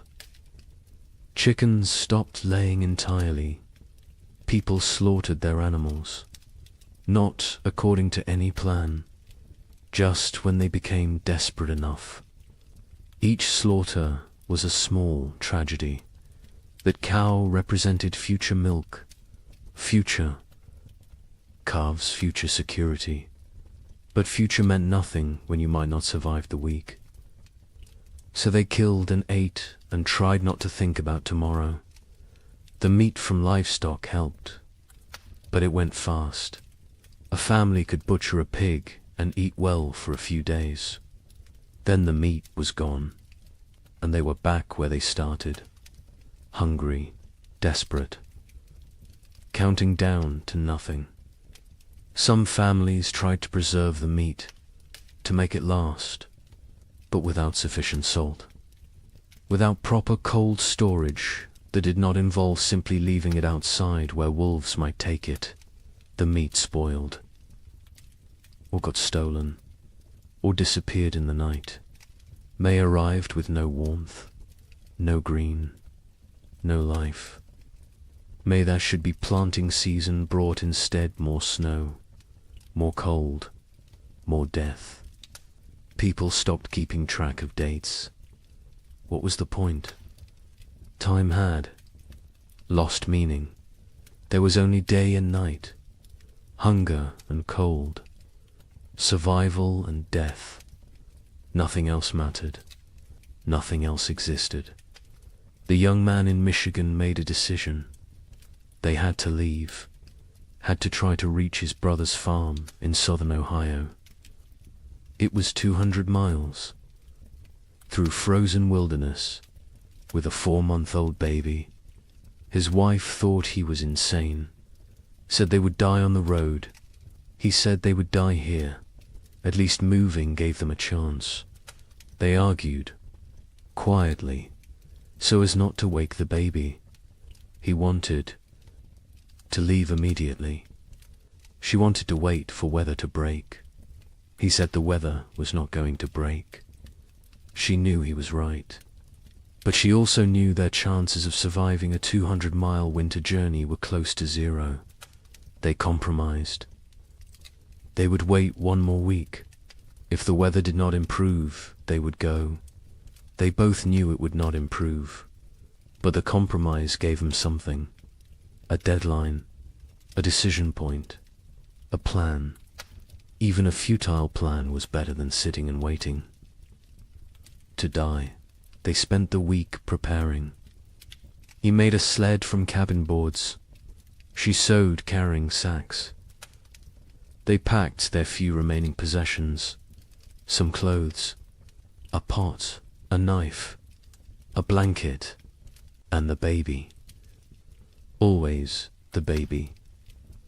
In Illinois, the father watched his children and made calculations. They had food for perhaps 10 more days. After that, nothing. He had no plan for day 11. No ideas, no options. He had exhausted every possibility, every resource, every connection. They were alone, isolated, and running out of time. He told his wife they might need to consider sending the children too. Town, to find families who could take them in.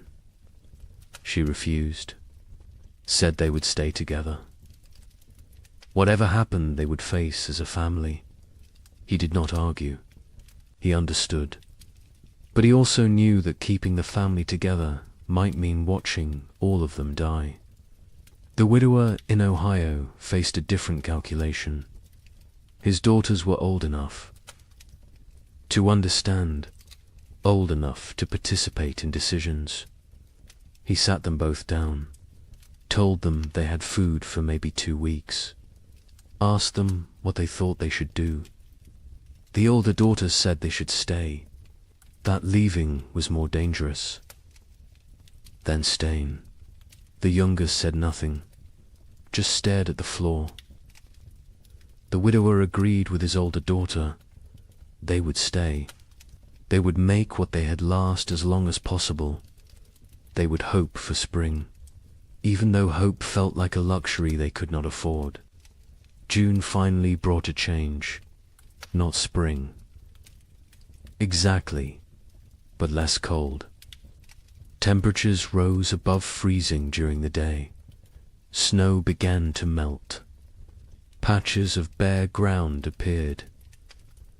People emerged from their cabins, blinking, disoriented, like animals coming out of hibernation. They looked at their neighbors, saw the same hollow faces, the same haunted eyes, the same question. Did we really survive? But the relief was short. Lived. Because even with warmer weather, it was too late for a normal growing season.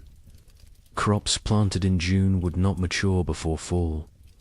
And who knew what fall would bring? Who knew if this was really over, or just a brief respite before more? Cold. People planted anyway, because what else could they do? They put precious seeds into still, cold ground, prayed for growth, for warmth, for time. The young couple in Michigan decided to stay. The brief warmth had changed their calculations. They planted a small garden. Corn, beans, squash. The baby was stronger now. The mother's milk had improved slightly with less stress. They felt cautiously optimistic. Maybe the worst was over. Maybe they had survived. They tried not to think about all the families who had not, about the empty cabins they had passed, about the graves marked with simple wooden crosses. They focused on their own survival, on the tiny shoots of green emerging from the soil, on small reasons to hope. In Illinois, the family planted everything they had, every remaining seed. It was a gamble. If the crops failed, they would have nothing. No seeds. For next year, no backup plan. But they could not eat seeds, and they could not wait another year. So they planted and prayed and watched the sky nervously, expecting frost, expecting snow, expecting disappointment, because this year had taught them to expect nothing good. The widower and his daughters planted a small plot, just enough for the three of them. They had learned efficiency through necessity, no wasted space, no wasted effort, every action calculated for maximum return. They planted fast-growing crops, radishes, lettuce, things that might mature in the shortened season. They avoided crops that needed long growing periods, corn, squash, melons. There was no time. They needed food now, or as close to now as nature. July brought warmth, real warmth. For the first time in what felt like forever, people were too hot instead of too cold. It felt miraculous. Children played outside. Women hung laundry to dry in actual sunshine. Men worked their fields in just shirts. No coats, no layers. It felt like a different world. A world they had almost forgotten existed. Some people wept, just from feeling warm sun on their faces, from remembering what it felt like to be comfortable. The gardens grew, slowly at first. The soil was poor after 2 years of cold. The plants were struggling, but they grew. Green shoots became leaves. Leaves became stalks. Stalks became the promise of food. People watched their gardens obsessively, checked them multiple times a day, measured growth, celebrated every new leaf. These plants represented survival, represented hope, represented the possibility of making it through another winter. But nature was not finished with them. On July 18th, it snowed. Not much, just flurries, but enough. Enough to kill the tender plants, enough to destroy weeks of growth, enough to crush newly formed hope. People walked out to their gardens that morning, saw the white dusting, saw the blackened leaves, saw their food supply dying in front of them. Some fell to their knees, some cursed God, some simply turned around and walked back inside. There was nothing to say, nothing to do. It was happening again. The killing frost was not universal. Some areas escaped, some gardens survived, but many did not. Families who had planted everything watched everything die. They had gambled on summer. Summer had betrayed them. Now they faced another winter with even less than before. The mathematics were impossible. They could not survive another winter like the last one. They simply could not. August brought more temperature swings, warm days, cold nights. Plants that survived the July frost struggled to grow. The growing season was too short, too unstable. Crops that should take 90 days to mature needed 120 now. because cold nights slowed growth, because the plants were stressed, because nothing was normal anymore. People harvested what they could: small potatoes, stunted corn, vegetables that in normal times they would have discarded. But these were not normal times. They harvested everything, used everything, wasted nothing. The young couple in Michigan harvested a small crop, not enough to last a winter, but something. They dried corn, made it last. Dug potatoes. Tiny potatoes the size of walnuts, but potatoes nonetheless. They counted their stores, made calculations, decided they needed to supplement with hunting, with trapping, with anything they could find. The man began ranging farther again, looking for game. The game was returning. Slowly, deer appeared in the forests, rabbits in the fields. He killed a deer in late August, his first successful hunt in months. They celebrated, ate fresh meat, felt strong for the first time in forever. In Illinois, the family harvested almost nothing. Their garden had been hit hardest by the frost. Only a few plants survived. They gathered what they could: a handful of beans, some small squash. It was not enough, not even close. The father knew they could not stay, could not survive another winter here. He told his family they would leave before the snow came, go south, find warmer land, find food, find a way to survive. His wife agreed. The children said nothing. They had learned not to question adult decisions, learned that arguing changed nothing. The widower and his daughters harvested a better crop. Their fast-growing vegetables had matured before the frost. They had radishes, lettuce, some early peas. It was not much, but combined with careful rationing, it might be enough. Might. The older daughter did the calculations, told her father. They would need to find additional food. He nodded, said he would try. She knew what that meant: hunting, trapping, foraging, taking risks. She did not argue. They needed food. Risk was unavoidable. September arrived cold. Too cold for September. People looked at each other with understanding. It was starting again. The brief summer was over. Winter was returning. And this time they knew what to expect. This time there would be no surprise, no shock. Only grim preparation. Only the knowledge that they had barely survived the first time.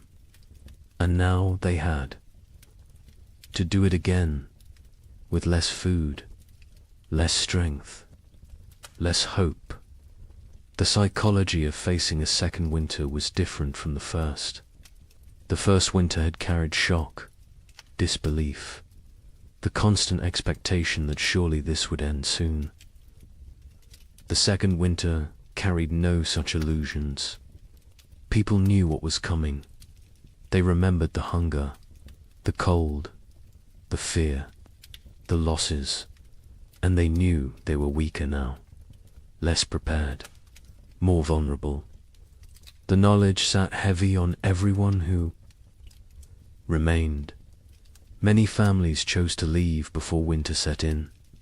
Migration south became a steady stream. Wagons loaded with whatever possessions people could carry.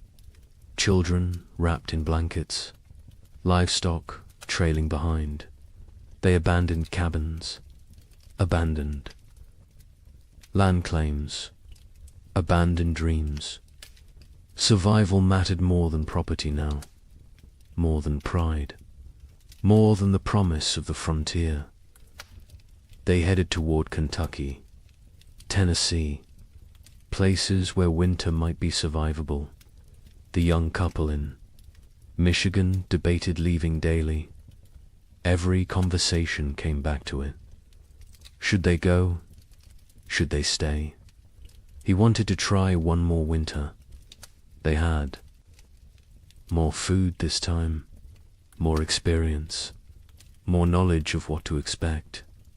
She was not convinced. The baby was only 6 months old. Traveling with an infant in winter was suicide. But staying might be too. They went in circles, never deciding, paralyzed by impossible choices. A neighbor stopped by in mid-September, an older man who had lived in Michigan Territory for 10 years. He told them he was leaving, heading to his sister's farm in Kentucky.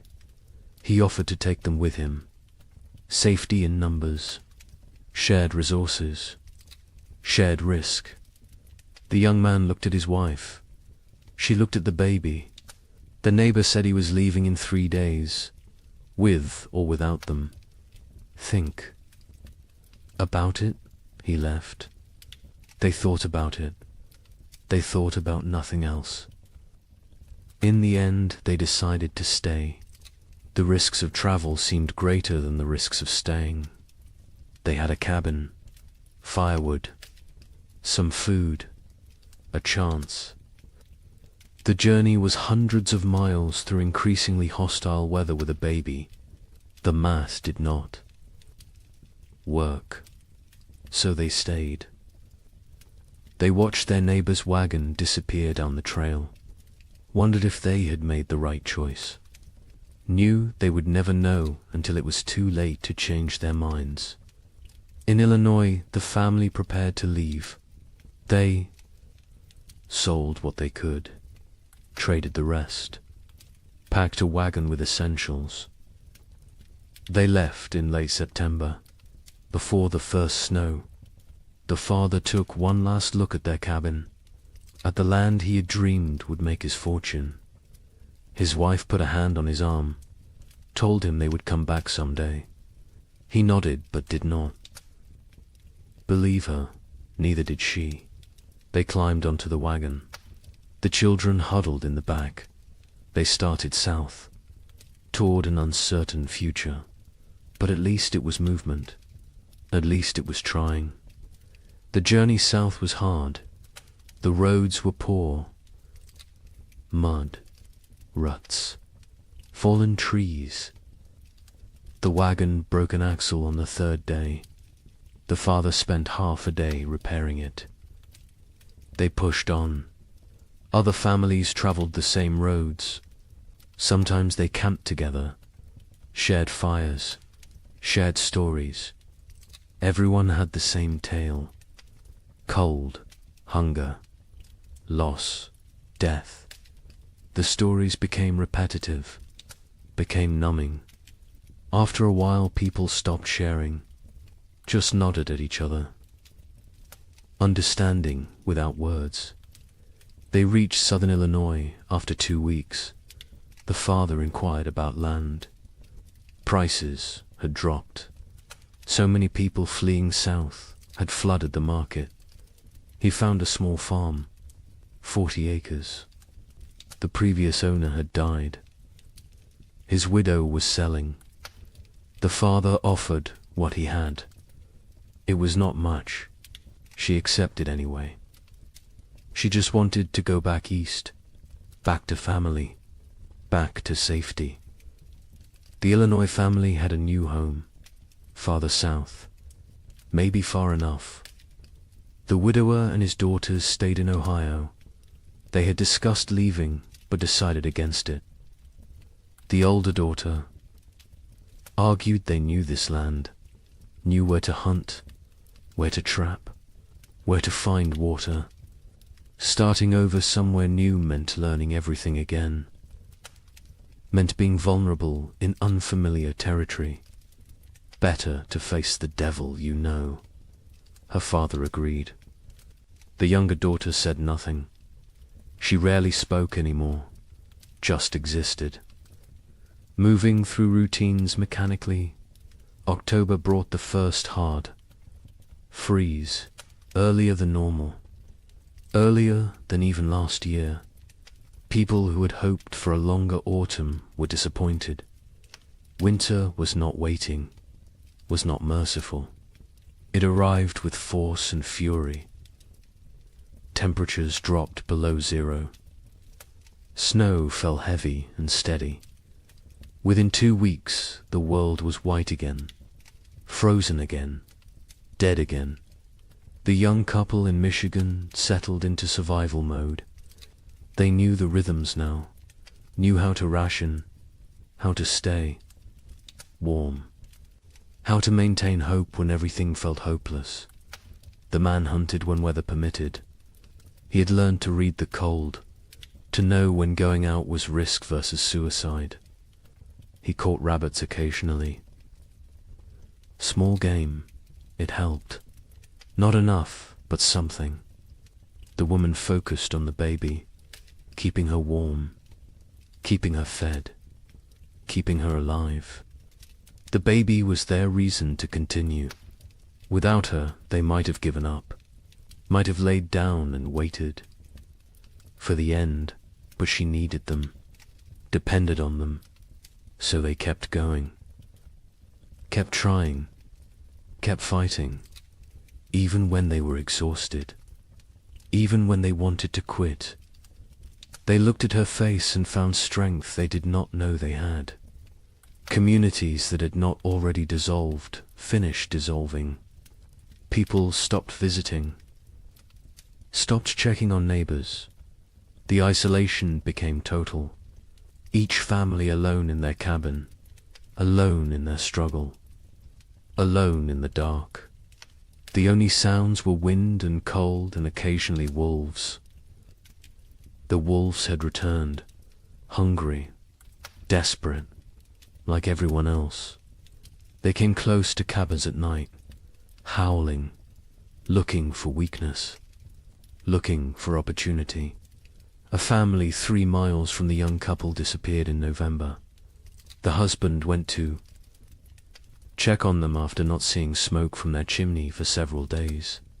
He found the cabin empty, the door hanging open. Snow drifted inside. No signs of struggle, no blood, no bodies, just absence. They had left, or something had taken them. Or they had died and been buried or dragged off. He did not know, would never know. He went home, told his wife. They barred their door that night, and every night after, death became common. Expected. A family in Indiana lost their youngest child, a boy of 3. He simply did not wake up one. Mourning, malnutrition, cold, pneumonia. Probably all 3. They buried him in snow because the ground was frozen, marked the spot with stones, planned to give him a proper burial in spring. If spring came, if they survived to see it. The mother stopped speaking after that, just rocked in her chair, staring at nothing. The father tried to reach her, could not. Eventually he stopped trying. Illness spread through weakened populations. People with no reserves, no immunity, no strength to fight. Pneumonia, influenza, infections from minor cuts that would normally heal. Bodies shutting down under relentless stress. Some families lost multiple members, a father and 2 sons in 1 week, a mother and infant daughter, entire families, sometimes. Cabins found empty in spring, everyone gone, questions no one wanted to answer. The widower in Ohio kept his family isolated. He had learned from the first winter, contact with others meant risk of illness. They stayed home, stayed separate, stayed alive. The older daughter maintained their routines, rationed food precisely, kept the fire going, kept spirits up as much as possible. The younger daughter helped when asked, but remained distant, locked, inside her own mind, traumatized by 18 months of horror. The widower worried about her, but keeping everyone alive took precedence over mental health. Survival first, healing later. If there was a later, December arrived. The darkest month. Short days. Long nights. Endless darkness, both literal and metaphorical. People sat by fires and tried not to think, tried not to calculate, tried not to realize how bad things were, because thinking made it worse. Awareness made it unbearable. Better to exist moment to moment, not looking forward, not looking back, just being, just surviving. Christmas came and went unmarked. No celebrations, no gifts, no joy. Some families tried to acknowledge it, a special meal, a prayer, but mostly it passed like any other day. Cold, dark, hungry. Religion felt hollow to many now. Hard to believe in divine providence when children starved. Hard to have faith when prayers went unanswered year after year. Some held on to belief, others let it go, released it like one more thing they could not afford to carry. The young man in Michigan carved a small wooden toy for his daughter, a doll. Simple but carefully made. He gave it to her on Christmas morning. She was too young to understand, but his wife cried, not from sadness, from gratitude, that he still tried, still found ways to create beauty, still believed in something beyond mere survival. She held him, told him she loved him. They stayed like that for a long time, drawing strength from each other, from their small family, from the choice to keep going. January 1837 arrived, the coldest month of the coldest winter in memory. Temperatures that made the previous year seem mild, winds that cut through any barrier, cold that penetrated everything. People wore every piece of clothing they owned, layered until they could barely move, and still the cold found them. Still it reached through to skin and bone and soul. Food was running critically low for most families. The math was becoming impossible. Even with strict rationing, supplies would not last until spring. Families faced starvation, real starvation. Not just hunger, but the final stages of the body consuming itself. People grew skeletal, moved slowly, spoke rarely, conserved every calorie, every bit of energy. Some no longer had the strength to gather firewood. They burned furniture, burned cabin walls, anything that would produce heat. The young couple ate. One meal every 2 days. They gave most of their food to keep the wife's milk flowing for the baby. The man was wasting away, his ribs visible, his face gaunt, his eyes sunken. But he never complained, never suggested changing the arrangement.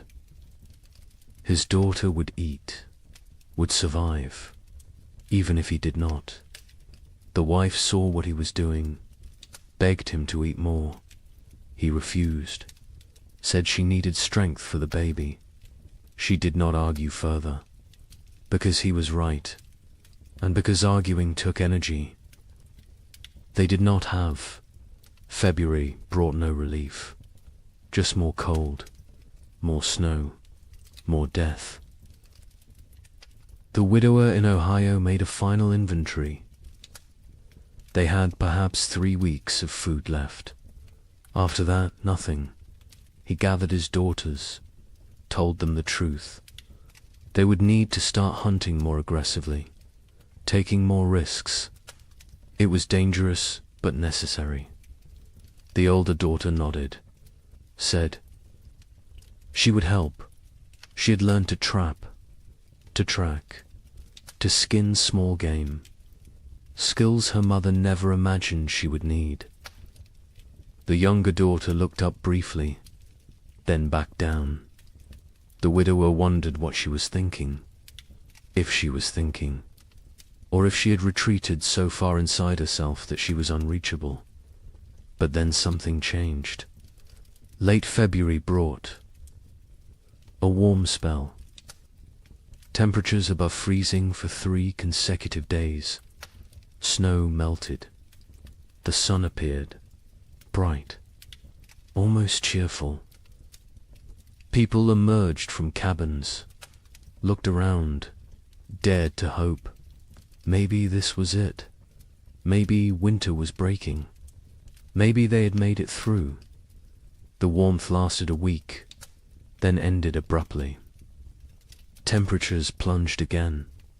Snow returned. But something was different. The cold was less aggressive, less absolute.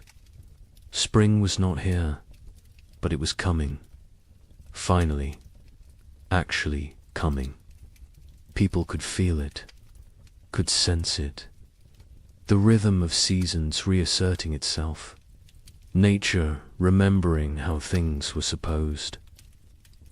To work march brought increasing warmth. Real thaw. Ice melting on rivers. Snow receding from fields. Mud appearing. Glorious mud. People celebrated mud like it was gold, because mud meant earth, meant ground, meant the possibility of planting, of growing, of food. The young couple in Michigan stood at their window and watched snow melt, watched brown earth emerge. The wife cried. The husband held her.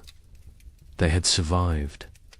Somehow, against all odds, they had survived. Wait until you hear how much worse it gets.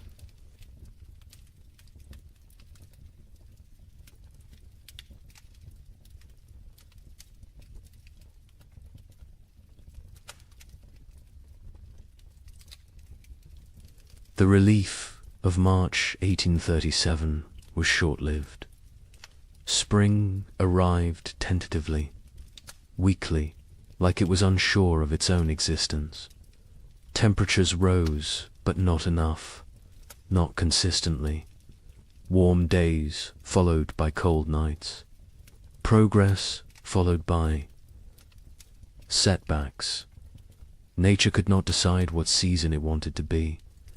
People planted anyway, because what choice did they have? They put seeds in cold ground and prayed. The young couple in Michigan planted their entire plot. Every seed they had saved, every seed they had traded for, everything. It was all or nothing now. They could not hold anything back, could not plan for next year. Next year was too far away, too uncertain. They needed food this year, this growing season, or they would not see another. The man worked the field slowly, his body weakened from months of starvation. His wife helped when she could, the baby strapped to her back, growing, thriving somehow despite everything. In their new home in southern Illinois, the family that had fled hoped for better conditions. Warmer weather, longer growing season, better chances. The father plowed fields, planted corn, beans, squash. The soil was good, better than what they had left behind. But the weather was still wrong, still cold, still unpredictable, he realized. with growing horror that they had not escaped, had only delayed the inevitable. The cold had followed them south, or perhaps it was everywhere. Perhaps there was no escape. The widower in Ohio planted with his daughters. They worked together in silence. The older daughter had become the de facto head of household. She made decisions, organized work, kept them functioning. Her father followed her lead, grateful for her strength. The younger daughter worked mechanically, planting seeds, covering them with soil, watering. Her face remained blank, empty. The widower had accepted that she might never fully return, that the person she had been before the cold was gone, replaced by this hollow version. He mourned her even though she still lived at. April brought frost, killing frost. Not as severe as the previous year, but enough to damage crops, to set back growth, to remind everyone that nature was still hostile, still unpredictable, still deadly. People watched their seedlings blacken and die, watched weeks of work destroyed overnight. Some replanted, others gave up, decided to focus on foraging, on hunting, on finding food rather than growing it. Trust in agriculture had eroded. The contract between farmer and earth felt broken. Communities were shadows of what they had been. So many had left. So many had died. The ones who remained were changed, hardened, suspicious.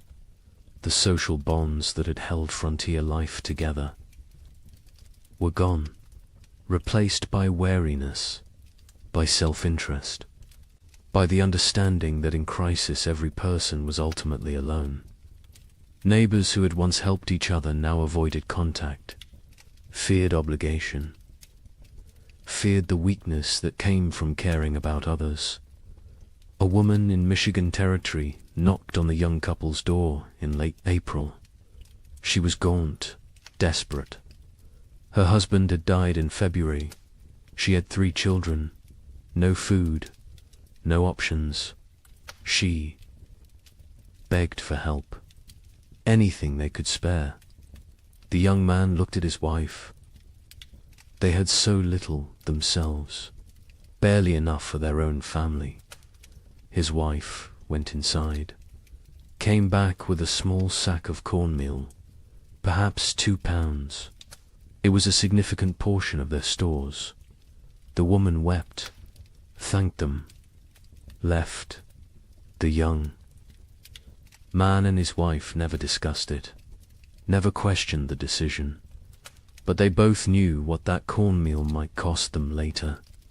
May brought better weather, warmer, more stable. The crops that survived April began to grow, slowly, struggling, but growing. People tended their gardens obsessively, pulled every weed, watered carefully, talked to the plants, begged them to thrive. These gardens represented everything: hope, survival, future. Without them there was nothing, just slow starvation through another winter. And no one could survive another winter like the last 2. The young couple's garden showed promise. The corn was growing, short stalks, but growing. The beans were climbing, the squash spreading. They allowed themselves to hope, to plan, to imagine a harvest that would see them through. The man hunted regularly now. The game had returned. Deer, rabbits, turkey. He was successful more often, building their stores. They smoked meat, preserved it, prepared for the worst while hoping for better. In southern Illinois, the family's crops grew better. The warmer climate helped. Their corn reached knee-high by late May. The father felt vindicated. They had made the right choice to move. His wife was less certain. She had learned not to trust good fortune, not to believe in progress until it was secured.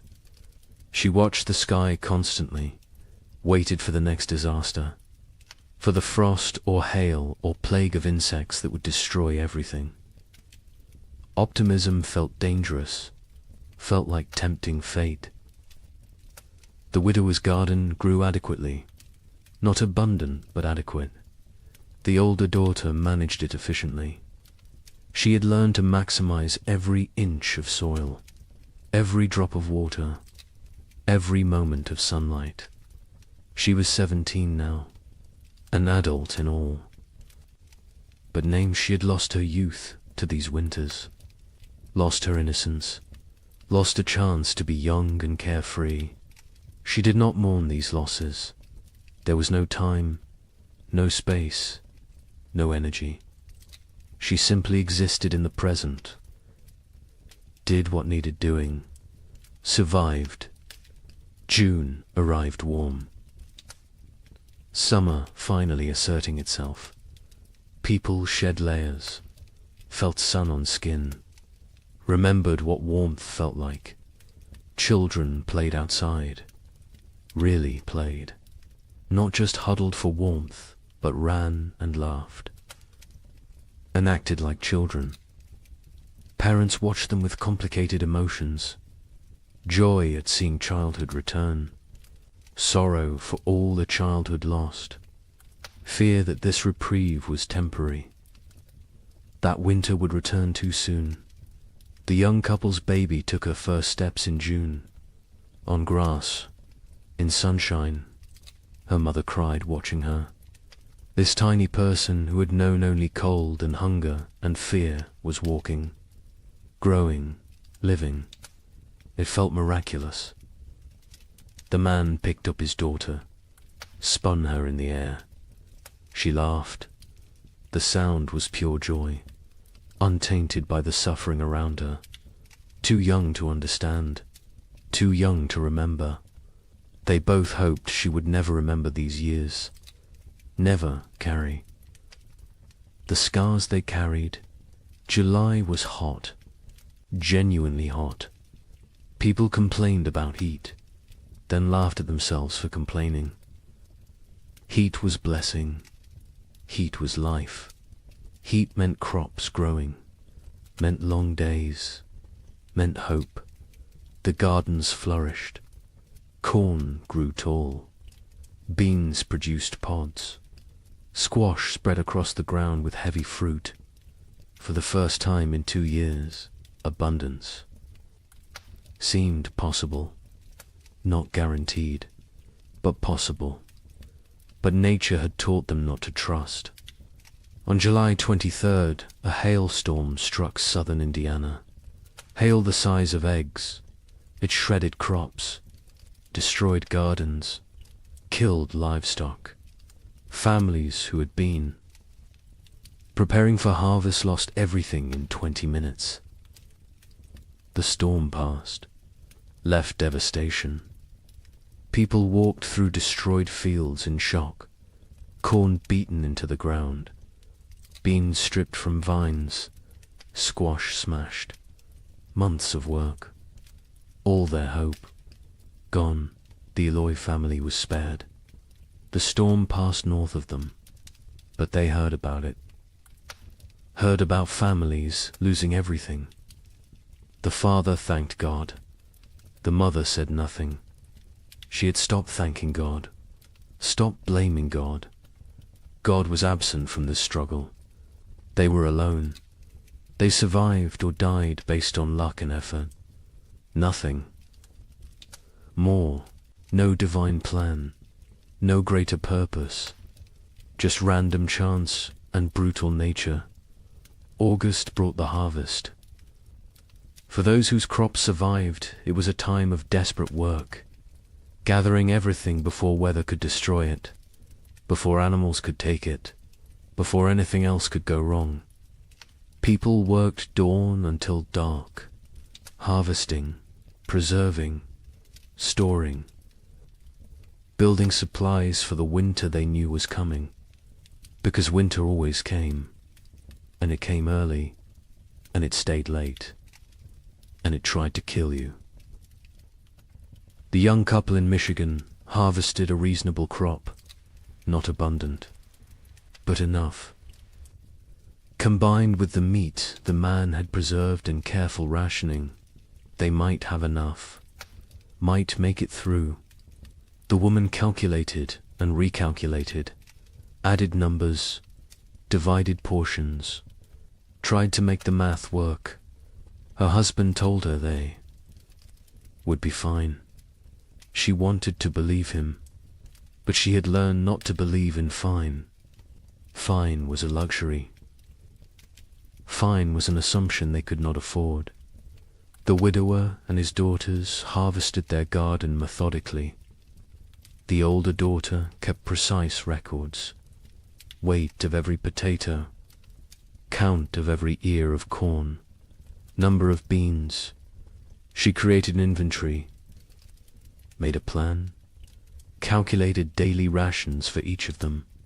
Her father was impressed, told her so. She shrugged, said it was just practical. Someone had to do it. He realized she had become the leader of their family. Somewhere during these terrible years she had taken control. He was grateful and sad.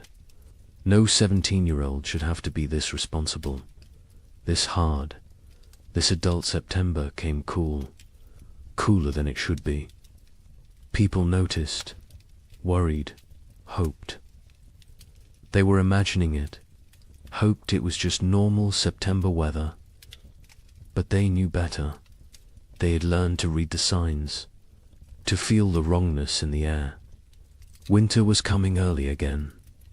The second winter in a row. The third overall in this nightmare cycle. And they were tired. So tired.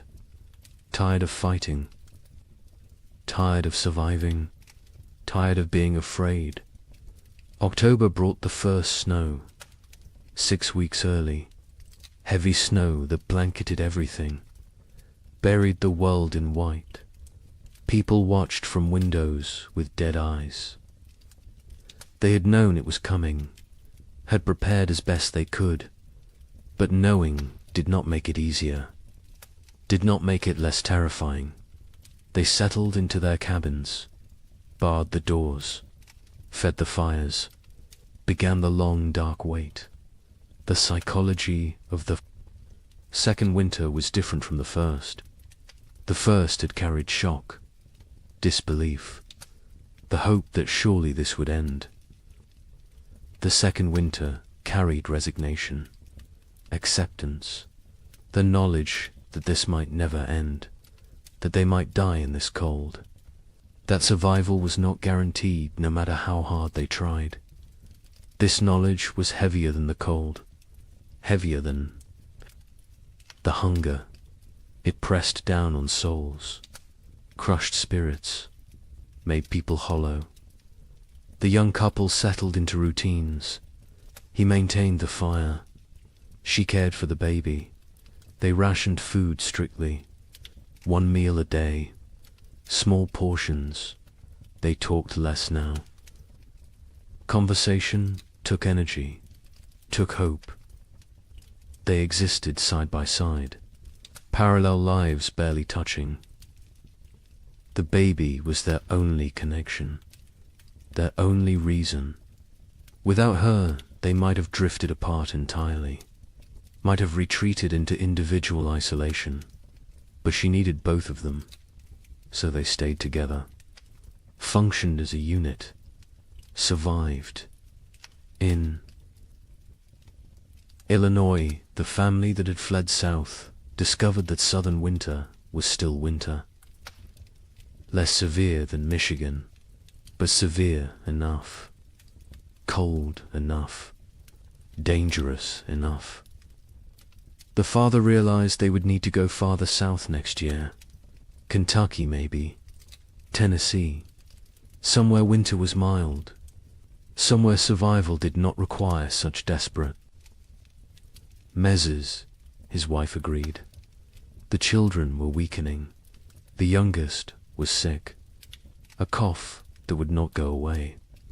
A fever that came and went. They needed better conditions. Warmer weather, more food, or they would lose her. The widower and his daughters faced the second winter with grim efficiency. They had learned so much. How to ration perfectly. How to maintain minimal fire. How to trap in winter. How to make everything last. The older daughter ran the household. Her father followed orders. The younger daughter existed. That was all. She ate when told, slept when told, worked when told, but there was nothing behind her eyes. No personality, no emotion, no self. She had retreated so far inside that the widower wondered if she would ever come out. November was brutal. Temperatures far below normal. Winds that never stopped. Snow that fell constantly. People burned through firewood faster than anticipated.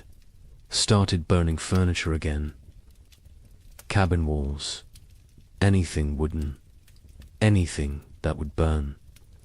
Heat was more important than shelter at a certain point. Better to freeze in an open cabin than freeze in a closed one. At least an open one gave you a chance to see death coming. Food became critical. Families ran low faster than expected. The cold required more calories. The body burned fuel trying to stay warm. People ate more, depleted stores more quickly.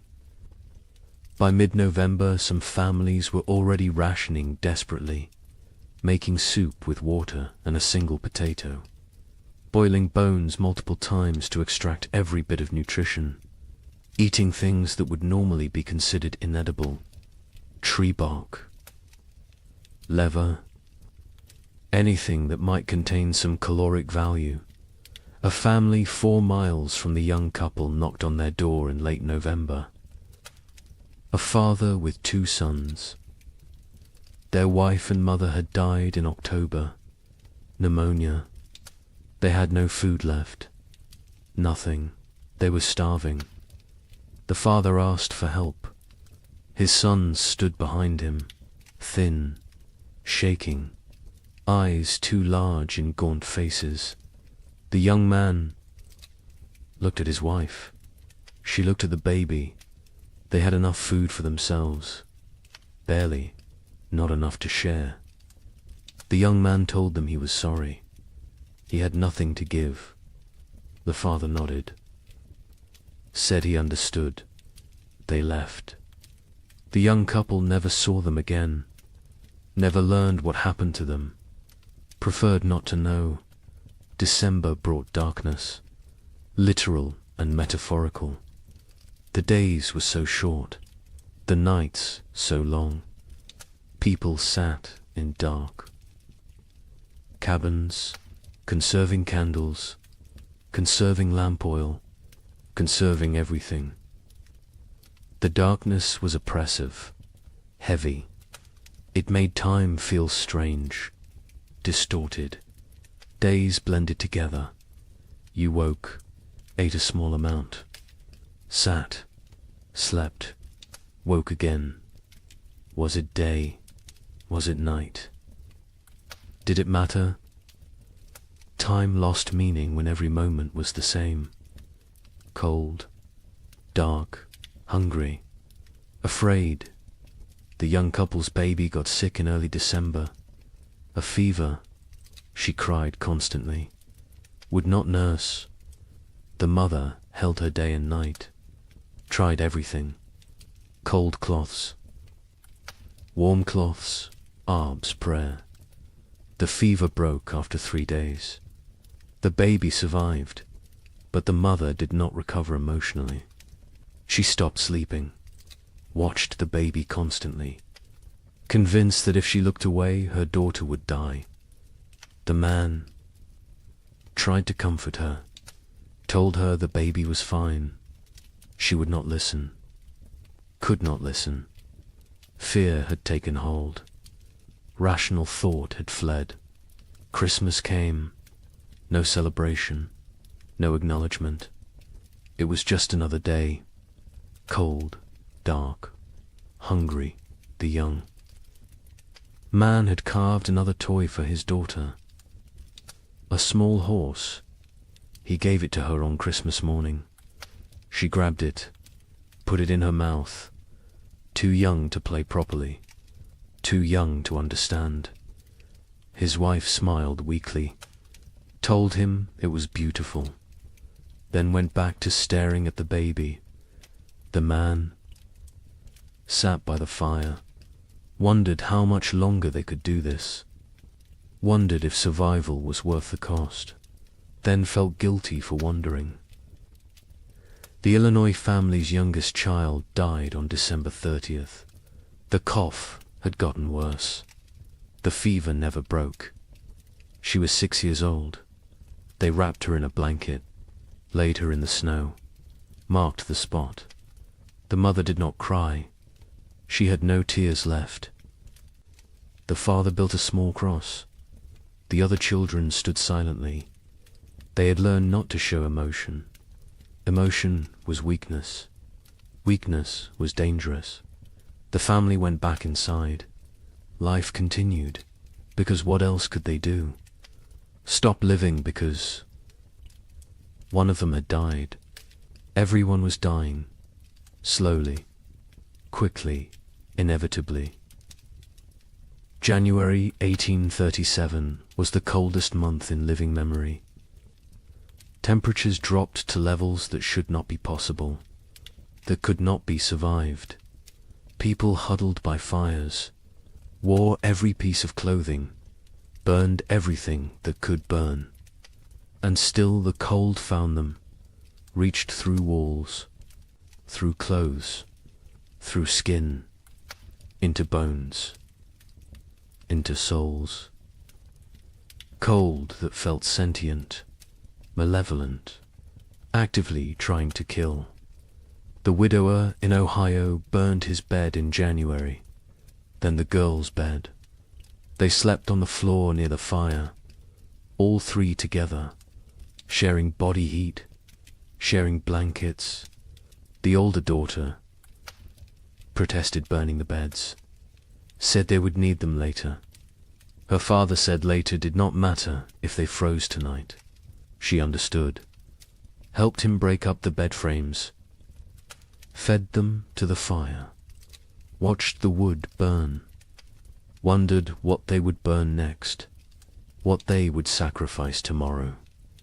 People stopped moving unless necessary. Movement required calories, burned energy. Energy was precious, could not be wasted.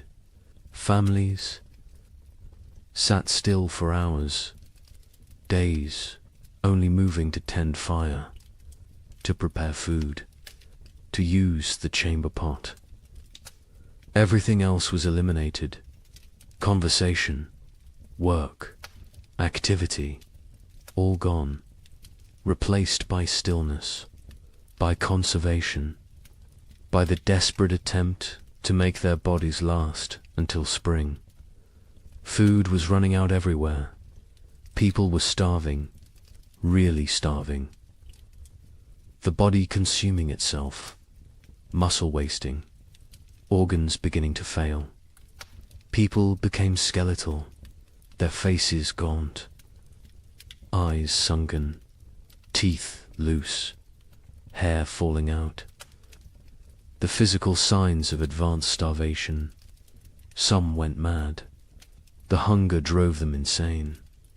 They talked to people who were not there, saw things that did not exist, lost touch with reality. Others became violent, desperate, dangerous. The young man in Michigan was starving himself to keep his wife and daughter fed.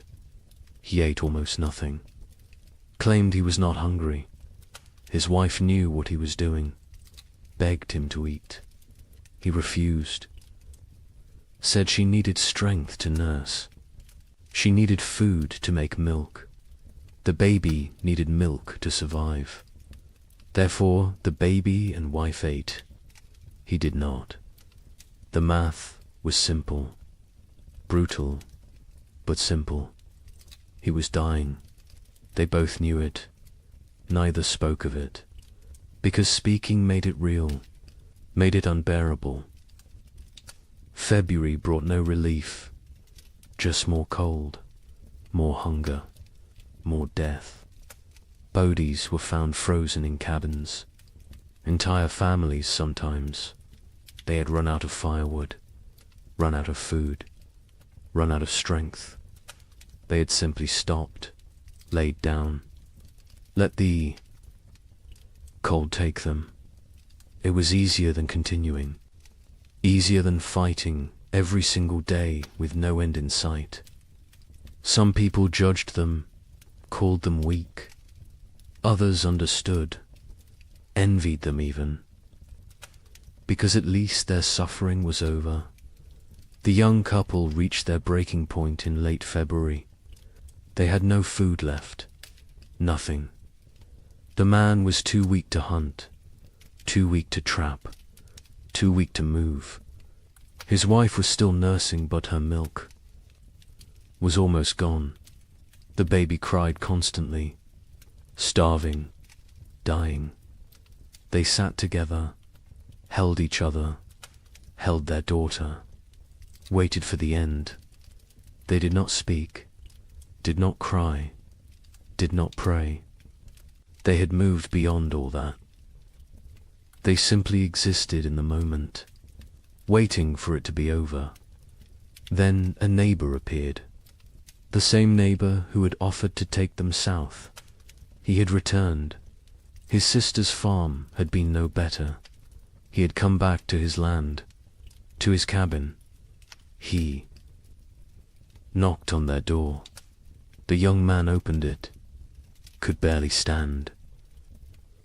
The neighbor saw the situation immediately, went to his wagon, brought back food, salt pork, cornmeal, dried beans. Not much, but something. He told them he would check on them weekly, share what he had. The young man tried to thank him, could not find words. The neighbor nodded, said they were neighbors. That was enough. He left. The food saved them. They rationed it carefully, made it last. The wife's milk returned. The baby stopped crying, started nursing properly. The man ate small amounts, regained some strength. Not much, but enough to function, enough to survive. They knew they owed their lives to the neighbor, knew they could never repay him, but they would try. Someday, if they lived that long. March finally brought real thaw. Not false hope this time, real warmth, sustained warmth. Snow melted, ice broke up on rivers, mud appeared everywhere. Glorious mud. People emerged from cabins, looked around, counted who was left. So many were gone, dead or fled. The survivors looked at each other with hollow eyes. They had made it, somehow, through a second winter, through horror that should not be survivable. They had made it, but at what cost? Wait until you hear about the third winter. Asterisk. Spring 1837 arrived broken, not absent like before, but damaged, wounded, like nature itself was exhausted from the struggle. The warmth came, but felt fragile, tentative, as if it might retreat at any moment. People planted again, because they had to, because there was no alternative. But the hope that had sustained them through previous plantings was gone. replaced by grim determination, by obligation, by the mechanical act of putting seeds in ground without believing. Anything good would come from it. The young couple in Michigan planted their field. The man was skeletal now. His body had not recovered from February, probably never would, but he moved through the motions, ploughing, planting. His wife helped, the baby on her back, growing despite everything, thriving in ways that defied logic. Children were resilient, more resilient than adults. She embodied hope even when her parents had none. They worked for her, survived for her, continued for her. The neighbor who had saved them helped with planting. He had lost his own family in the first winter. Wife and 2 daughters. He never spoke of them, never explained what happened, but the grief lived in his eyes, in his movements, in the way he threw himself into work. Helping others was how he survived, how he found meaning. The young couple became his purpose, his reason to continue. He checked on them weekly, shared food when he had extra, fixed things around their cabin, asked for nothing in return. In Illinois, the family that had lost their youngest daughter planted in silence. The mother moved mechanically, planting, watering, weeding, but her spirit was elsewhere, with her dead child, with the life they should have had. The father tried to engage her. She responded in single words. Yes, no, maybe. Their remaining children watched their parents fracture, watched the marriage dissolve under the weight of grief. The oldest boy, now 9, took on more responsibility, helped his father, tried to shield his younger siblings, became an adult too soon. Like everyone else, the widower in Ohio planted, with his older daughter, just the 2 of them. The younger daughter had stopped functioning entirely. She sat in the cabin, stared at walls, did not speak, did not respond, had retreated so far inside herself that she was unreachable. They had tried everything, talking to her, holding her, leaving her alone. Nothing worked. She was alive but not living, present but absent. The older daughter cried about it sometimes, late at night, when she thought no one could hear. Her father heard, said nothing, because what could he say? They were all broken. Some breaks just showed more than others. April brought adequate weather. Not warm, not cold, just neutral. The crops grew slowly, struggling. The soil was depleted after years of abnormal cold. Nutrients locked away. The plants were pale, weak, but growing. People tended them obsessively, talked to them, prayed over them, begged them to thrive. These gardens represented final chances, last hopes. If the crops failed this year, there would be no next year, no more attempts. This was it. May arrived cooler than normal, not catastrophically cold, but not warm either. The growing season was compromised again, shortened. Plants that needed 100 days to mature might only get 80, maybe less.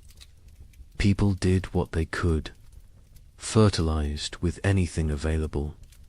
Manure, ash, compost, watered constantly. Protected seedlings from cold nights, fought for every plant, every stalk, every leaf. Communities barely existed now. The population had dropped so dramatically that calling them communities felt generous. Collections of isolated families, strangers occupying the same general area. No cooperation, no shared resources, no collective identity, just individuals fighting separate battles. The social structures that had once defined frontier life were dead, replaced by atomization, by loneliness, by the understanding that in the end everyone dies alone. The young couple saw other people rarely. Weeks would pass without contact. When they did encounter neighbors, the interactions were brief, uncomfortable.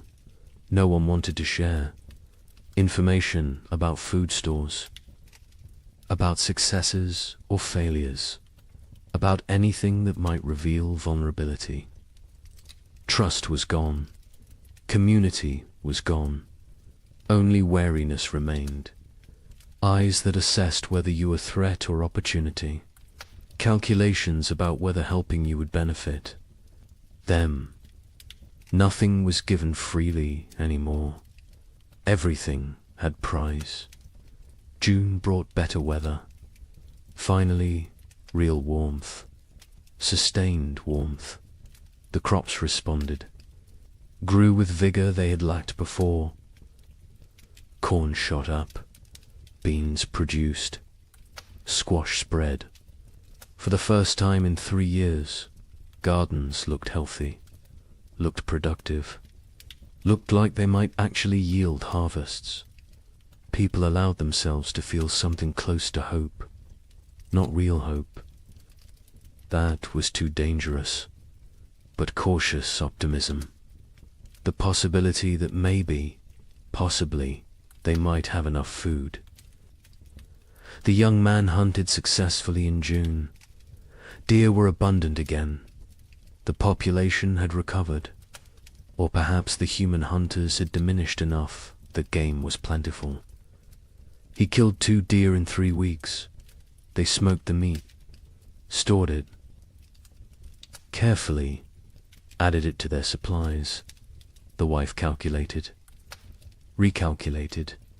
If the garden produced even half of what it promised, combined with the smoked meat, careful rationing, they would make it. Would survive another winter. The math finally worked. But the wife had learnt not to trust good fortune. She waited for disaster, for the frost, the hail, the blight. Something would go wrong. Something always went wrong. She checked the garden multiple times daily, examined every plant, looked for signs of disease, of insect damage, of anything that might threaten their harvest. Her husband told her to relax. She could not. Relaxing felt like inviting catastrophe. Vigilance was all. That kept them safe. She believed that. Needed to believe that. Because if vigilance did not matter, then nothing they did mattered. And that was too terrifying to accept. July was hot, scorching, the kind of heat that in normal times would be complained about. But these were not normal times. Heat meant growth, meant long days, meant crops maturing. People celebrated heat, worked in it without complaint. Sweat was blessing. Discomfort was price of survival. They paid it gladly. The gardens flourished. Corn grew tall, over 6 feet. Tassels appeared. Ears formed. Beans hung heavy on vines. Squash fruit swelled. It looked like abundance, like salvation. The Illinois family's garden exceeded expectations. They would have enough, more than enough. The father felt vindicated again. They had survived, had made the right choices, had protected their family. His wife said nothing. She had learned that survival was temporary, that next year would bring new challenges, new threats, new opportunities for loss. The dead daughter haunted her, would always haunt her. Success. Today did not erase yesterday's failures, did not bring back what was lost. The widower and his older daughter harvested the first. Vegetables in late July, radishes, lettuce, early peas. They ate fresh food for the first time in months. The taste was overwhelming, sharp, vibrant, alive. The older daughter cried while eating. Her father pretended not to notice. They offered food to the younger daughter. She took it, chewed mechanically, swallowed. No change in expression, no recognition of the gift they were giving her. She was gone. The person she had been was dead. This shell remained. They would care for it, protect it. But they had accepted that their family was now too. People. August brought the main harvest. People worked frantically, gathering everything, storing everything, preserving everything. This harvest represented life, represented hope, represented the possibility of future they could not afford to lose any of it. Every ear of corn mattered, every bean, every squash. They worked dawn to dusk, exhausting themselves, not caring. This was too important to spare effort. The young couple harvested more food than they had seen in 3 years. Corn beans, squash, combined with the smoked venison, they had enough. Actually enough. Not barely enough. Not maybe enough. But truly enough. They stood in their cabin looking at the stores. The wife started laughing, then crying, then laughing again. The man held her. They had made it, had survived, had beaten the odds. Their daughter played at their feet, oblivious, perfect. A miracle they did not deserve, but received anyway. The neighbor helped them preserve food, showed them techniques for long-term storage, how to keep corn dry, how to prevent mold, how to protect against rodents. He had learned so much in his years on the frontier. Before the cold years he had been successful, prosperous even. Now he was just surviving, like everyone else. But he remembered the old knowledge, the techniques that worked. He shared them freely, asked nothing in return. The young couple offered to pay him, with food, with labor. He refused, said neighbors helped. Neighbors, even though neighbors barely existed anymore. Even though community was dead, he held on to the old ways, the old values. It was how he honored his dead family. September arrived cool. People tensed, waited for the cold, for winter to come early again, for the pattern to repeat, but it did not. September stayed temperate, pleasant even. Leaves changed color on schedule. Geese flew south at the normal time. Nature seemed to be remembering how to be normal, how to follow the rhythms that had existed for millennia. People did not trust it, could not trust it, but they noticed, hoped, very carefully hoped. October brought the first frost, right on schedule. Normal frost, expected frost, not the killing freeze of previous years, just regular autumn cold. Farmers finished their harvests, stored the last vegetables, prepared for winter. But this preparation felt different, less desperate, less terrified. They had food, real food, enough food. Winter was coming, but it was normal winter. Survivable winter. They could do this. The young family brought in their last harvest in mid-October, filled their cabin with stores. The man built additional storage, racks for corn, bins for potatoes, hooks for smoked meat. The cabin was crowded now, full of food, full of life, full of hope. His wife walked around touching everything, making sure it was real. Not a dream, not delusion, actually real. She counted, recounted. The numbers worked.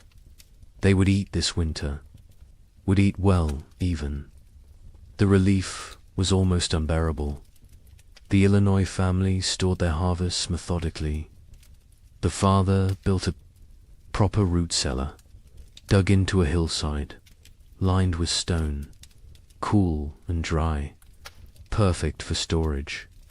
He placed potatoes carefully, carrots, turnips, everything that would keep. The corn hung from rafters, the beans dried in bags, the squash lined shelves. It looked like prosperity, like success. He allowed himself to feel proud. His wife did not share the feeling. She looked at the food and thought only of their dead daughter, of how she would never eat any of it. The father tried to reach her, tried to pull her back to the living. She would not come. Grief had her, would always have her. The widower and his older daughter stored their harvest efficiently. They had learned to waste nothing, use every space, maximize every resource. The cabin was full, the root cellar was full. They had succeeded. Against all odds, against impossible circumstances. 2 people, one of them barely 17, had survived and built security for the coming winter. The older daughter allowed herself a moment of satisfaction, of pride, then went back to work. There was always more work, always more preparation, always more to do. November arrived cold, but not catastrophically so. Normal cold, expected cold. The kind that could be managed with sufficient firewood and food. People settled into winter routines. But these routines were different from previous years. There was enough food, enough fuel, enough security. Meals were adequate, not abundant, but adequate. No one was starving. No one was burning furniture. No one was making desperate choices. It felt surreal, like they had forgotten what normal winter felt like, how survivable it was supposed to be. The young couple's cabin was warm. The man had cut plenty of firewood, more than enough. They burned it generously, keeping the space actually warm, not just barely above freezing, actually comfortable. They ate 2 meals a day, sometimes 3. The baby was thriving, walking now, talking, saying simple words. Mama, Dada, more. She was growing into a person, a personality, happy, curious, untroubled. She remembered nothing of the previous winters, was too young. It was blessing. The parents were grateful. Grateful she would not carry the scars they carried. Christmas came. The young couple celebrated. The man carved more toys for his daughter. A whole set now. Horse, dull, simple blocks.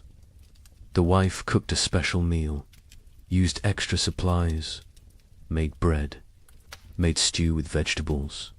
It felt extravagant, wasteful even. But they did it anyway, because they could, because they had survived, because they deserved one day of abundance, one day of joy. The neighbor joined them. They ate together, talked, laughed even. It felt foreign, strange, but good. So good, though. Illinois' family marked Christmas quietly.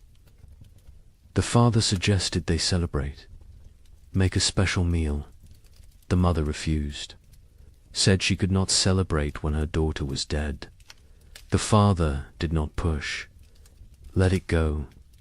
The children received no gifts, no special food, no acknowledgement, just another day. They did not complain, did not expect anything different. Childhood joy had died years ago. They were little adults now, serious, pragmatic, damaged. The widower and his older daughter observed Christmas with quiet reflection. They made a slightly larger meal, said prayers, remembered the wife and mother who was gone, remembered the sister and daughter who was gone in a different way. The younger daughter sat with them, ate when prompted, otherwise unresponsive. They had given up trying to reach her, had accepted this was who she was now. They would care for her as long as necessary, forever if needed, but they no longer expected recovery, no longer hoped for her return. She was gone. They mourned her. While she still lived, January 1838 arrived cold, but normal cold, the kind that belonged in January, the kind that was manageable. People burned firewood steadily but not desperately, ate food regularly but not extravagantly, lived, actually lived, not just survived. There was difference. Survival was mechanical, was existing without living. Living was having moments beyond mere existence, moments of comfort, of satisfaction, of something approaching contentment. People had not lived in 3 years.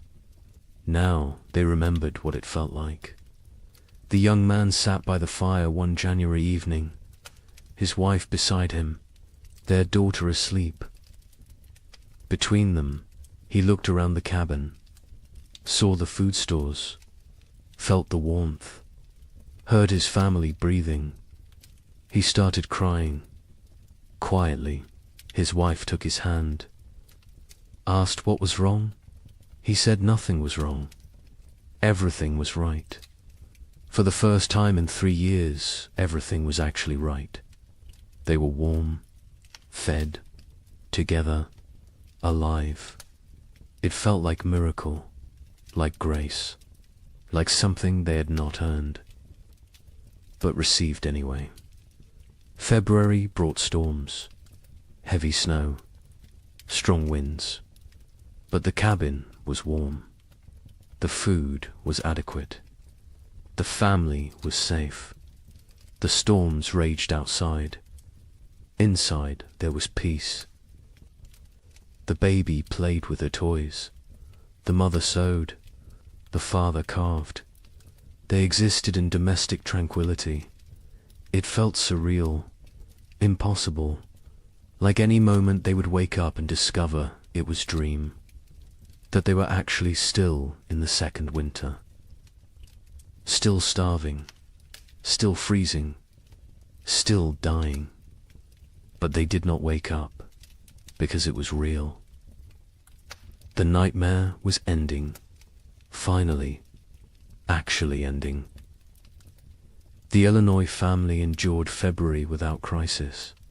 They had enough of everything, enough food, enough fuel, enough supplies.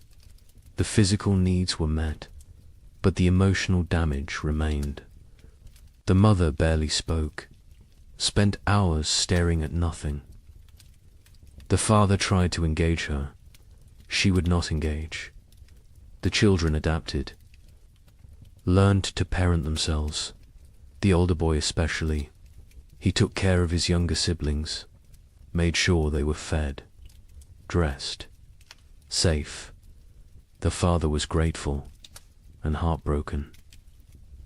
No 9-year-old should have to be so responsible, but gratitude outweighed. Heartbreak. The family functioned. That was enough. The widower and his daughters survived February too easily. After 3 years of desperate struggle, normal winter felt trivial. They had so much food, so much fuel, so much security. The older daughter relaxed slightly. Not much, but slightly. Allowed herself to believe they would make it, would survive, would see spring. Her father noticed the change, was glad. She deserved peace, deserved to feel safe, even if that safety was temporary, even if next year brought new challenges. She deserved this moment. March arrived with thaw. Real thaw, permanent thaw. Spring was coming.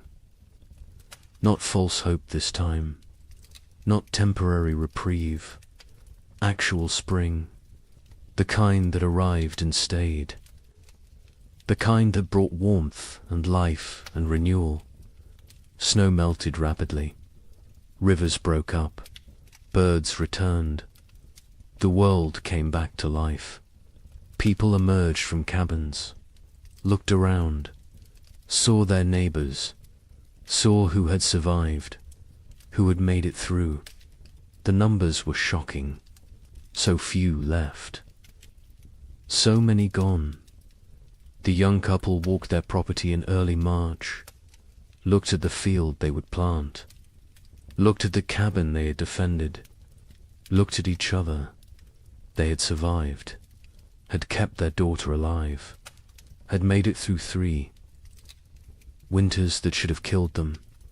They did not speak. Words were insufficient. They simply stood together, holding hands, watching their daughter chase the neighbor's dog through melting snow, laughing, perfect, untouched by the horror. Her parents had endured. They had protected her from it, had given her life and safety and future. It was enough. It had to be enough. The worst was over. The 3 winters that seemed endless had ended. Spring had returned. Life had returned. Hope had returned. But the cost had been staggering. The scars ran deep. The survivors would carry the memories forever, would wake in the night sometimes, sweating, terrified, remembering the cold, the hunger, the fear. They would never fully recover, never fully heal, but they had survived, and survival meant possibility, meant future, meant that maybe, just maybe, they could build something good from the ashes of horror. Spring 1838 arrived like a resurrection, not the tentative half-springs of previous years, but full, complete, undeniable. March brought warmth that stayed. April exploded with growth. The earth seemed desperate to make up for lost time. Grass grew with unusual vigor. Trees budded aggressively. Wildflowers carpeted fields in waves of color. It was as if nature itself was apologizing, compensating, trying to heal the wounds it had inflicted. Survivors emerged from their cabins, slowly, blinking in bright sunlight, disoriented, like people waking from long nightmares.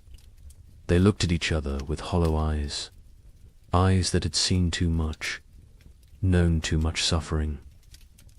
They were changed, fundamentally, irreversibly. The people who had entered the winter of 1835 were dead. These were different people, harder, older, damaged in ways that would never fully heal. The young couple in Michigan stood in their doorway watching spring arrive.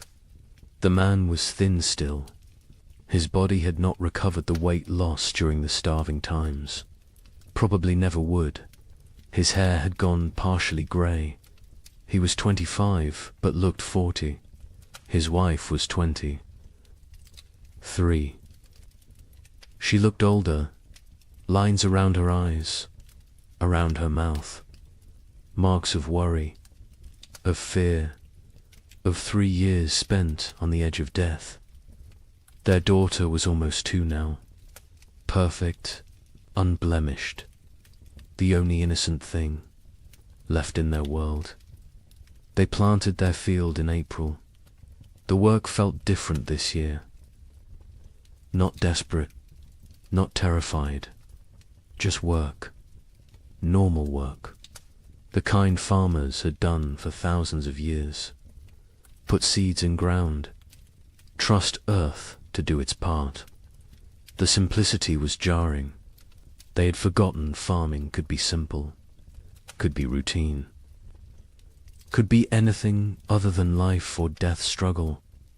The man worked slowly, his body still weak. The neighbor helped. He always helped. Had become part of their family in ways that transcended blood. The field grew beautifully.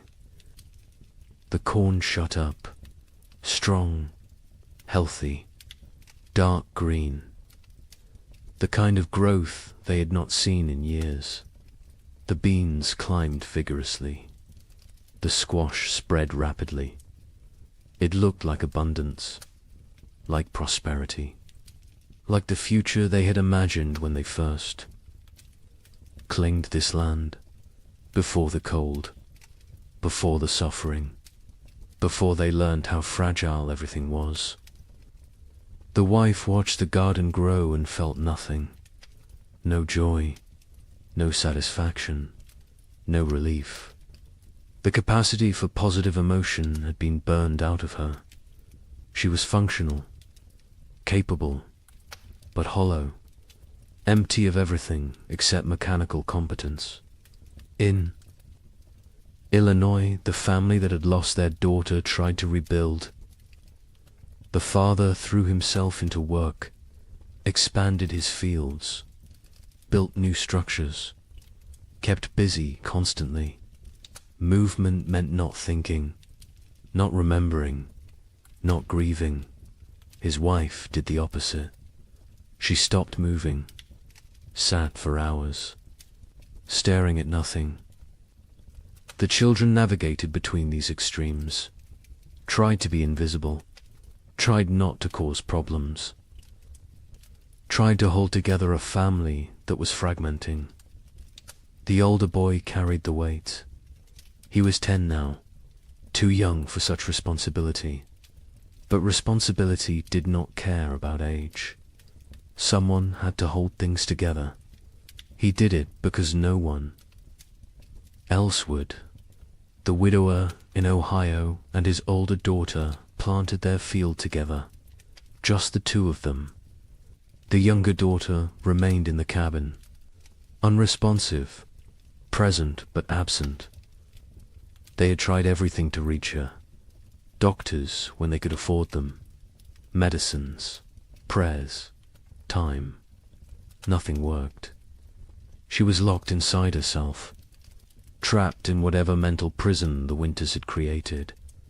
They cared for her, fed her, kept her clean, but they had stopped hoping for recovery. Hope was too expensive, too painful when it failed. Better to accept reality. She was gone. They would tend her shell for as long as necessary.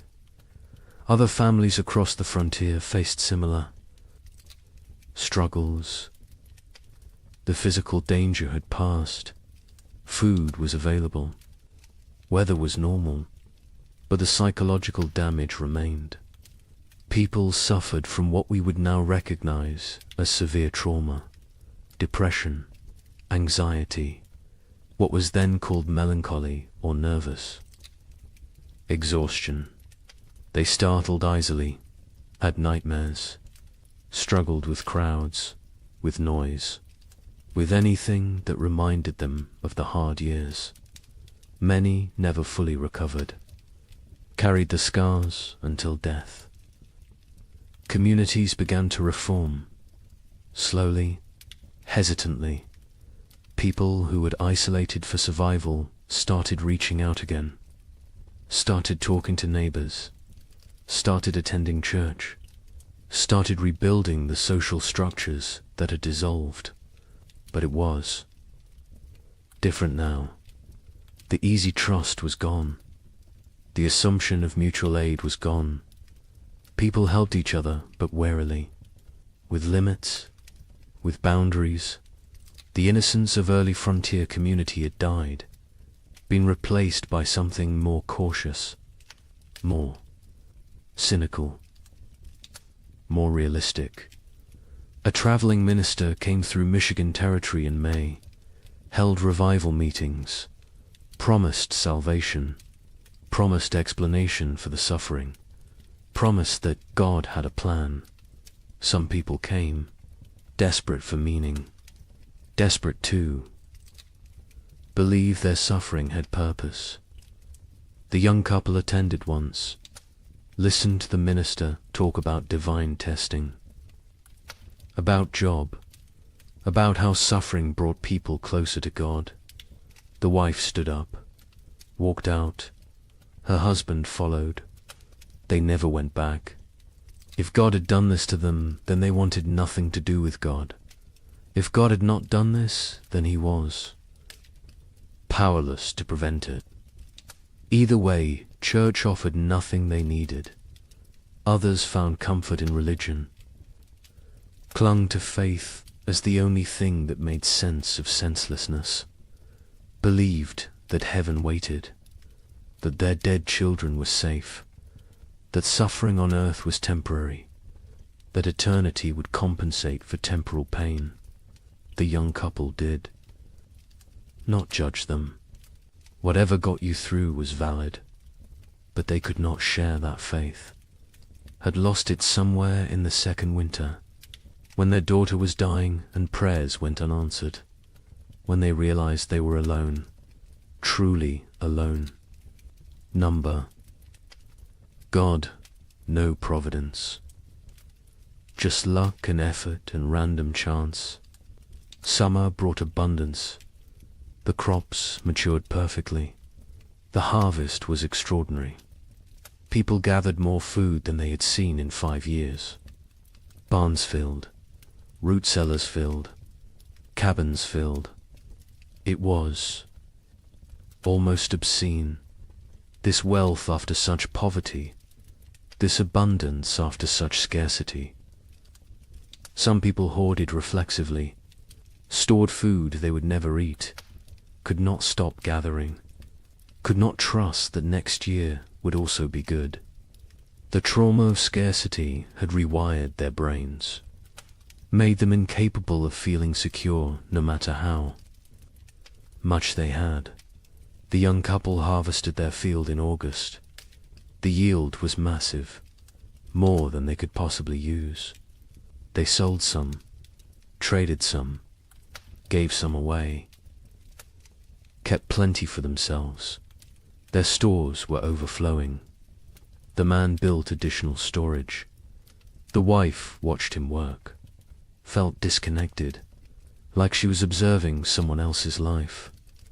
She went through motions, cared for their daughter, cooked, cleaned, did everything a wife and mother should do, but felt nothing, was numb, had been numb since February of the second winter. She wondered if she would ever feel again, or if this numbness was permanent, the price of survival. In Illinois, the abundant harvest did not heal the broken family. The father worked obsessively, made more money than they needed, bought things, built things, kept moving. The mother remained withdrawn, lost in grief, The children adapted, learned to function without real parenting, became independent too soon. The family existed together but separately. Parallel lives in the same space, not connected, not whole, just adjacent. The widower and his older daughter harvested successfully. Their fields produced well. They had security for the coming winter. The older daughter was 18 now. An adult, she had offers of marriage. Young men who saw her competence, her strength, her capability. She refused them all, said she could not leave her father, could not leave her sister, could not abandon her responsibilities. Her father told her to go, to live her life. She refused. They both knew why. She had lost too much already, could not risk caring about anyone new, could not risk more loss. Better to stay, to maintain, to exist in the known pain rather than risk unknown happiness that might become pain. New settlers began arriving in late 1838. People from the east who had heard land was cheap, who did not know what had happened, who saw opportunity in the depleted population. The survivors looked at them with mixed feelings, part resentment. These newcomers had not suffered, had not earned their place. Part relief. New people meant community could rebuild, meant the frontier would not die completely. Part pitied, because the newcomers were so innocent, so hopeful, so unaware of how quickly everything could collapse. A young family moved in near the young couple in September, fresh from Pennsylvania, full of dreams. The man introduced himself, talked about his plans, about the farm he would build, about the future he saw. The young couple listened politely, said nothing about the previous years. What could they say? How could they explain? The newcomers would learn, or they would not. Either way, it was not the survivors' responsibility to shatter their illusions, let them have their hope, while it lasted. The physical scars were obvious. People were thinner, weaker. Many had lost teeth from malnutrition, had hair that had gone white or fallen out, had skin that showed the effects of vitamin deficiency, scurvy, rickets. Conditions that should have been rare were common. Some people recovered physically, others carried permanent damage, weakened hearts, damaged lungs, bodies that had been pushed beyond sustainable limits and never fully healed. But the psychological scars went deeper. The young wife woke screaming. Sometimes nightmares of her daughter dying, of snow falling in July, of cold that would not end. Her husband held her, said nothing, because what could he say? He had his own nightmares, his own fears. They did not discuss them, did not process them, just carried them, separately, together. The weight never lessened, only became familiar, became part of who they were now. The Illinois mother never recovered.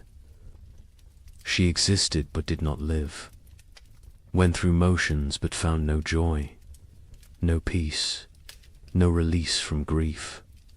Her family tried to reach her. She was unreachable. Eventually, they stopped trying, accepted that she was gone even though her body remained. The father took over her duties, cooked, cleaned, cared for the children, worked the farm, did everything. She sat, stared, existed. It was slow death. Everyone knew it. No one could stop it. She would live another decade, empty, broken, a ghost. In her own life, some survivors found ways forward, created new lives from the ruins of the old. The widower eventually remarried, a widow from the next county. She had lost her husband and son in the first winter.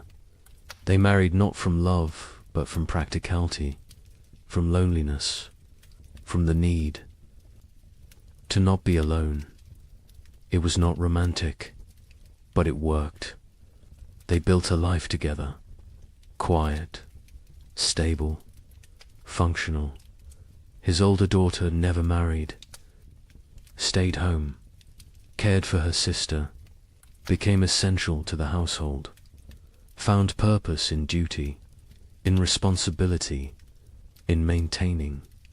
She never seemed unhappy, but she never seemed happy either.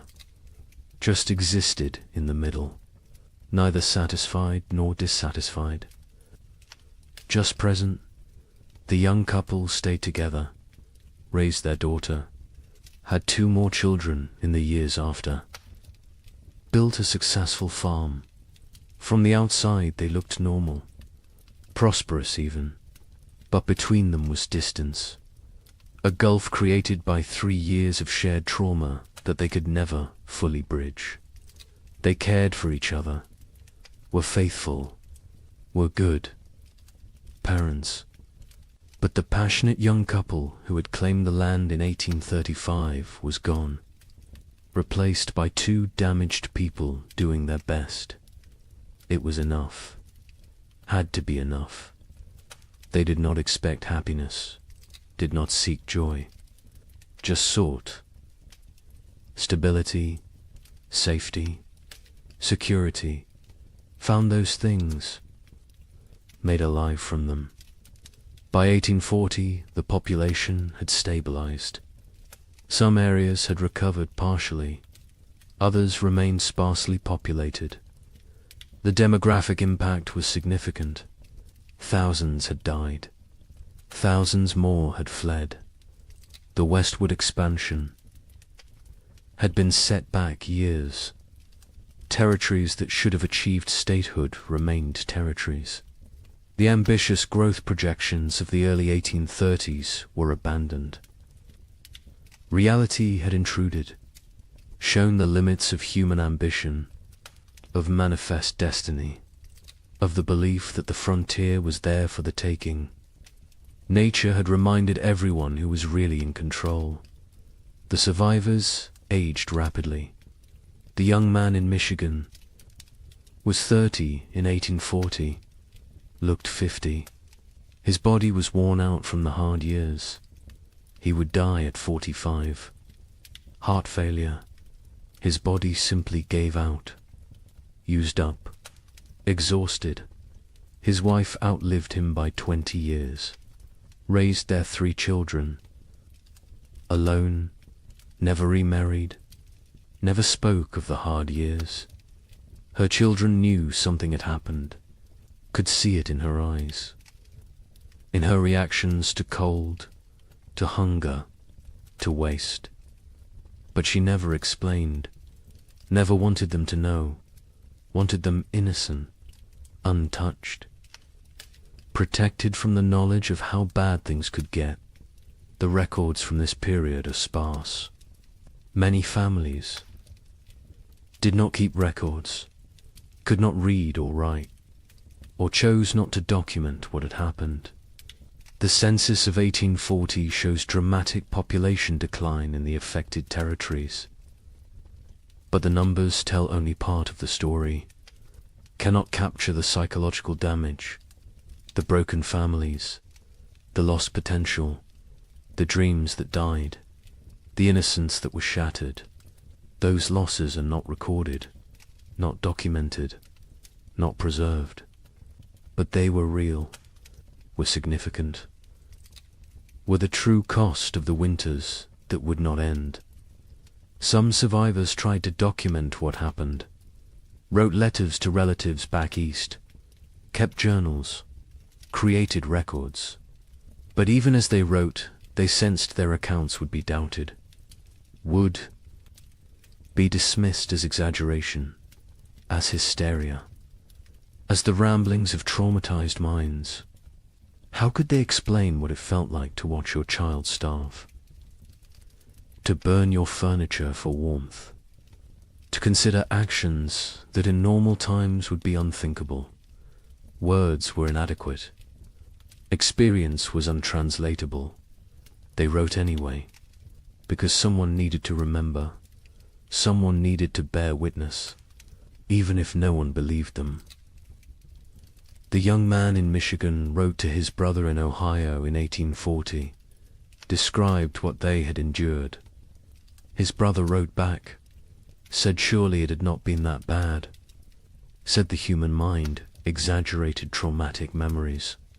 The young man never wrote to him again, did not have energy to convince anyone, to defend his experience, to prove his suffering. He knew what had happened. His wife knew, their neighbor knew. That was enough. The rest of the world could believe what it wanted, and mostly, the world chose not to believe, chose to minimize, chose to forget. Because the story of the 3 winters did not fit the narrative America wanted to tell itself. The narrative of progress, of conquest, of manifest destiny, of inevitable triumph. The winters suggested that nature was more powerful than human. Will, that civilization was fragile, that confidence was dangerous. These were not popular messages, not messages the growing nation wanted to hear. So they were ignored, dismissed, forgotten, buried under more palatable stories of frontier heroism, of triumph over adversity, of the inevitable march of progress. But the survivors remembered, carried the memories until death. Some passed stories to their children. Most did not. Most wanted to protect the next generation, wanted them unburdened. The children sensed something anyway, saw the scars, the fears, the behaviors that made no sense unless you knew what came before. They asked questions, got vague answers, eventually stopped asking. The silence grew. The stories faded. The memories died with those who carried them. Wait until you hear how thoroughly this was erased. The forgetting began almost immediately, even while survivors still lived, even while the scars were fresh. The erasure was not accidental, it was not natural memory decay. It was deliberate, systematic, orchestrated by people who had very good reasons to want these winters forgotten. People with money, with power, with futures that depended on frontier land continuing to seem attractive, continuing to seem profitable, continuing to draw settlers and investment. Land speculators had the most to lose. They had purchased millions of acres across the affected territories, paid pennies per acre, expected to sell for dollars. Their entire business model depended on continued westward migration, on families believing the frontier offered opportunity, prosperity, future. Stories of 3 consecutive winters of mass death were bad for business, very bad. So the speculators acted, quickly, decisively, with coordinated purpose. Eastern newspapers began refusing letters from survivors. Editors received instructions, guidance, sometimes bribes. Do not publish accounts from the territories. Do not run stories about crop failures, about deaths, about settlements failing. Focus on success. Stories on prosperity, on opportunity. A newspaper in Philadelphia received a letter in 1839 from a Michigan survivor. Detailed account of the 3 winters, the suffering, the deaths, the horror. The editor filed it away, never published it. Years later asked why. He explained simply, no one wanted to read depressing stories. People wanted hope, wanted optimism, wanted to believe in American progress. His job was to give them what they wanted. Territorial governments actively suppressed information. Official reports downplayed casualty numbers, listed families who had disappeared as relocated rather than dead or missing. Death certificates were not issued for people who died isolated on homesteads. If no one reported the death officially, then officially it did not happen. Population records were adjusted, made to show growth rather than decline. The manipulation was not subtle, but it was effective. Future historians looking at official records would see steady population growth, would see successful territorial expansion, would see nothing that suggested catastrophe. Land companies published promotional materials in 1839 and 1840, glossy brochures, detailed descriptions of fertile soil, mild climate, abundant opportunity. They made no mention of the previous years, no acknowledgement of hardship, no warning of risks. New settlers arrived with these brochures, with these promises, found a very different reality. By then, the land companies had their money. The deception had served its purpose. The newcomers were stuck, had to make the best of it, or abandon their investment and flee. Most stayed, tried to succeed. Never knew they had been deliberately misled. A land office clerk in Michigan Territory received orders in 1839. Adjust the records. Families who had disappeared needed to be listed as relocated to other territories. Deaths needed to be minimized. The numbers needed to show growth, success, progress. He complied. His job depended on it.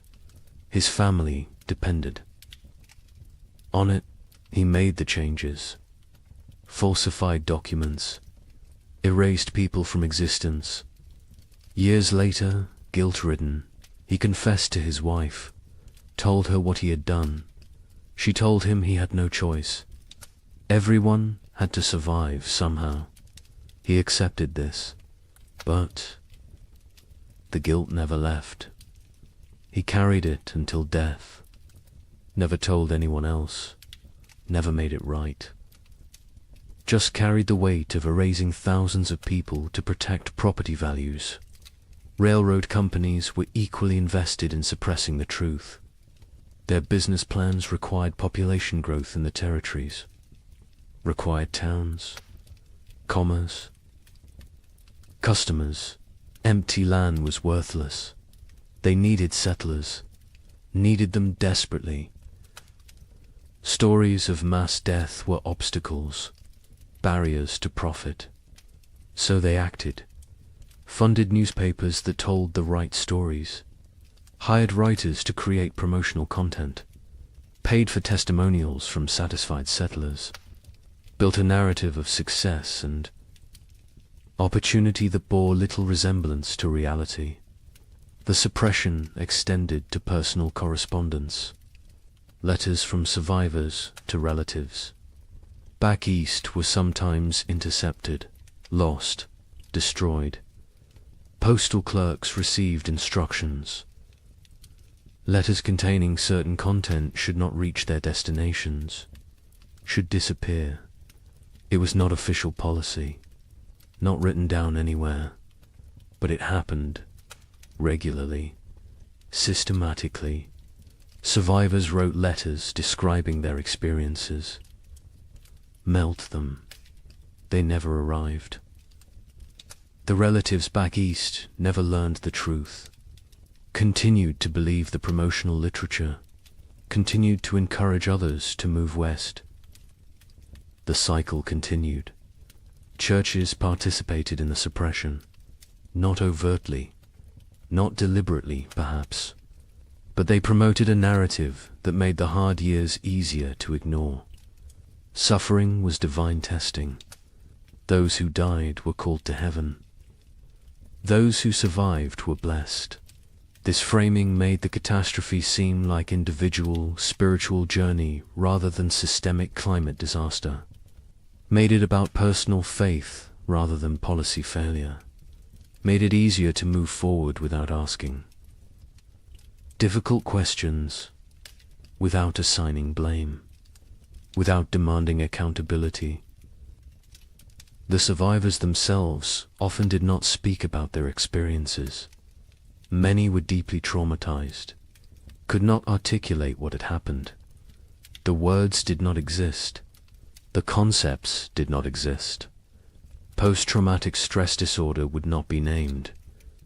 For another century, they just knew they could not talk about it, could not revisit it, could not make others understand.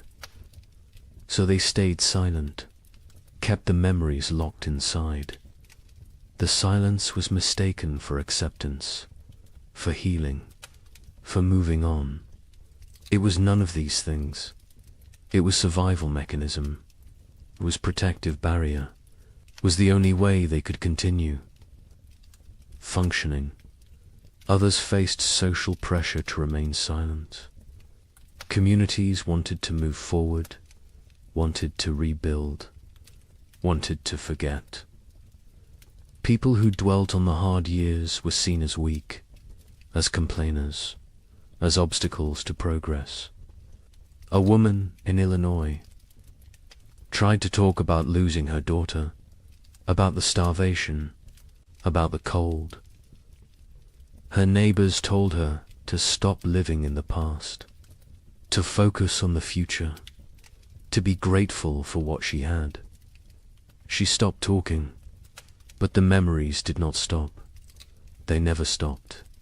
She just carried them alone, in silence, until they consumed her. Some survivors feared judgment for the choices they had made, for the actions they had taken to survive. Better not to speak of those years at all than to risk revealing what they had done, what lines they had crossed, what boundaries they had violated. Silence protected them, protected their reputations, protected their ability to be seen as respectable members of society. The price was isolation, loneliness, the inability to process trauma, but the alternative seemed worse. So they chose silence. The scientific community of the era struggled to explain the phenomenon. Without modern climate science, they lacked frameworks for understanding. Some suggested it was localized, exaggerated, not as severe as reported. Others proposed natural cycles, temporary aberrations, nothing to worry about long term. A few recognized it as significant climate event, but their voices were minority, were drowned out by those who preferred simpler explanations, who preferred not to see pattern, not to acknowledge that this could happen again. Meteorological records from the period are incomplete. Weather stations were sparse. Record-keeping was inconsistent. The data that exists shows temperature anomalies, shows unusual patterns, but gaps in the record allow for interpretation, allow for doubt, allow for dismissal. Later research, looking at the fragmentary data, could conclude it was not that bad, could argue the survivors exaggerated, could minimize the catastrophe. The incomplete record became excuse for incomplete acknowledgement. By 1850, just 12 years after the final winter ended, the 3 winters were rarely mentioned. Textbooks focused on westward expansion, on Oregon Trail, on Gold Rush. on the exciting narrative of American growth. The dark years from 1836 to 1838 were footnote at best. More often, they were completely absent. A generation of children learned American history without knowing thousands had died in the supposedly empty territories, without knowing their parents or grandparents had survived horror. The erasure was nearly complete. The Civil War cemented. The forgetting. After 1861, the nation had new trauma, new deaths, new catastrophe to process. The frontier winters seemed distant, irrelevant. Why dwell on old suffering when new suffering was everywhere? The few survivors who tried to tell their stories found no audience, found a nation consumed by present crisis. Unwilling to hear about past pain, they gave up, accepted that their experience would die with them, that no one would remember, that no one cared. The American mythology of the frontier required triumph, required success, required the narrative of bold pioneers conquering wilderness, building civilization, creating something from nothing. The Three Winters did not fit this mythology, could not be incorporated, so they were excluded. The myth was more important than history. The story was more important than truth. America needed heroes, needed victories, needed to believe in manifest destiny, needed to believe that will and work were enough, that nature could be tamed, that progress was inevitable. The erasure served another purpose. It protected those in power, politicians who had encouraged westward expansion, who had promoted territorial development, who had promised safety and opportunity. Acknowledging the winters meant acknowledging failure, meant admitting they had sent people into danger, had promised what they could not deliver, had prioritized expansion over safety. This admission was politically unacceptable, so the winters were forgotten. And the politicians continued promoting westward movement, continued making promises, continued prioritizing growth over caution.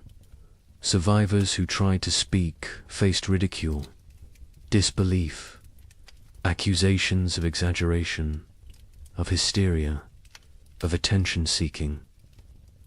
The young man in Michigan attempted to tell his story to a traveling writer in 1845. The writer listened politely, then suggested perhaps the cold had not been quite as severe as remembered. Perhaps trauma had distorted memory. Perhaps things had been difficult but not impossible. The young man stopped talking mid-sentence, realized there was no point. People would believe what they chose to believe. Truth was irrelevant. He never tried to tell his story again. The conspiracy of silence was not organized. No one coordinated. The suppression, no central authority dictated what could be said. But the incentives aligned perfectly. Land speculators needed silence. Railroads needed silence. Governments needed silence. Churches preferred silence. Survivors chose silence. The result was comprehensive, effective, devastating. Within 20 years, the Three Winters had been nearly erased from collective memory. Within 50 years, they were completely forgotten. A climate catastrophe that killed thousands and destroyed. Hundreds of settlements simply disappeared from history, vanished, as if it never happened.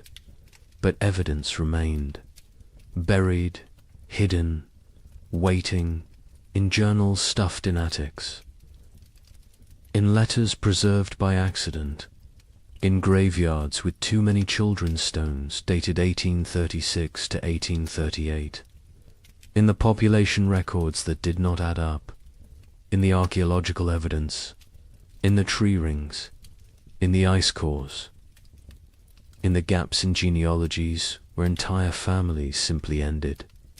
The evidence was there, scattered, fragmentary, ignored, but there, waiting for someone to look, someone to ask questions, someone to remember.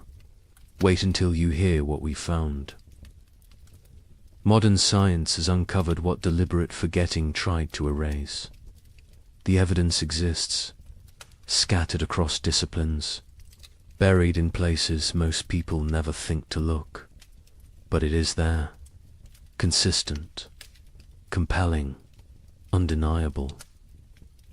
The 3 winters happened, were as severe as survivors claimed, perhaps more severe than they could articulate. The truth has emerged slowly, piece by piece, building into a picture that validates everything the survivors tried to tell us. Tree ring analysis provides the most objective evidence. Trees record their growing conditions in their rings. Wide rings mean good growing seasons. Narrow rings mean stress, cold, drought, poor conditions. Researchers examining old-growth trees across the Midwest discovered something remarkable.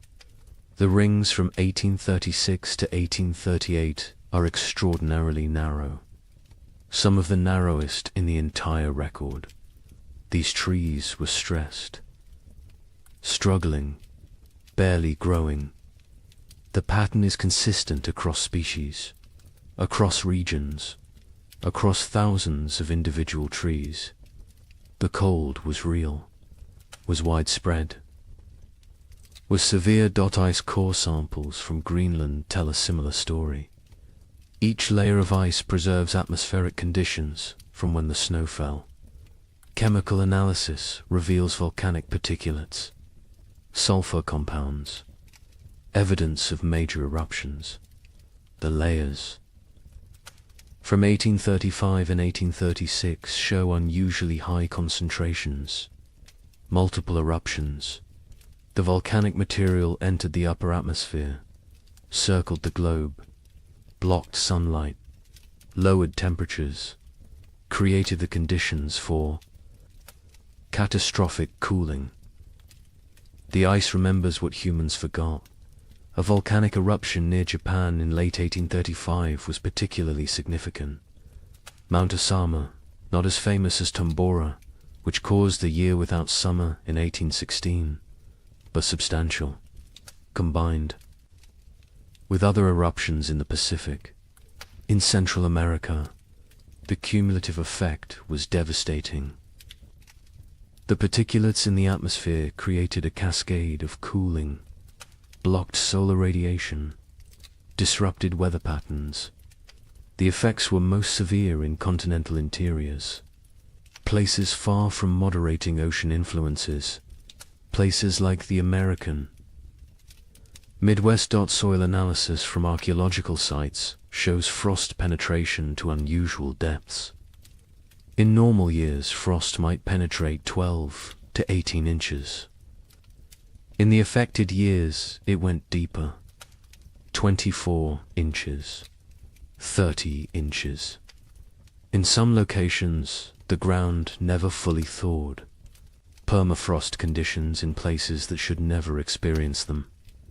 The soil remembers, holds evidence of cold that survivors described but scientists initially dismissed as impossible. Mass grave sites have been discovered during modern construction projects. A housing development in Michigan in 1985 uncovered a burial site. 47 bodies, men, women, children, no markers, no records. Carbon dating placed them in the late 1830s.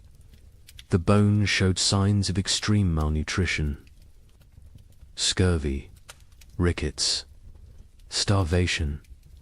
Some showed evidence of violent death. Circumstances no one wants to examine too closely.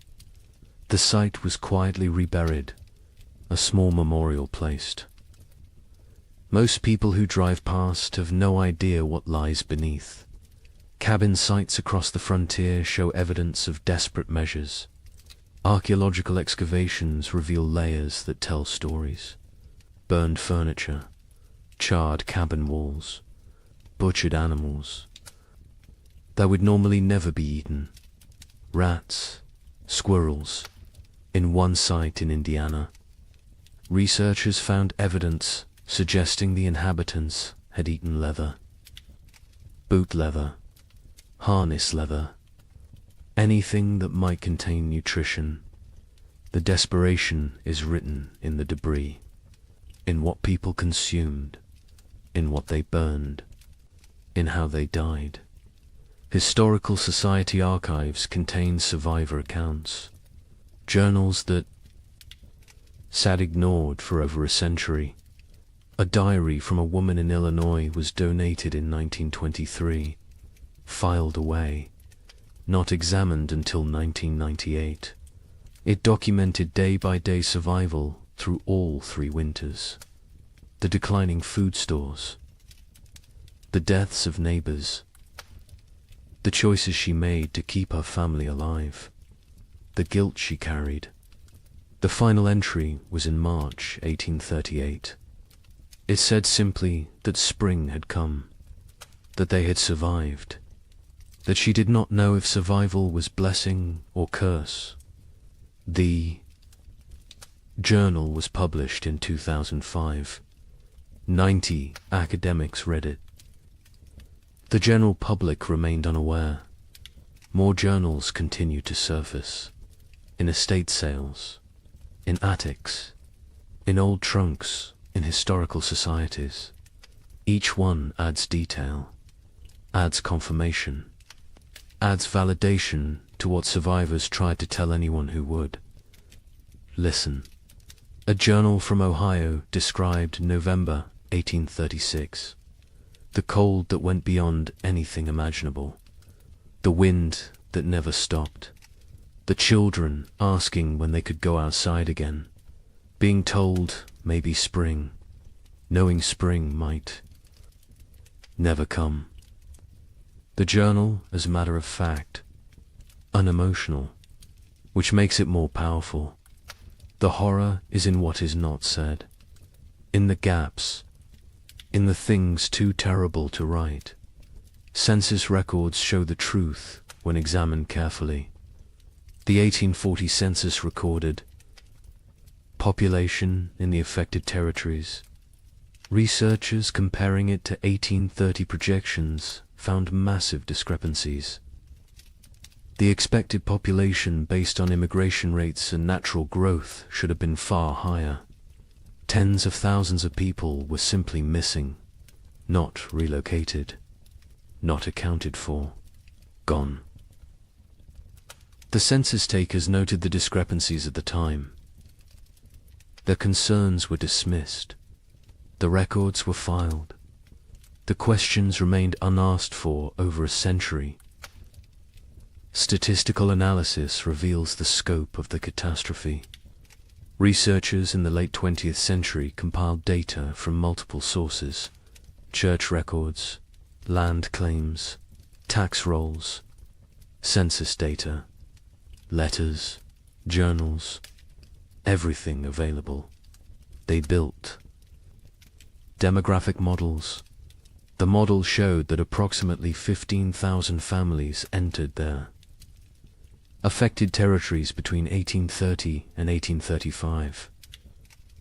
The 1840 census showed fewer than 7,000 families. The missing 8,000 families represented perhaps 40,000 individuals.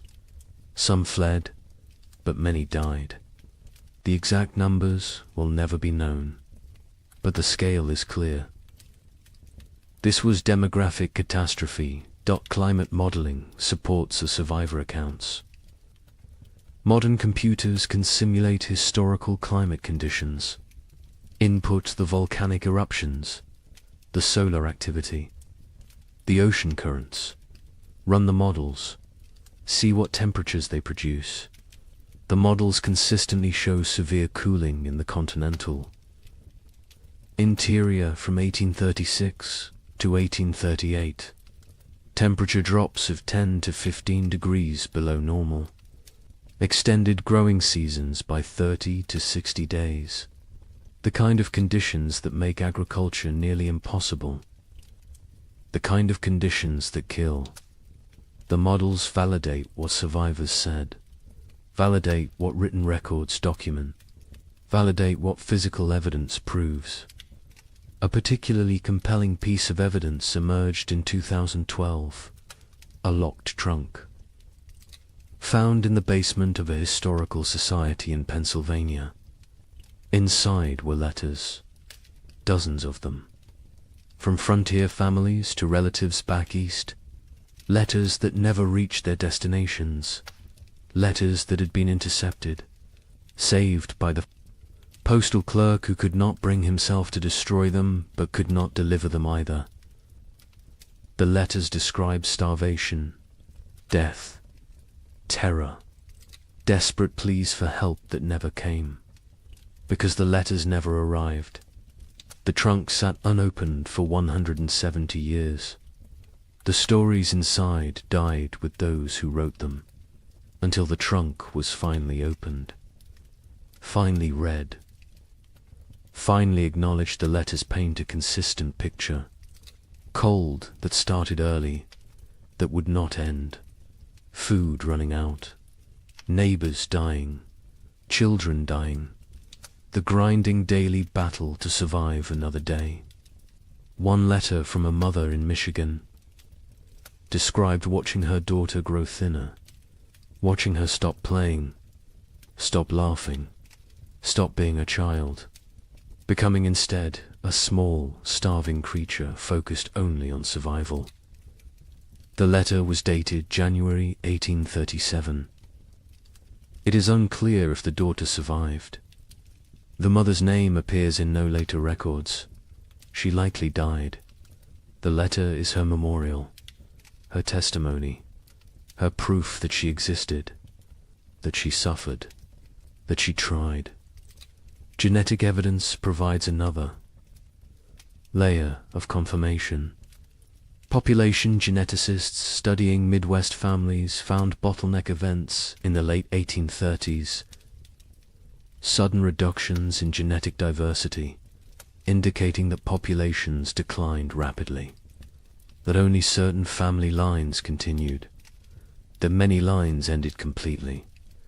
The genetic record shows what historical records obscured, shows the true impact, shows that entire family trees simply stop, branch after branch ending in the same narrow window. 1836 to 1838. Native American oral histories mention the hard years. Tribes in the affected regions have stories of the time when winter would not end, when buffalo disappeared, when people starved. The stories were not prominent, were overshadowed by other traumas, removal, disease, war, but the stories exist. Another source of validation, another voice confirming what happened, confirming that the cold was real, was widespread, was catastrophic for everyone in its path.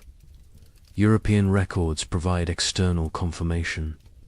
Observers in England and France noted unusual weather patterns in North America, received reports from travelers, from ships, from traders.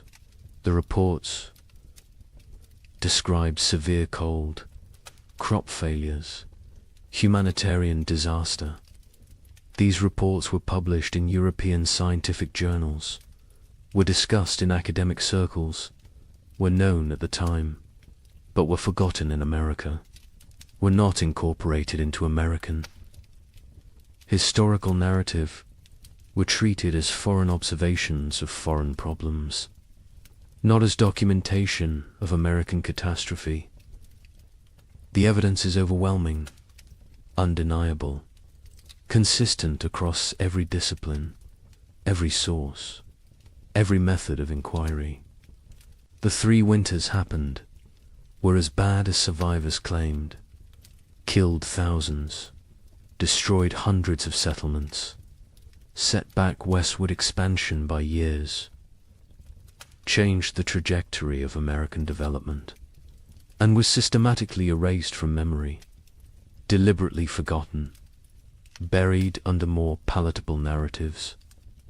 But the evidence remained, waiting, and now it speaks, loudly, clearly, demanding that we remember, demanding that we acknowledge, demanding that we ask why this was forgotten, and what else we have chosen to forget. Societies choose what to remember, what to forget, what stories to tell about themselves. America chose to remember triumph, chose to remember westward expansion as inevitable, as heroic as the march of civilization across wilderness.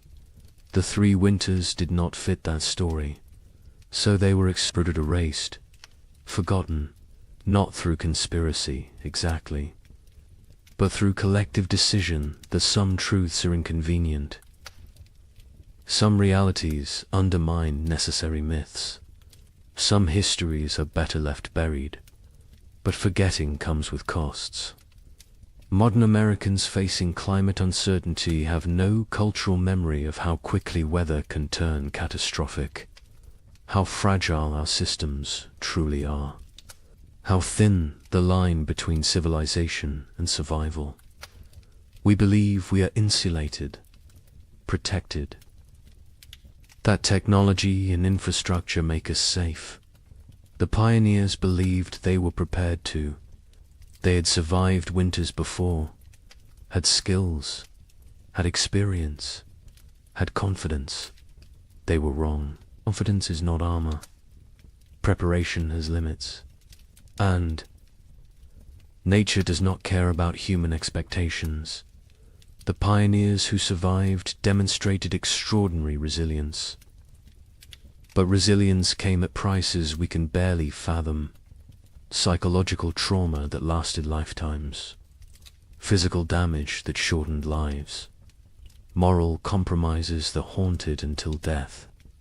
Relationships destroyed. Innocence shattered. Futures altered.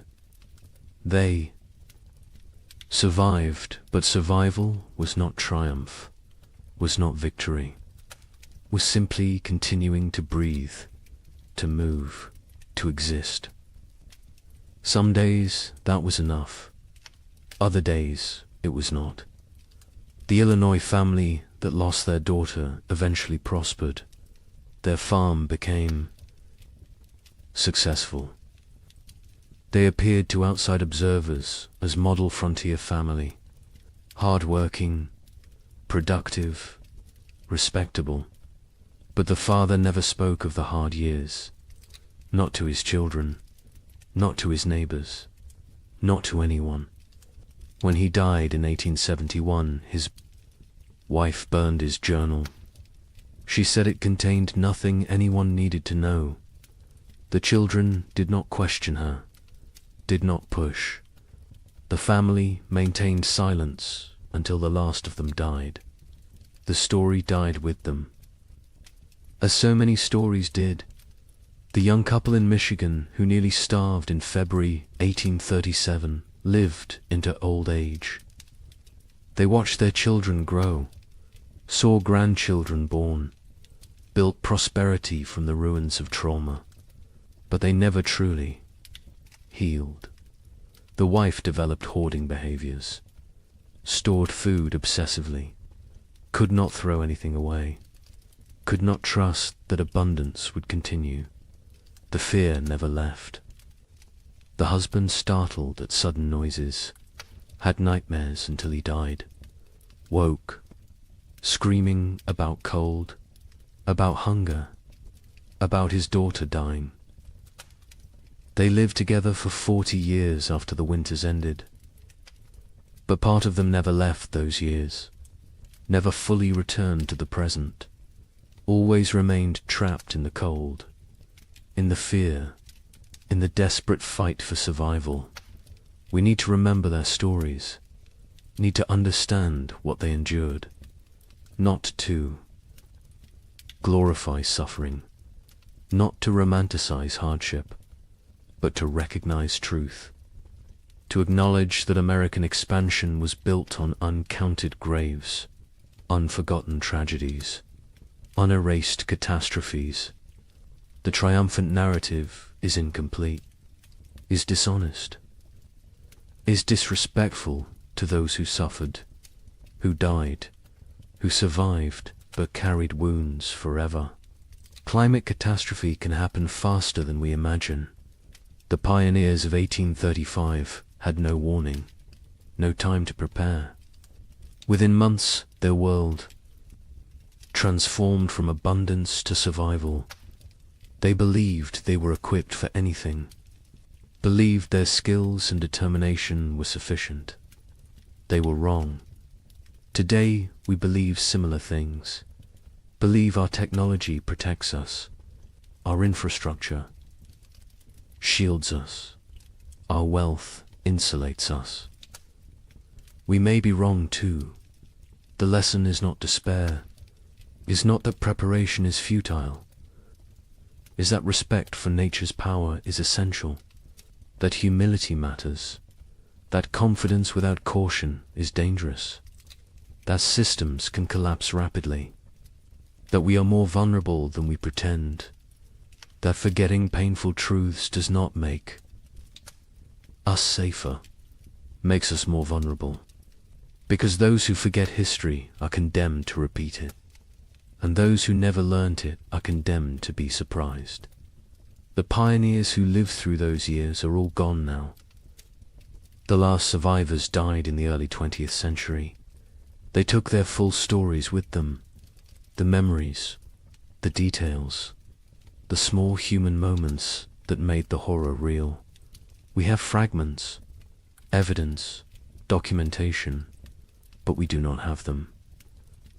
Do not have their voices, their perspectives, their truth in its fullness. That loss is permanent, irretrievable, another cost of the forgetting, another price of erasure. But on cold nights, in old cabins scattered across the Midwest, some say you can still hear something.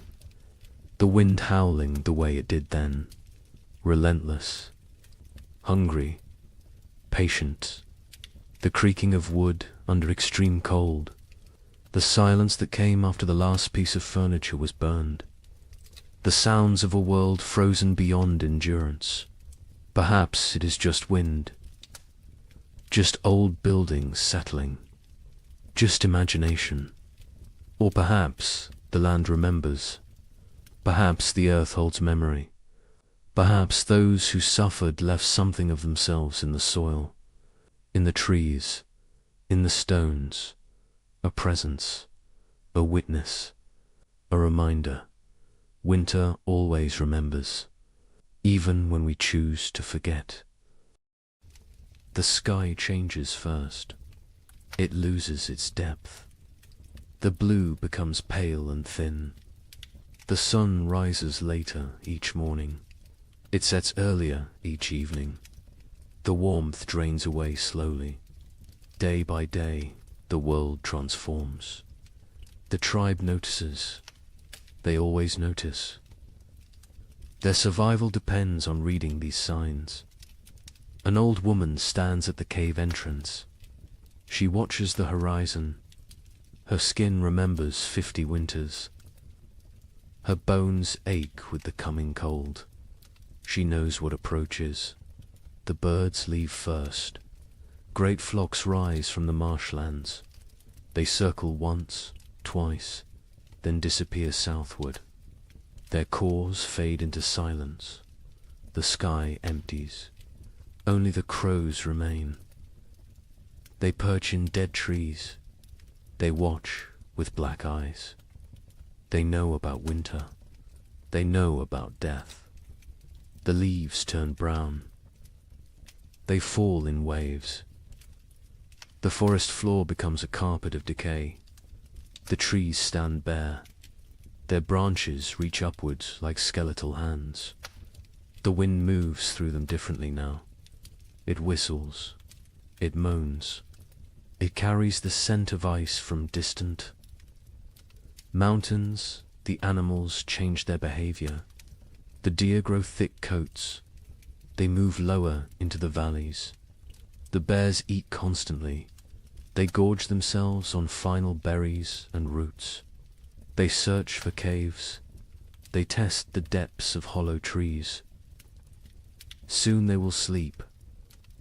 Soon they will vanish until spring. The tribe's children play near the cave. They notice the changes too. A young girl finds frost on a stone. She touches it with her finger. The ice melts instantly. She looks up at her mother. Her eyes ask a question. Her mother nods slowly. Yes, it is coming. The hunters return from their scouting. They gather around the central fire. Their news is grim. The herds are moving. The massive beasts that sustained the tribe are leaving. They migrate to warmer lands. The hunters saw their tracks leading south. Hundreds of prints in the soft earth. All heading away, the chief stands. He is a broad man with greying hair. Scars cross his chest and arms. Each one tells a story of survival. He speaks slowly. His voice carries weight. The tribe must prepare. They must gather. They must hunt. Winter shows no mercy to the unprepared. The women begin their work immediately. They repair the leather hides that cover the cave entrance. They check every seam. They patch every hole. Cold air finds the smallest gaps. It sneaks in like a predator. It steals warmth. It steals life. The children are sent to gather firewood. They work in groups. They drag dead branches back to the cave. They pile them high against the rock walls. Never enough. There is never enough wood. The fires must burn for months.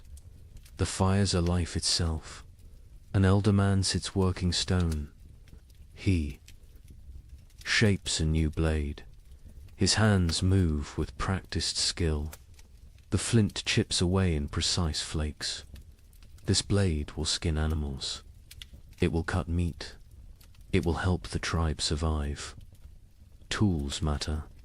In winter, everything matters. The temperature drops. Further, morning brings white breath. Puddles freeze overnight. They crack under footsteps. The ground hardens. Digging becomes difficult. The tribe works faster. Urgency replaces the lazy pace of summer. A young hunter climbs the high ridge. He looks north. Dark clouds gather on the horizon. They build like mountains. They promise snow. He returns quickly. He reports what he saw. The tribe has perhaps 10 days, maybe less.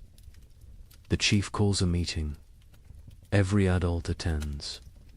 They discuss strategy. Who will hunt? Who will gather? Who will fortify the shelter? Who will watch the children? Roles are assigned. Arguments are brief. Survival requires cooperation. Personal disputes wait for spring. The women process the last of the autumn harvest. They pound roots into paste. They dry strips of meat over smoky fires. They collect every edible plant within walking distance. Nothing is wasted. A handful of seeds might mean the difference between hunger and starvation. Night falls earlier now. The darkness lasts longer. The tribe sits closer to the fire. They eat their evening meal in silence. They think about the months ahead. They remember previous winters. Some were mild, some were brutal. No one knows what this winter will bring. A baby cries. Its mother holds it close. She wraps it in soft rabbit fur. The infant is barely 2 months old. This will be its first winter. The mother's face shows worry. The other women gather around. They offer reassurance. They share wisdom. They have kept babies alive through cold before. The old woman who watches the sky speaks. She tells of a winter. From her youth, snow fell for 20 days without stopping. The drifts rose higher than a man. 3 members of the tribe died. They ran out of food. They grew weak. The cold took them in their sleep. She tells this story as warning, as motivation. As truth, the fire crackles. Sparks rise into the darkness. They dance like orange stars before fading. The tribe sits in a circle. They feel the bond between them. They are family. They are survival partners. They will face the cold together. They will endure together. Or they will perish together. The wind picks up. It blows from the north. It carries the smell of snow. It carries the promise of winter. The tribe feels it. Every man, woman, and child knows what approaches. The season of death has begun its descent. The time of testing is here. Tomorrow, the real work begins. The hunters wake before dawn. 6 men rise from their sleeping places. They move quietly. They do not wake the others. The air inside the cave is cold. Their breath makes small clouds. They gather their weapons in silence. The chief hunter is called Kra. He has seen 30 winters. His body is lean and strong. Scars mark his arms and legs. Each scar tells a story. Each one represents survival. He checks his spear. The stone point is sharp. The binding is tight. This weapon has killed. Many times before, the other hunters prepare. They wear thick furs. They tie leather wraps around their legs. They carry stone blades at their waists. They bring rope made from twisted plant fibers. They will need everything they carry. There are no second chances in winter. The sky begins to lighten. Grey replaces black. The hunters step outside. The cold hits them immediately. It takes their breath. Their eyes water. They blink away the moisture. Their bodies adjust slowly. Frost covers everything. The rocks glisten white. The sparse grass stands frozen and brittle. Each footstep crunches. The sound carries in the still air. They must move carefully. Sound travels far on cold mornings. Kraw leads them north. He knows where the herds gather. He has hunted these lands his entire life. His father taught him. His grandfather taught his father. Knowledge passes through generations. It keeps people alive. They walk for an hour. The sun rises behind them. It provides no warmth. It is a pale circle in the grey sky. The light reveals a changed landscape. Winter is transforming their world. Snow patches appear. Small drifts collect in shadows. The ground is harder now. Frozen. Solid in places. Walking becomes more difficult. Legs tire faster. But they push forward. Kraw stops. He kneels. He examines the ground. Tracks. Large tracks. deep impressions in the half-frozen earth. Bison. A small herd passed through recently, perhaps during the night. The tracks are fresh. The hunters gather. Around they study the signs. Craw counts the tracks. Maybe 8 animals. Maybe 10. The herd is moving slowly. They are grazing as they travel. This is good. This means the hunters can catch them. They follow the trail. The tracks lead northeast, toward the river valley. Bison often shelter near water. The valley provides protection from wind. There is still grass there, brown and dry, but edible. The wind picks up. It blows from the north. It carries tiny ice crystals. They sting exposed skin. The hunters pull their furs tighter. They lower their heads. They keep moving. Another hunter named Dren speaks quietly. He points to the sky. More. Clouds are building, dark and heavy. They roll in from the mountains. A storm is coming. Everyone sees it. Everyone understands. They must hunt quickly. The tracks become fresher. The eddies are sharp.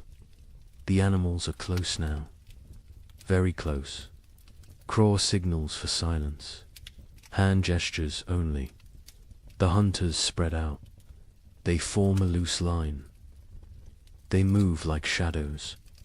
They crest a small rise. Below them, the river valley opens up. And there, near the frozen stream, the bison herd grazes. 9 massive animals, brown and shaggy. Their breath rises in great clouds. They paw at the snow. They search for grass beneath the hunters crouch low. They are downwind. The bison cannot smell them. This is crucial. Bison have poor eyesight but excellent noses. Scent betrays hunters more than sound. Craw studies the herd. He looks for weakness. Old animals, young animals, injured animals. His eyes settle on a large female. She stands at the edge of the group. She limps slightly. Her left rear leg favors her weight. She is the target. He signals to the others. They understand immediately. Years of hunting together create silent language. They know their roles. They know the plan. 3 hunters will circle left. 3 will stay right. They will drive the herd. They will separate the weak one. The maneuver begins. The hunters move like wolves, patient, calculated. They use every rock for cover, every depression in the ground. They become part of the landscape. The left group reaches position. They wait. Timing matters. Rush too soon and the herd scatters. Wait too long, an opportunity vanishes. Craw watches. He feels the moment. He rises. His shout breaks the silence. The other hunters echo him. The bison startle. Their heads snap up. Panic floods through the herd. They bunch together. They begin to run. The injured female falls behind. She tries to keep pace. Her bad leg betrays her. The gap widens. The hunters close in. Their legs pump. Their lungs burn. The cold air sears their throats. Craw is fastest. He closes the distance. The female sees him. She turns. She tries to change direction. Too slow. Crow throws his spear. Years of practice guide the weapon. The stone point strikes true. It sinks deep into her shoulder. The bison bellows. Pain and rage combine. She spins. Blood sprays across the snow. bright red against pure white. She charges at Craw, massive and furious.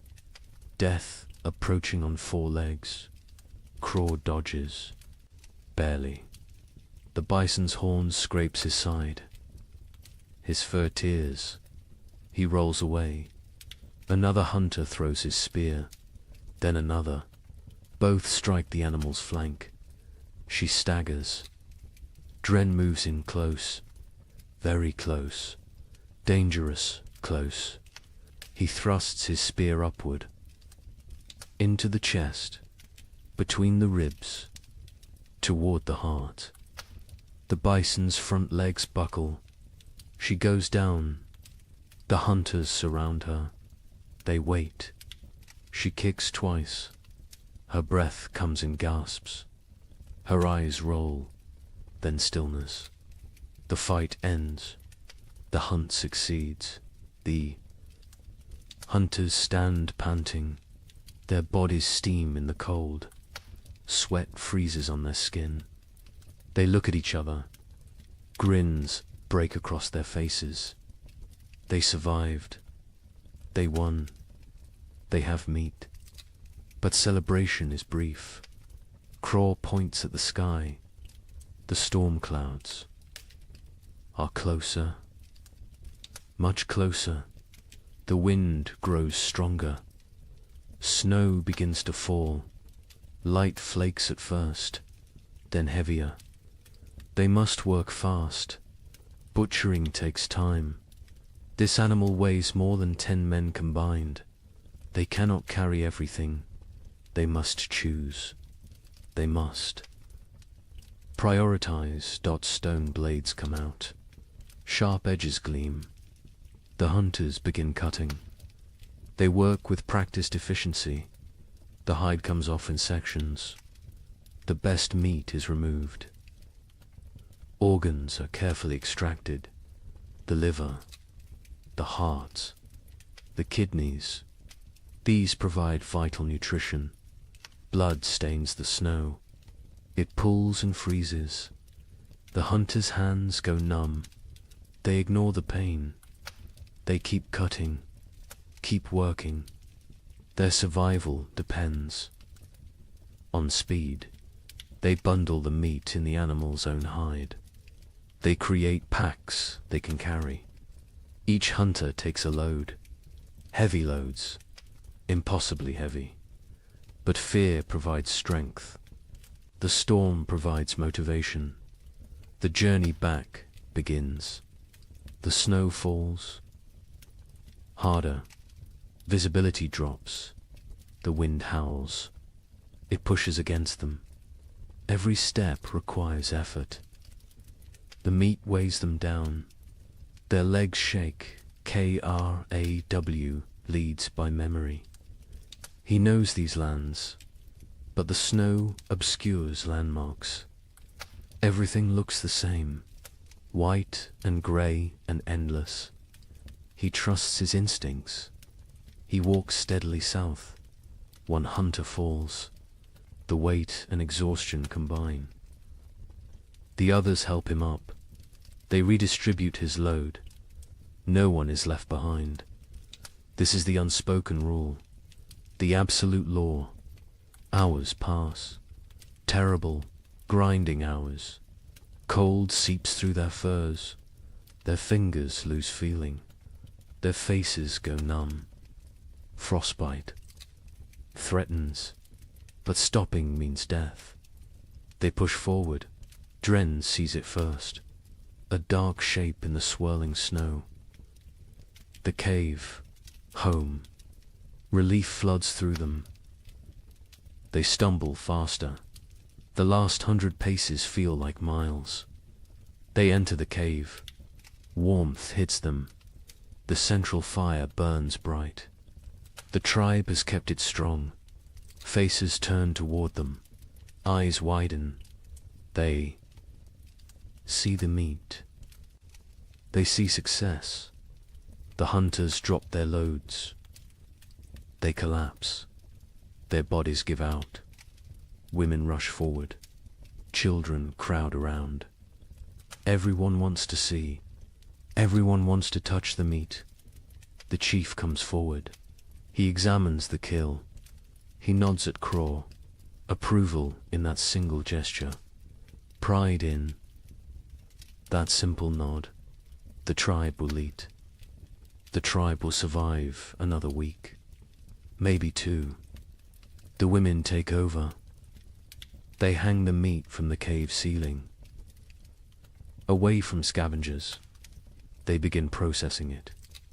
Some for immediate eating, some for preservation. Every part will be used. Nothing wasted. The hunters sit by the fire. They warm their frozen hands. They drink hot broth. The feeling returns too. Their fingers and toes. Pain comes with it. Sharp and burning. They endure it silently. Outside, the storm intensifies. Wind screams past the cave entrance. Snow piles against the rocks. The leather hide covering the entrance flaps and strains. But inside, there is warmth. There is food. There is safety. Aye. Child approaches Craw. A small boy. He stares with wide eyes. He touches Craw's torn fur. He sees the scrape from the bison's horn. His mouth forms an O of wonder. Craw smiles. He ruffles the boy's hair. This is why they hunt. This is why they risk death. For the children. For the old ones. For the tribe. Individual survival means nothing. The group is everything. The meat roasts over the fire. Fat drips and sizzles. The smell fills the cave. Mouths water. Stomachs growl. Soon they will feast. Soon they will celebrate. But first they rest. Craw closes his eyes. His body aches. Every muscle protests. But satisfaction fills him. They succeeded. They brought food home. They completed the last great hunt before the deep winter. The storm rages outside. Let it rage. Let the snow fall. Let the cold descend. The tribe is ready. They have meat. They have fire. They have each other. This hunt might sustain them for weeks. It might mean the difference between survival and starvation. No one knows what the winter will bring. No one can predict the future. But today they won. Today they live. And in the primitive world, today is all that matters. The storm passes after 3 days. The snow stops falling. The wind dies down. The tribe emerges cautiously. They squint against the brightness. Snow covers everything. The world looks different now. Transformed. Dangerous. The work begins immediately. Winter preparation cannot wait. Every day matters. Every hour counts. The tribe divides into groups. Each group has specific tasks. Organization means survival. The women examine the cave entrance. The leather hide covering took damage in the storm. Wind tore several seams. Snow forced its way through gaps. Cold air invaded their shelter. This cannot happen again. An older woman named Mira leads this work. She has repaired shelters for 20 winters. Her hands know the work. Her eyes spot every weakness. She directs the younger women. They listen carefully. They learn by doing. They take down the damaged hide. It is stiff with ice. They carry it to the fire. The heat makes the leather pliable again. They can work with it now. They can repair the tears bone needles come out. Thread made from animal sinew, the women sit in a circle. They stitch the tears closed. Their fingers move quickly. They push. Needles through tough leather. They pull thread tight. Each stitch must be perfect. Weak stitching means cold air. Cold air means death. While they work, others gather moss. They find it on the north side of rocks. They peel it away carefully. Moss provides insulation. They stuff it into cracks in the cave walls. Every tiny gap gets filled. The cave must become a sealed chamber. The men focus on firewood. They need mountains of it. What they have is not enough. It is never enough. They venture into the forest. They search for dead trees. Dead wood burns best. Green wood smokes and sputters. A young man named Torg swings a stone axe. He strikes a dead trunk repeatedly. The impacts echo through the forest. Chips of wood fly. His arms burn with effort. Sweat forms despite the cold. He ignores the discomfort. The work must continue. Other men drag fallen branches. They create trails through the snow. Long paths marked by dragged wood. Back and forth. Trip after trip. Their backs ache. Their hands blister.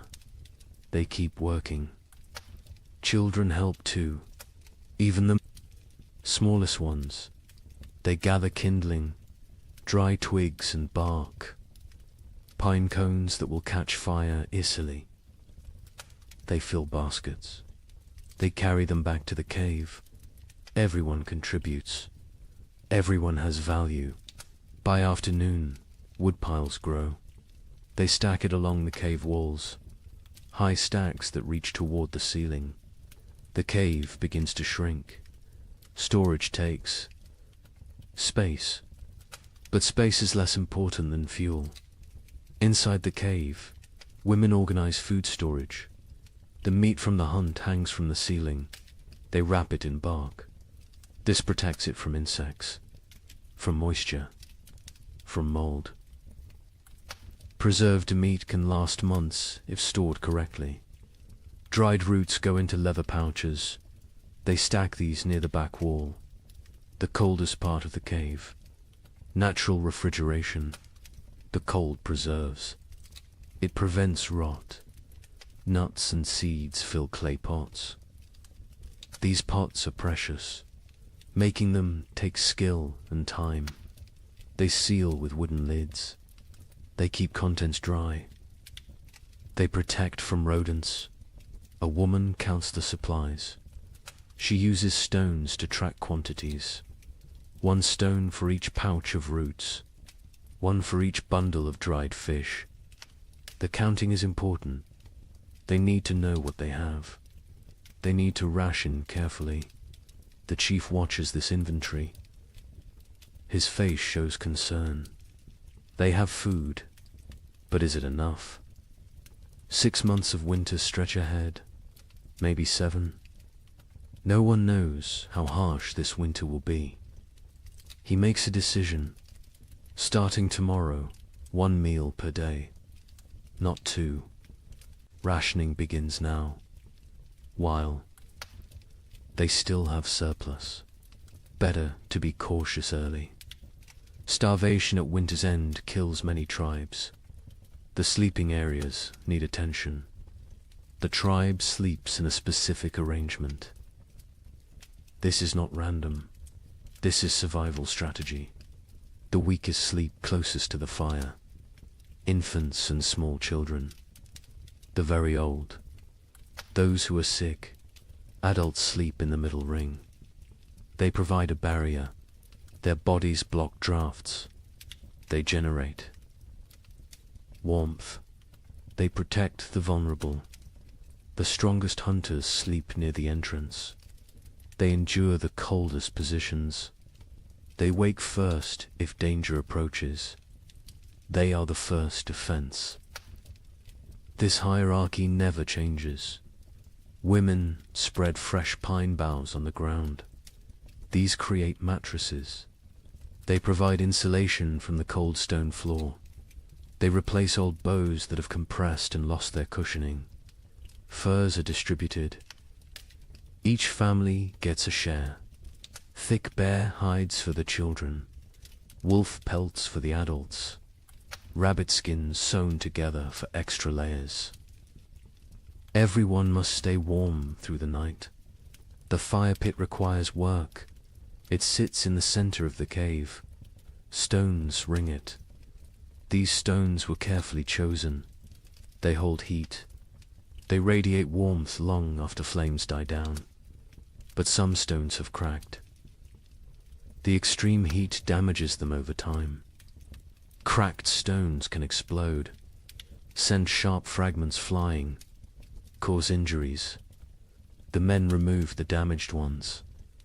They bring new stones from the river, smooth and solid. The warning comes at dawn. The air feels wrong, too still, too heavy. The pressure changes. Animals sense it first. Birds that remained through autumn flee. They rise in frantic groups. Their calls sound panicked. Even the crows abandon there. Perches, got KRAW, stands outside the cave. He tastes the air, metal on his tongue, the taste of coming snow. His joints ache. Old injuries throb. His body predicts weather better than his eyes. A massive storm approaches, perhaps the worst of the season. He returns to the cave quickly. He finds the chief. They speak in low tones. The chief's face hardens. He knows what this means. He has survived 40 winters. He recognizes the signs. This storm will trap them inside. For days, maybe a week. The chief raises his voice. Everyone stops. Everyone listens. The blizzard comes. They must secure everything. Now, immediately. No delays. The tribe erupts into controlled chaos. Everyone knows their emergency roles. They have practiced this, prepared for this moment. Speed matters now. Organization matters. Men rush to bring in final wood loads. They grab everything nearby. Dead branches, split logs, even greenwood. Anything that burns. They pile it inside until the cave floor disappears beneath fuel. Women grab the drying meat. Some pieces are not ready, still moist, still vulnerable to spoilage. But leaving them outside means losing them. Animals will steal them. Snow will ruin them. Everything comes inside. Children are sent to fill water containers. They run to the stream. They use hollowed gourds, clay pots, animal bladders, anything that holds liquid. Once the storm hits, leaving the cave becomes impossible. They need water for days. The wind begins gentle at first, a whisper through the trees. Then stronger, a moan, a howl. It builds like a living thing, like a predator circling. Temperature plummets. The drop is sudden, shocking. Breath becomes visible fog. Exposed skin stings. Fingers go numb within minutes. The cold announces the storm's arrival. The first snowflakes fall, large and soft. They drift lazily, almost peaceful, but more follow than more. Within minutes the air fills with white. Visibility shrinks. The forest disappears. The world becomes a swirling void. The tribe retreats inside. The hunters enter last. They pull the leather hides tight. They secure every fastening. They add the extra layer. The interior darkness deepens. Only firelight remains. The storm intensifies. Wind screams past the cave mouth. It sounds almost human. Anguished wails and shrieks. The leather hide strains against its bindings. It flaps and snaps. The noise is constant, overwhelming. Snow drives. Horizontally, it finds every tiny gap. Fine powder forces through the leather weaving. It dusts the cave floor near the entrance, creates small drifts. The tribe watches with concern. They cannot stop this invasion. The fire becomes their universe. They feed it constantly. Wood disappears at an alarming rate. The cold outside is so intense it steals heat from the cave. The flames must fight harder, burn hotter, consume more fuel. Smoke becomes a problem. The usual draw through the ceiling hole weakens. The storm disrupts normal airflow. Smoke gathers in the cave's upper reaches. Eyes water. Throats burn. They cough. But they cannot reduce the fire.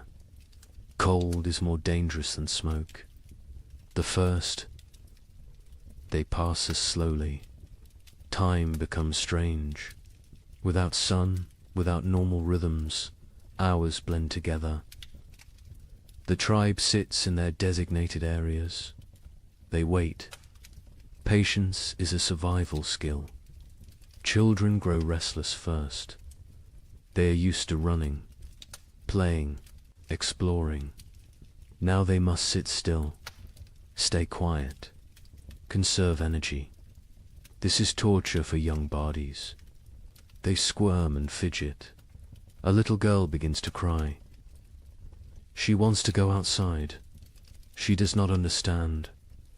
Her mother holds her, rocks her, sings softly, old songs, wordless melodies. The girl eventually quiets. She falls into fitful sleep.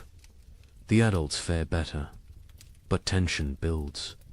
Too many people. In too small a space, personal conflicts simmer. Old grievances resurface. A young hunter glares at another. Some past dispute, some imagined slight. The chief notices. He moves between them. His presence prevents escalation. Mira tells stories.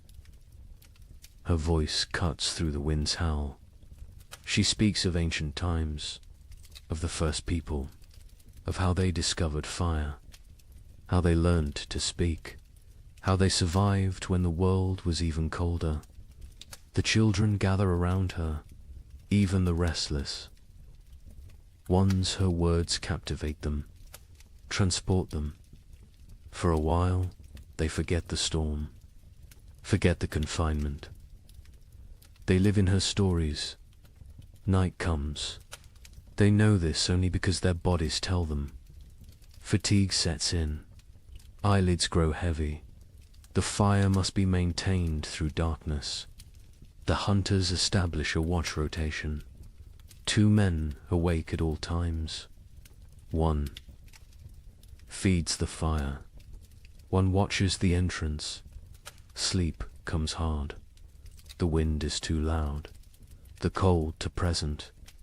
The cave floor too hard despite the pine boughs. Bodies shift.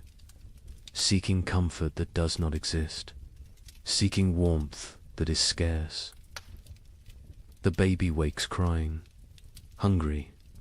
Always hungry. Its mother nurses it. But her own hunger makes her milk weak. Thin. The baby feeds but does not satisfy. It cries again. Other children wake. The mother's face shows exhaustion, desperation. An older woman brings warm broth. made from bones and snow water. She encourages the mother to drink. Liquid helps produce milk. The mother drinks. The broth is barely warm, barely flavored, but it is something. The second day brings no relief. If anything, the storm worsens. The wind reaches new levels of fury. It sounds like raging beasts, like angry spirits. The entire cave vibrates. Small stones fall from the ceiling. Dust rains down. Fear creeps in. What if the storm never stops? What if they run out of wood? What if the cave collapses? These thoughts spread silently, visible in worried eyes, in tense shoulders, in clenched jaws. The chief sits straight. Projects. Confidence. But privately he worries. The woodpiles shrink rapidly. Too rapidly, he calculates. 3 more days, maybe 4. Then they burn sleeping firs. Then they face choices. Terrible choices. Food rationing becomes stricter. 1 small meal, barely enough to sustain. Stomachs growl constantly. Children whimper. Adults endure silently. Hunger is familiar. Hunger is survivable. For a while, Torg's hands have healed from the axe work. Now they crack from the dry cold. Blood seeps from split skin. He wraps them in leather strips. The bleeding stops, but the pain remains. He says nothing. Complaining helps no one. A hunter notices moisture on the cave walls, condensation from their breath, from their bodies. This moisture freezes, creates a thin layer of ice. The cave becomes a frozen chamber. Beauty and danger combined. Mira leads. The women in work. They cannot hunt, cannot gather, but they can prepare. They sort through supplies. They repair torn clothing. They sharpen stone blades. Idle hands create despair. Work provides purpose. The women sit together. They speak quietly. They share memories of other winters. Some worse than this, some better. They draw strength from survival stories. From knowing others endured. One woman speaks of losing her first child to cold 10 winters ago. The baby simply did not wake one morning, frozen in sleep. Her voice breaks. Others reach out, touch her shoulder, her arm. Physical. Connection matters. They grieve together. They heal together. The third day breaks their spirits slightly. The storm continues unabated. White chaos outside. Grey despair inside. Hope becomes harder to maintain. Faith in survival wavers. A young child develops a cough, deep and wet. The sound echoes in the cave. His mother's face shows terror. Winter. Coughs kill. They start small. They grow. They steal breath. They take lives. The healer examines the child. An old woman with knowledge of plants, of remedies. She has dried herbs, stored carefully. She makes a tea, bitter and strong. The child refuses it. She forces him. He must drink. He must fight. The child drinks. He gags. He sputters. But the liquid enters his body. The healer wraps him in extra furs, keeps him near the fire. She monitors his breathing, his color. She has saved children before. She has lost children before. She does what she can. The fire burns lower. Fuel supplies deplete. The chief makes a decision. Smaller fire, colder cave, extended resources, survival over comfort. The tribe huddles closer. They share body heat. They become one organism, one survival unit. Stories continue, but energy for telling wanes.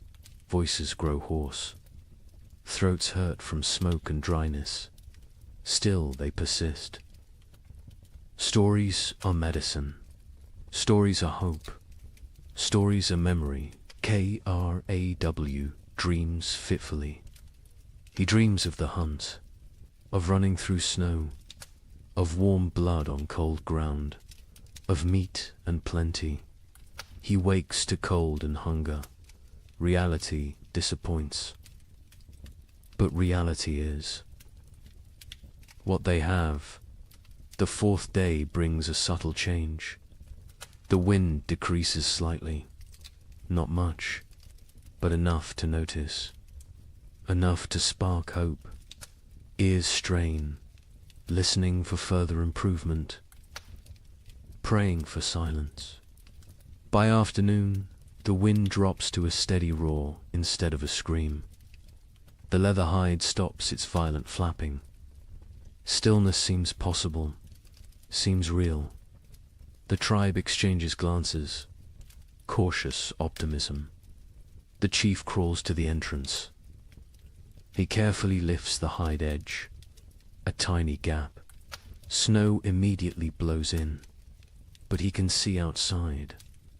Barely. The world is still white, still falling, but less violent, less deadly. He drops the hide.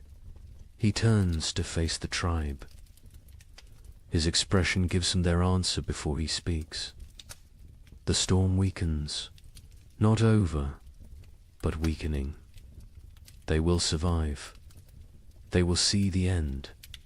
Relief flows through the cave, visible, tangible. Shoulders relax. Faces soften. Tears form in some eyes. The trial continues, but the worst has passed. That evening, the coughing child breathes easier. The healer's tea worked, or luck worked, or sheer will worked. The reason does not matter. The child will live. This small victory lifts everyone. The tribe eats their meager ration with less complaint. The end approaches. They can endure. They can last. The wood will suffice. The food will suffice. They are strong enough. The fifth morning brings silence. Actual silence. The wind has stopped. The storm has ended. The sudden quiet feels strange, wrong. Ears ring in the absence of noise. Kraw approaches the entrance again. This time he fully opens the hide. Daylight floods in, blinding and beautiful. The tribe shields their eyes, adjusts slowly. The world outside has transformed. Snow everywhere. Drifts higher than a man. The landscape is unrecognizable. Every familiar feature buried, erased. They look upon an alien world, white and pristine and deadly. But the sky shows blue, clear blue. The storm has truly passed. The tribe survived. Every member, every child, every elder. They made it through together. They do not celebrate loudly. They have no energy for celebration. But quiet satisfaction fills the cave. They endured. They protected each other. They remained human in inhuman conditions. The first blizzard has ended. Many more will come, but this one is done, and they are alive. Cold, hungry, exhausted, but alive. That is enough. That is everything. The days after the blizzard bring cruel clarity. The tribe emerges to assess their world. Snow covers everything in impossible depths. Walking is exhausting. Each step sinks to the knee, sometimes to the waist. Movement becomes a brutal task. The hunters try to venture out. They search for game, for any sign of life. But the animals have vanished, gone deep into dens, hibernating, or dead, or fled to distant warmer lands. The forest stands empty, silent as a grave. They check their trap. Lines, the snares they set before winter. Snow has buried them all. Invisible, useless. Days of work erased by one storm. They dig frantically. They find 3 traps, all empty. All sprung by falling snow. The tribe returns to the cave. Their faces tell the story. No food, no prospects, only what they stored. Only what hangs from the ceiling. Only what sits in clay pots. They must make it last. They must ration carefully. The chief counts the supplies again. He uses his stones. He moves them slowly. His count confirms his fears. Not enough. Even with strict rationing, even with 1 meal per day, they will run out before spring arrives. Weeks before, he does not share this calculation. Not yet. Fear helps no one. Panic kills faster than hunger. He will wait. He will hope. Perhaps another opportunity will come. Perhaps luck will shift. The moon rises full and bright. It illuminates the frozen landscape. Everything glows silver, beautiful and deadly. This moon marks the deepest part of winter, the coldest nights, the longest darkness. The tribe calls it the moon of hunger. Every winter it appears. Every winter it tests them. Food becomes an obsession. Stomachs growl constantly. Sleep brings dreams of feasting, of plenty, of meat dripping fat. People wake disappointed, wake to cold reality, wake to emptiness. The single daily meal shrinks. Further, what filled a palm now fits in fingers, barely enough to taste, never enough to satisfy. Children cry after eating, still hungry, always hungry. Mothers have nothing more to give. The baby suffers most. Its mother's milk dries up. Her body has nothing left to convert. She tries to nurse. The infant sucks desperately, gets nothing. Its cries become weaker, more pitiful, more heartbreaking. The women try to help. They chew dried meat until soft. They feed this paste to the baby, tiny amounts. The baby takes it, swallows. But infant bodies need milk, need fat, need nutrients this paste cannot provide. Mira grows weaker. Her old body has few reserves. Age makes winter harder. She sleeps more, moves less. Her skin seems to hang on her bones. Her eyes sink into her skull. She knows what is happening. She accepts it. This is the way of things, but she still tells stories. Her voice is thin now, barely audible. The children lean close to hear. She speaks of abundance, of spring, of flowers and green grass, of warm sun on skin. She gives them hope. She gives them something beyond hunger. A hunter named Breck volunteers to venture far, to search for game in distant valleys. Perhaps the herd's sheltered somewhere. Perhaps hunting is possible. The chief considers this. The risk is enormous. But starvation is certain. He agrees. Breck leaves at dawn. He carries a spear, a stone blade, nothing else. Weight would slow him.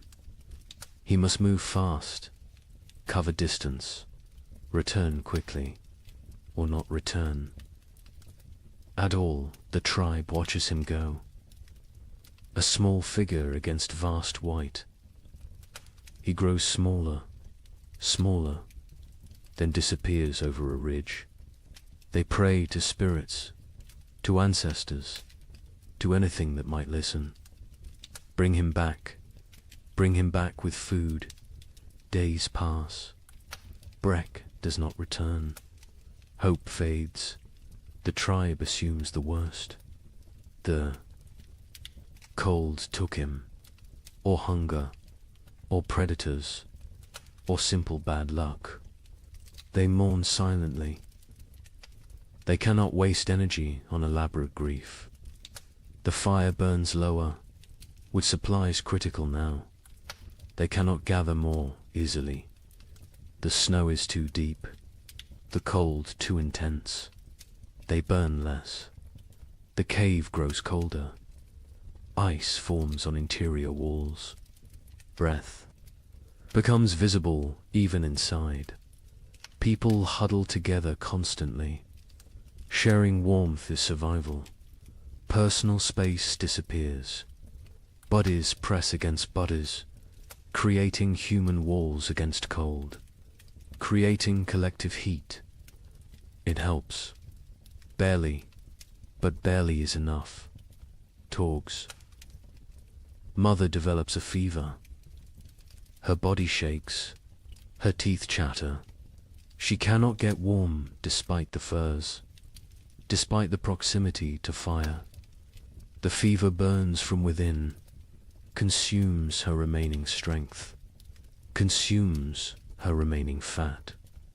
The healer examines her. She recognizes the signs. Starvation, fever, the body eating itself, trying to generate heat, trying to survive. But without food, the body destroys itself. Muscles become fuel. Organs become fuel. Death approaches. The healer makes another tea. Her herbs are nearly gone.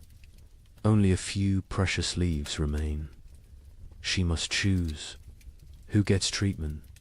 Who goes without? These choices haunt her, but she must make them. She gives the tea to Torg's mother. A chance. A small chance. The woman drinks. The liquid burns her throat. She coughs violently, but she keeps it down. She wraps herself tighter. She closes her eyes. She fights. Her body fights. Time will tell if fighting is enough. The children stop playing. They lack energy for play. They sit quietly, stare at nothing. Childhood vitality drains away.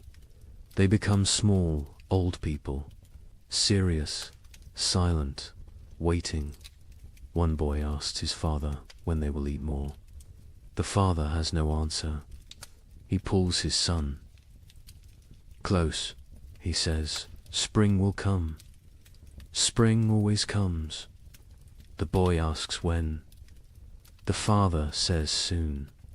He lies. Spring is months away, but the lie is kindness. The tribe begins eating leather. They take old, worn pieces. They boil them. The leather softens slightly, becomes chewable. It provides almost no nutrition, but it fills the stomach, tricks the body temporarily, delays the inevitable. They scrape hide scraps, collect tiny bits of dried meat, particles that fell, that were missed. They gathered these with desperate care. Every crumb matters. Every fragment could mean another day. The chief notices people eyeing the stored seed. Small amounts save for spring planting. Eating that seed means no crops next year. Means starvation then instead of now. But now is very real, very present, very tempting. He moves the seed, hides it in a far corner, tells only 2 trusted hunters. They will guard it. Die before allowing it to be eaten. Future survival demands this sacrifice. Present suffering must be endured. On the 7th day of the moon of hunger, the baby dies. It simply stops breathing during the night. Its mother wakes to cold stillness. She does not scream. She has no energy for screaming. She holds the small body, rocks it, as if warmth could return life. The women come. They gently take the infant. They wrap it in soft rabbit fur. They place it near the cave entrance. The frozen section, it will keep there. When the ground thaws, they will bury it properly. For now, this is all they can do. The mother sits empty. Her arms feel wrong without the weight. Her chest aches with useless milk that finally came. Too late, always too late. Other women sit beside her. No words exist for this loss. Presence is enough. Mira's breathing becomes labored, wet and rattling. She lies on her furs. She does not complain, does not demand attention. She simply fades. Life seeping away like water into sand. The tribe knows. They have seen this before. Young. Ones are brought to her, one by one. She touches their faces, whispers blessings, passes final wisdom. Her hand trembles with the effort, but she completes this duty, this last gift to the future. That night, Mira stops breathing, peacefully, in sleep. Her face relaxes, tension disappears. She looks younger suddenly. The years fall away. She returns to some earlier self. The tribe covers her with respect, with gratitude. She gave them everything, even her final breath. 2 deaths in one day. The tribe feels the weight. They are fewer now, weaker now, more vulnerable now. But they must continue, must endure, must survive for those who did not. The 8th day brings a miracle. A shout from outside. The hunters rush to the entrance. They peer out. A figure approaches, limping, struggling, but alive. Breck has returned. He collapses at the cave entrance. His lips are blue. His face is white. Frostbite blackens his fingers, his toes, but he smiles. He gestures weakly behind him. There, in the snow, a shape. The hunters rush out. They find his kill, a mountain goat, not large, but fresh, real, actual meat. Breck tracked it for days, followed it to high cliffs, killed it with a desperate throw, then dragged it back. Somehow, against all odds, they bring the goat inside. They bring Breck inside. The tribe crowds around. They cannot believe it. Food, real food, hope made flesh.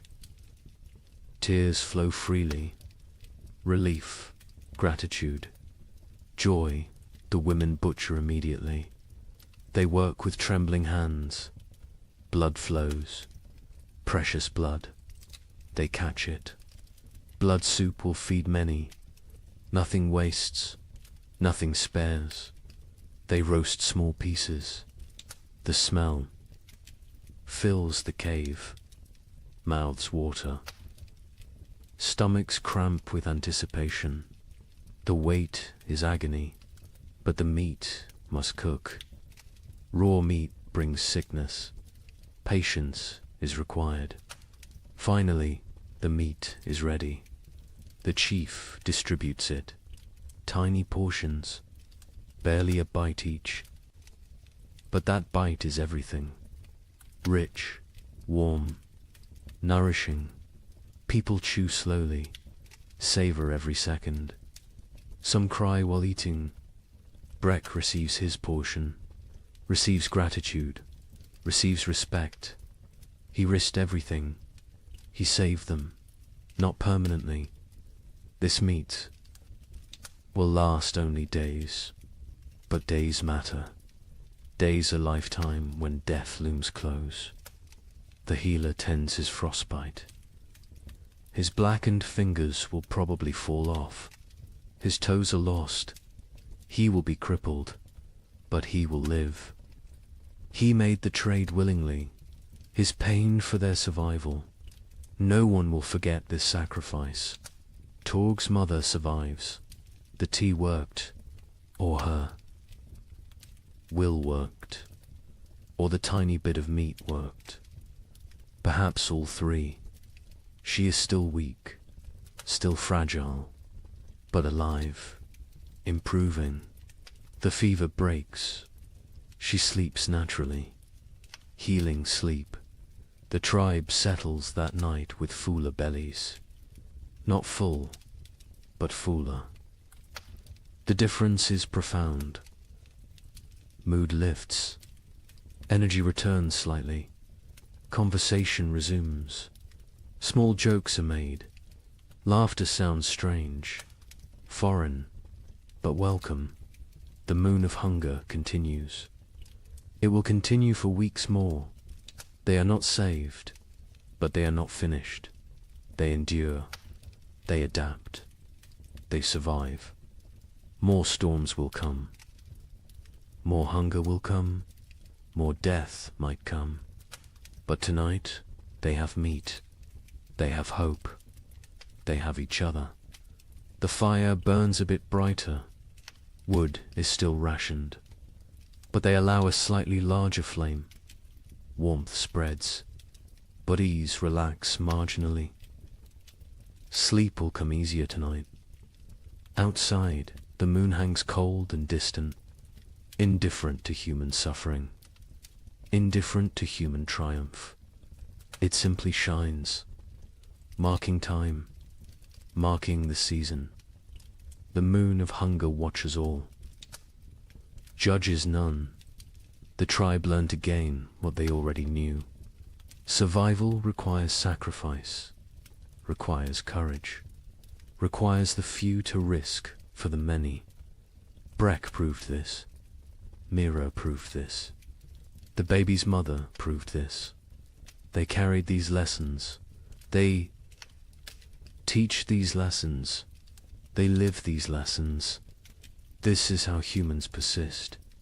This is how they conquer impossible odds. Not through strength alone, but through sacrifice, through love, through unwillingness to surrender. The moon of hunger is not over, but they will face it together. They will face it standing. They will face it human. And that makes all the difference. They step onto the plain. The wind hits immediately. Ferocious, brutal. It steals breath. It pushes them backward. They lean into it. They fight for every step. Progress becomes measured in body lengths, not miles. The cold is different here. Worse. It penetrates every layer, finds every gap in clothing, numbs exposed skin within seconds. Their eyes water. The tears freeze on their cheeks. Ice crystals form on their wrappings. They walk in a tight group, close together, sharing body heat, creating a mobile shelter. the strongest on the outside, taking the worst of the wind, rotating positions regularly, sharing the burden, sharing the pain. Hours pass. Time loses meaning. There is only the next step, the next breath, the next moment of survival. Nothing beyond that, nothing behind that. Just the eternal present of suffering. Syrah stumbles. She catches herself. But barely. Her legs shake. Exhaustion shows. Others are the same. Everyone reaches their limits, but limits must be exceeded, must be pushed beyond reason. Survival demands the impossible. They come to a frozen river. Ice covers it completely. Thick. Ice. Strong ice. Probably safe. Probably. But ice is treacherous. Currents flow underneath. Weak spots form. One wrong step means freezing water, means death. Crawl tests the edge. He stamps hard. The ice holds. He ventures further, still solid. He waves the others forward. They cross one at a time, spreading out, distributing weight. Every step careful, every movement calculated. Halfway across, the ice groans. A deep, ominous sound. Everyone freezes. They wait. The groaning continues, but no cracking, no breaking. They breathe again. They continue, faster now. Urgency overcoming caution. They reach the far side. Relief is brief. More walking awaits. More suffering. The plain continues endlessly. Horizon meets horizon in white emptiness. No landmarks, no reference points. Only Craw's memory guides them. Only faith in his knowledge. Afternoon brings no warmth. The sun is visible but distant, cold. Its light provides no comfort, no heat, just illumination of their misery. Of the vast emptiness surrounding them, Ren falls. He does not get up immediately. Others stop. They help him, pull him upright. His face is white, his lips blue. Hypothermia begins. They force him to walk. Movement generates heat. Stopping means dying. He walks, stumbling, barely conscious. But walking, they find a small depression, a slight dip in the endless plain. It blocks some wind, not much, but some, enough. They stop briefly. They need rest, need water, need to check their bodies. They huddle together. They share warmth. They drink from water skins. The water is partially frozen. They break ice with their teeth. The cold liquid burns going down, but hydration matters. Dehydration kills in cold. Silently, quickly, Syrah checks everyone's extremities. Fingers, toes, noses, ears. Looking for white patches, for frozen flesh. She finds some on Ren. His fingers are too pale. She rubs them vigorously, trying to restore circulation, trying to save his digits. Pain shoots through Ren's hands as feeling returns. He gasps, bites down. The pain is good. Pain means life, means the tissue still functions. He flexes his fingers. They move, stiff but mobile. He survives this test.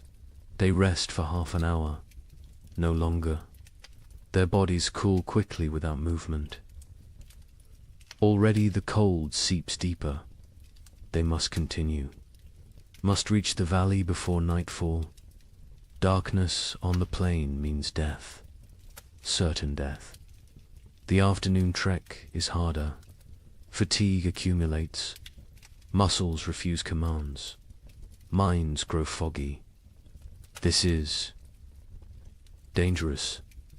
Clear thinking preserves life. Confusion kills. They focus on simple goals. Next 100 steps. Then next 100.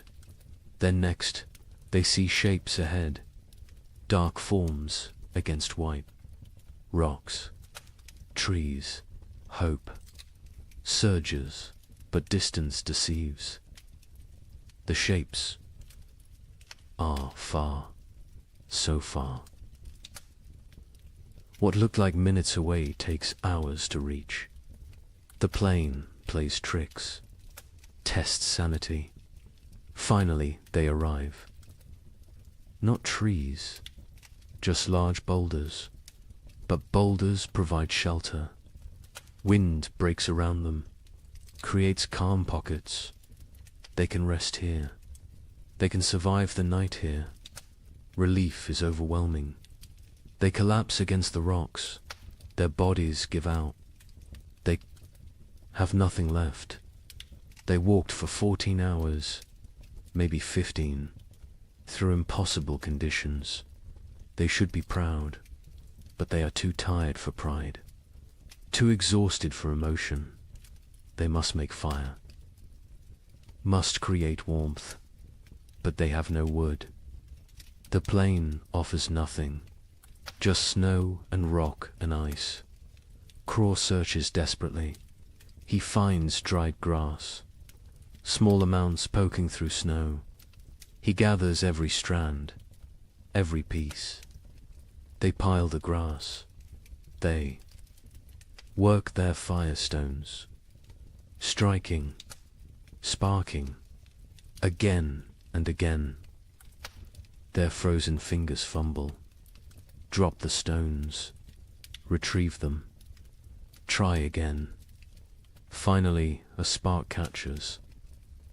Tiny flame, fragile, growing dot, they feed it carefully. Grass burns fast, too fast. The flame provides momentary warmth, psychological comfort more than physical heat, but it helps. It reminds them they are human. They can create. They can fight nature. The fire dies within minutes. No fuel remains. Darkness settles completely. Cold intensifies. Night on the plain is brutal beyond measure. They huddle together, all 10 bodies pressed close, creating a human ball. Preserving core warmth, sleep comes in fragments, minutes at a time.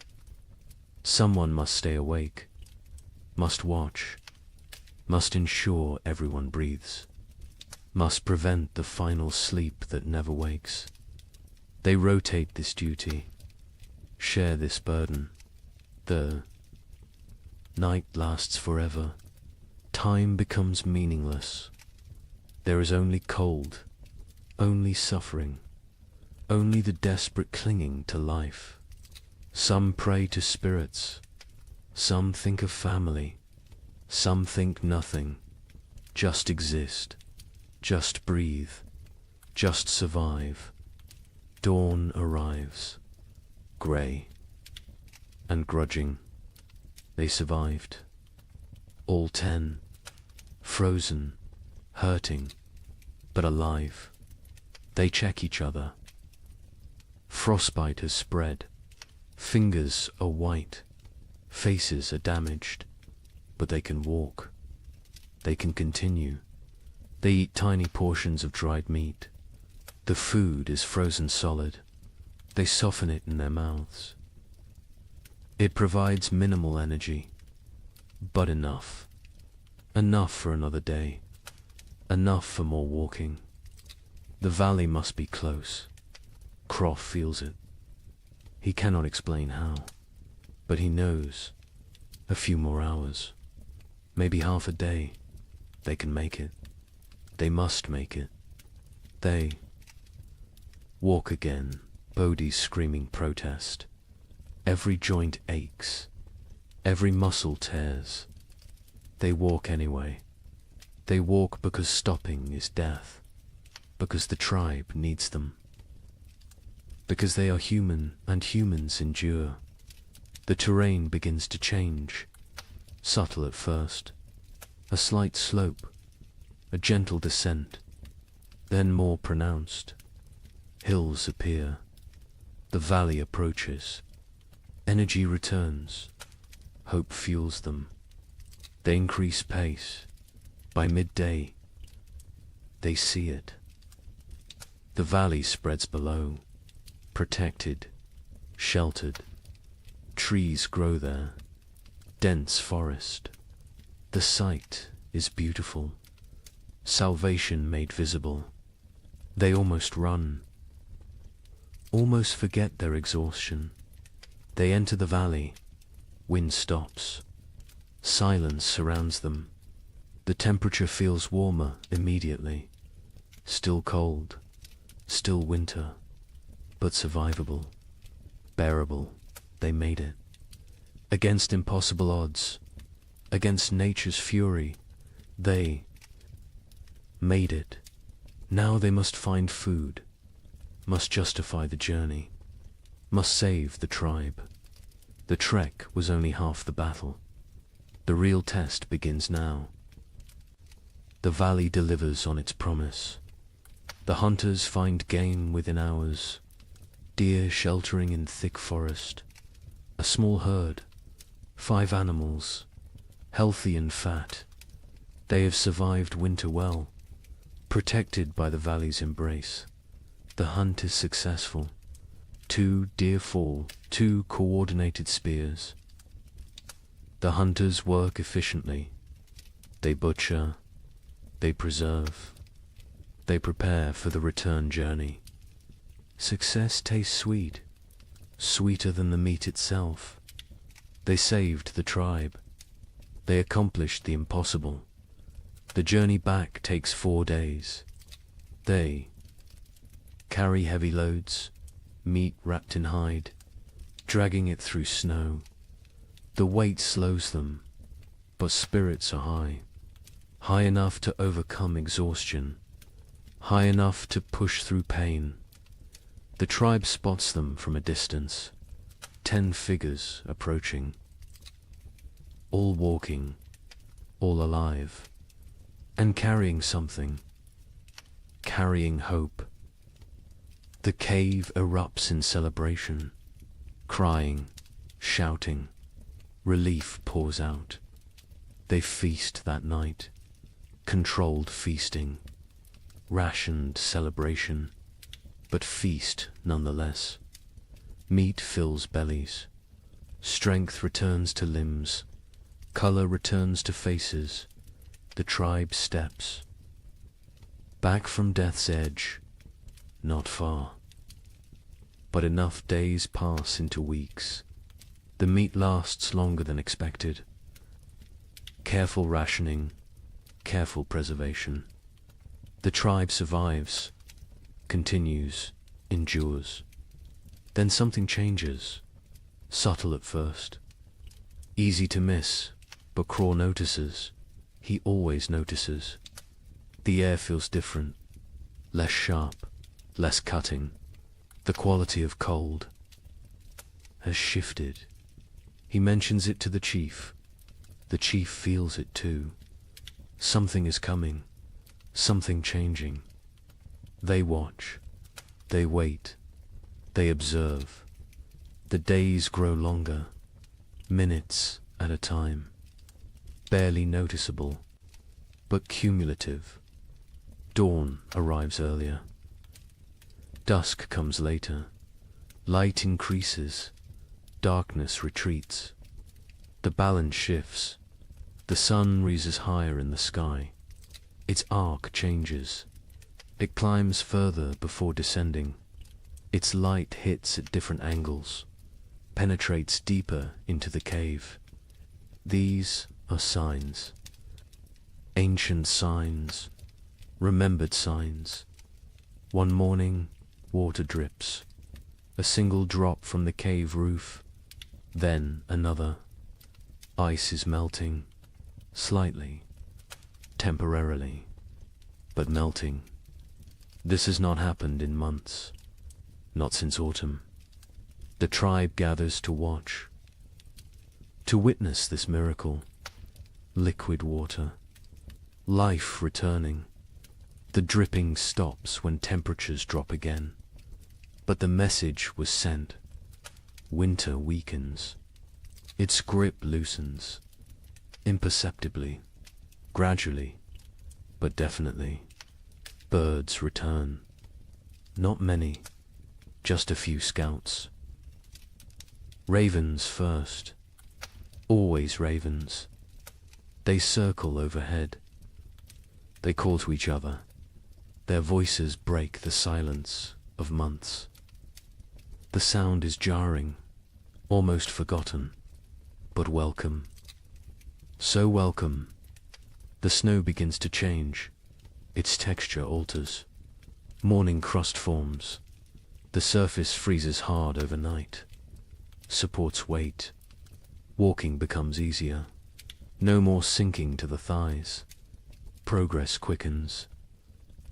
Movement improves. But afternoons bring different snow. Soft, wet, heavy. The snow absorbs sunlight, converts it to water.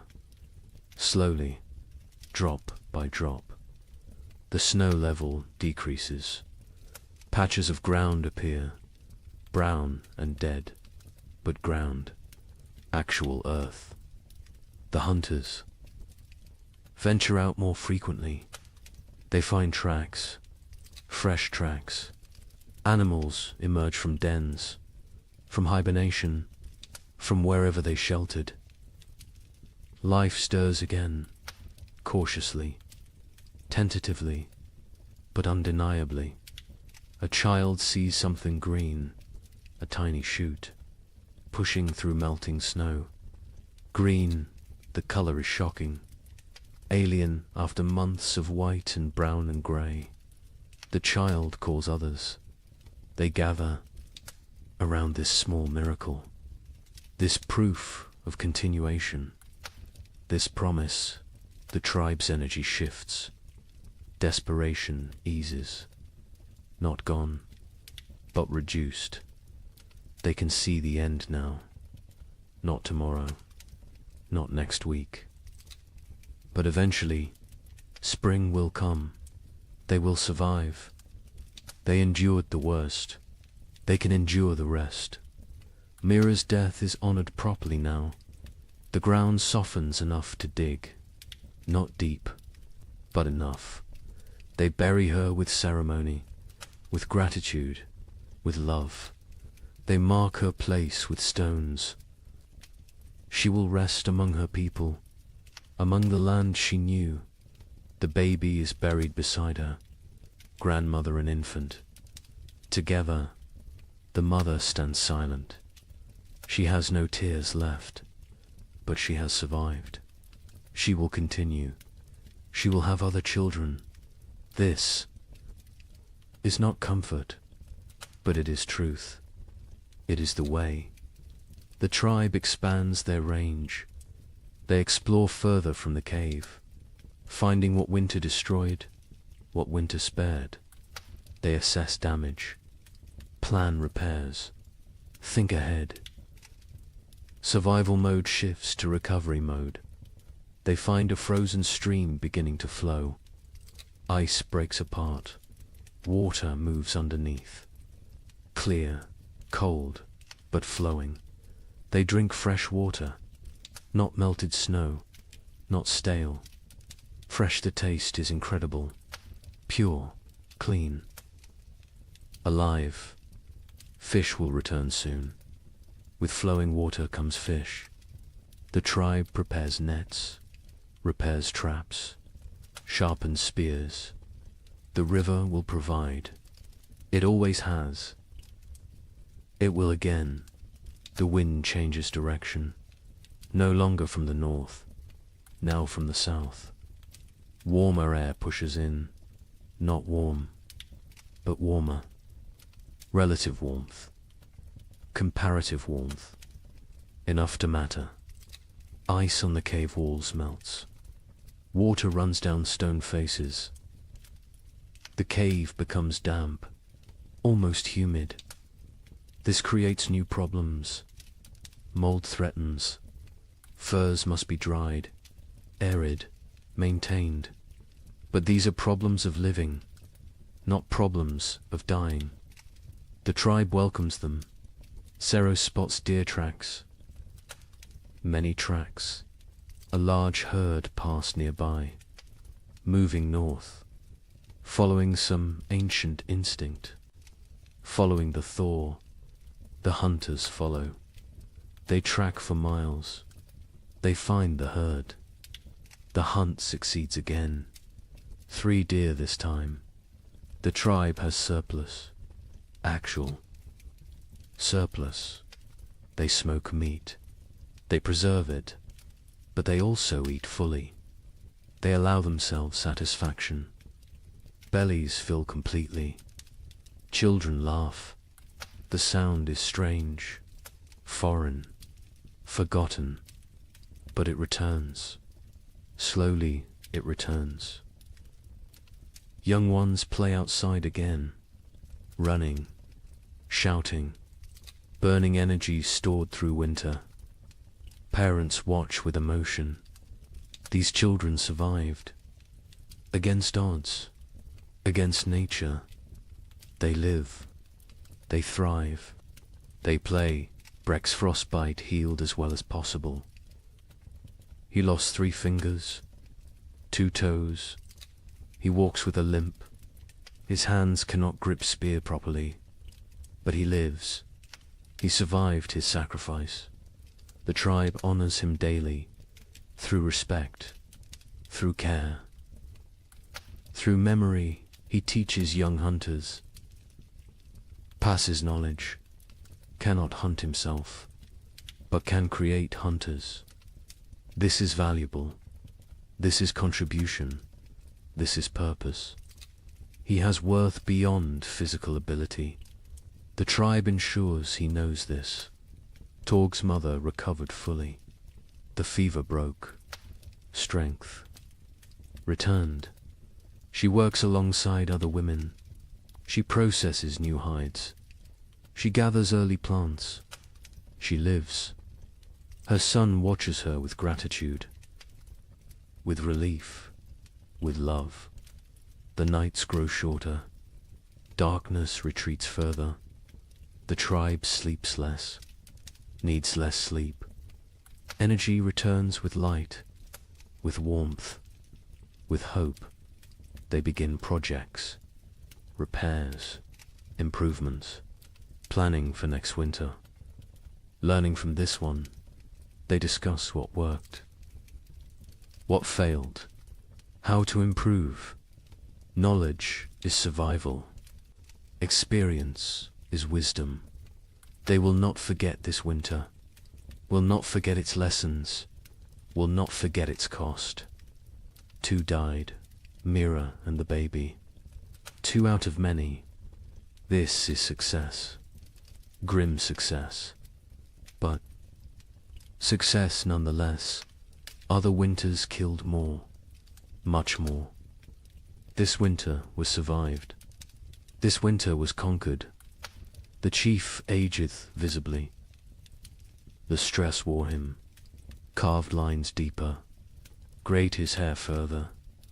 But he stands straight. He led well. He made hard choices. He saved the tribe. Leadership exacted its price. He paid willingly. Cross joins ache more. The track damaged him. Pushed his aging body beyond limits. He knows his hunting days near their end. Soon he will teach only, lead only. hunt vicariously through younger men. This is natural. This is right. This is the cycle, but not yet. This spring he will hunt. This summer he will provide.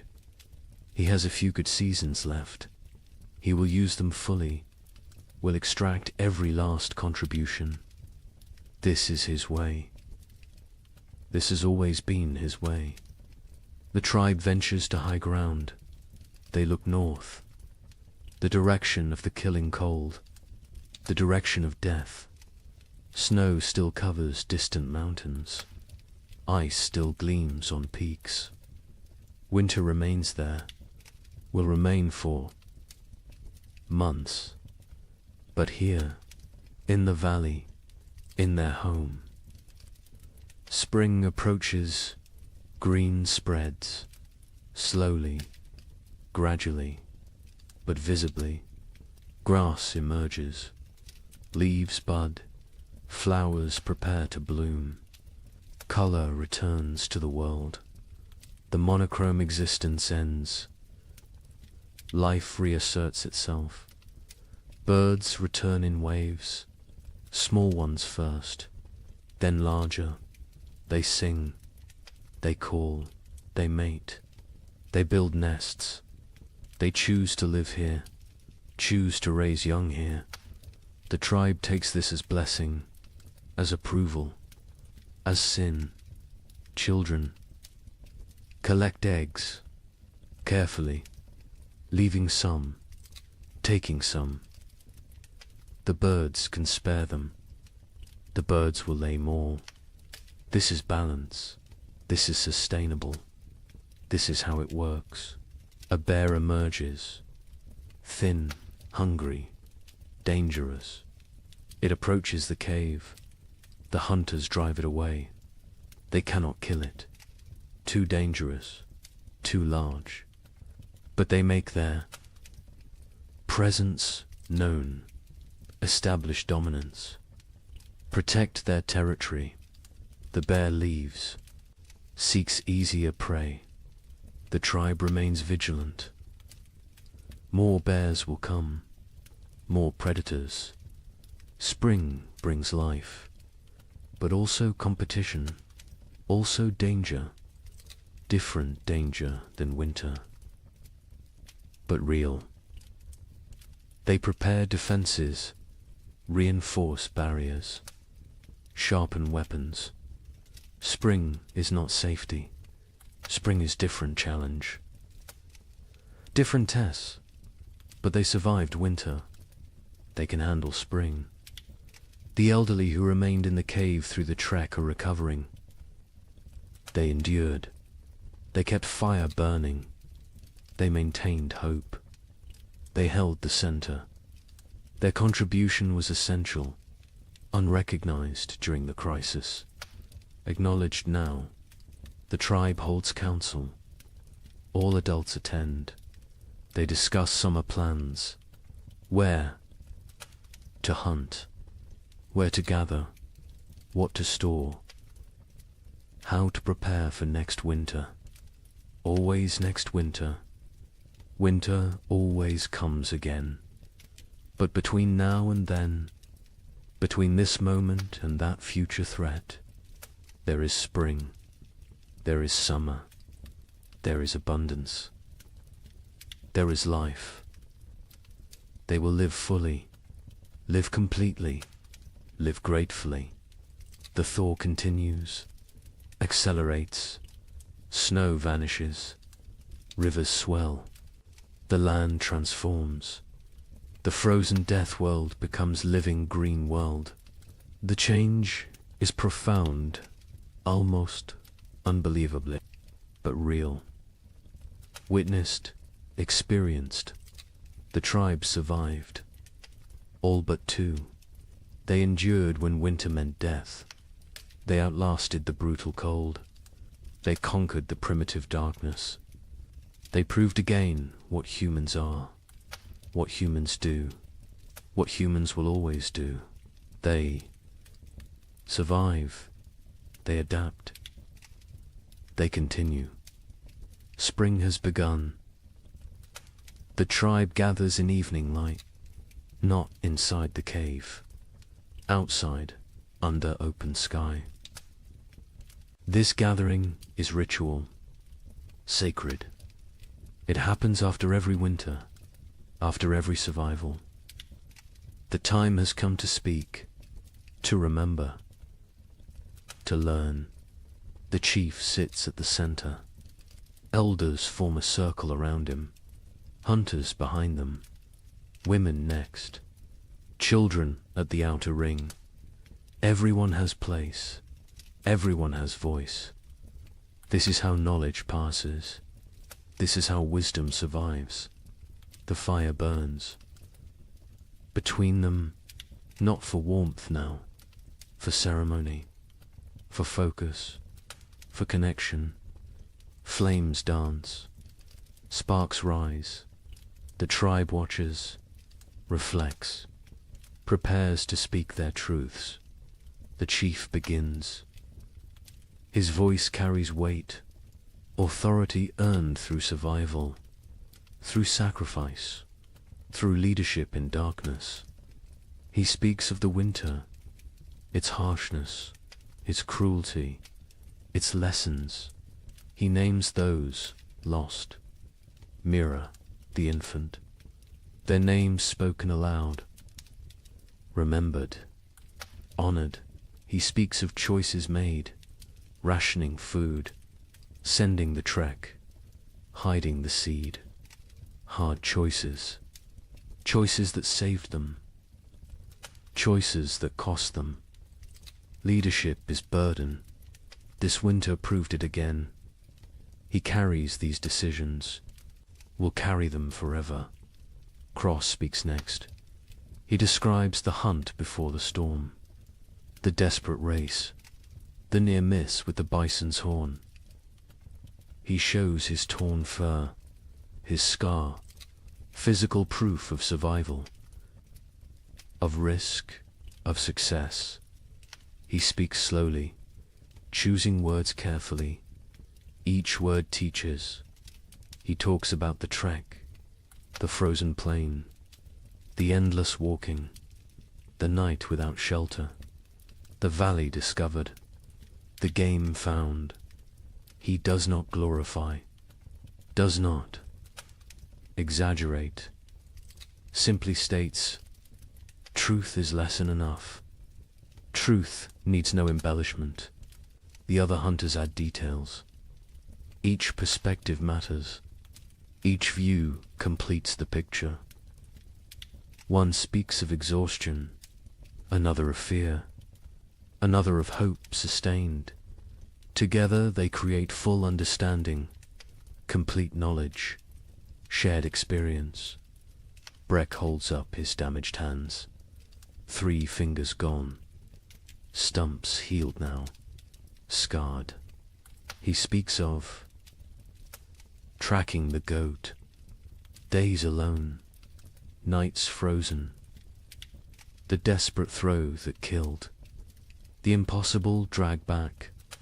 His voice is steady, no regret, no bitterness, only statement, only fact.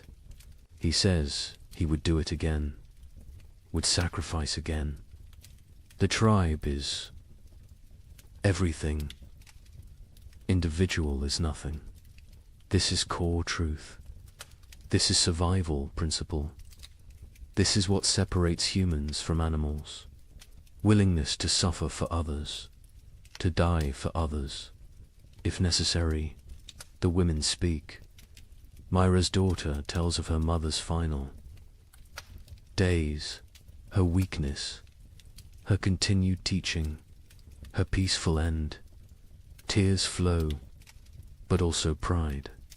Mira lived well, died well, left legacy. This is all anyone can hope for. The baby's mother speaks, briefly.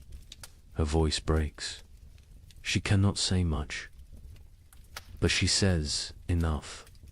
Her child lived weeks, new warmth, new love, new mother's touch, short life, but life nonetheless. She will honor it, will remember it, will carry it forward. Other women discuss food preservation, what worked, what spoiled, leather eating, bone boiling, every technique examined, every method evaluated. They share improvements, better ways, smarter approaches. Next winter, they will do better. This is the point. Always improve. Always learn. Ciro speaks of navigation, of reading snow, of finding signs, of keeping group together. She describes the river crossing, the groaning ice, the careful steps. She explains her fears, her doubts, but also her determination. Leadership is not certainty, is not confidence, is commitment despite uncertainty. The young ones ask questions. How did you stay warm? How did you stay brave? How did you keep going? The answers vary. Honesty prevails. Sometimes we did not stay warm. Sometimes we were not brave. Sometimes we kept going because stopping meant death. Simple answers, true answers. Torg speaks for the first time in gathering. His voice cracks. He is becoming man, growing, changing. He talks about the wood gathering, the blistered hands, the aching back, the satisfaction of contribution. He learned his value, his worth, his place in the tribe. This winter made him adult. His mother adds her story. The fever, the weakness, the tea that saved her. She thanks the healer publicly. Gratitude expressed. Debt acknowledged. The healer nods, accepts thanks, but says she only did what she knew, what others taught her, what Myra taught her years ago. Knowledge circles, returns, perpetuates. The healer discusses her herbs, what she used, what she saved, what she needs to gather. She lists plants, describes locations, teaches identification. Several women listen intently. They want to learn, want to help, want to preserve this knowledge. The healer accepts students, welcomes them. Knowledge must spread, cannot die with one person. Talk turns to preparations. What they should have done, what they will do next time. More wood, always more wood. Better storage, improved insulation, stronger entrance barriers, backup supplies, hidden caches, distributed resources. They brainstorm, they plan, they commit. Someone suggests splitting the tribe, half in one cave, half in another. If one location fails, the other survives. Discussion follows. Arguments for, arguments against. The chief listens, considers, makes no decision tonight. This needs thought, needs time. Will be decided before next winter. The feast day arrives with warmth, actual warmth. The sun climbs higher. It stays longer. Its rays penetrate winter's final defense. The cold retreats, step by step, day by day. Life returns. The tribe moves through mourning with purpose. Women prepare food, all the food, reserves brought out, smoked meat, dried fish, roots saved, seeds roasted. Nothing held back today. Today's abundance. Today is celebration. Today is life affirmed. Children run wild, energy unleashed. Months of confinement explode into motion. They chase, they climb, they shout. Their laughter echoes off rocks, off trees, off the sky itself. Parents watch with full hearts. This sound, this joy, this is why they fought, why they suffered, why they survived. The hunters bring fresh game, killed this morning, deer and rabbits. Prepared quickly, cooking now. The smell fills the valley, rich, savory, irresistible. Mouths water, anticipation builds. The feast approaches. By midday, everything is ready. Food covers flat rocks, arranged, displayed. More food than seen in months, more than anyone remembers. It looks impossible, looks like dream, but it is real, earned, deserved. The chief stands. He raises his hands, silence falls, even children quiet. He speaks briefly, thanks the spirits, thanks the ancestors, thanks the tribe. Each person contributed, each person matters, each person survives because all survived. This is truth. This is their way. Then he gestures. Begin, eat, celebrate, live. The tribe descends on food with controlled urgency, not greed, not desperation, but hunger, real hunger. Months of deprivation cannot be ignored. They fill their hands, fill their mouths, fill their bellies. The taste is incredible. After bland rations, after leather, after nothing. This food is ecstasy, simple food, basic food. But to them it is feast worthy of gods. They eat slowly, savoring, appreciating, grateful for every bite. Children eat until they cannot move, then play, then eat more. Their bodies demand fuel, demand rebuilding, demand growth delayed by winter. Parents smile, let them eat, let them grow, let them live. Adults pace themselves. Years teach moderation, but they eat fully, satisfied fully, for the first time in forever. Bellies are tight, bodies are warm, hearts are full. This moment is perfect. This moment is earned. This moment is theirs. As afternoon settles, the tribe relaxes into contentment.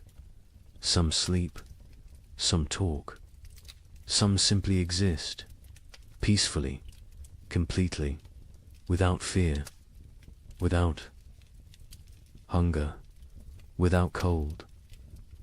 Present moment contains everything needed. Stories begin again. Different stories now, lighter stories, funny memories, embarrassing moments, gentle teasing. Laughter comes easily. Naturally, the tribe remembers how to be happy, how to be human beyond survival, how to live rather than merely exist. Brexits. With young hunters, he demonstrates techniques despite damaged hands, shows them tracking signs, explains animal behavior, shares decades of knowledge. His hunting days may be over, but his contribution continues. Different form, same value, same importance. The healer sits with her new students. They examine plants, learn properties, memorize uses. She teaches patiently, thoroughly. She knows she grows old. She must pass knowledge before she cannot, before it dies with her. The young women listen intently. They understand the gift. They accept the responsibility.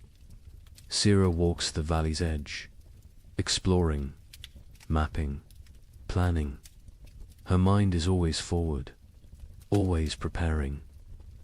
She finds new water sources, better hunting grounds, strategic locations. Information is survival. Knowledge is power. She gathers both constantly. Craw sits alone briefly, watching his tribe, his family. He feels his age, his exhaustion, his mortality, but also satisfaction, pride, purpose. He has lived well, provided well, protected well. If death comes tomorrow, he is ready. He is complete. He is content, but death does not come. Life continues. Spring unfolds. Days stretch longer. Warmth increases. Green spreads across the land like water, flowing, growing, transforming everything it touches. Other tribes exist. Other peoples, scattered across the vast lands. Each endured their own winter. Each fought their own battles. Each lost their own members. Each survived through strength and sacrifice and will to the north. Coastal peoples weathered storms. Ocean. Winds brought different cold. Wet cold. Penetrating cold. They huddled in driftwood shelters. Ate fish when they could. Kelp when they must. They survived. Barely, but survived to the south. Dozer peoples faced different trial. Cold nights, scorching days, extreme swings, no middle ground. They sheltered in caves, conserved water, endured. They know survival has many faces. Cold is only one. Each environment tests differently. Each demands different strengths. Mountain peoples lived with the snow, always. Surrounded, buried, isolated. They knew winter intimately, understood its moods, its dangers, its rare gifts. They moved with the seasons, migrated, adapted, survived through flexibility. Through knowledge, through respect for nature's power, plains peoples tracked the herds, followed them south, followed them to survival. They lived nomadic, always moving, always hunting, always one step ahead of starvation. Their winter was journey, was constant motion, was different struggle, same stakes. All these peoples, all these tribes, all these humans, connected by nothing except species, except determination, except refusal to surrender. They do not know each other, will never meet, will never share stories, but they share experience, share struggle, share humanity. Winter tested all, cold respected none. It killed without preference, without mercy, without meaning. It simply was nature being nature, indifferent, eternal, unstoppable. But humans stopped it anyway. Not the winter itself, but its victory, its completeness, its total dominion. Humans survived through intelligence, through cooperation, through sheer, stubborn will, They survive because they are human, because that is what humans do. The sun sets slowly, painting the sky orange, pink, purple, gold, colors absent all winter, colors forgotten, colors that seem unreal. The tribe watches silent, appreciative.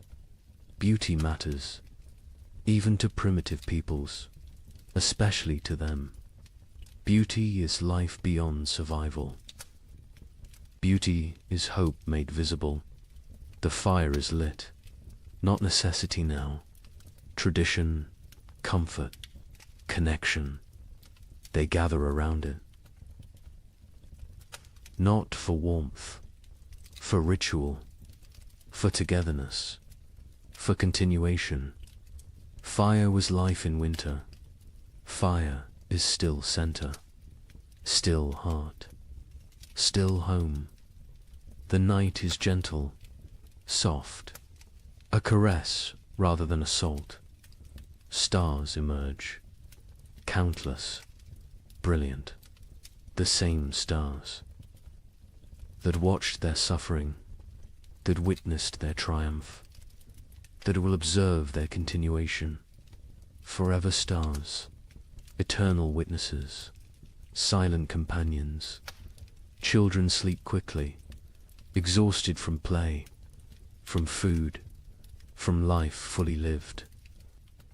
They sleep peacefully, deeply, no crying, no fear, no cold. Just rest, just dreams, just childhood reclaimed. Adults linger, quiet conversation, comfortable silence. They need no entertainment, no stimulation. Simply being together is enough. Simply surviving is enough. Simply existing in this moment is everything. One by one they drift to sleep, bodies relaxed, minds peaceful. The tribe sleeps well, under stars, under sky, under the protection of their own strength, their own unity, their own humanity.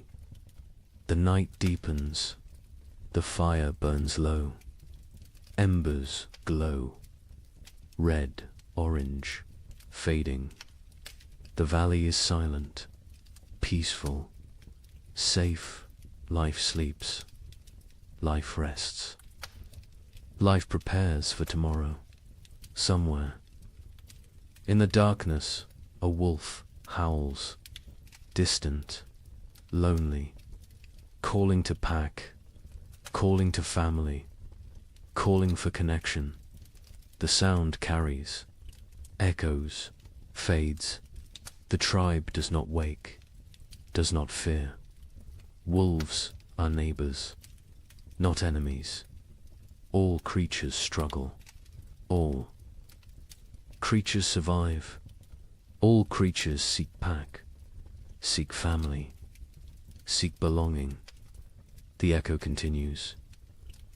Not just wolf, but all sounds, all voices, all stories.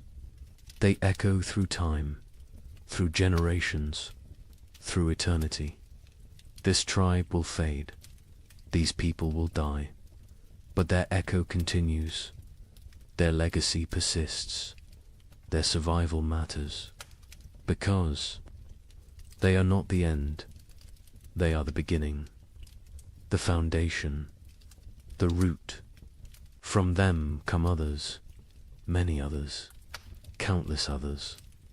Every human alive carries their echo, their determination, their refusal to quit.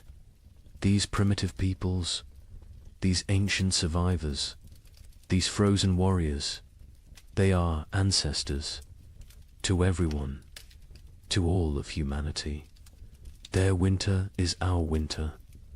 Their struggle is our struggle. Their survival is why we exist. The night holds all of this, all of history, all of future. all of possibility. It holds the sleeping tribe, the dying fire, the silent stars. It holds everything that was, everything that is, everything that will be. And in the morning, they will wake, they will continue, they will live another day, then another, until winter comes again.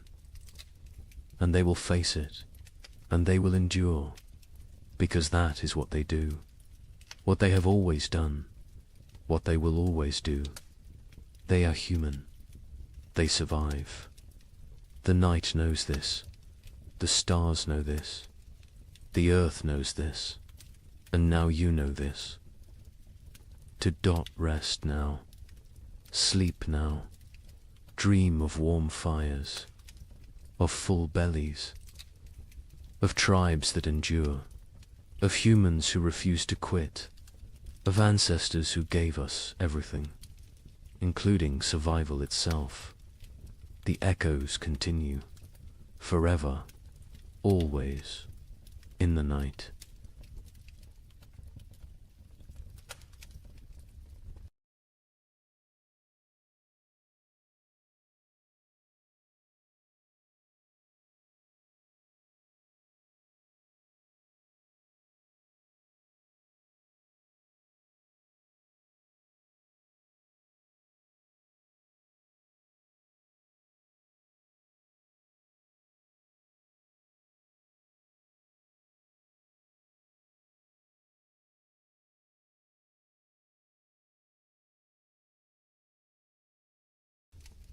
Good evening and welcome back, friends. Tonight we're diving into the fascinating world of the Roman Empire. As always, let me know where in the world you're listening from. Get cozy, settle in, and let's begin.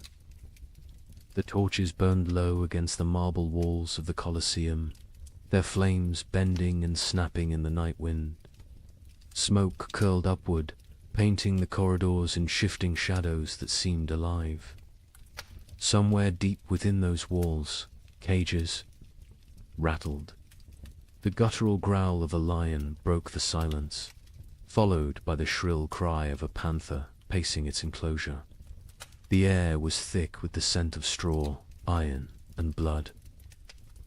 Men shuffled forward, not as spectators, but as the hidden workforce behind the spectacle animal keepers, trainers, guards, and gladiators themselves, step echoing with the knowledge that dawn might never come for them. Imagine it, the roar of 50,000 Romans thundering like a storm overhead. Yet before the games even began, death was already at work in the corridors below. Lions lunged against their bars, their claws scraping sparks across iron. Elephants, chained and restless, shifted their massive weight, shaking the earth beneath the workers' feet. A single slip of a chain, a missed strike of the trainers. Staff and the arena would claim another victim before the audience ever saw the sand-stained red.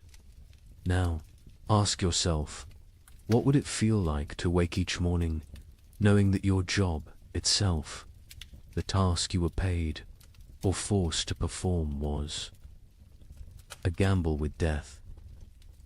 Not a soldier in battle, not a rebel hunted by Rome, but a worker, a laborer, a craftsman whose daily duties carried a sentence no law had to write.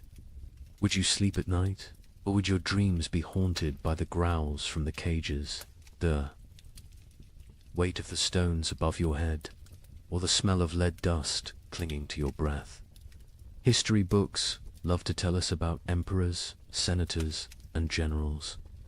They speak of triumphs, victories, and architectural marvels, but rarely do they dwell on the hands that bled to build those monuments, or the men and women whose very survival depended on risking their lives in silence.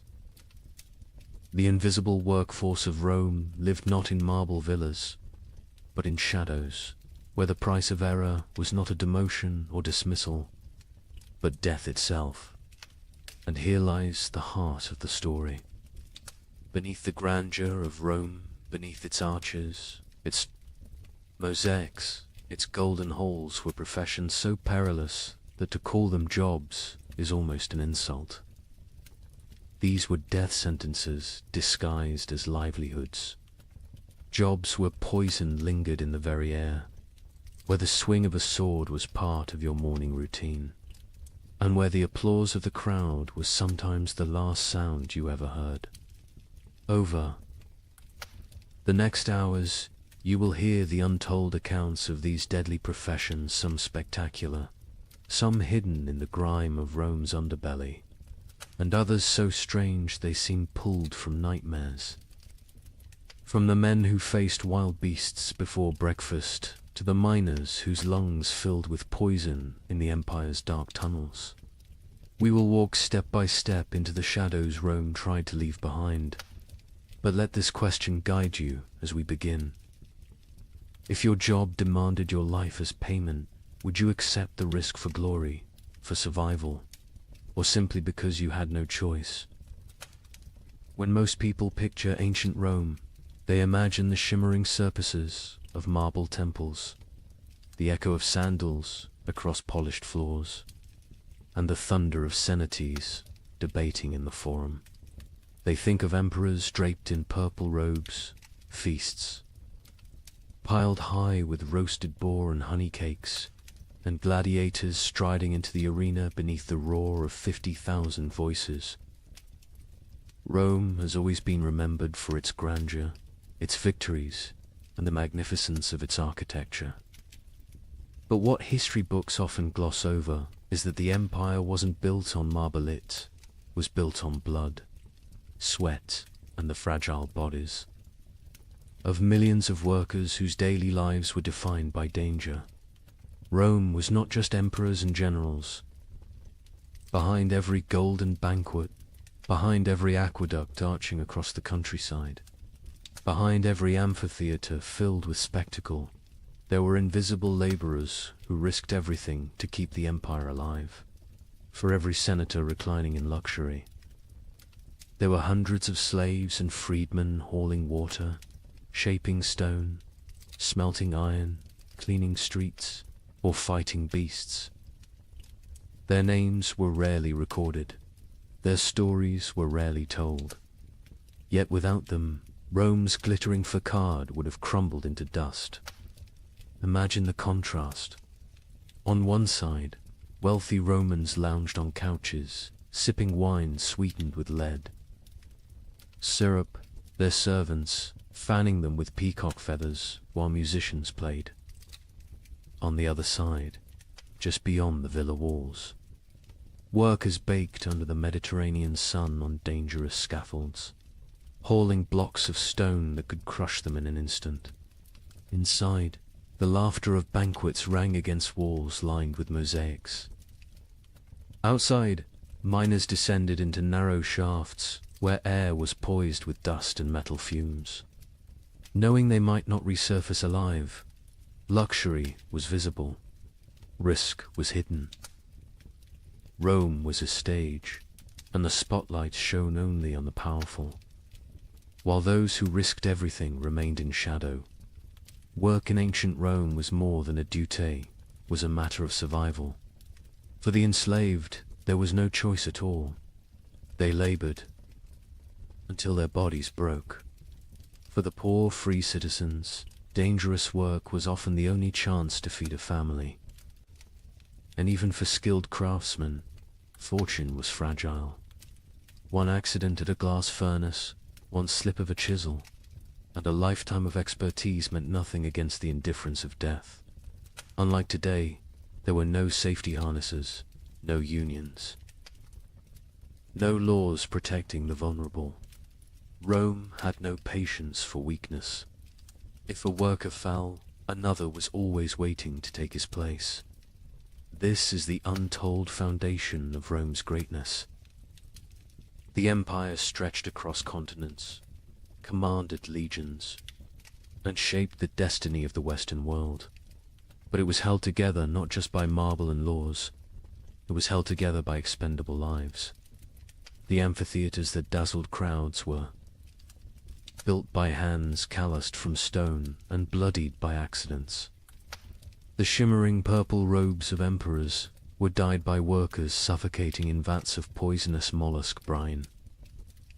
The wine that filled silver goblets was poured by servants who would never share in the feast. Now pause and ask yourself, would you trade your office, your workshop, your school, or your daily commute for the mines of Hispania, where men choked on poisonous dust in darkness for the promise of silver Rome craved? Would you exchange your cubicle or construction site for the sands of the Colosseum, where gladiators bled to entertain a restless mob? Could you imagine waking each morning knowing your work itself might kill you, not because of war, not because of rebellion, but because your role in society was considered disposable? That is the contrast that makes Rome so haunting. Its glory. It was dazzling, but it was built on invisible suffering. Every aqueduct meant water for cities, but also corpses crushed in its construction. Every road meant trade and travel, but also slaves dying in the ditches. Every banquet meant celebration, but also bakers coughing from flour dust, servants poisoned by fumes, and children forced into brutal apprenticeships. Rome was not just a civilization of luxury. It was a civilization of calculated risk, where millions lived knowing their value extended only as far as their usefulness to the empire. As we step deeper into these stories, keep this in mind.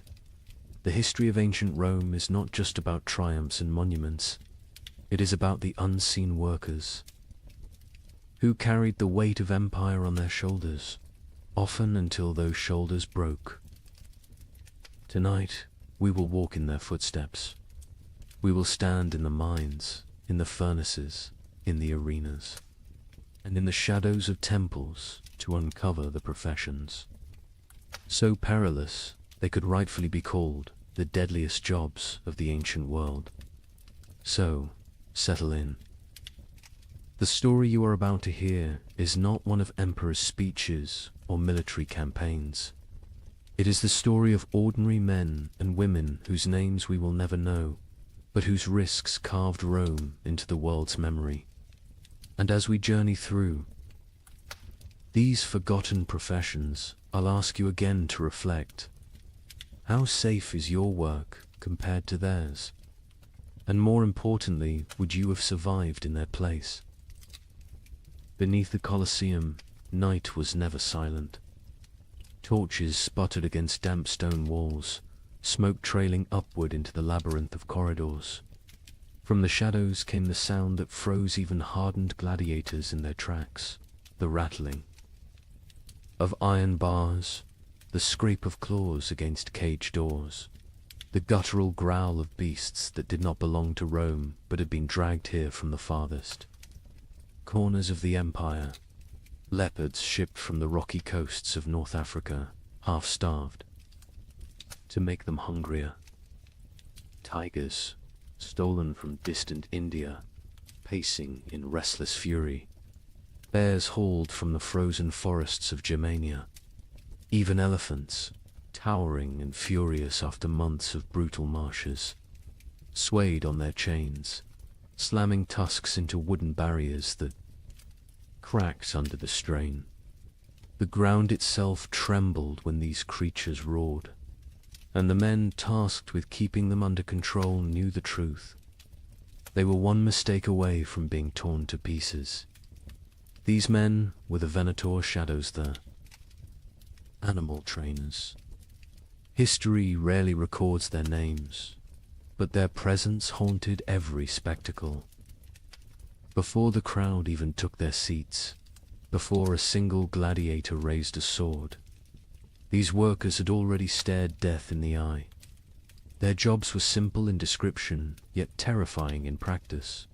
Feed the beasts, transport them, prepare them for combat, and release them into the arena at just the right moment. But simplicity on paper did not translate to safety in reality.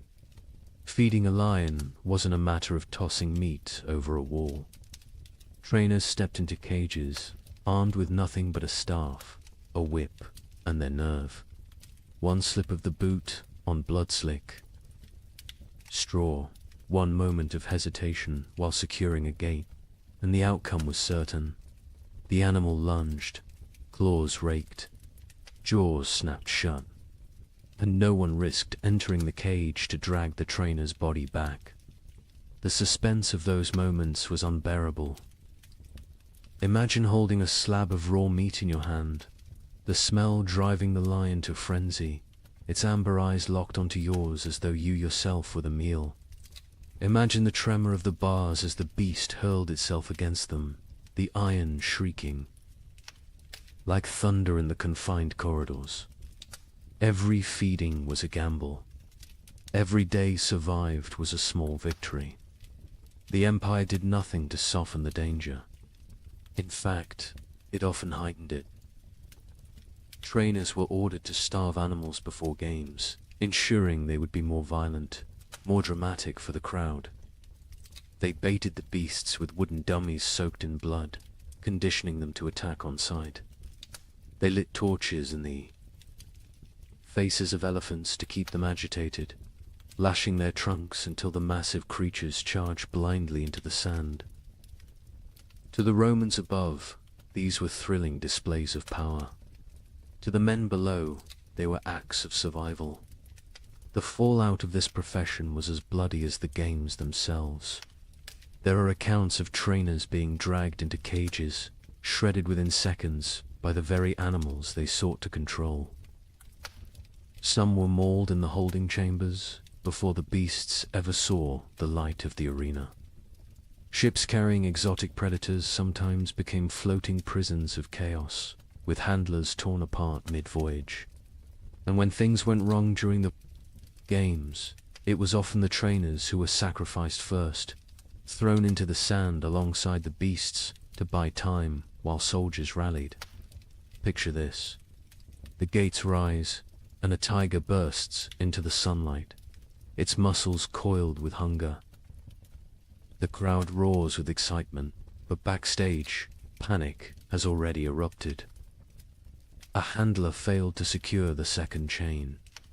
The tiger lashes back toward the holding corridor, tearing into the men behind the scenes. For the audience, the spectacle remains seamless. They see only the drama in the arena. But behind the curtain, death is quiet, fast, and unacknowledged. Ask yourself, would you take that job? Would you trade your office, your tools, or your classroom for a torch and a whip, walking daily into the jaws of lions? These trainers did not choose their fate freely. Many were enslaved, others condemned prisoners. Some were criminals whose punishment was not execution but servitude in the cages. Yet a handful were free men specialists who took on the role for pay, prestige, or the faint hope of avoiding poverty. Their skill with animals might buy them survival, but it also chained them to constant peril. And here lies the chilling truth. Rome didn't care if they lived or died. The empire had endless replacements, slaves, captives, debtors. If a trainer was mauled, his death wasn't a tragedy, it was a footnote. The games continued, the crowd cheered, and the emperor smiled. The expendable lives of these men fueled the endless appetite of spectacle. So the next time you picture the Colosseum filled with roaring beasts and clashing swords, remember the hidden figures in the shadows, the ones who coaxed half-starved predators from their cages, who held their breath each time an iron gate groaned open, who knew that at any moment the sand might drink their blood instead of the gladiators. Their work was not honored, their names were not recorded, yet without them, Rome's greatest spectacles would never have existed. They lived every day, with death brushing at their heels, and more often than not, death caught up. And as terrible as this sounds, these animal trainers were only the first link in the Colosseum's deadly chain of professions. Others stood in workshops, hammering weapons that decided life or death. Others knelt in the sand, stitching wounds under the gaze of the emperor himself. If the cages were a place of constant suspense, the armories and infirmaries were no less haunted. And it is to those shadows that we turn next. Step away from the roaring cages of the beasts and follow the sound of hammer against iron. Deep within the Colosseum's hidden chambers lay another world entirely, one that smelled not of blood and straw, but of smoke, oil, and molten metal. This was the domain of the weapons masters, the unseen craftsmen whose work shaped the fate of every gladiator who walked onto the sand. Picture it, a forge glowing in the half-dark, the air heavy with heat, sparks flying like fireflies as iron is struck again and again on the anvil. Grindstones hiss as edges are sharpened, the rhythm of stone against blade echoing like a heartbeat through the chamber. The tension here was no less suffocating than in the animal pens above, for in this place, the smallest error did not simply ruin a weapon, it ruined a man's life. Every sword, every dagger, every spear carried into combat bore the silent touch of these craftsmen. Their responsibility was immense. A blade had to be balanced to the hand, sharp enough to slice in an instant, strong enough to withstand the crushing force of an opponent's strike. A dull edge could mean a wound that failed to stop an enemy. A brittle spine could snap on impact, leaving its wielder defenseless in front of 50,000 roaring spectators. For the gladiator, trust in his weapon was trust in his survival, and that trust lay entirely in the hands of someone working in the shadows. This was not artistry for beauty's sake. This was artistry for survival, and the stakes were cruel. If a blade bent or shattered in the arena, it was not only the gladiator who suffered. The weapons master's reputation, and often his life, stood trial alongside the man who wielded the steel. A mistake could mean flogging, imprisonment, or worse, condemnation to the sands themselves, forced to fight with the very weapons they had once forged. Imagine that reversal. One day you are sharpening a gladius, the next day you are thrust into the arena, clutching it desperately as the crowd demands your blood. The drama of their work was constant. Fire licked at their hands, sparks scarred their faces, blades slipped and cut through flesh with the same ease they were designed to cut through armor. The grindstone could seize a weapon, spinning it from their grip and into bone. Their lungs, filled with smoke and ash, slowly poisoning them over years of labor. Many weapons masters bore the permanent marks of their craft, missing fingers, burned arms, eyes clouded by accidents at the forge. But the danger was not only physical, it was psychological. Consider the weight of knowing that your grindstone may determine whether a man returns to his cell alive or is carried out on a stretcher. Consider the burden of every edge you failed to hone, every weapon that may falter when it matters most. These men lived with the knowledge that steel, once it left their hands, could carry another's soul with it. And here's the chilling thought. Gladiators had no choice but to place their lives in this trust. They picked up their weapons and fought, never knowing if the craftsman behind the forge had been skilled, rushed, careless, or distracted. Now ask yourself, would you trust your life to a stranger's grindstone? Would you walk into combat knowing that one unseen error could turn your fight into a death sentence? Weapons masters also carried the impossible responsibility of balance. Too sharp, and a blade snapped after one vicious strike. Too heavy, and the gladiator's arm grew slow and clumsy. Too light, and it lacked the force to kill. They worked with mathematical precision before mathematics had been codified, sculpting steel by instinct and experience, often under the watchful eyes of overseers demanding speed and perfection in equal measure. The irony was bitter. If they succeeded, no one noticed. The crowd cheered the gladiator's skill. The emperor judged the fight, and the craftsman remained invisible. If they failed, however, the consequences were immediate and catastrophic. The Colosseum was merciless, not only to fighters, but to those who supported them. And yet, despite the danger, some sought this path willingly. Freedmen and poor citizens took apprenticeships, learning to hammer steel in hopes of steady work. Others inherited the trade through family lines, fathers teaching sons to temper blades in the same fires that scarred their own hands. For them, the forge was not just survival, it was a way to carve meaning into their anonymity. Even if history forgot their names, still, every clang of the hammer carried tension. Every hiss of the grindstone was a reminder that death hovered close. These were not glamorous artisans,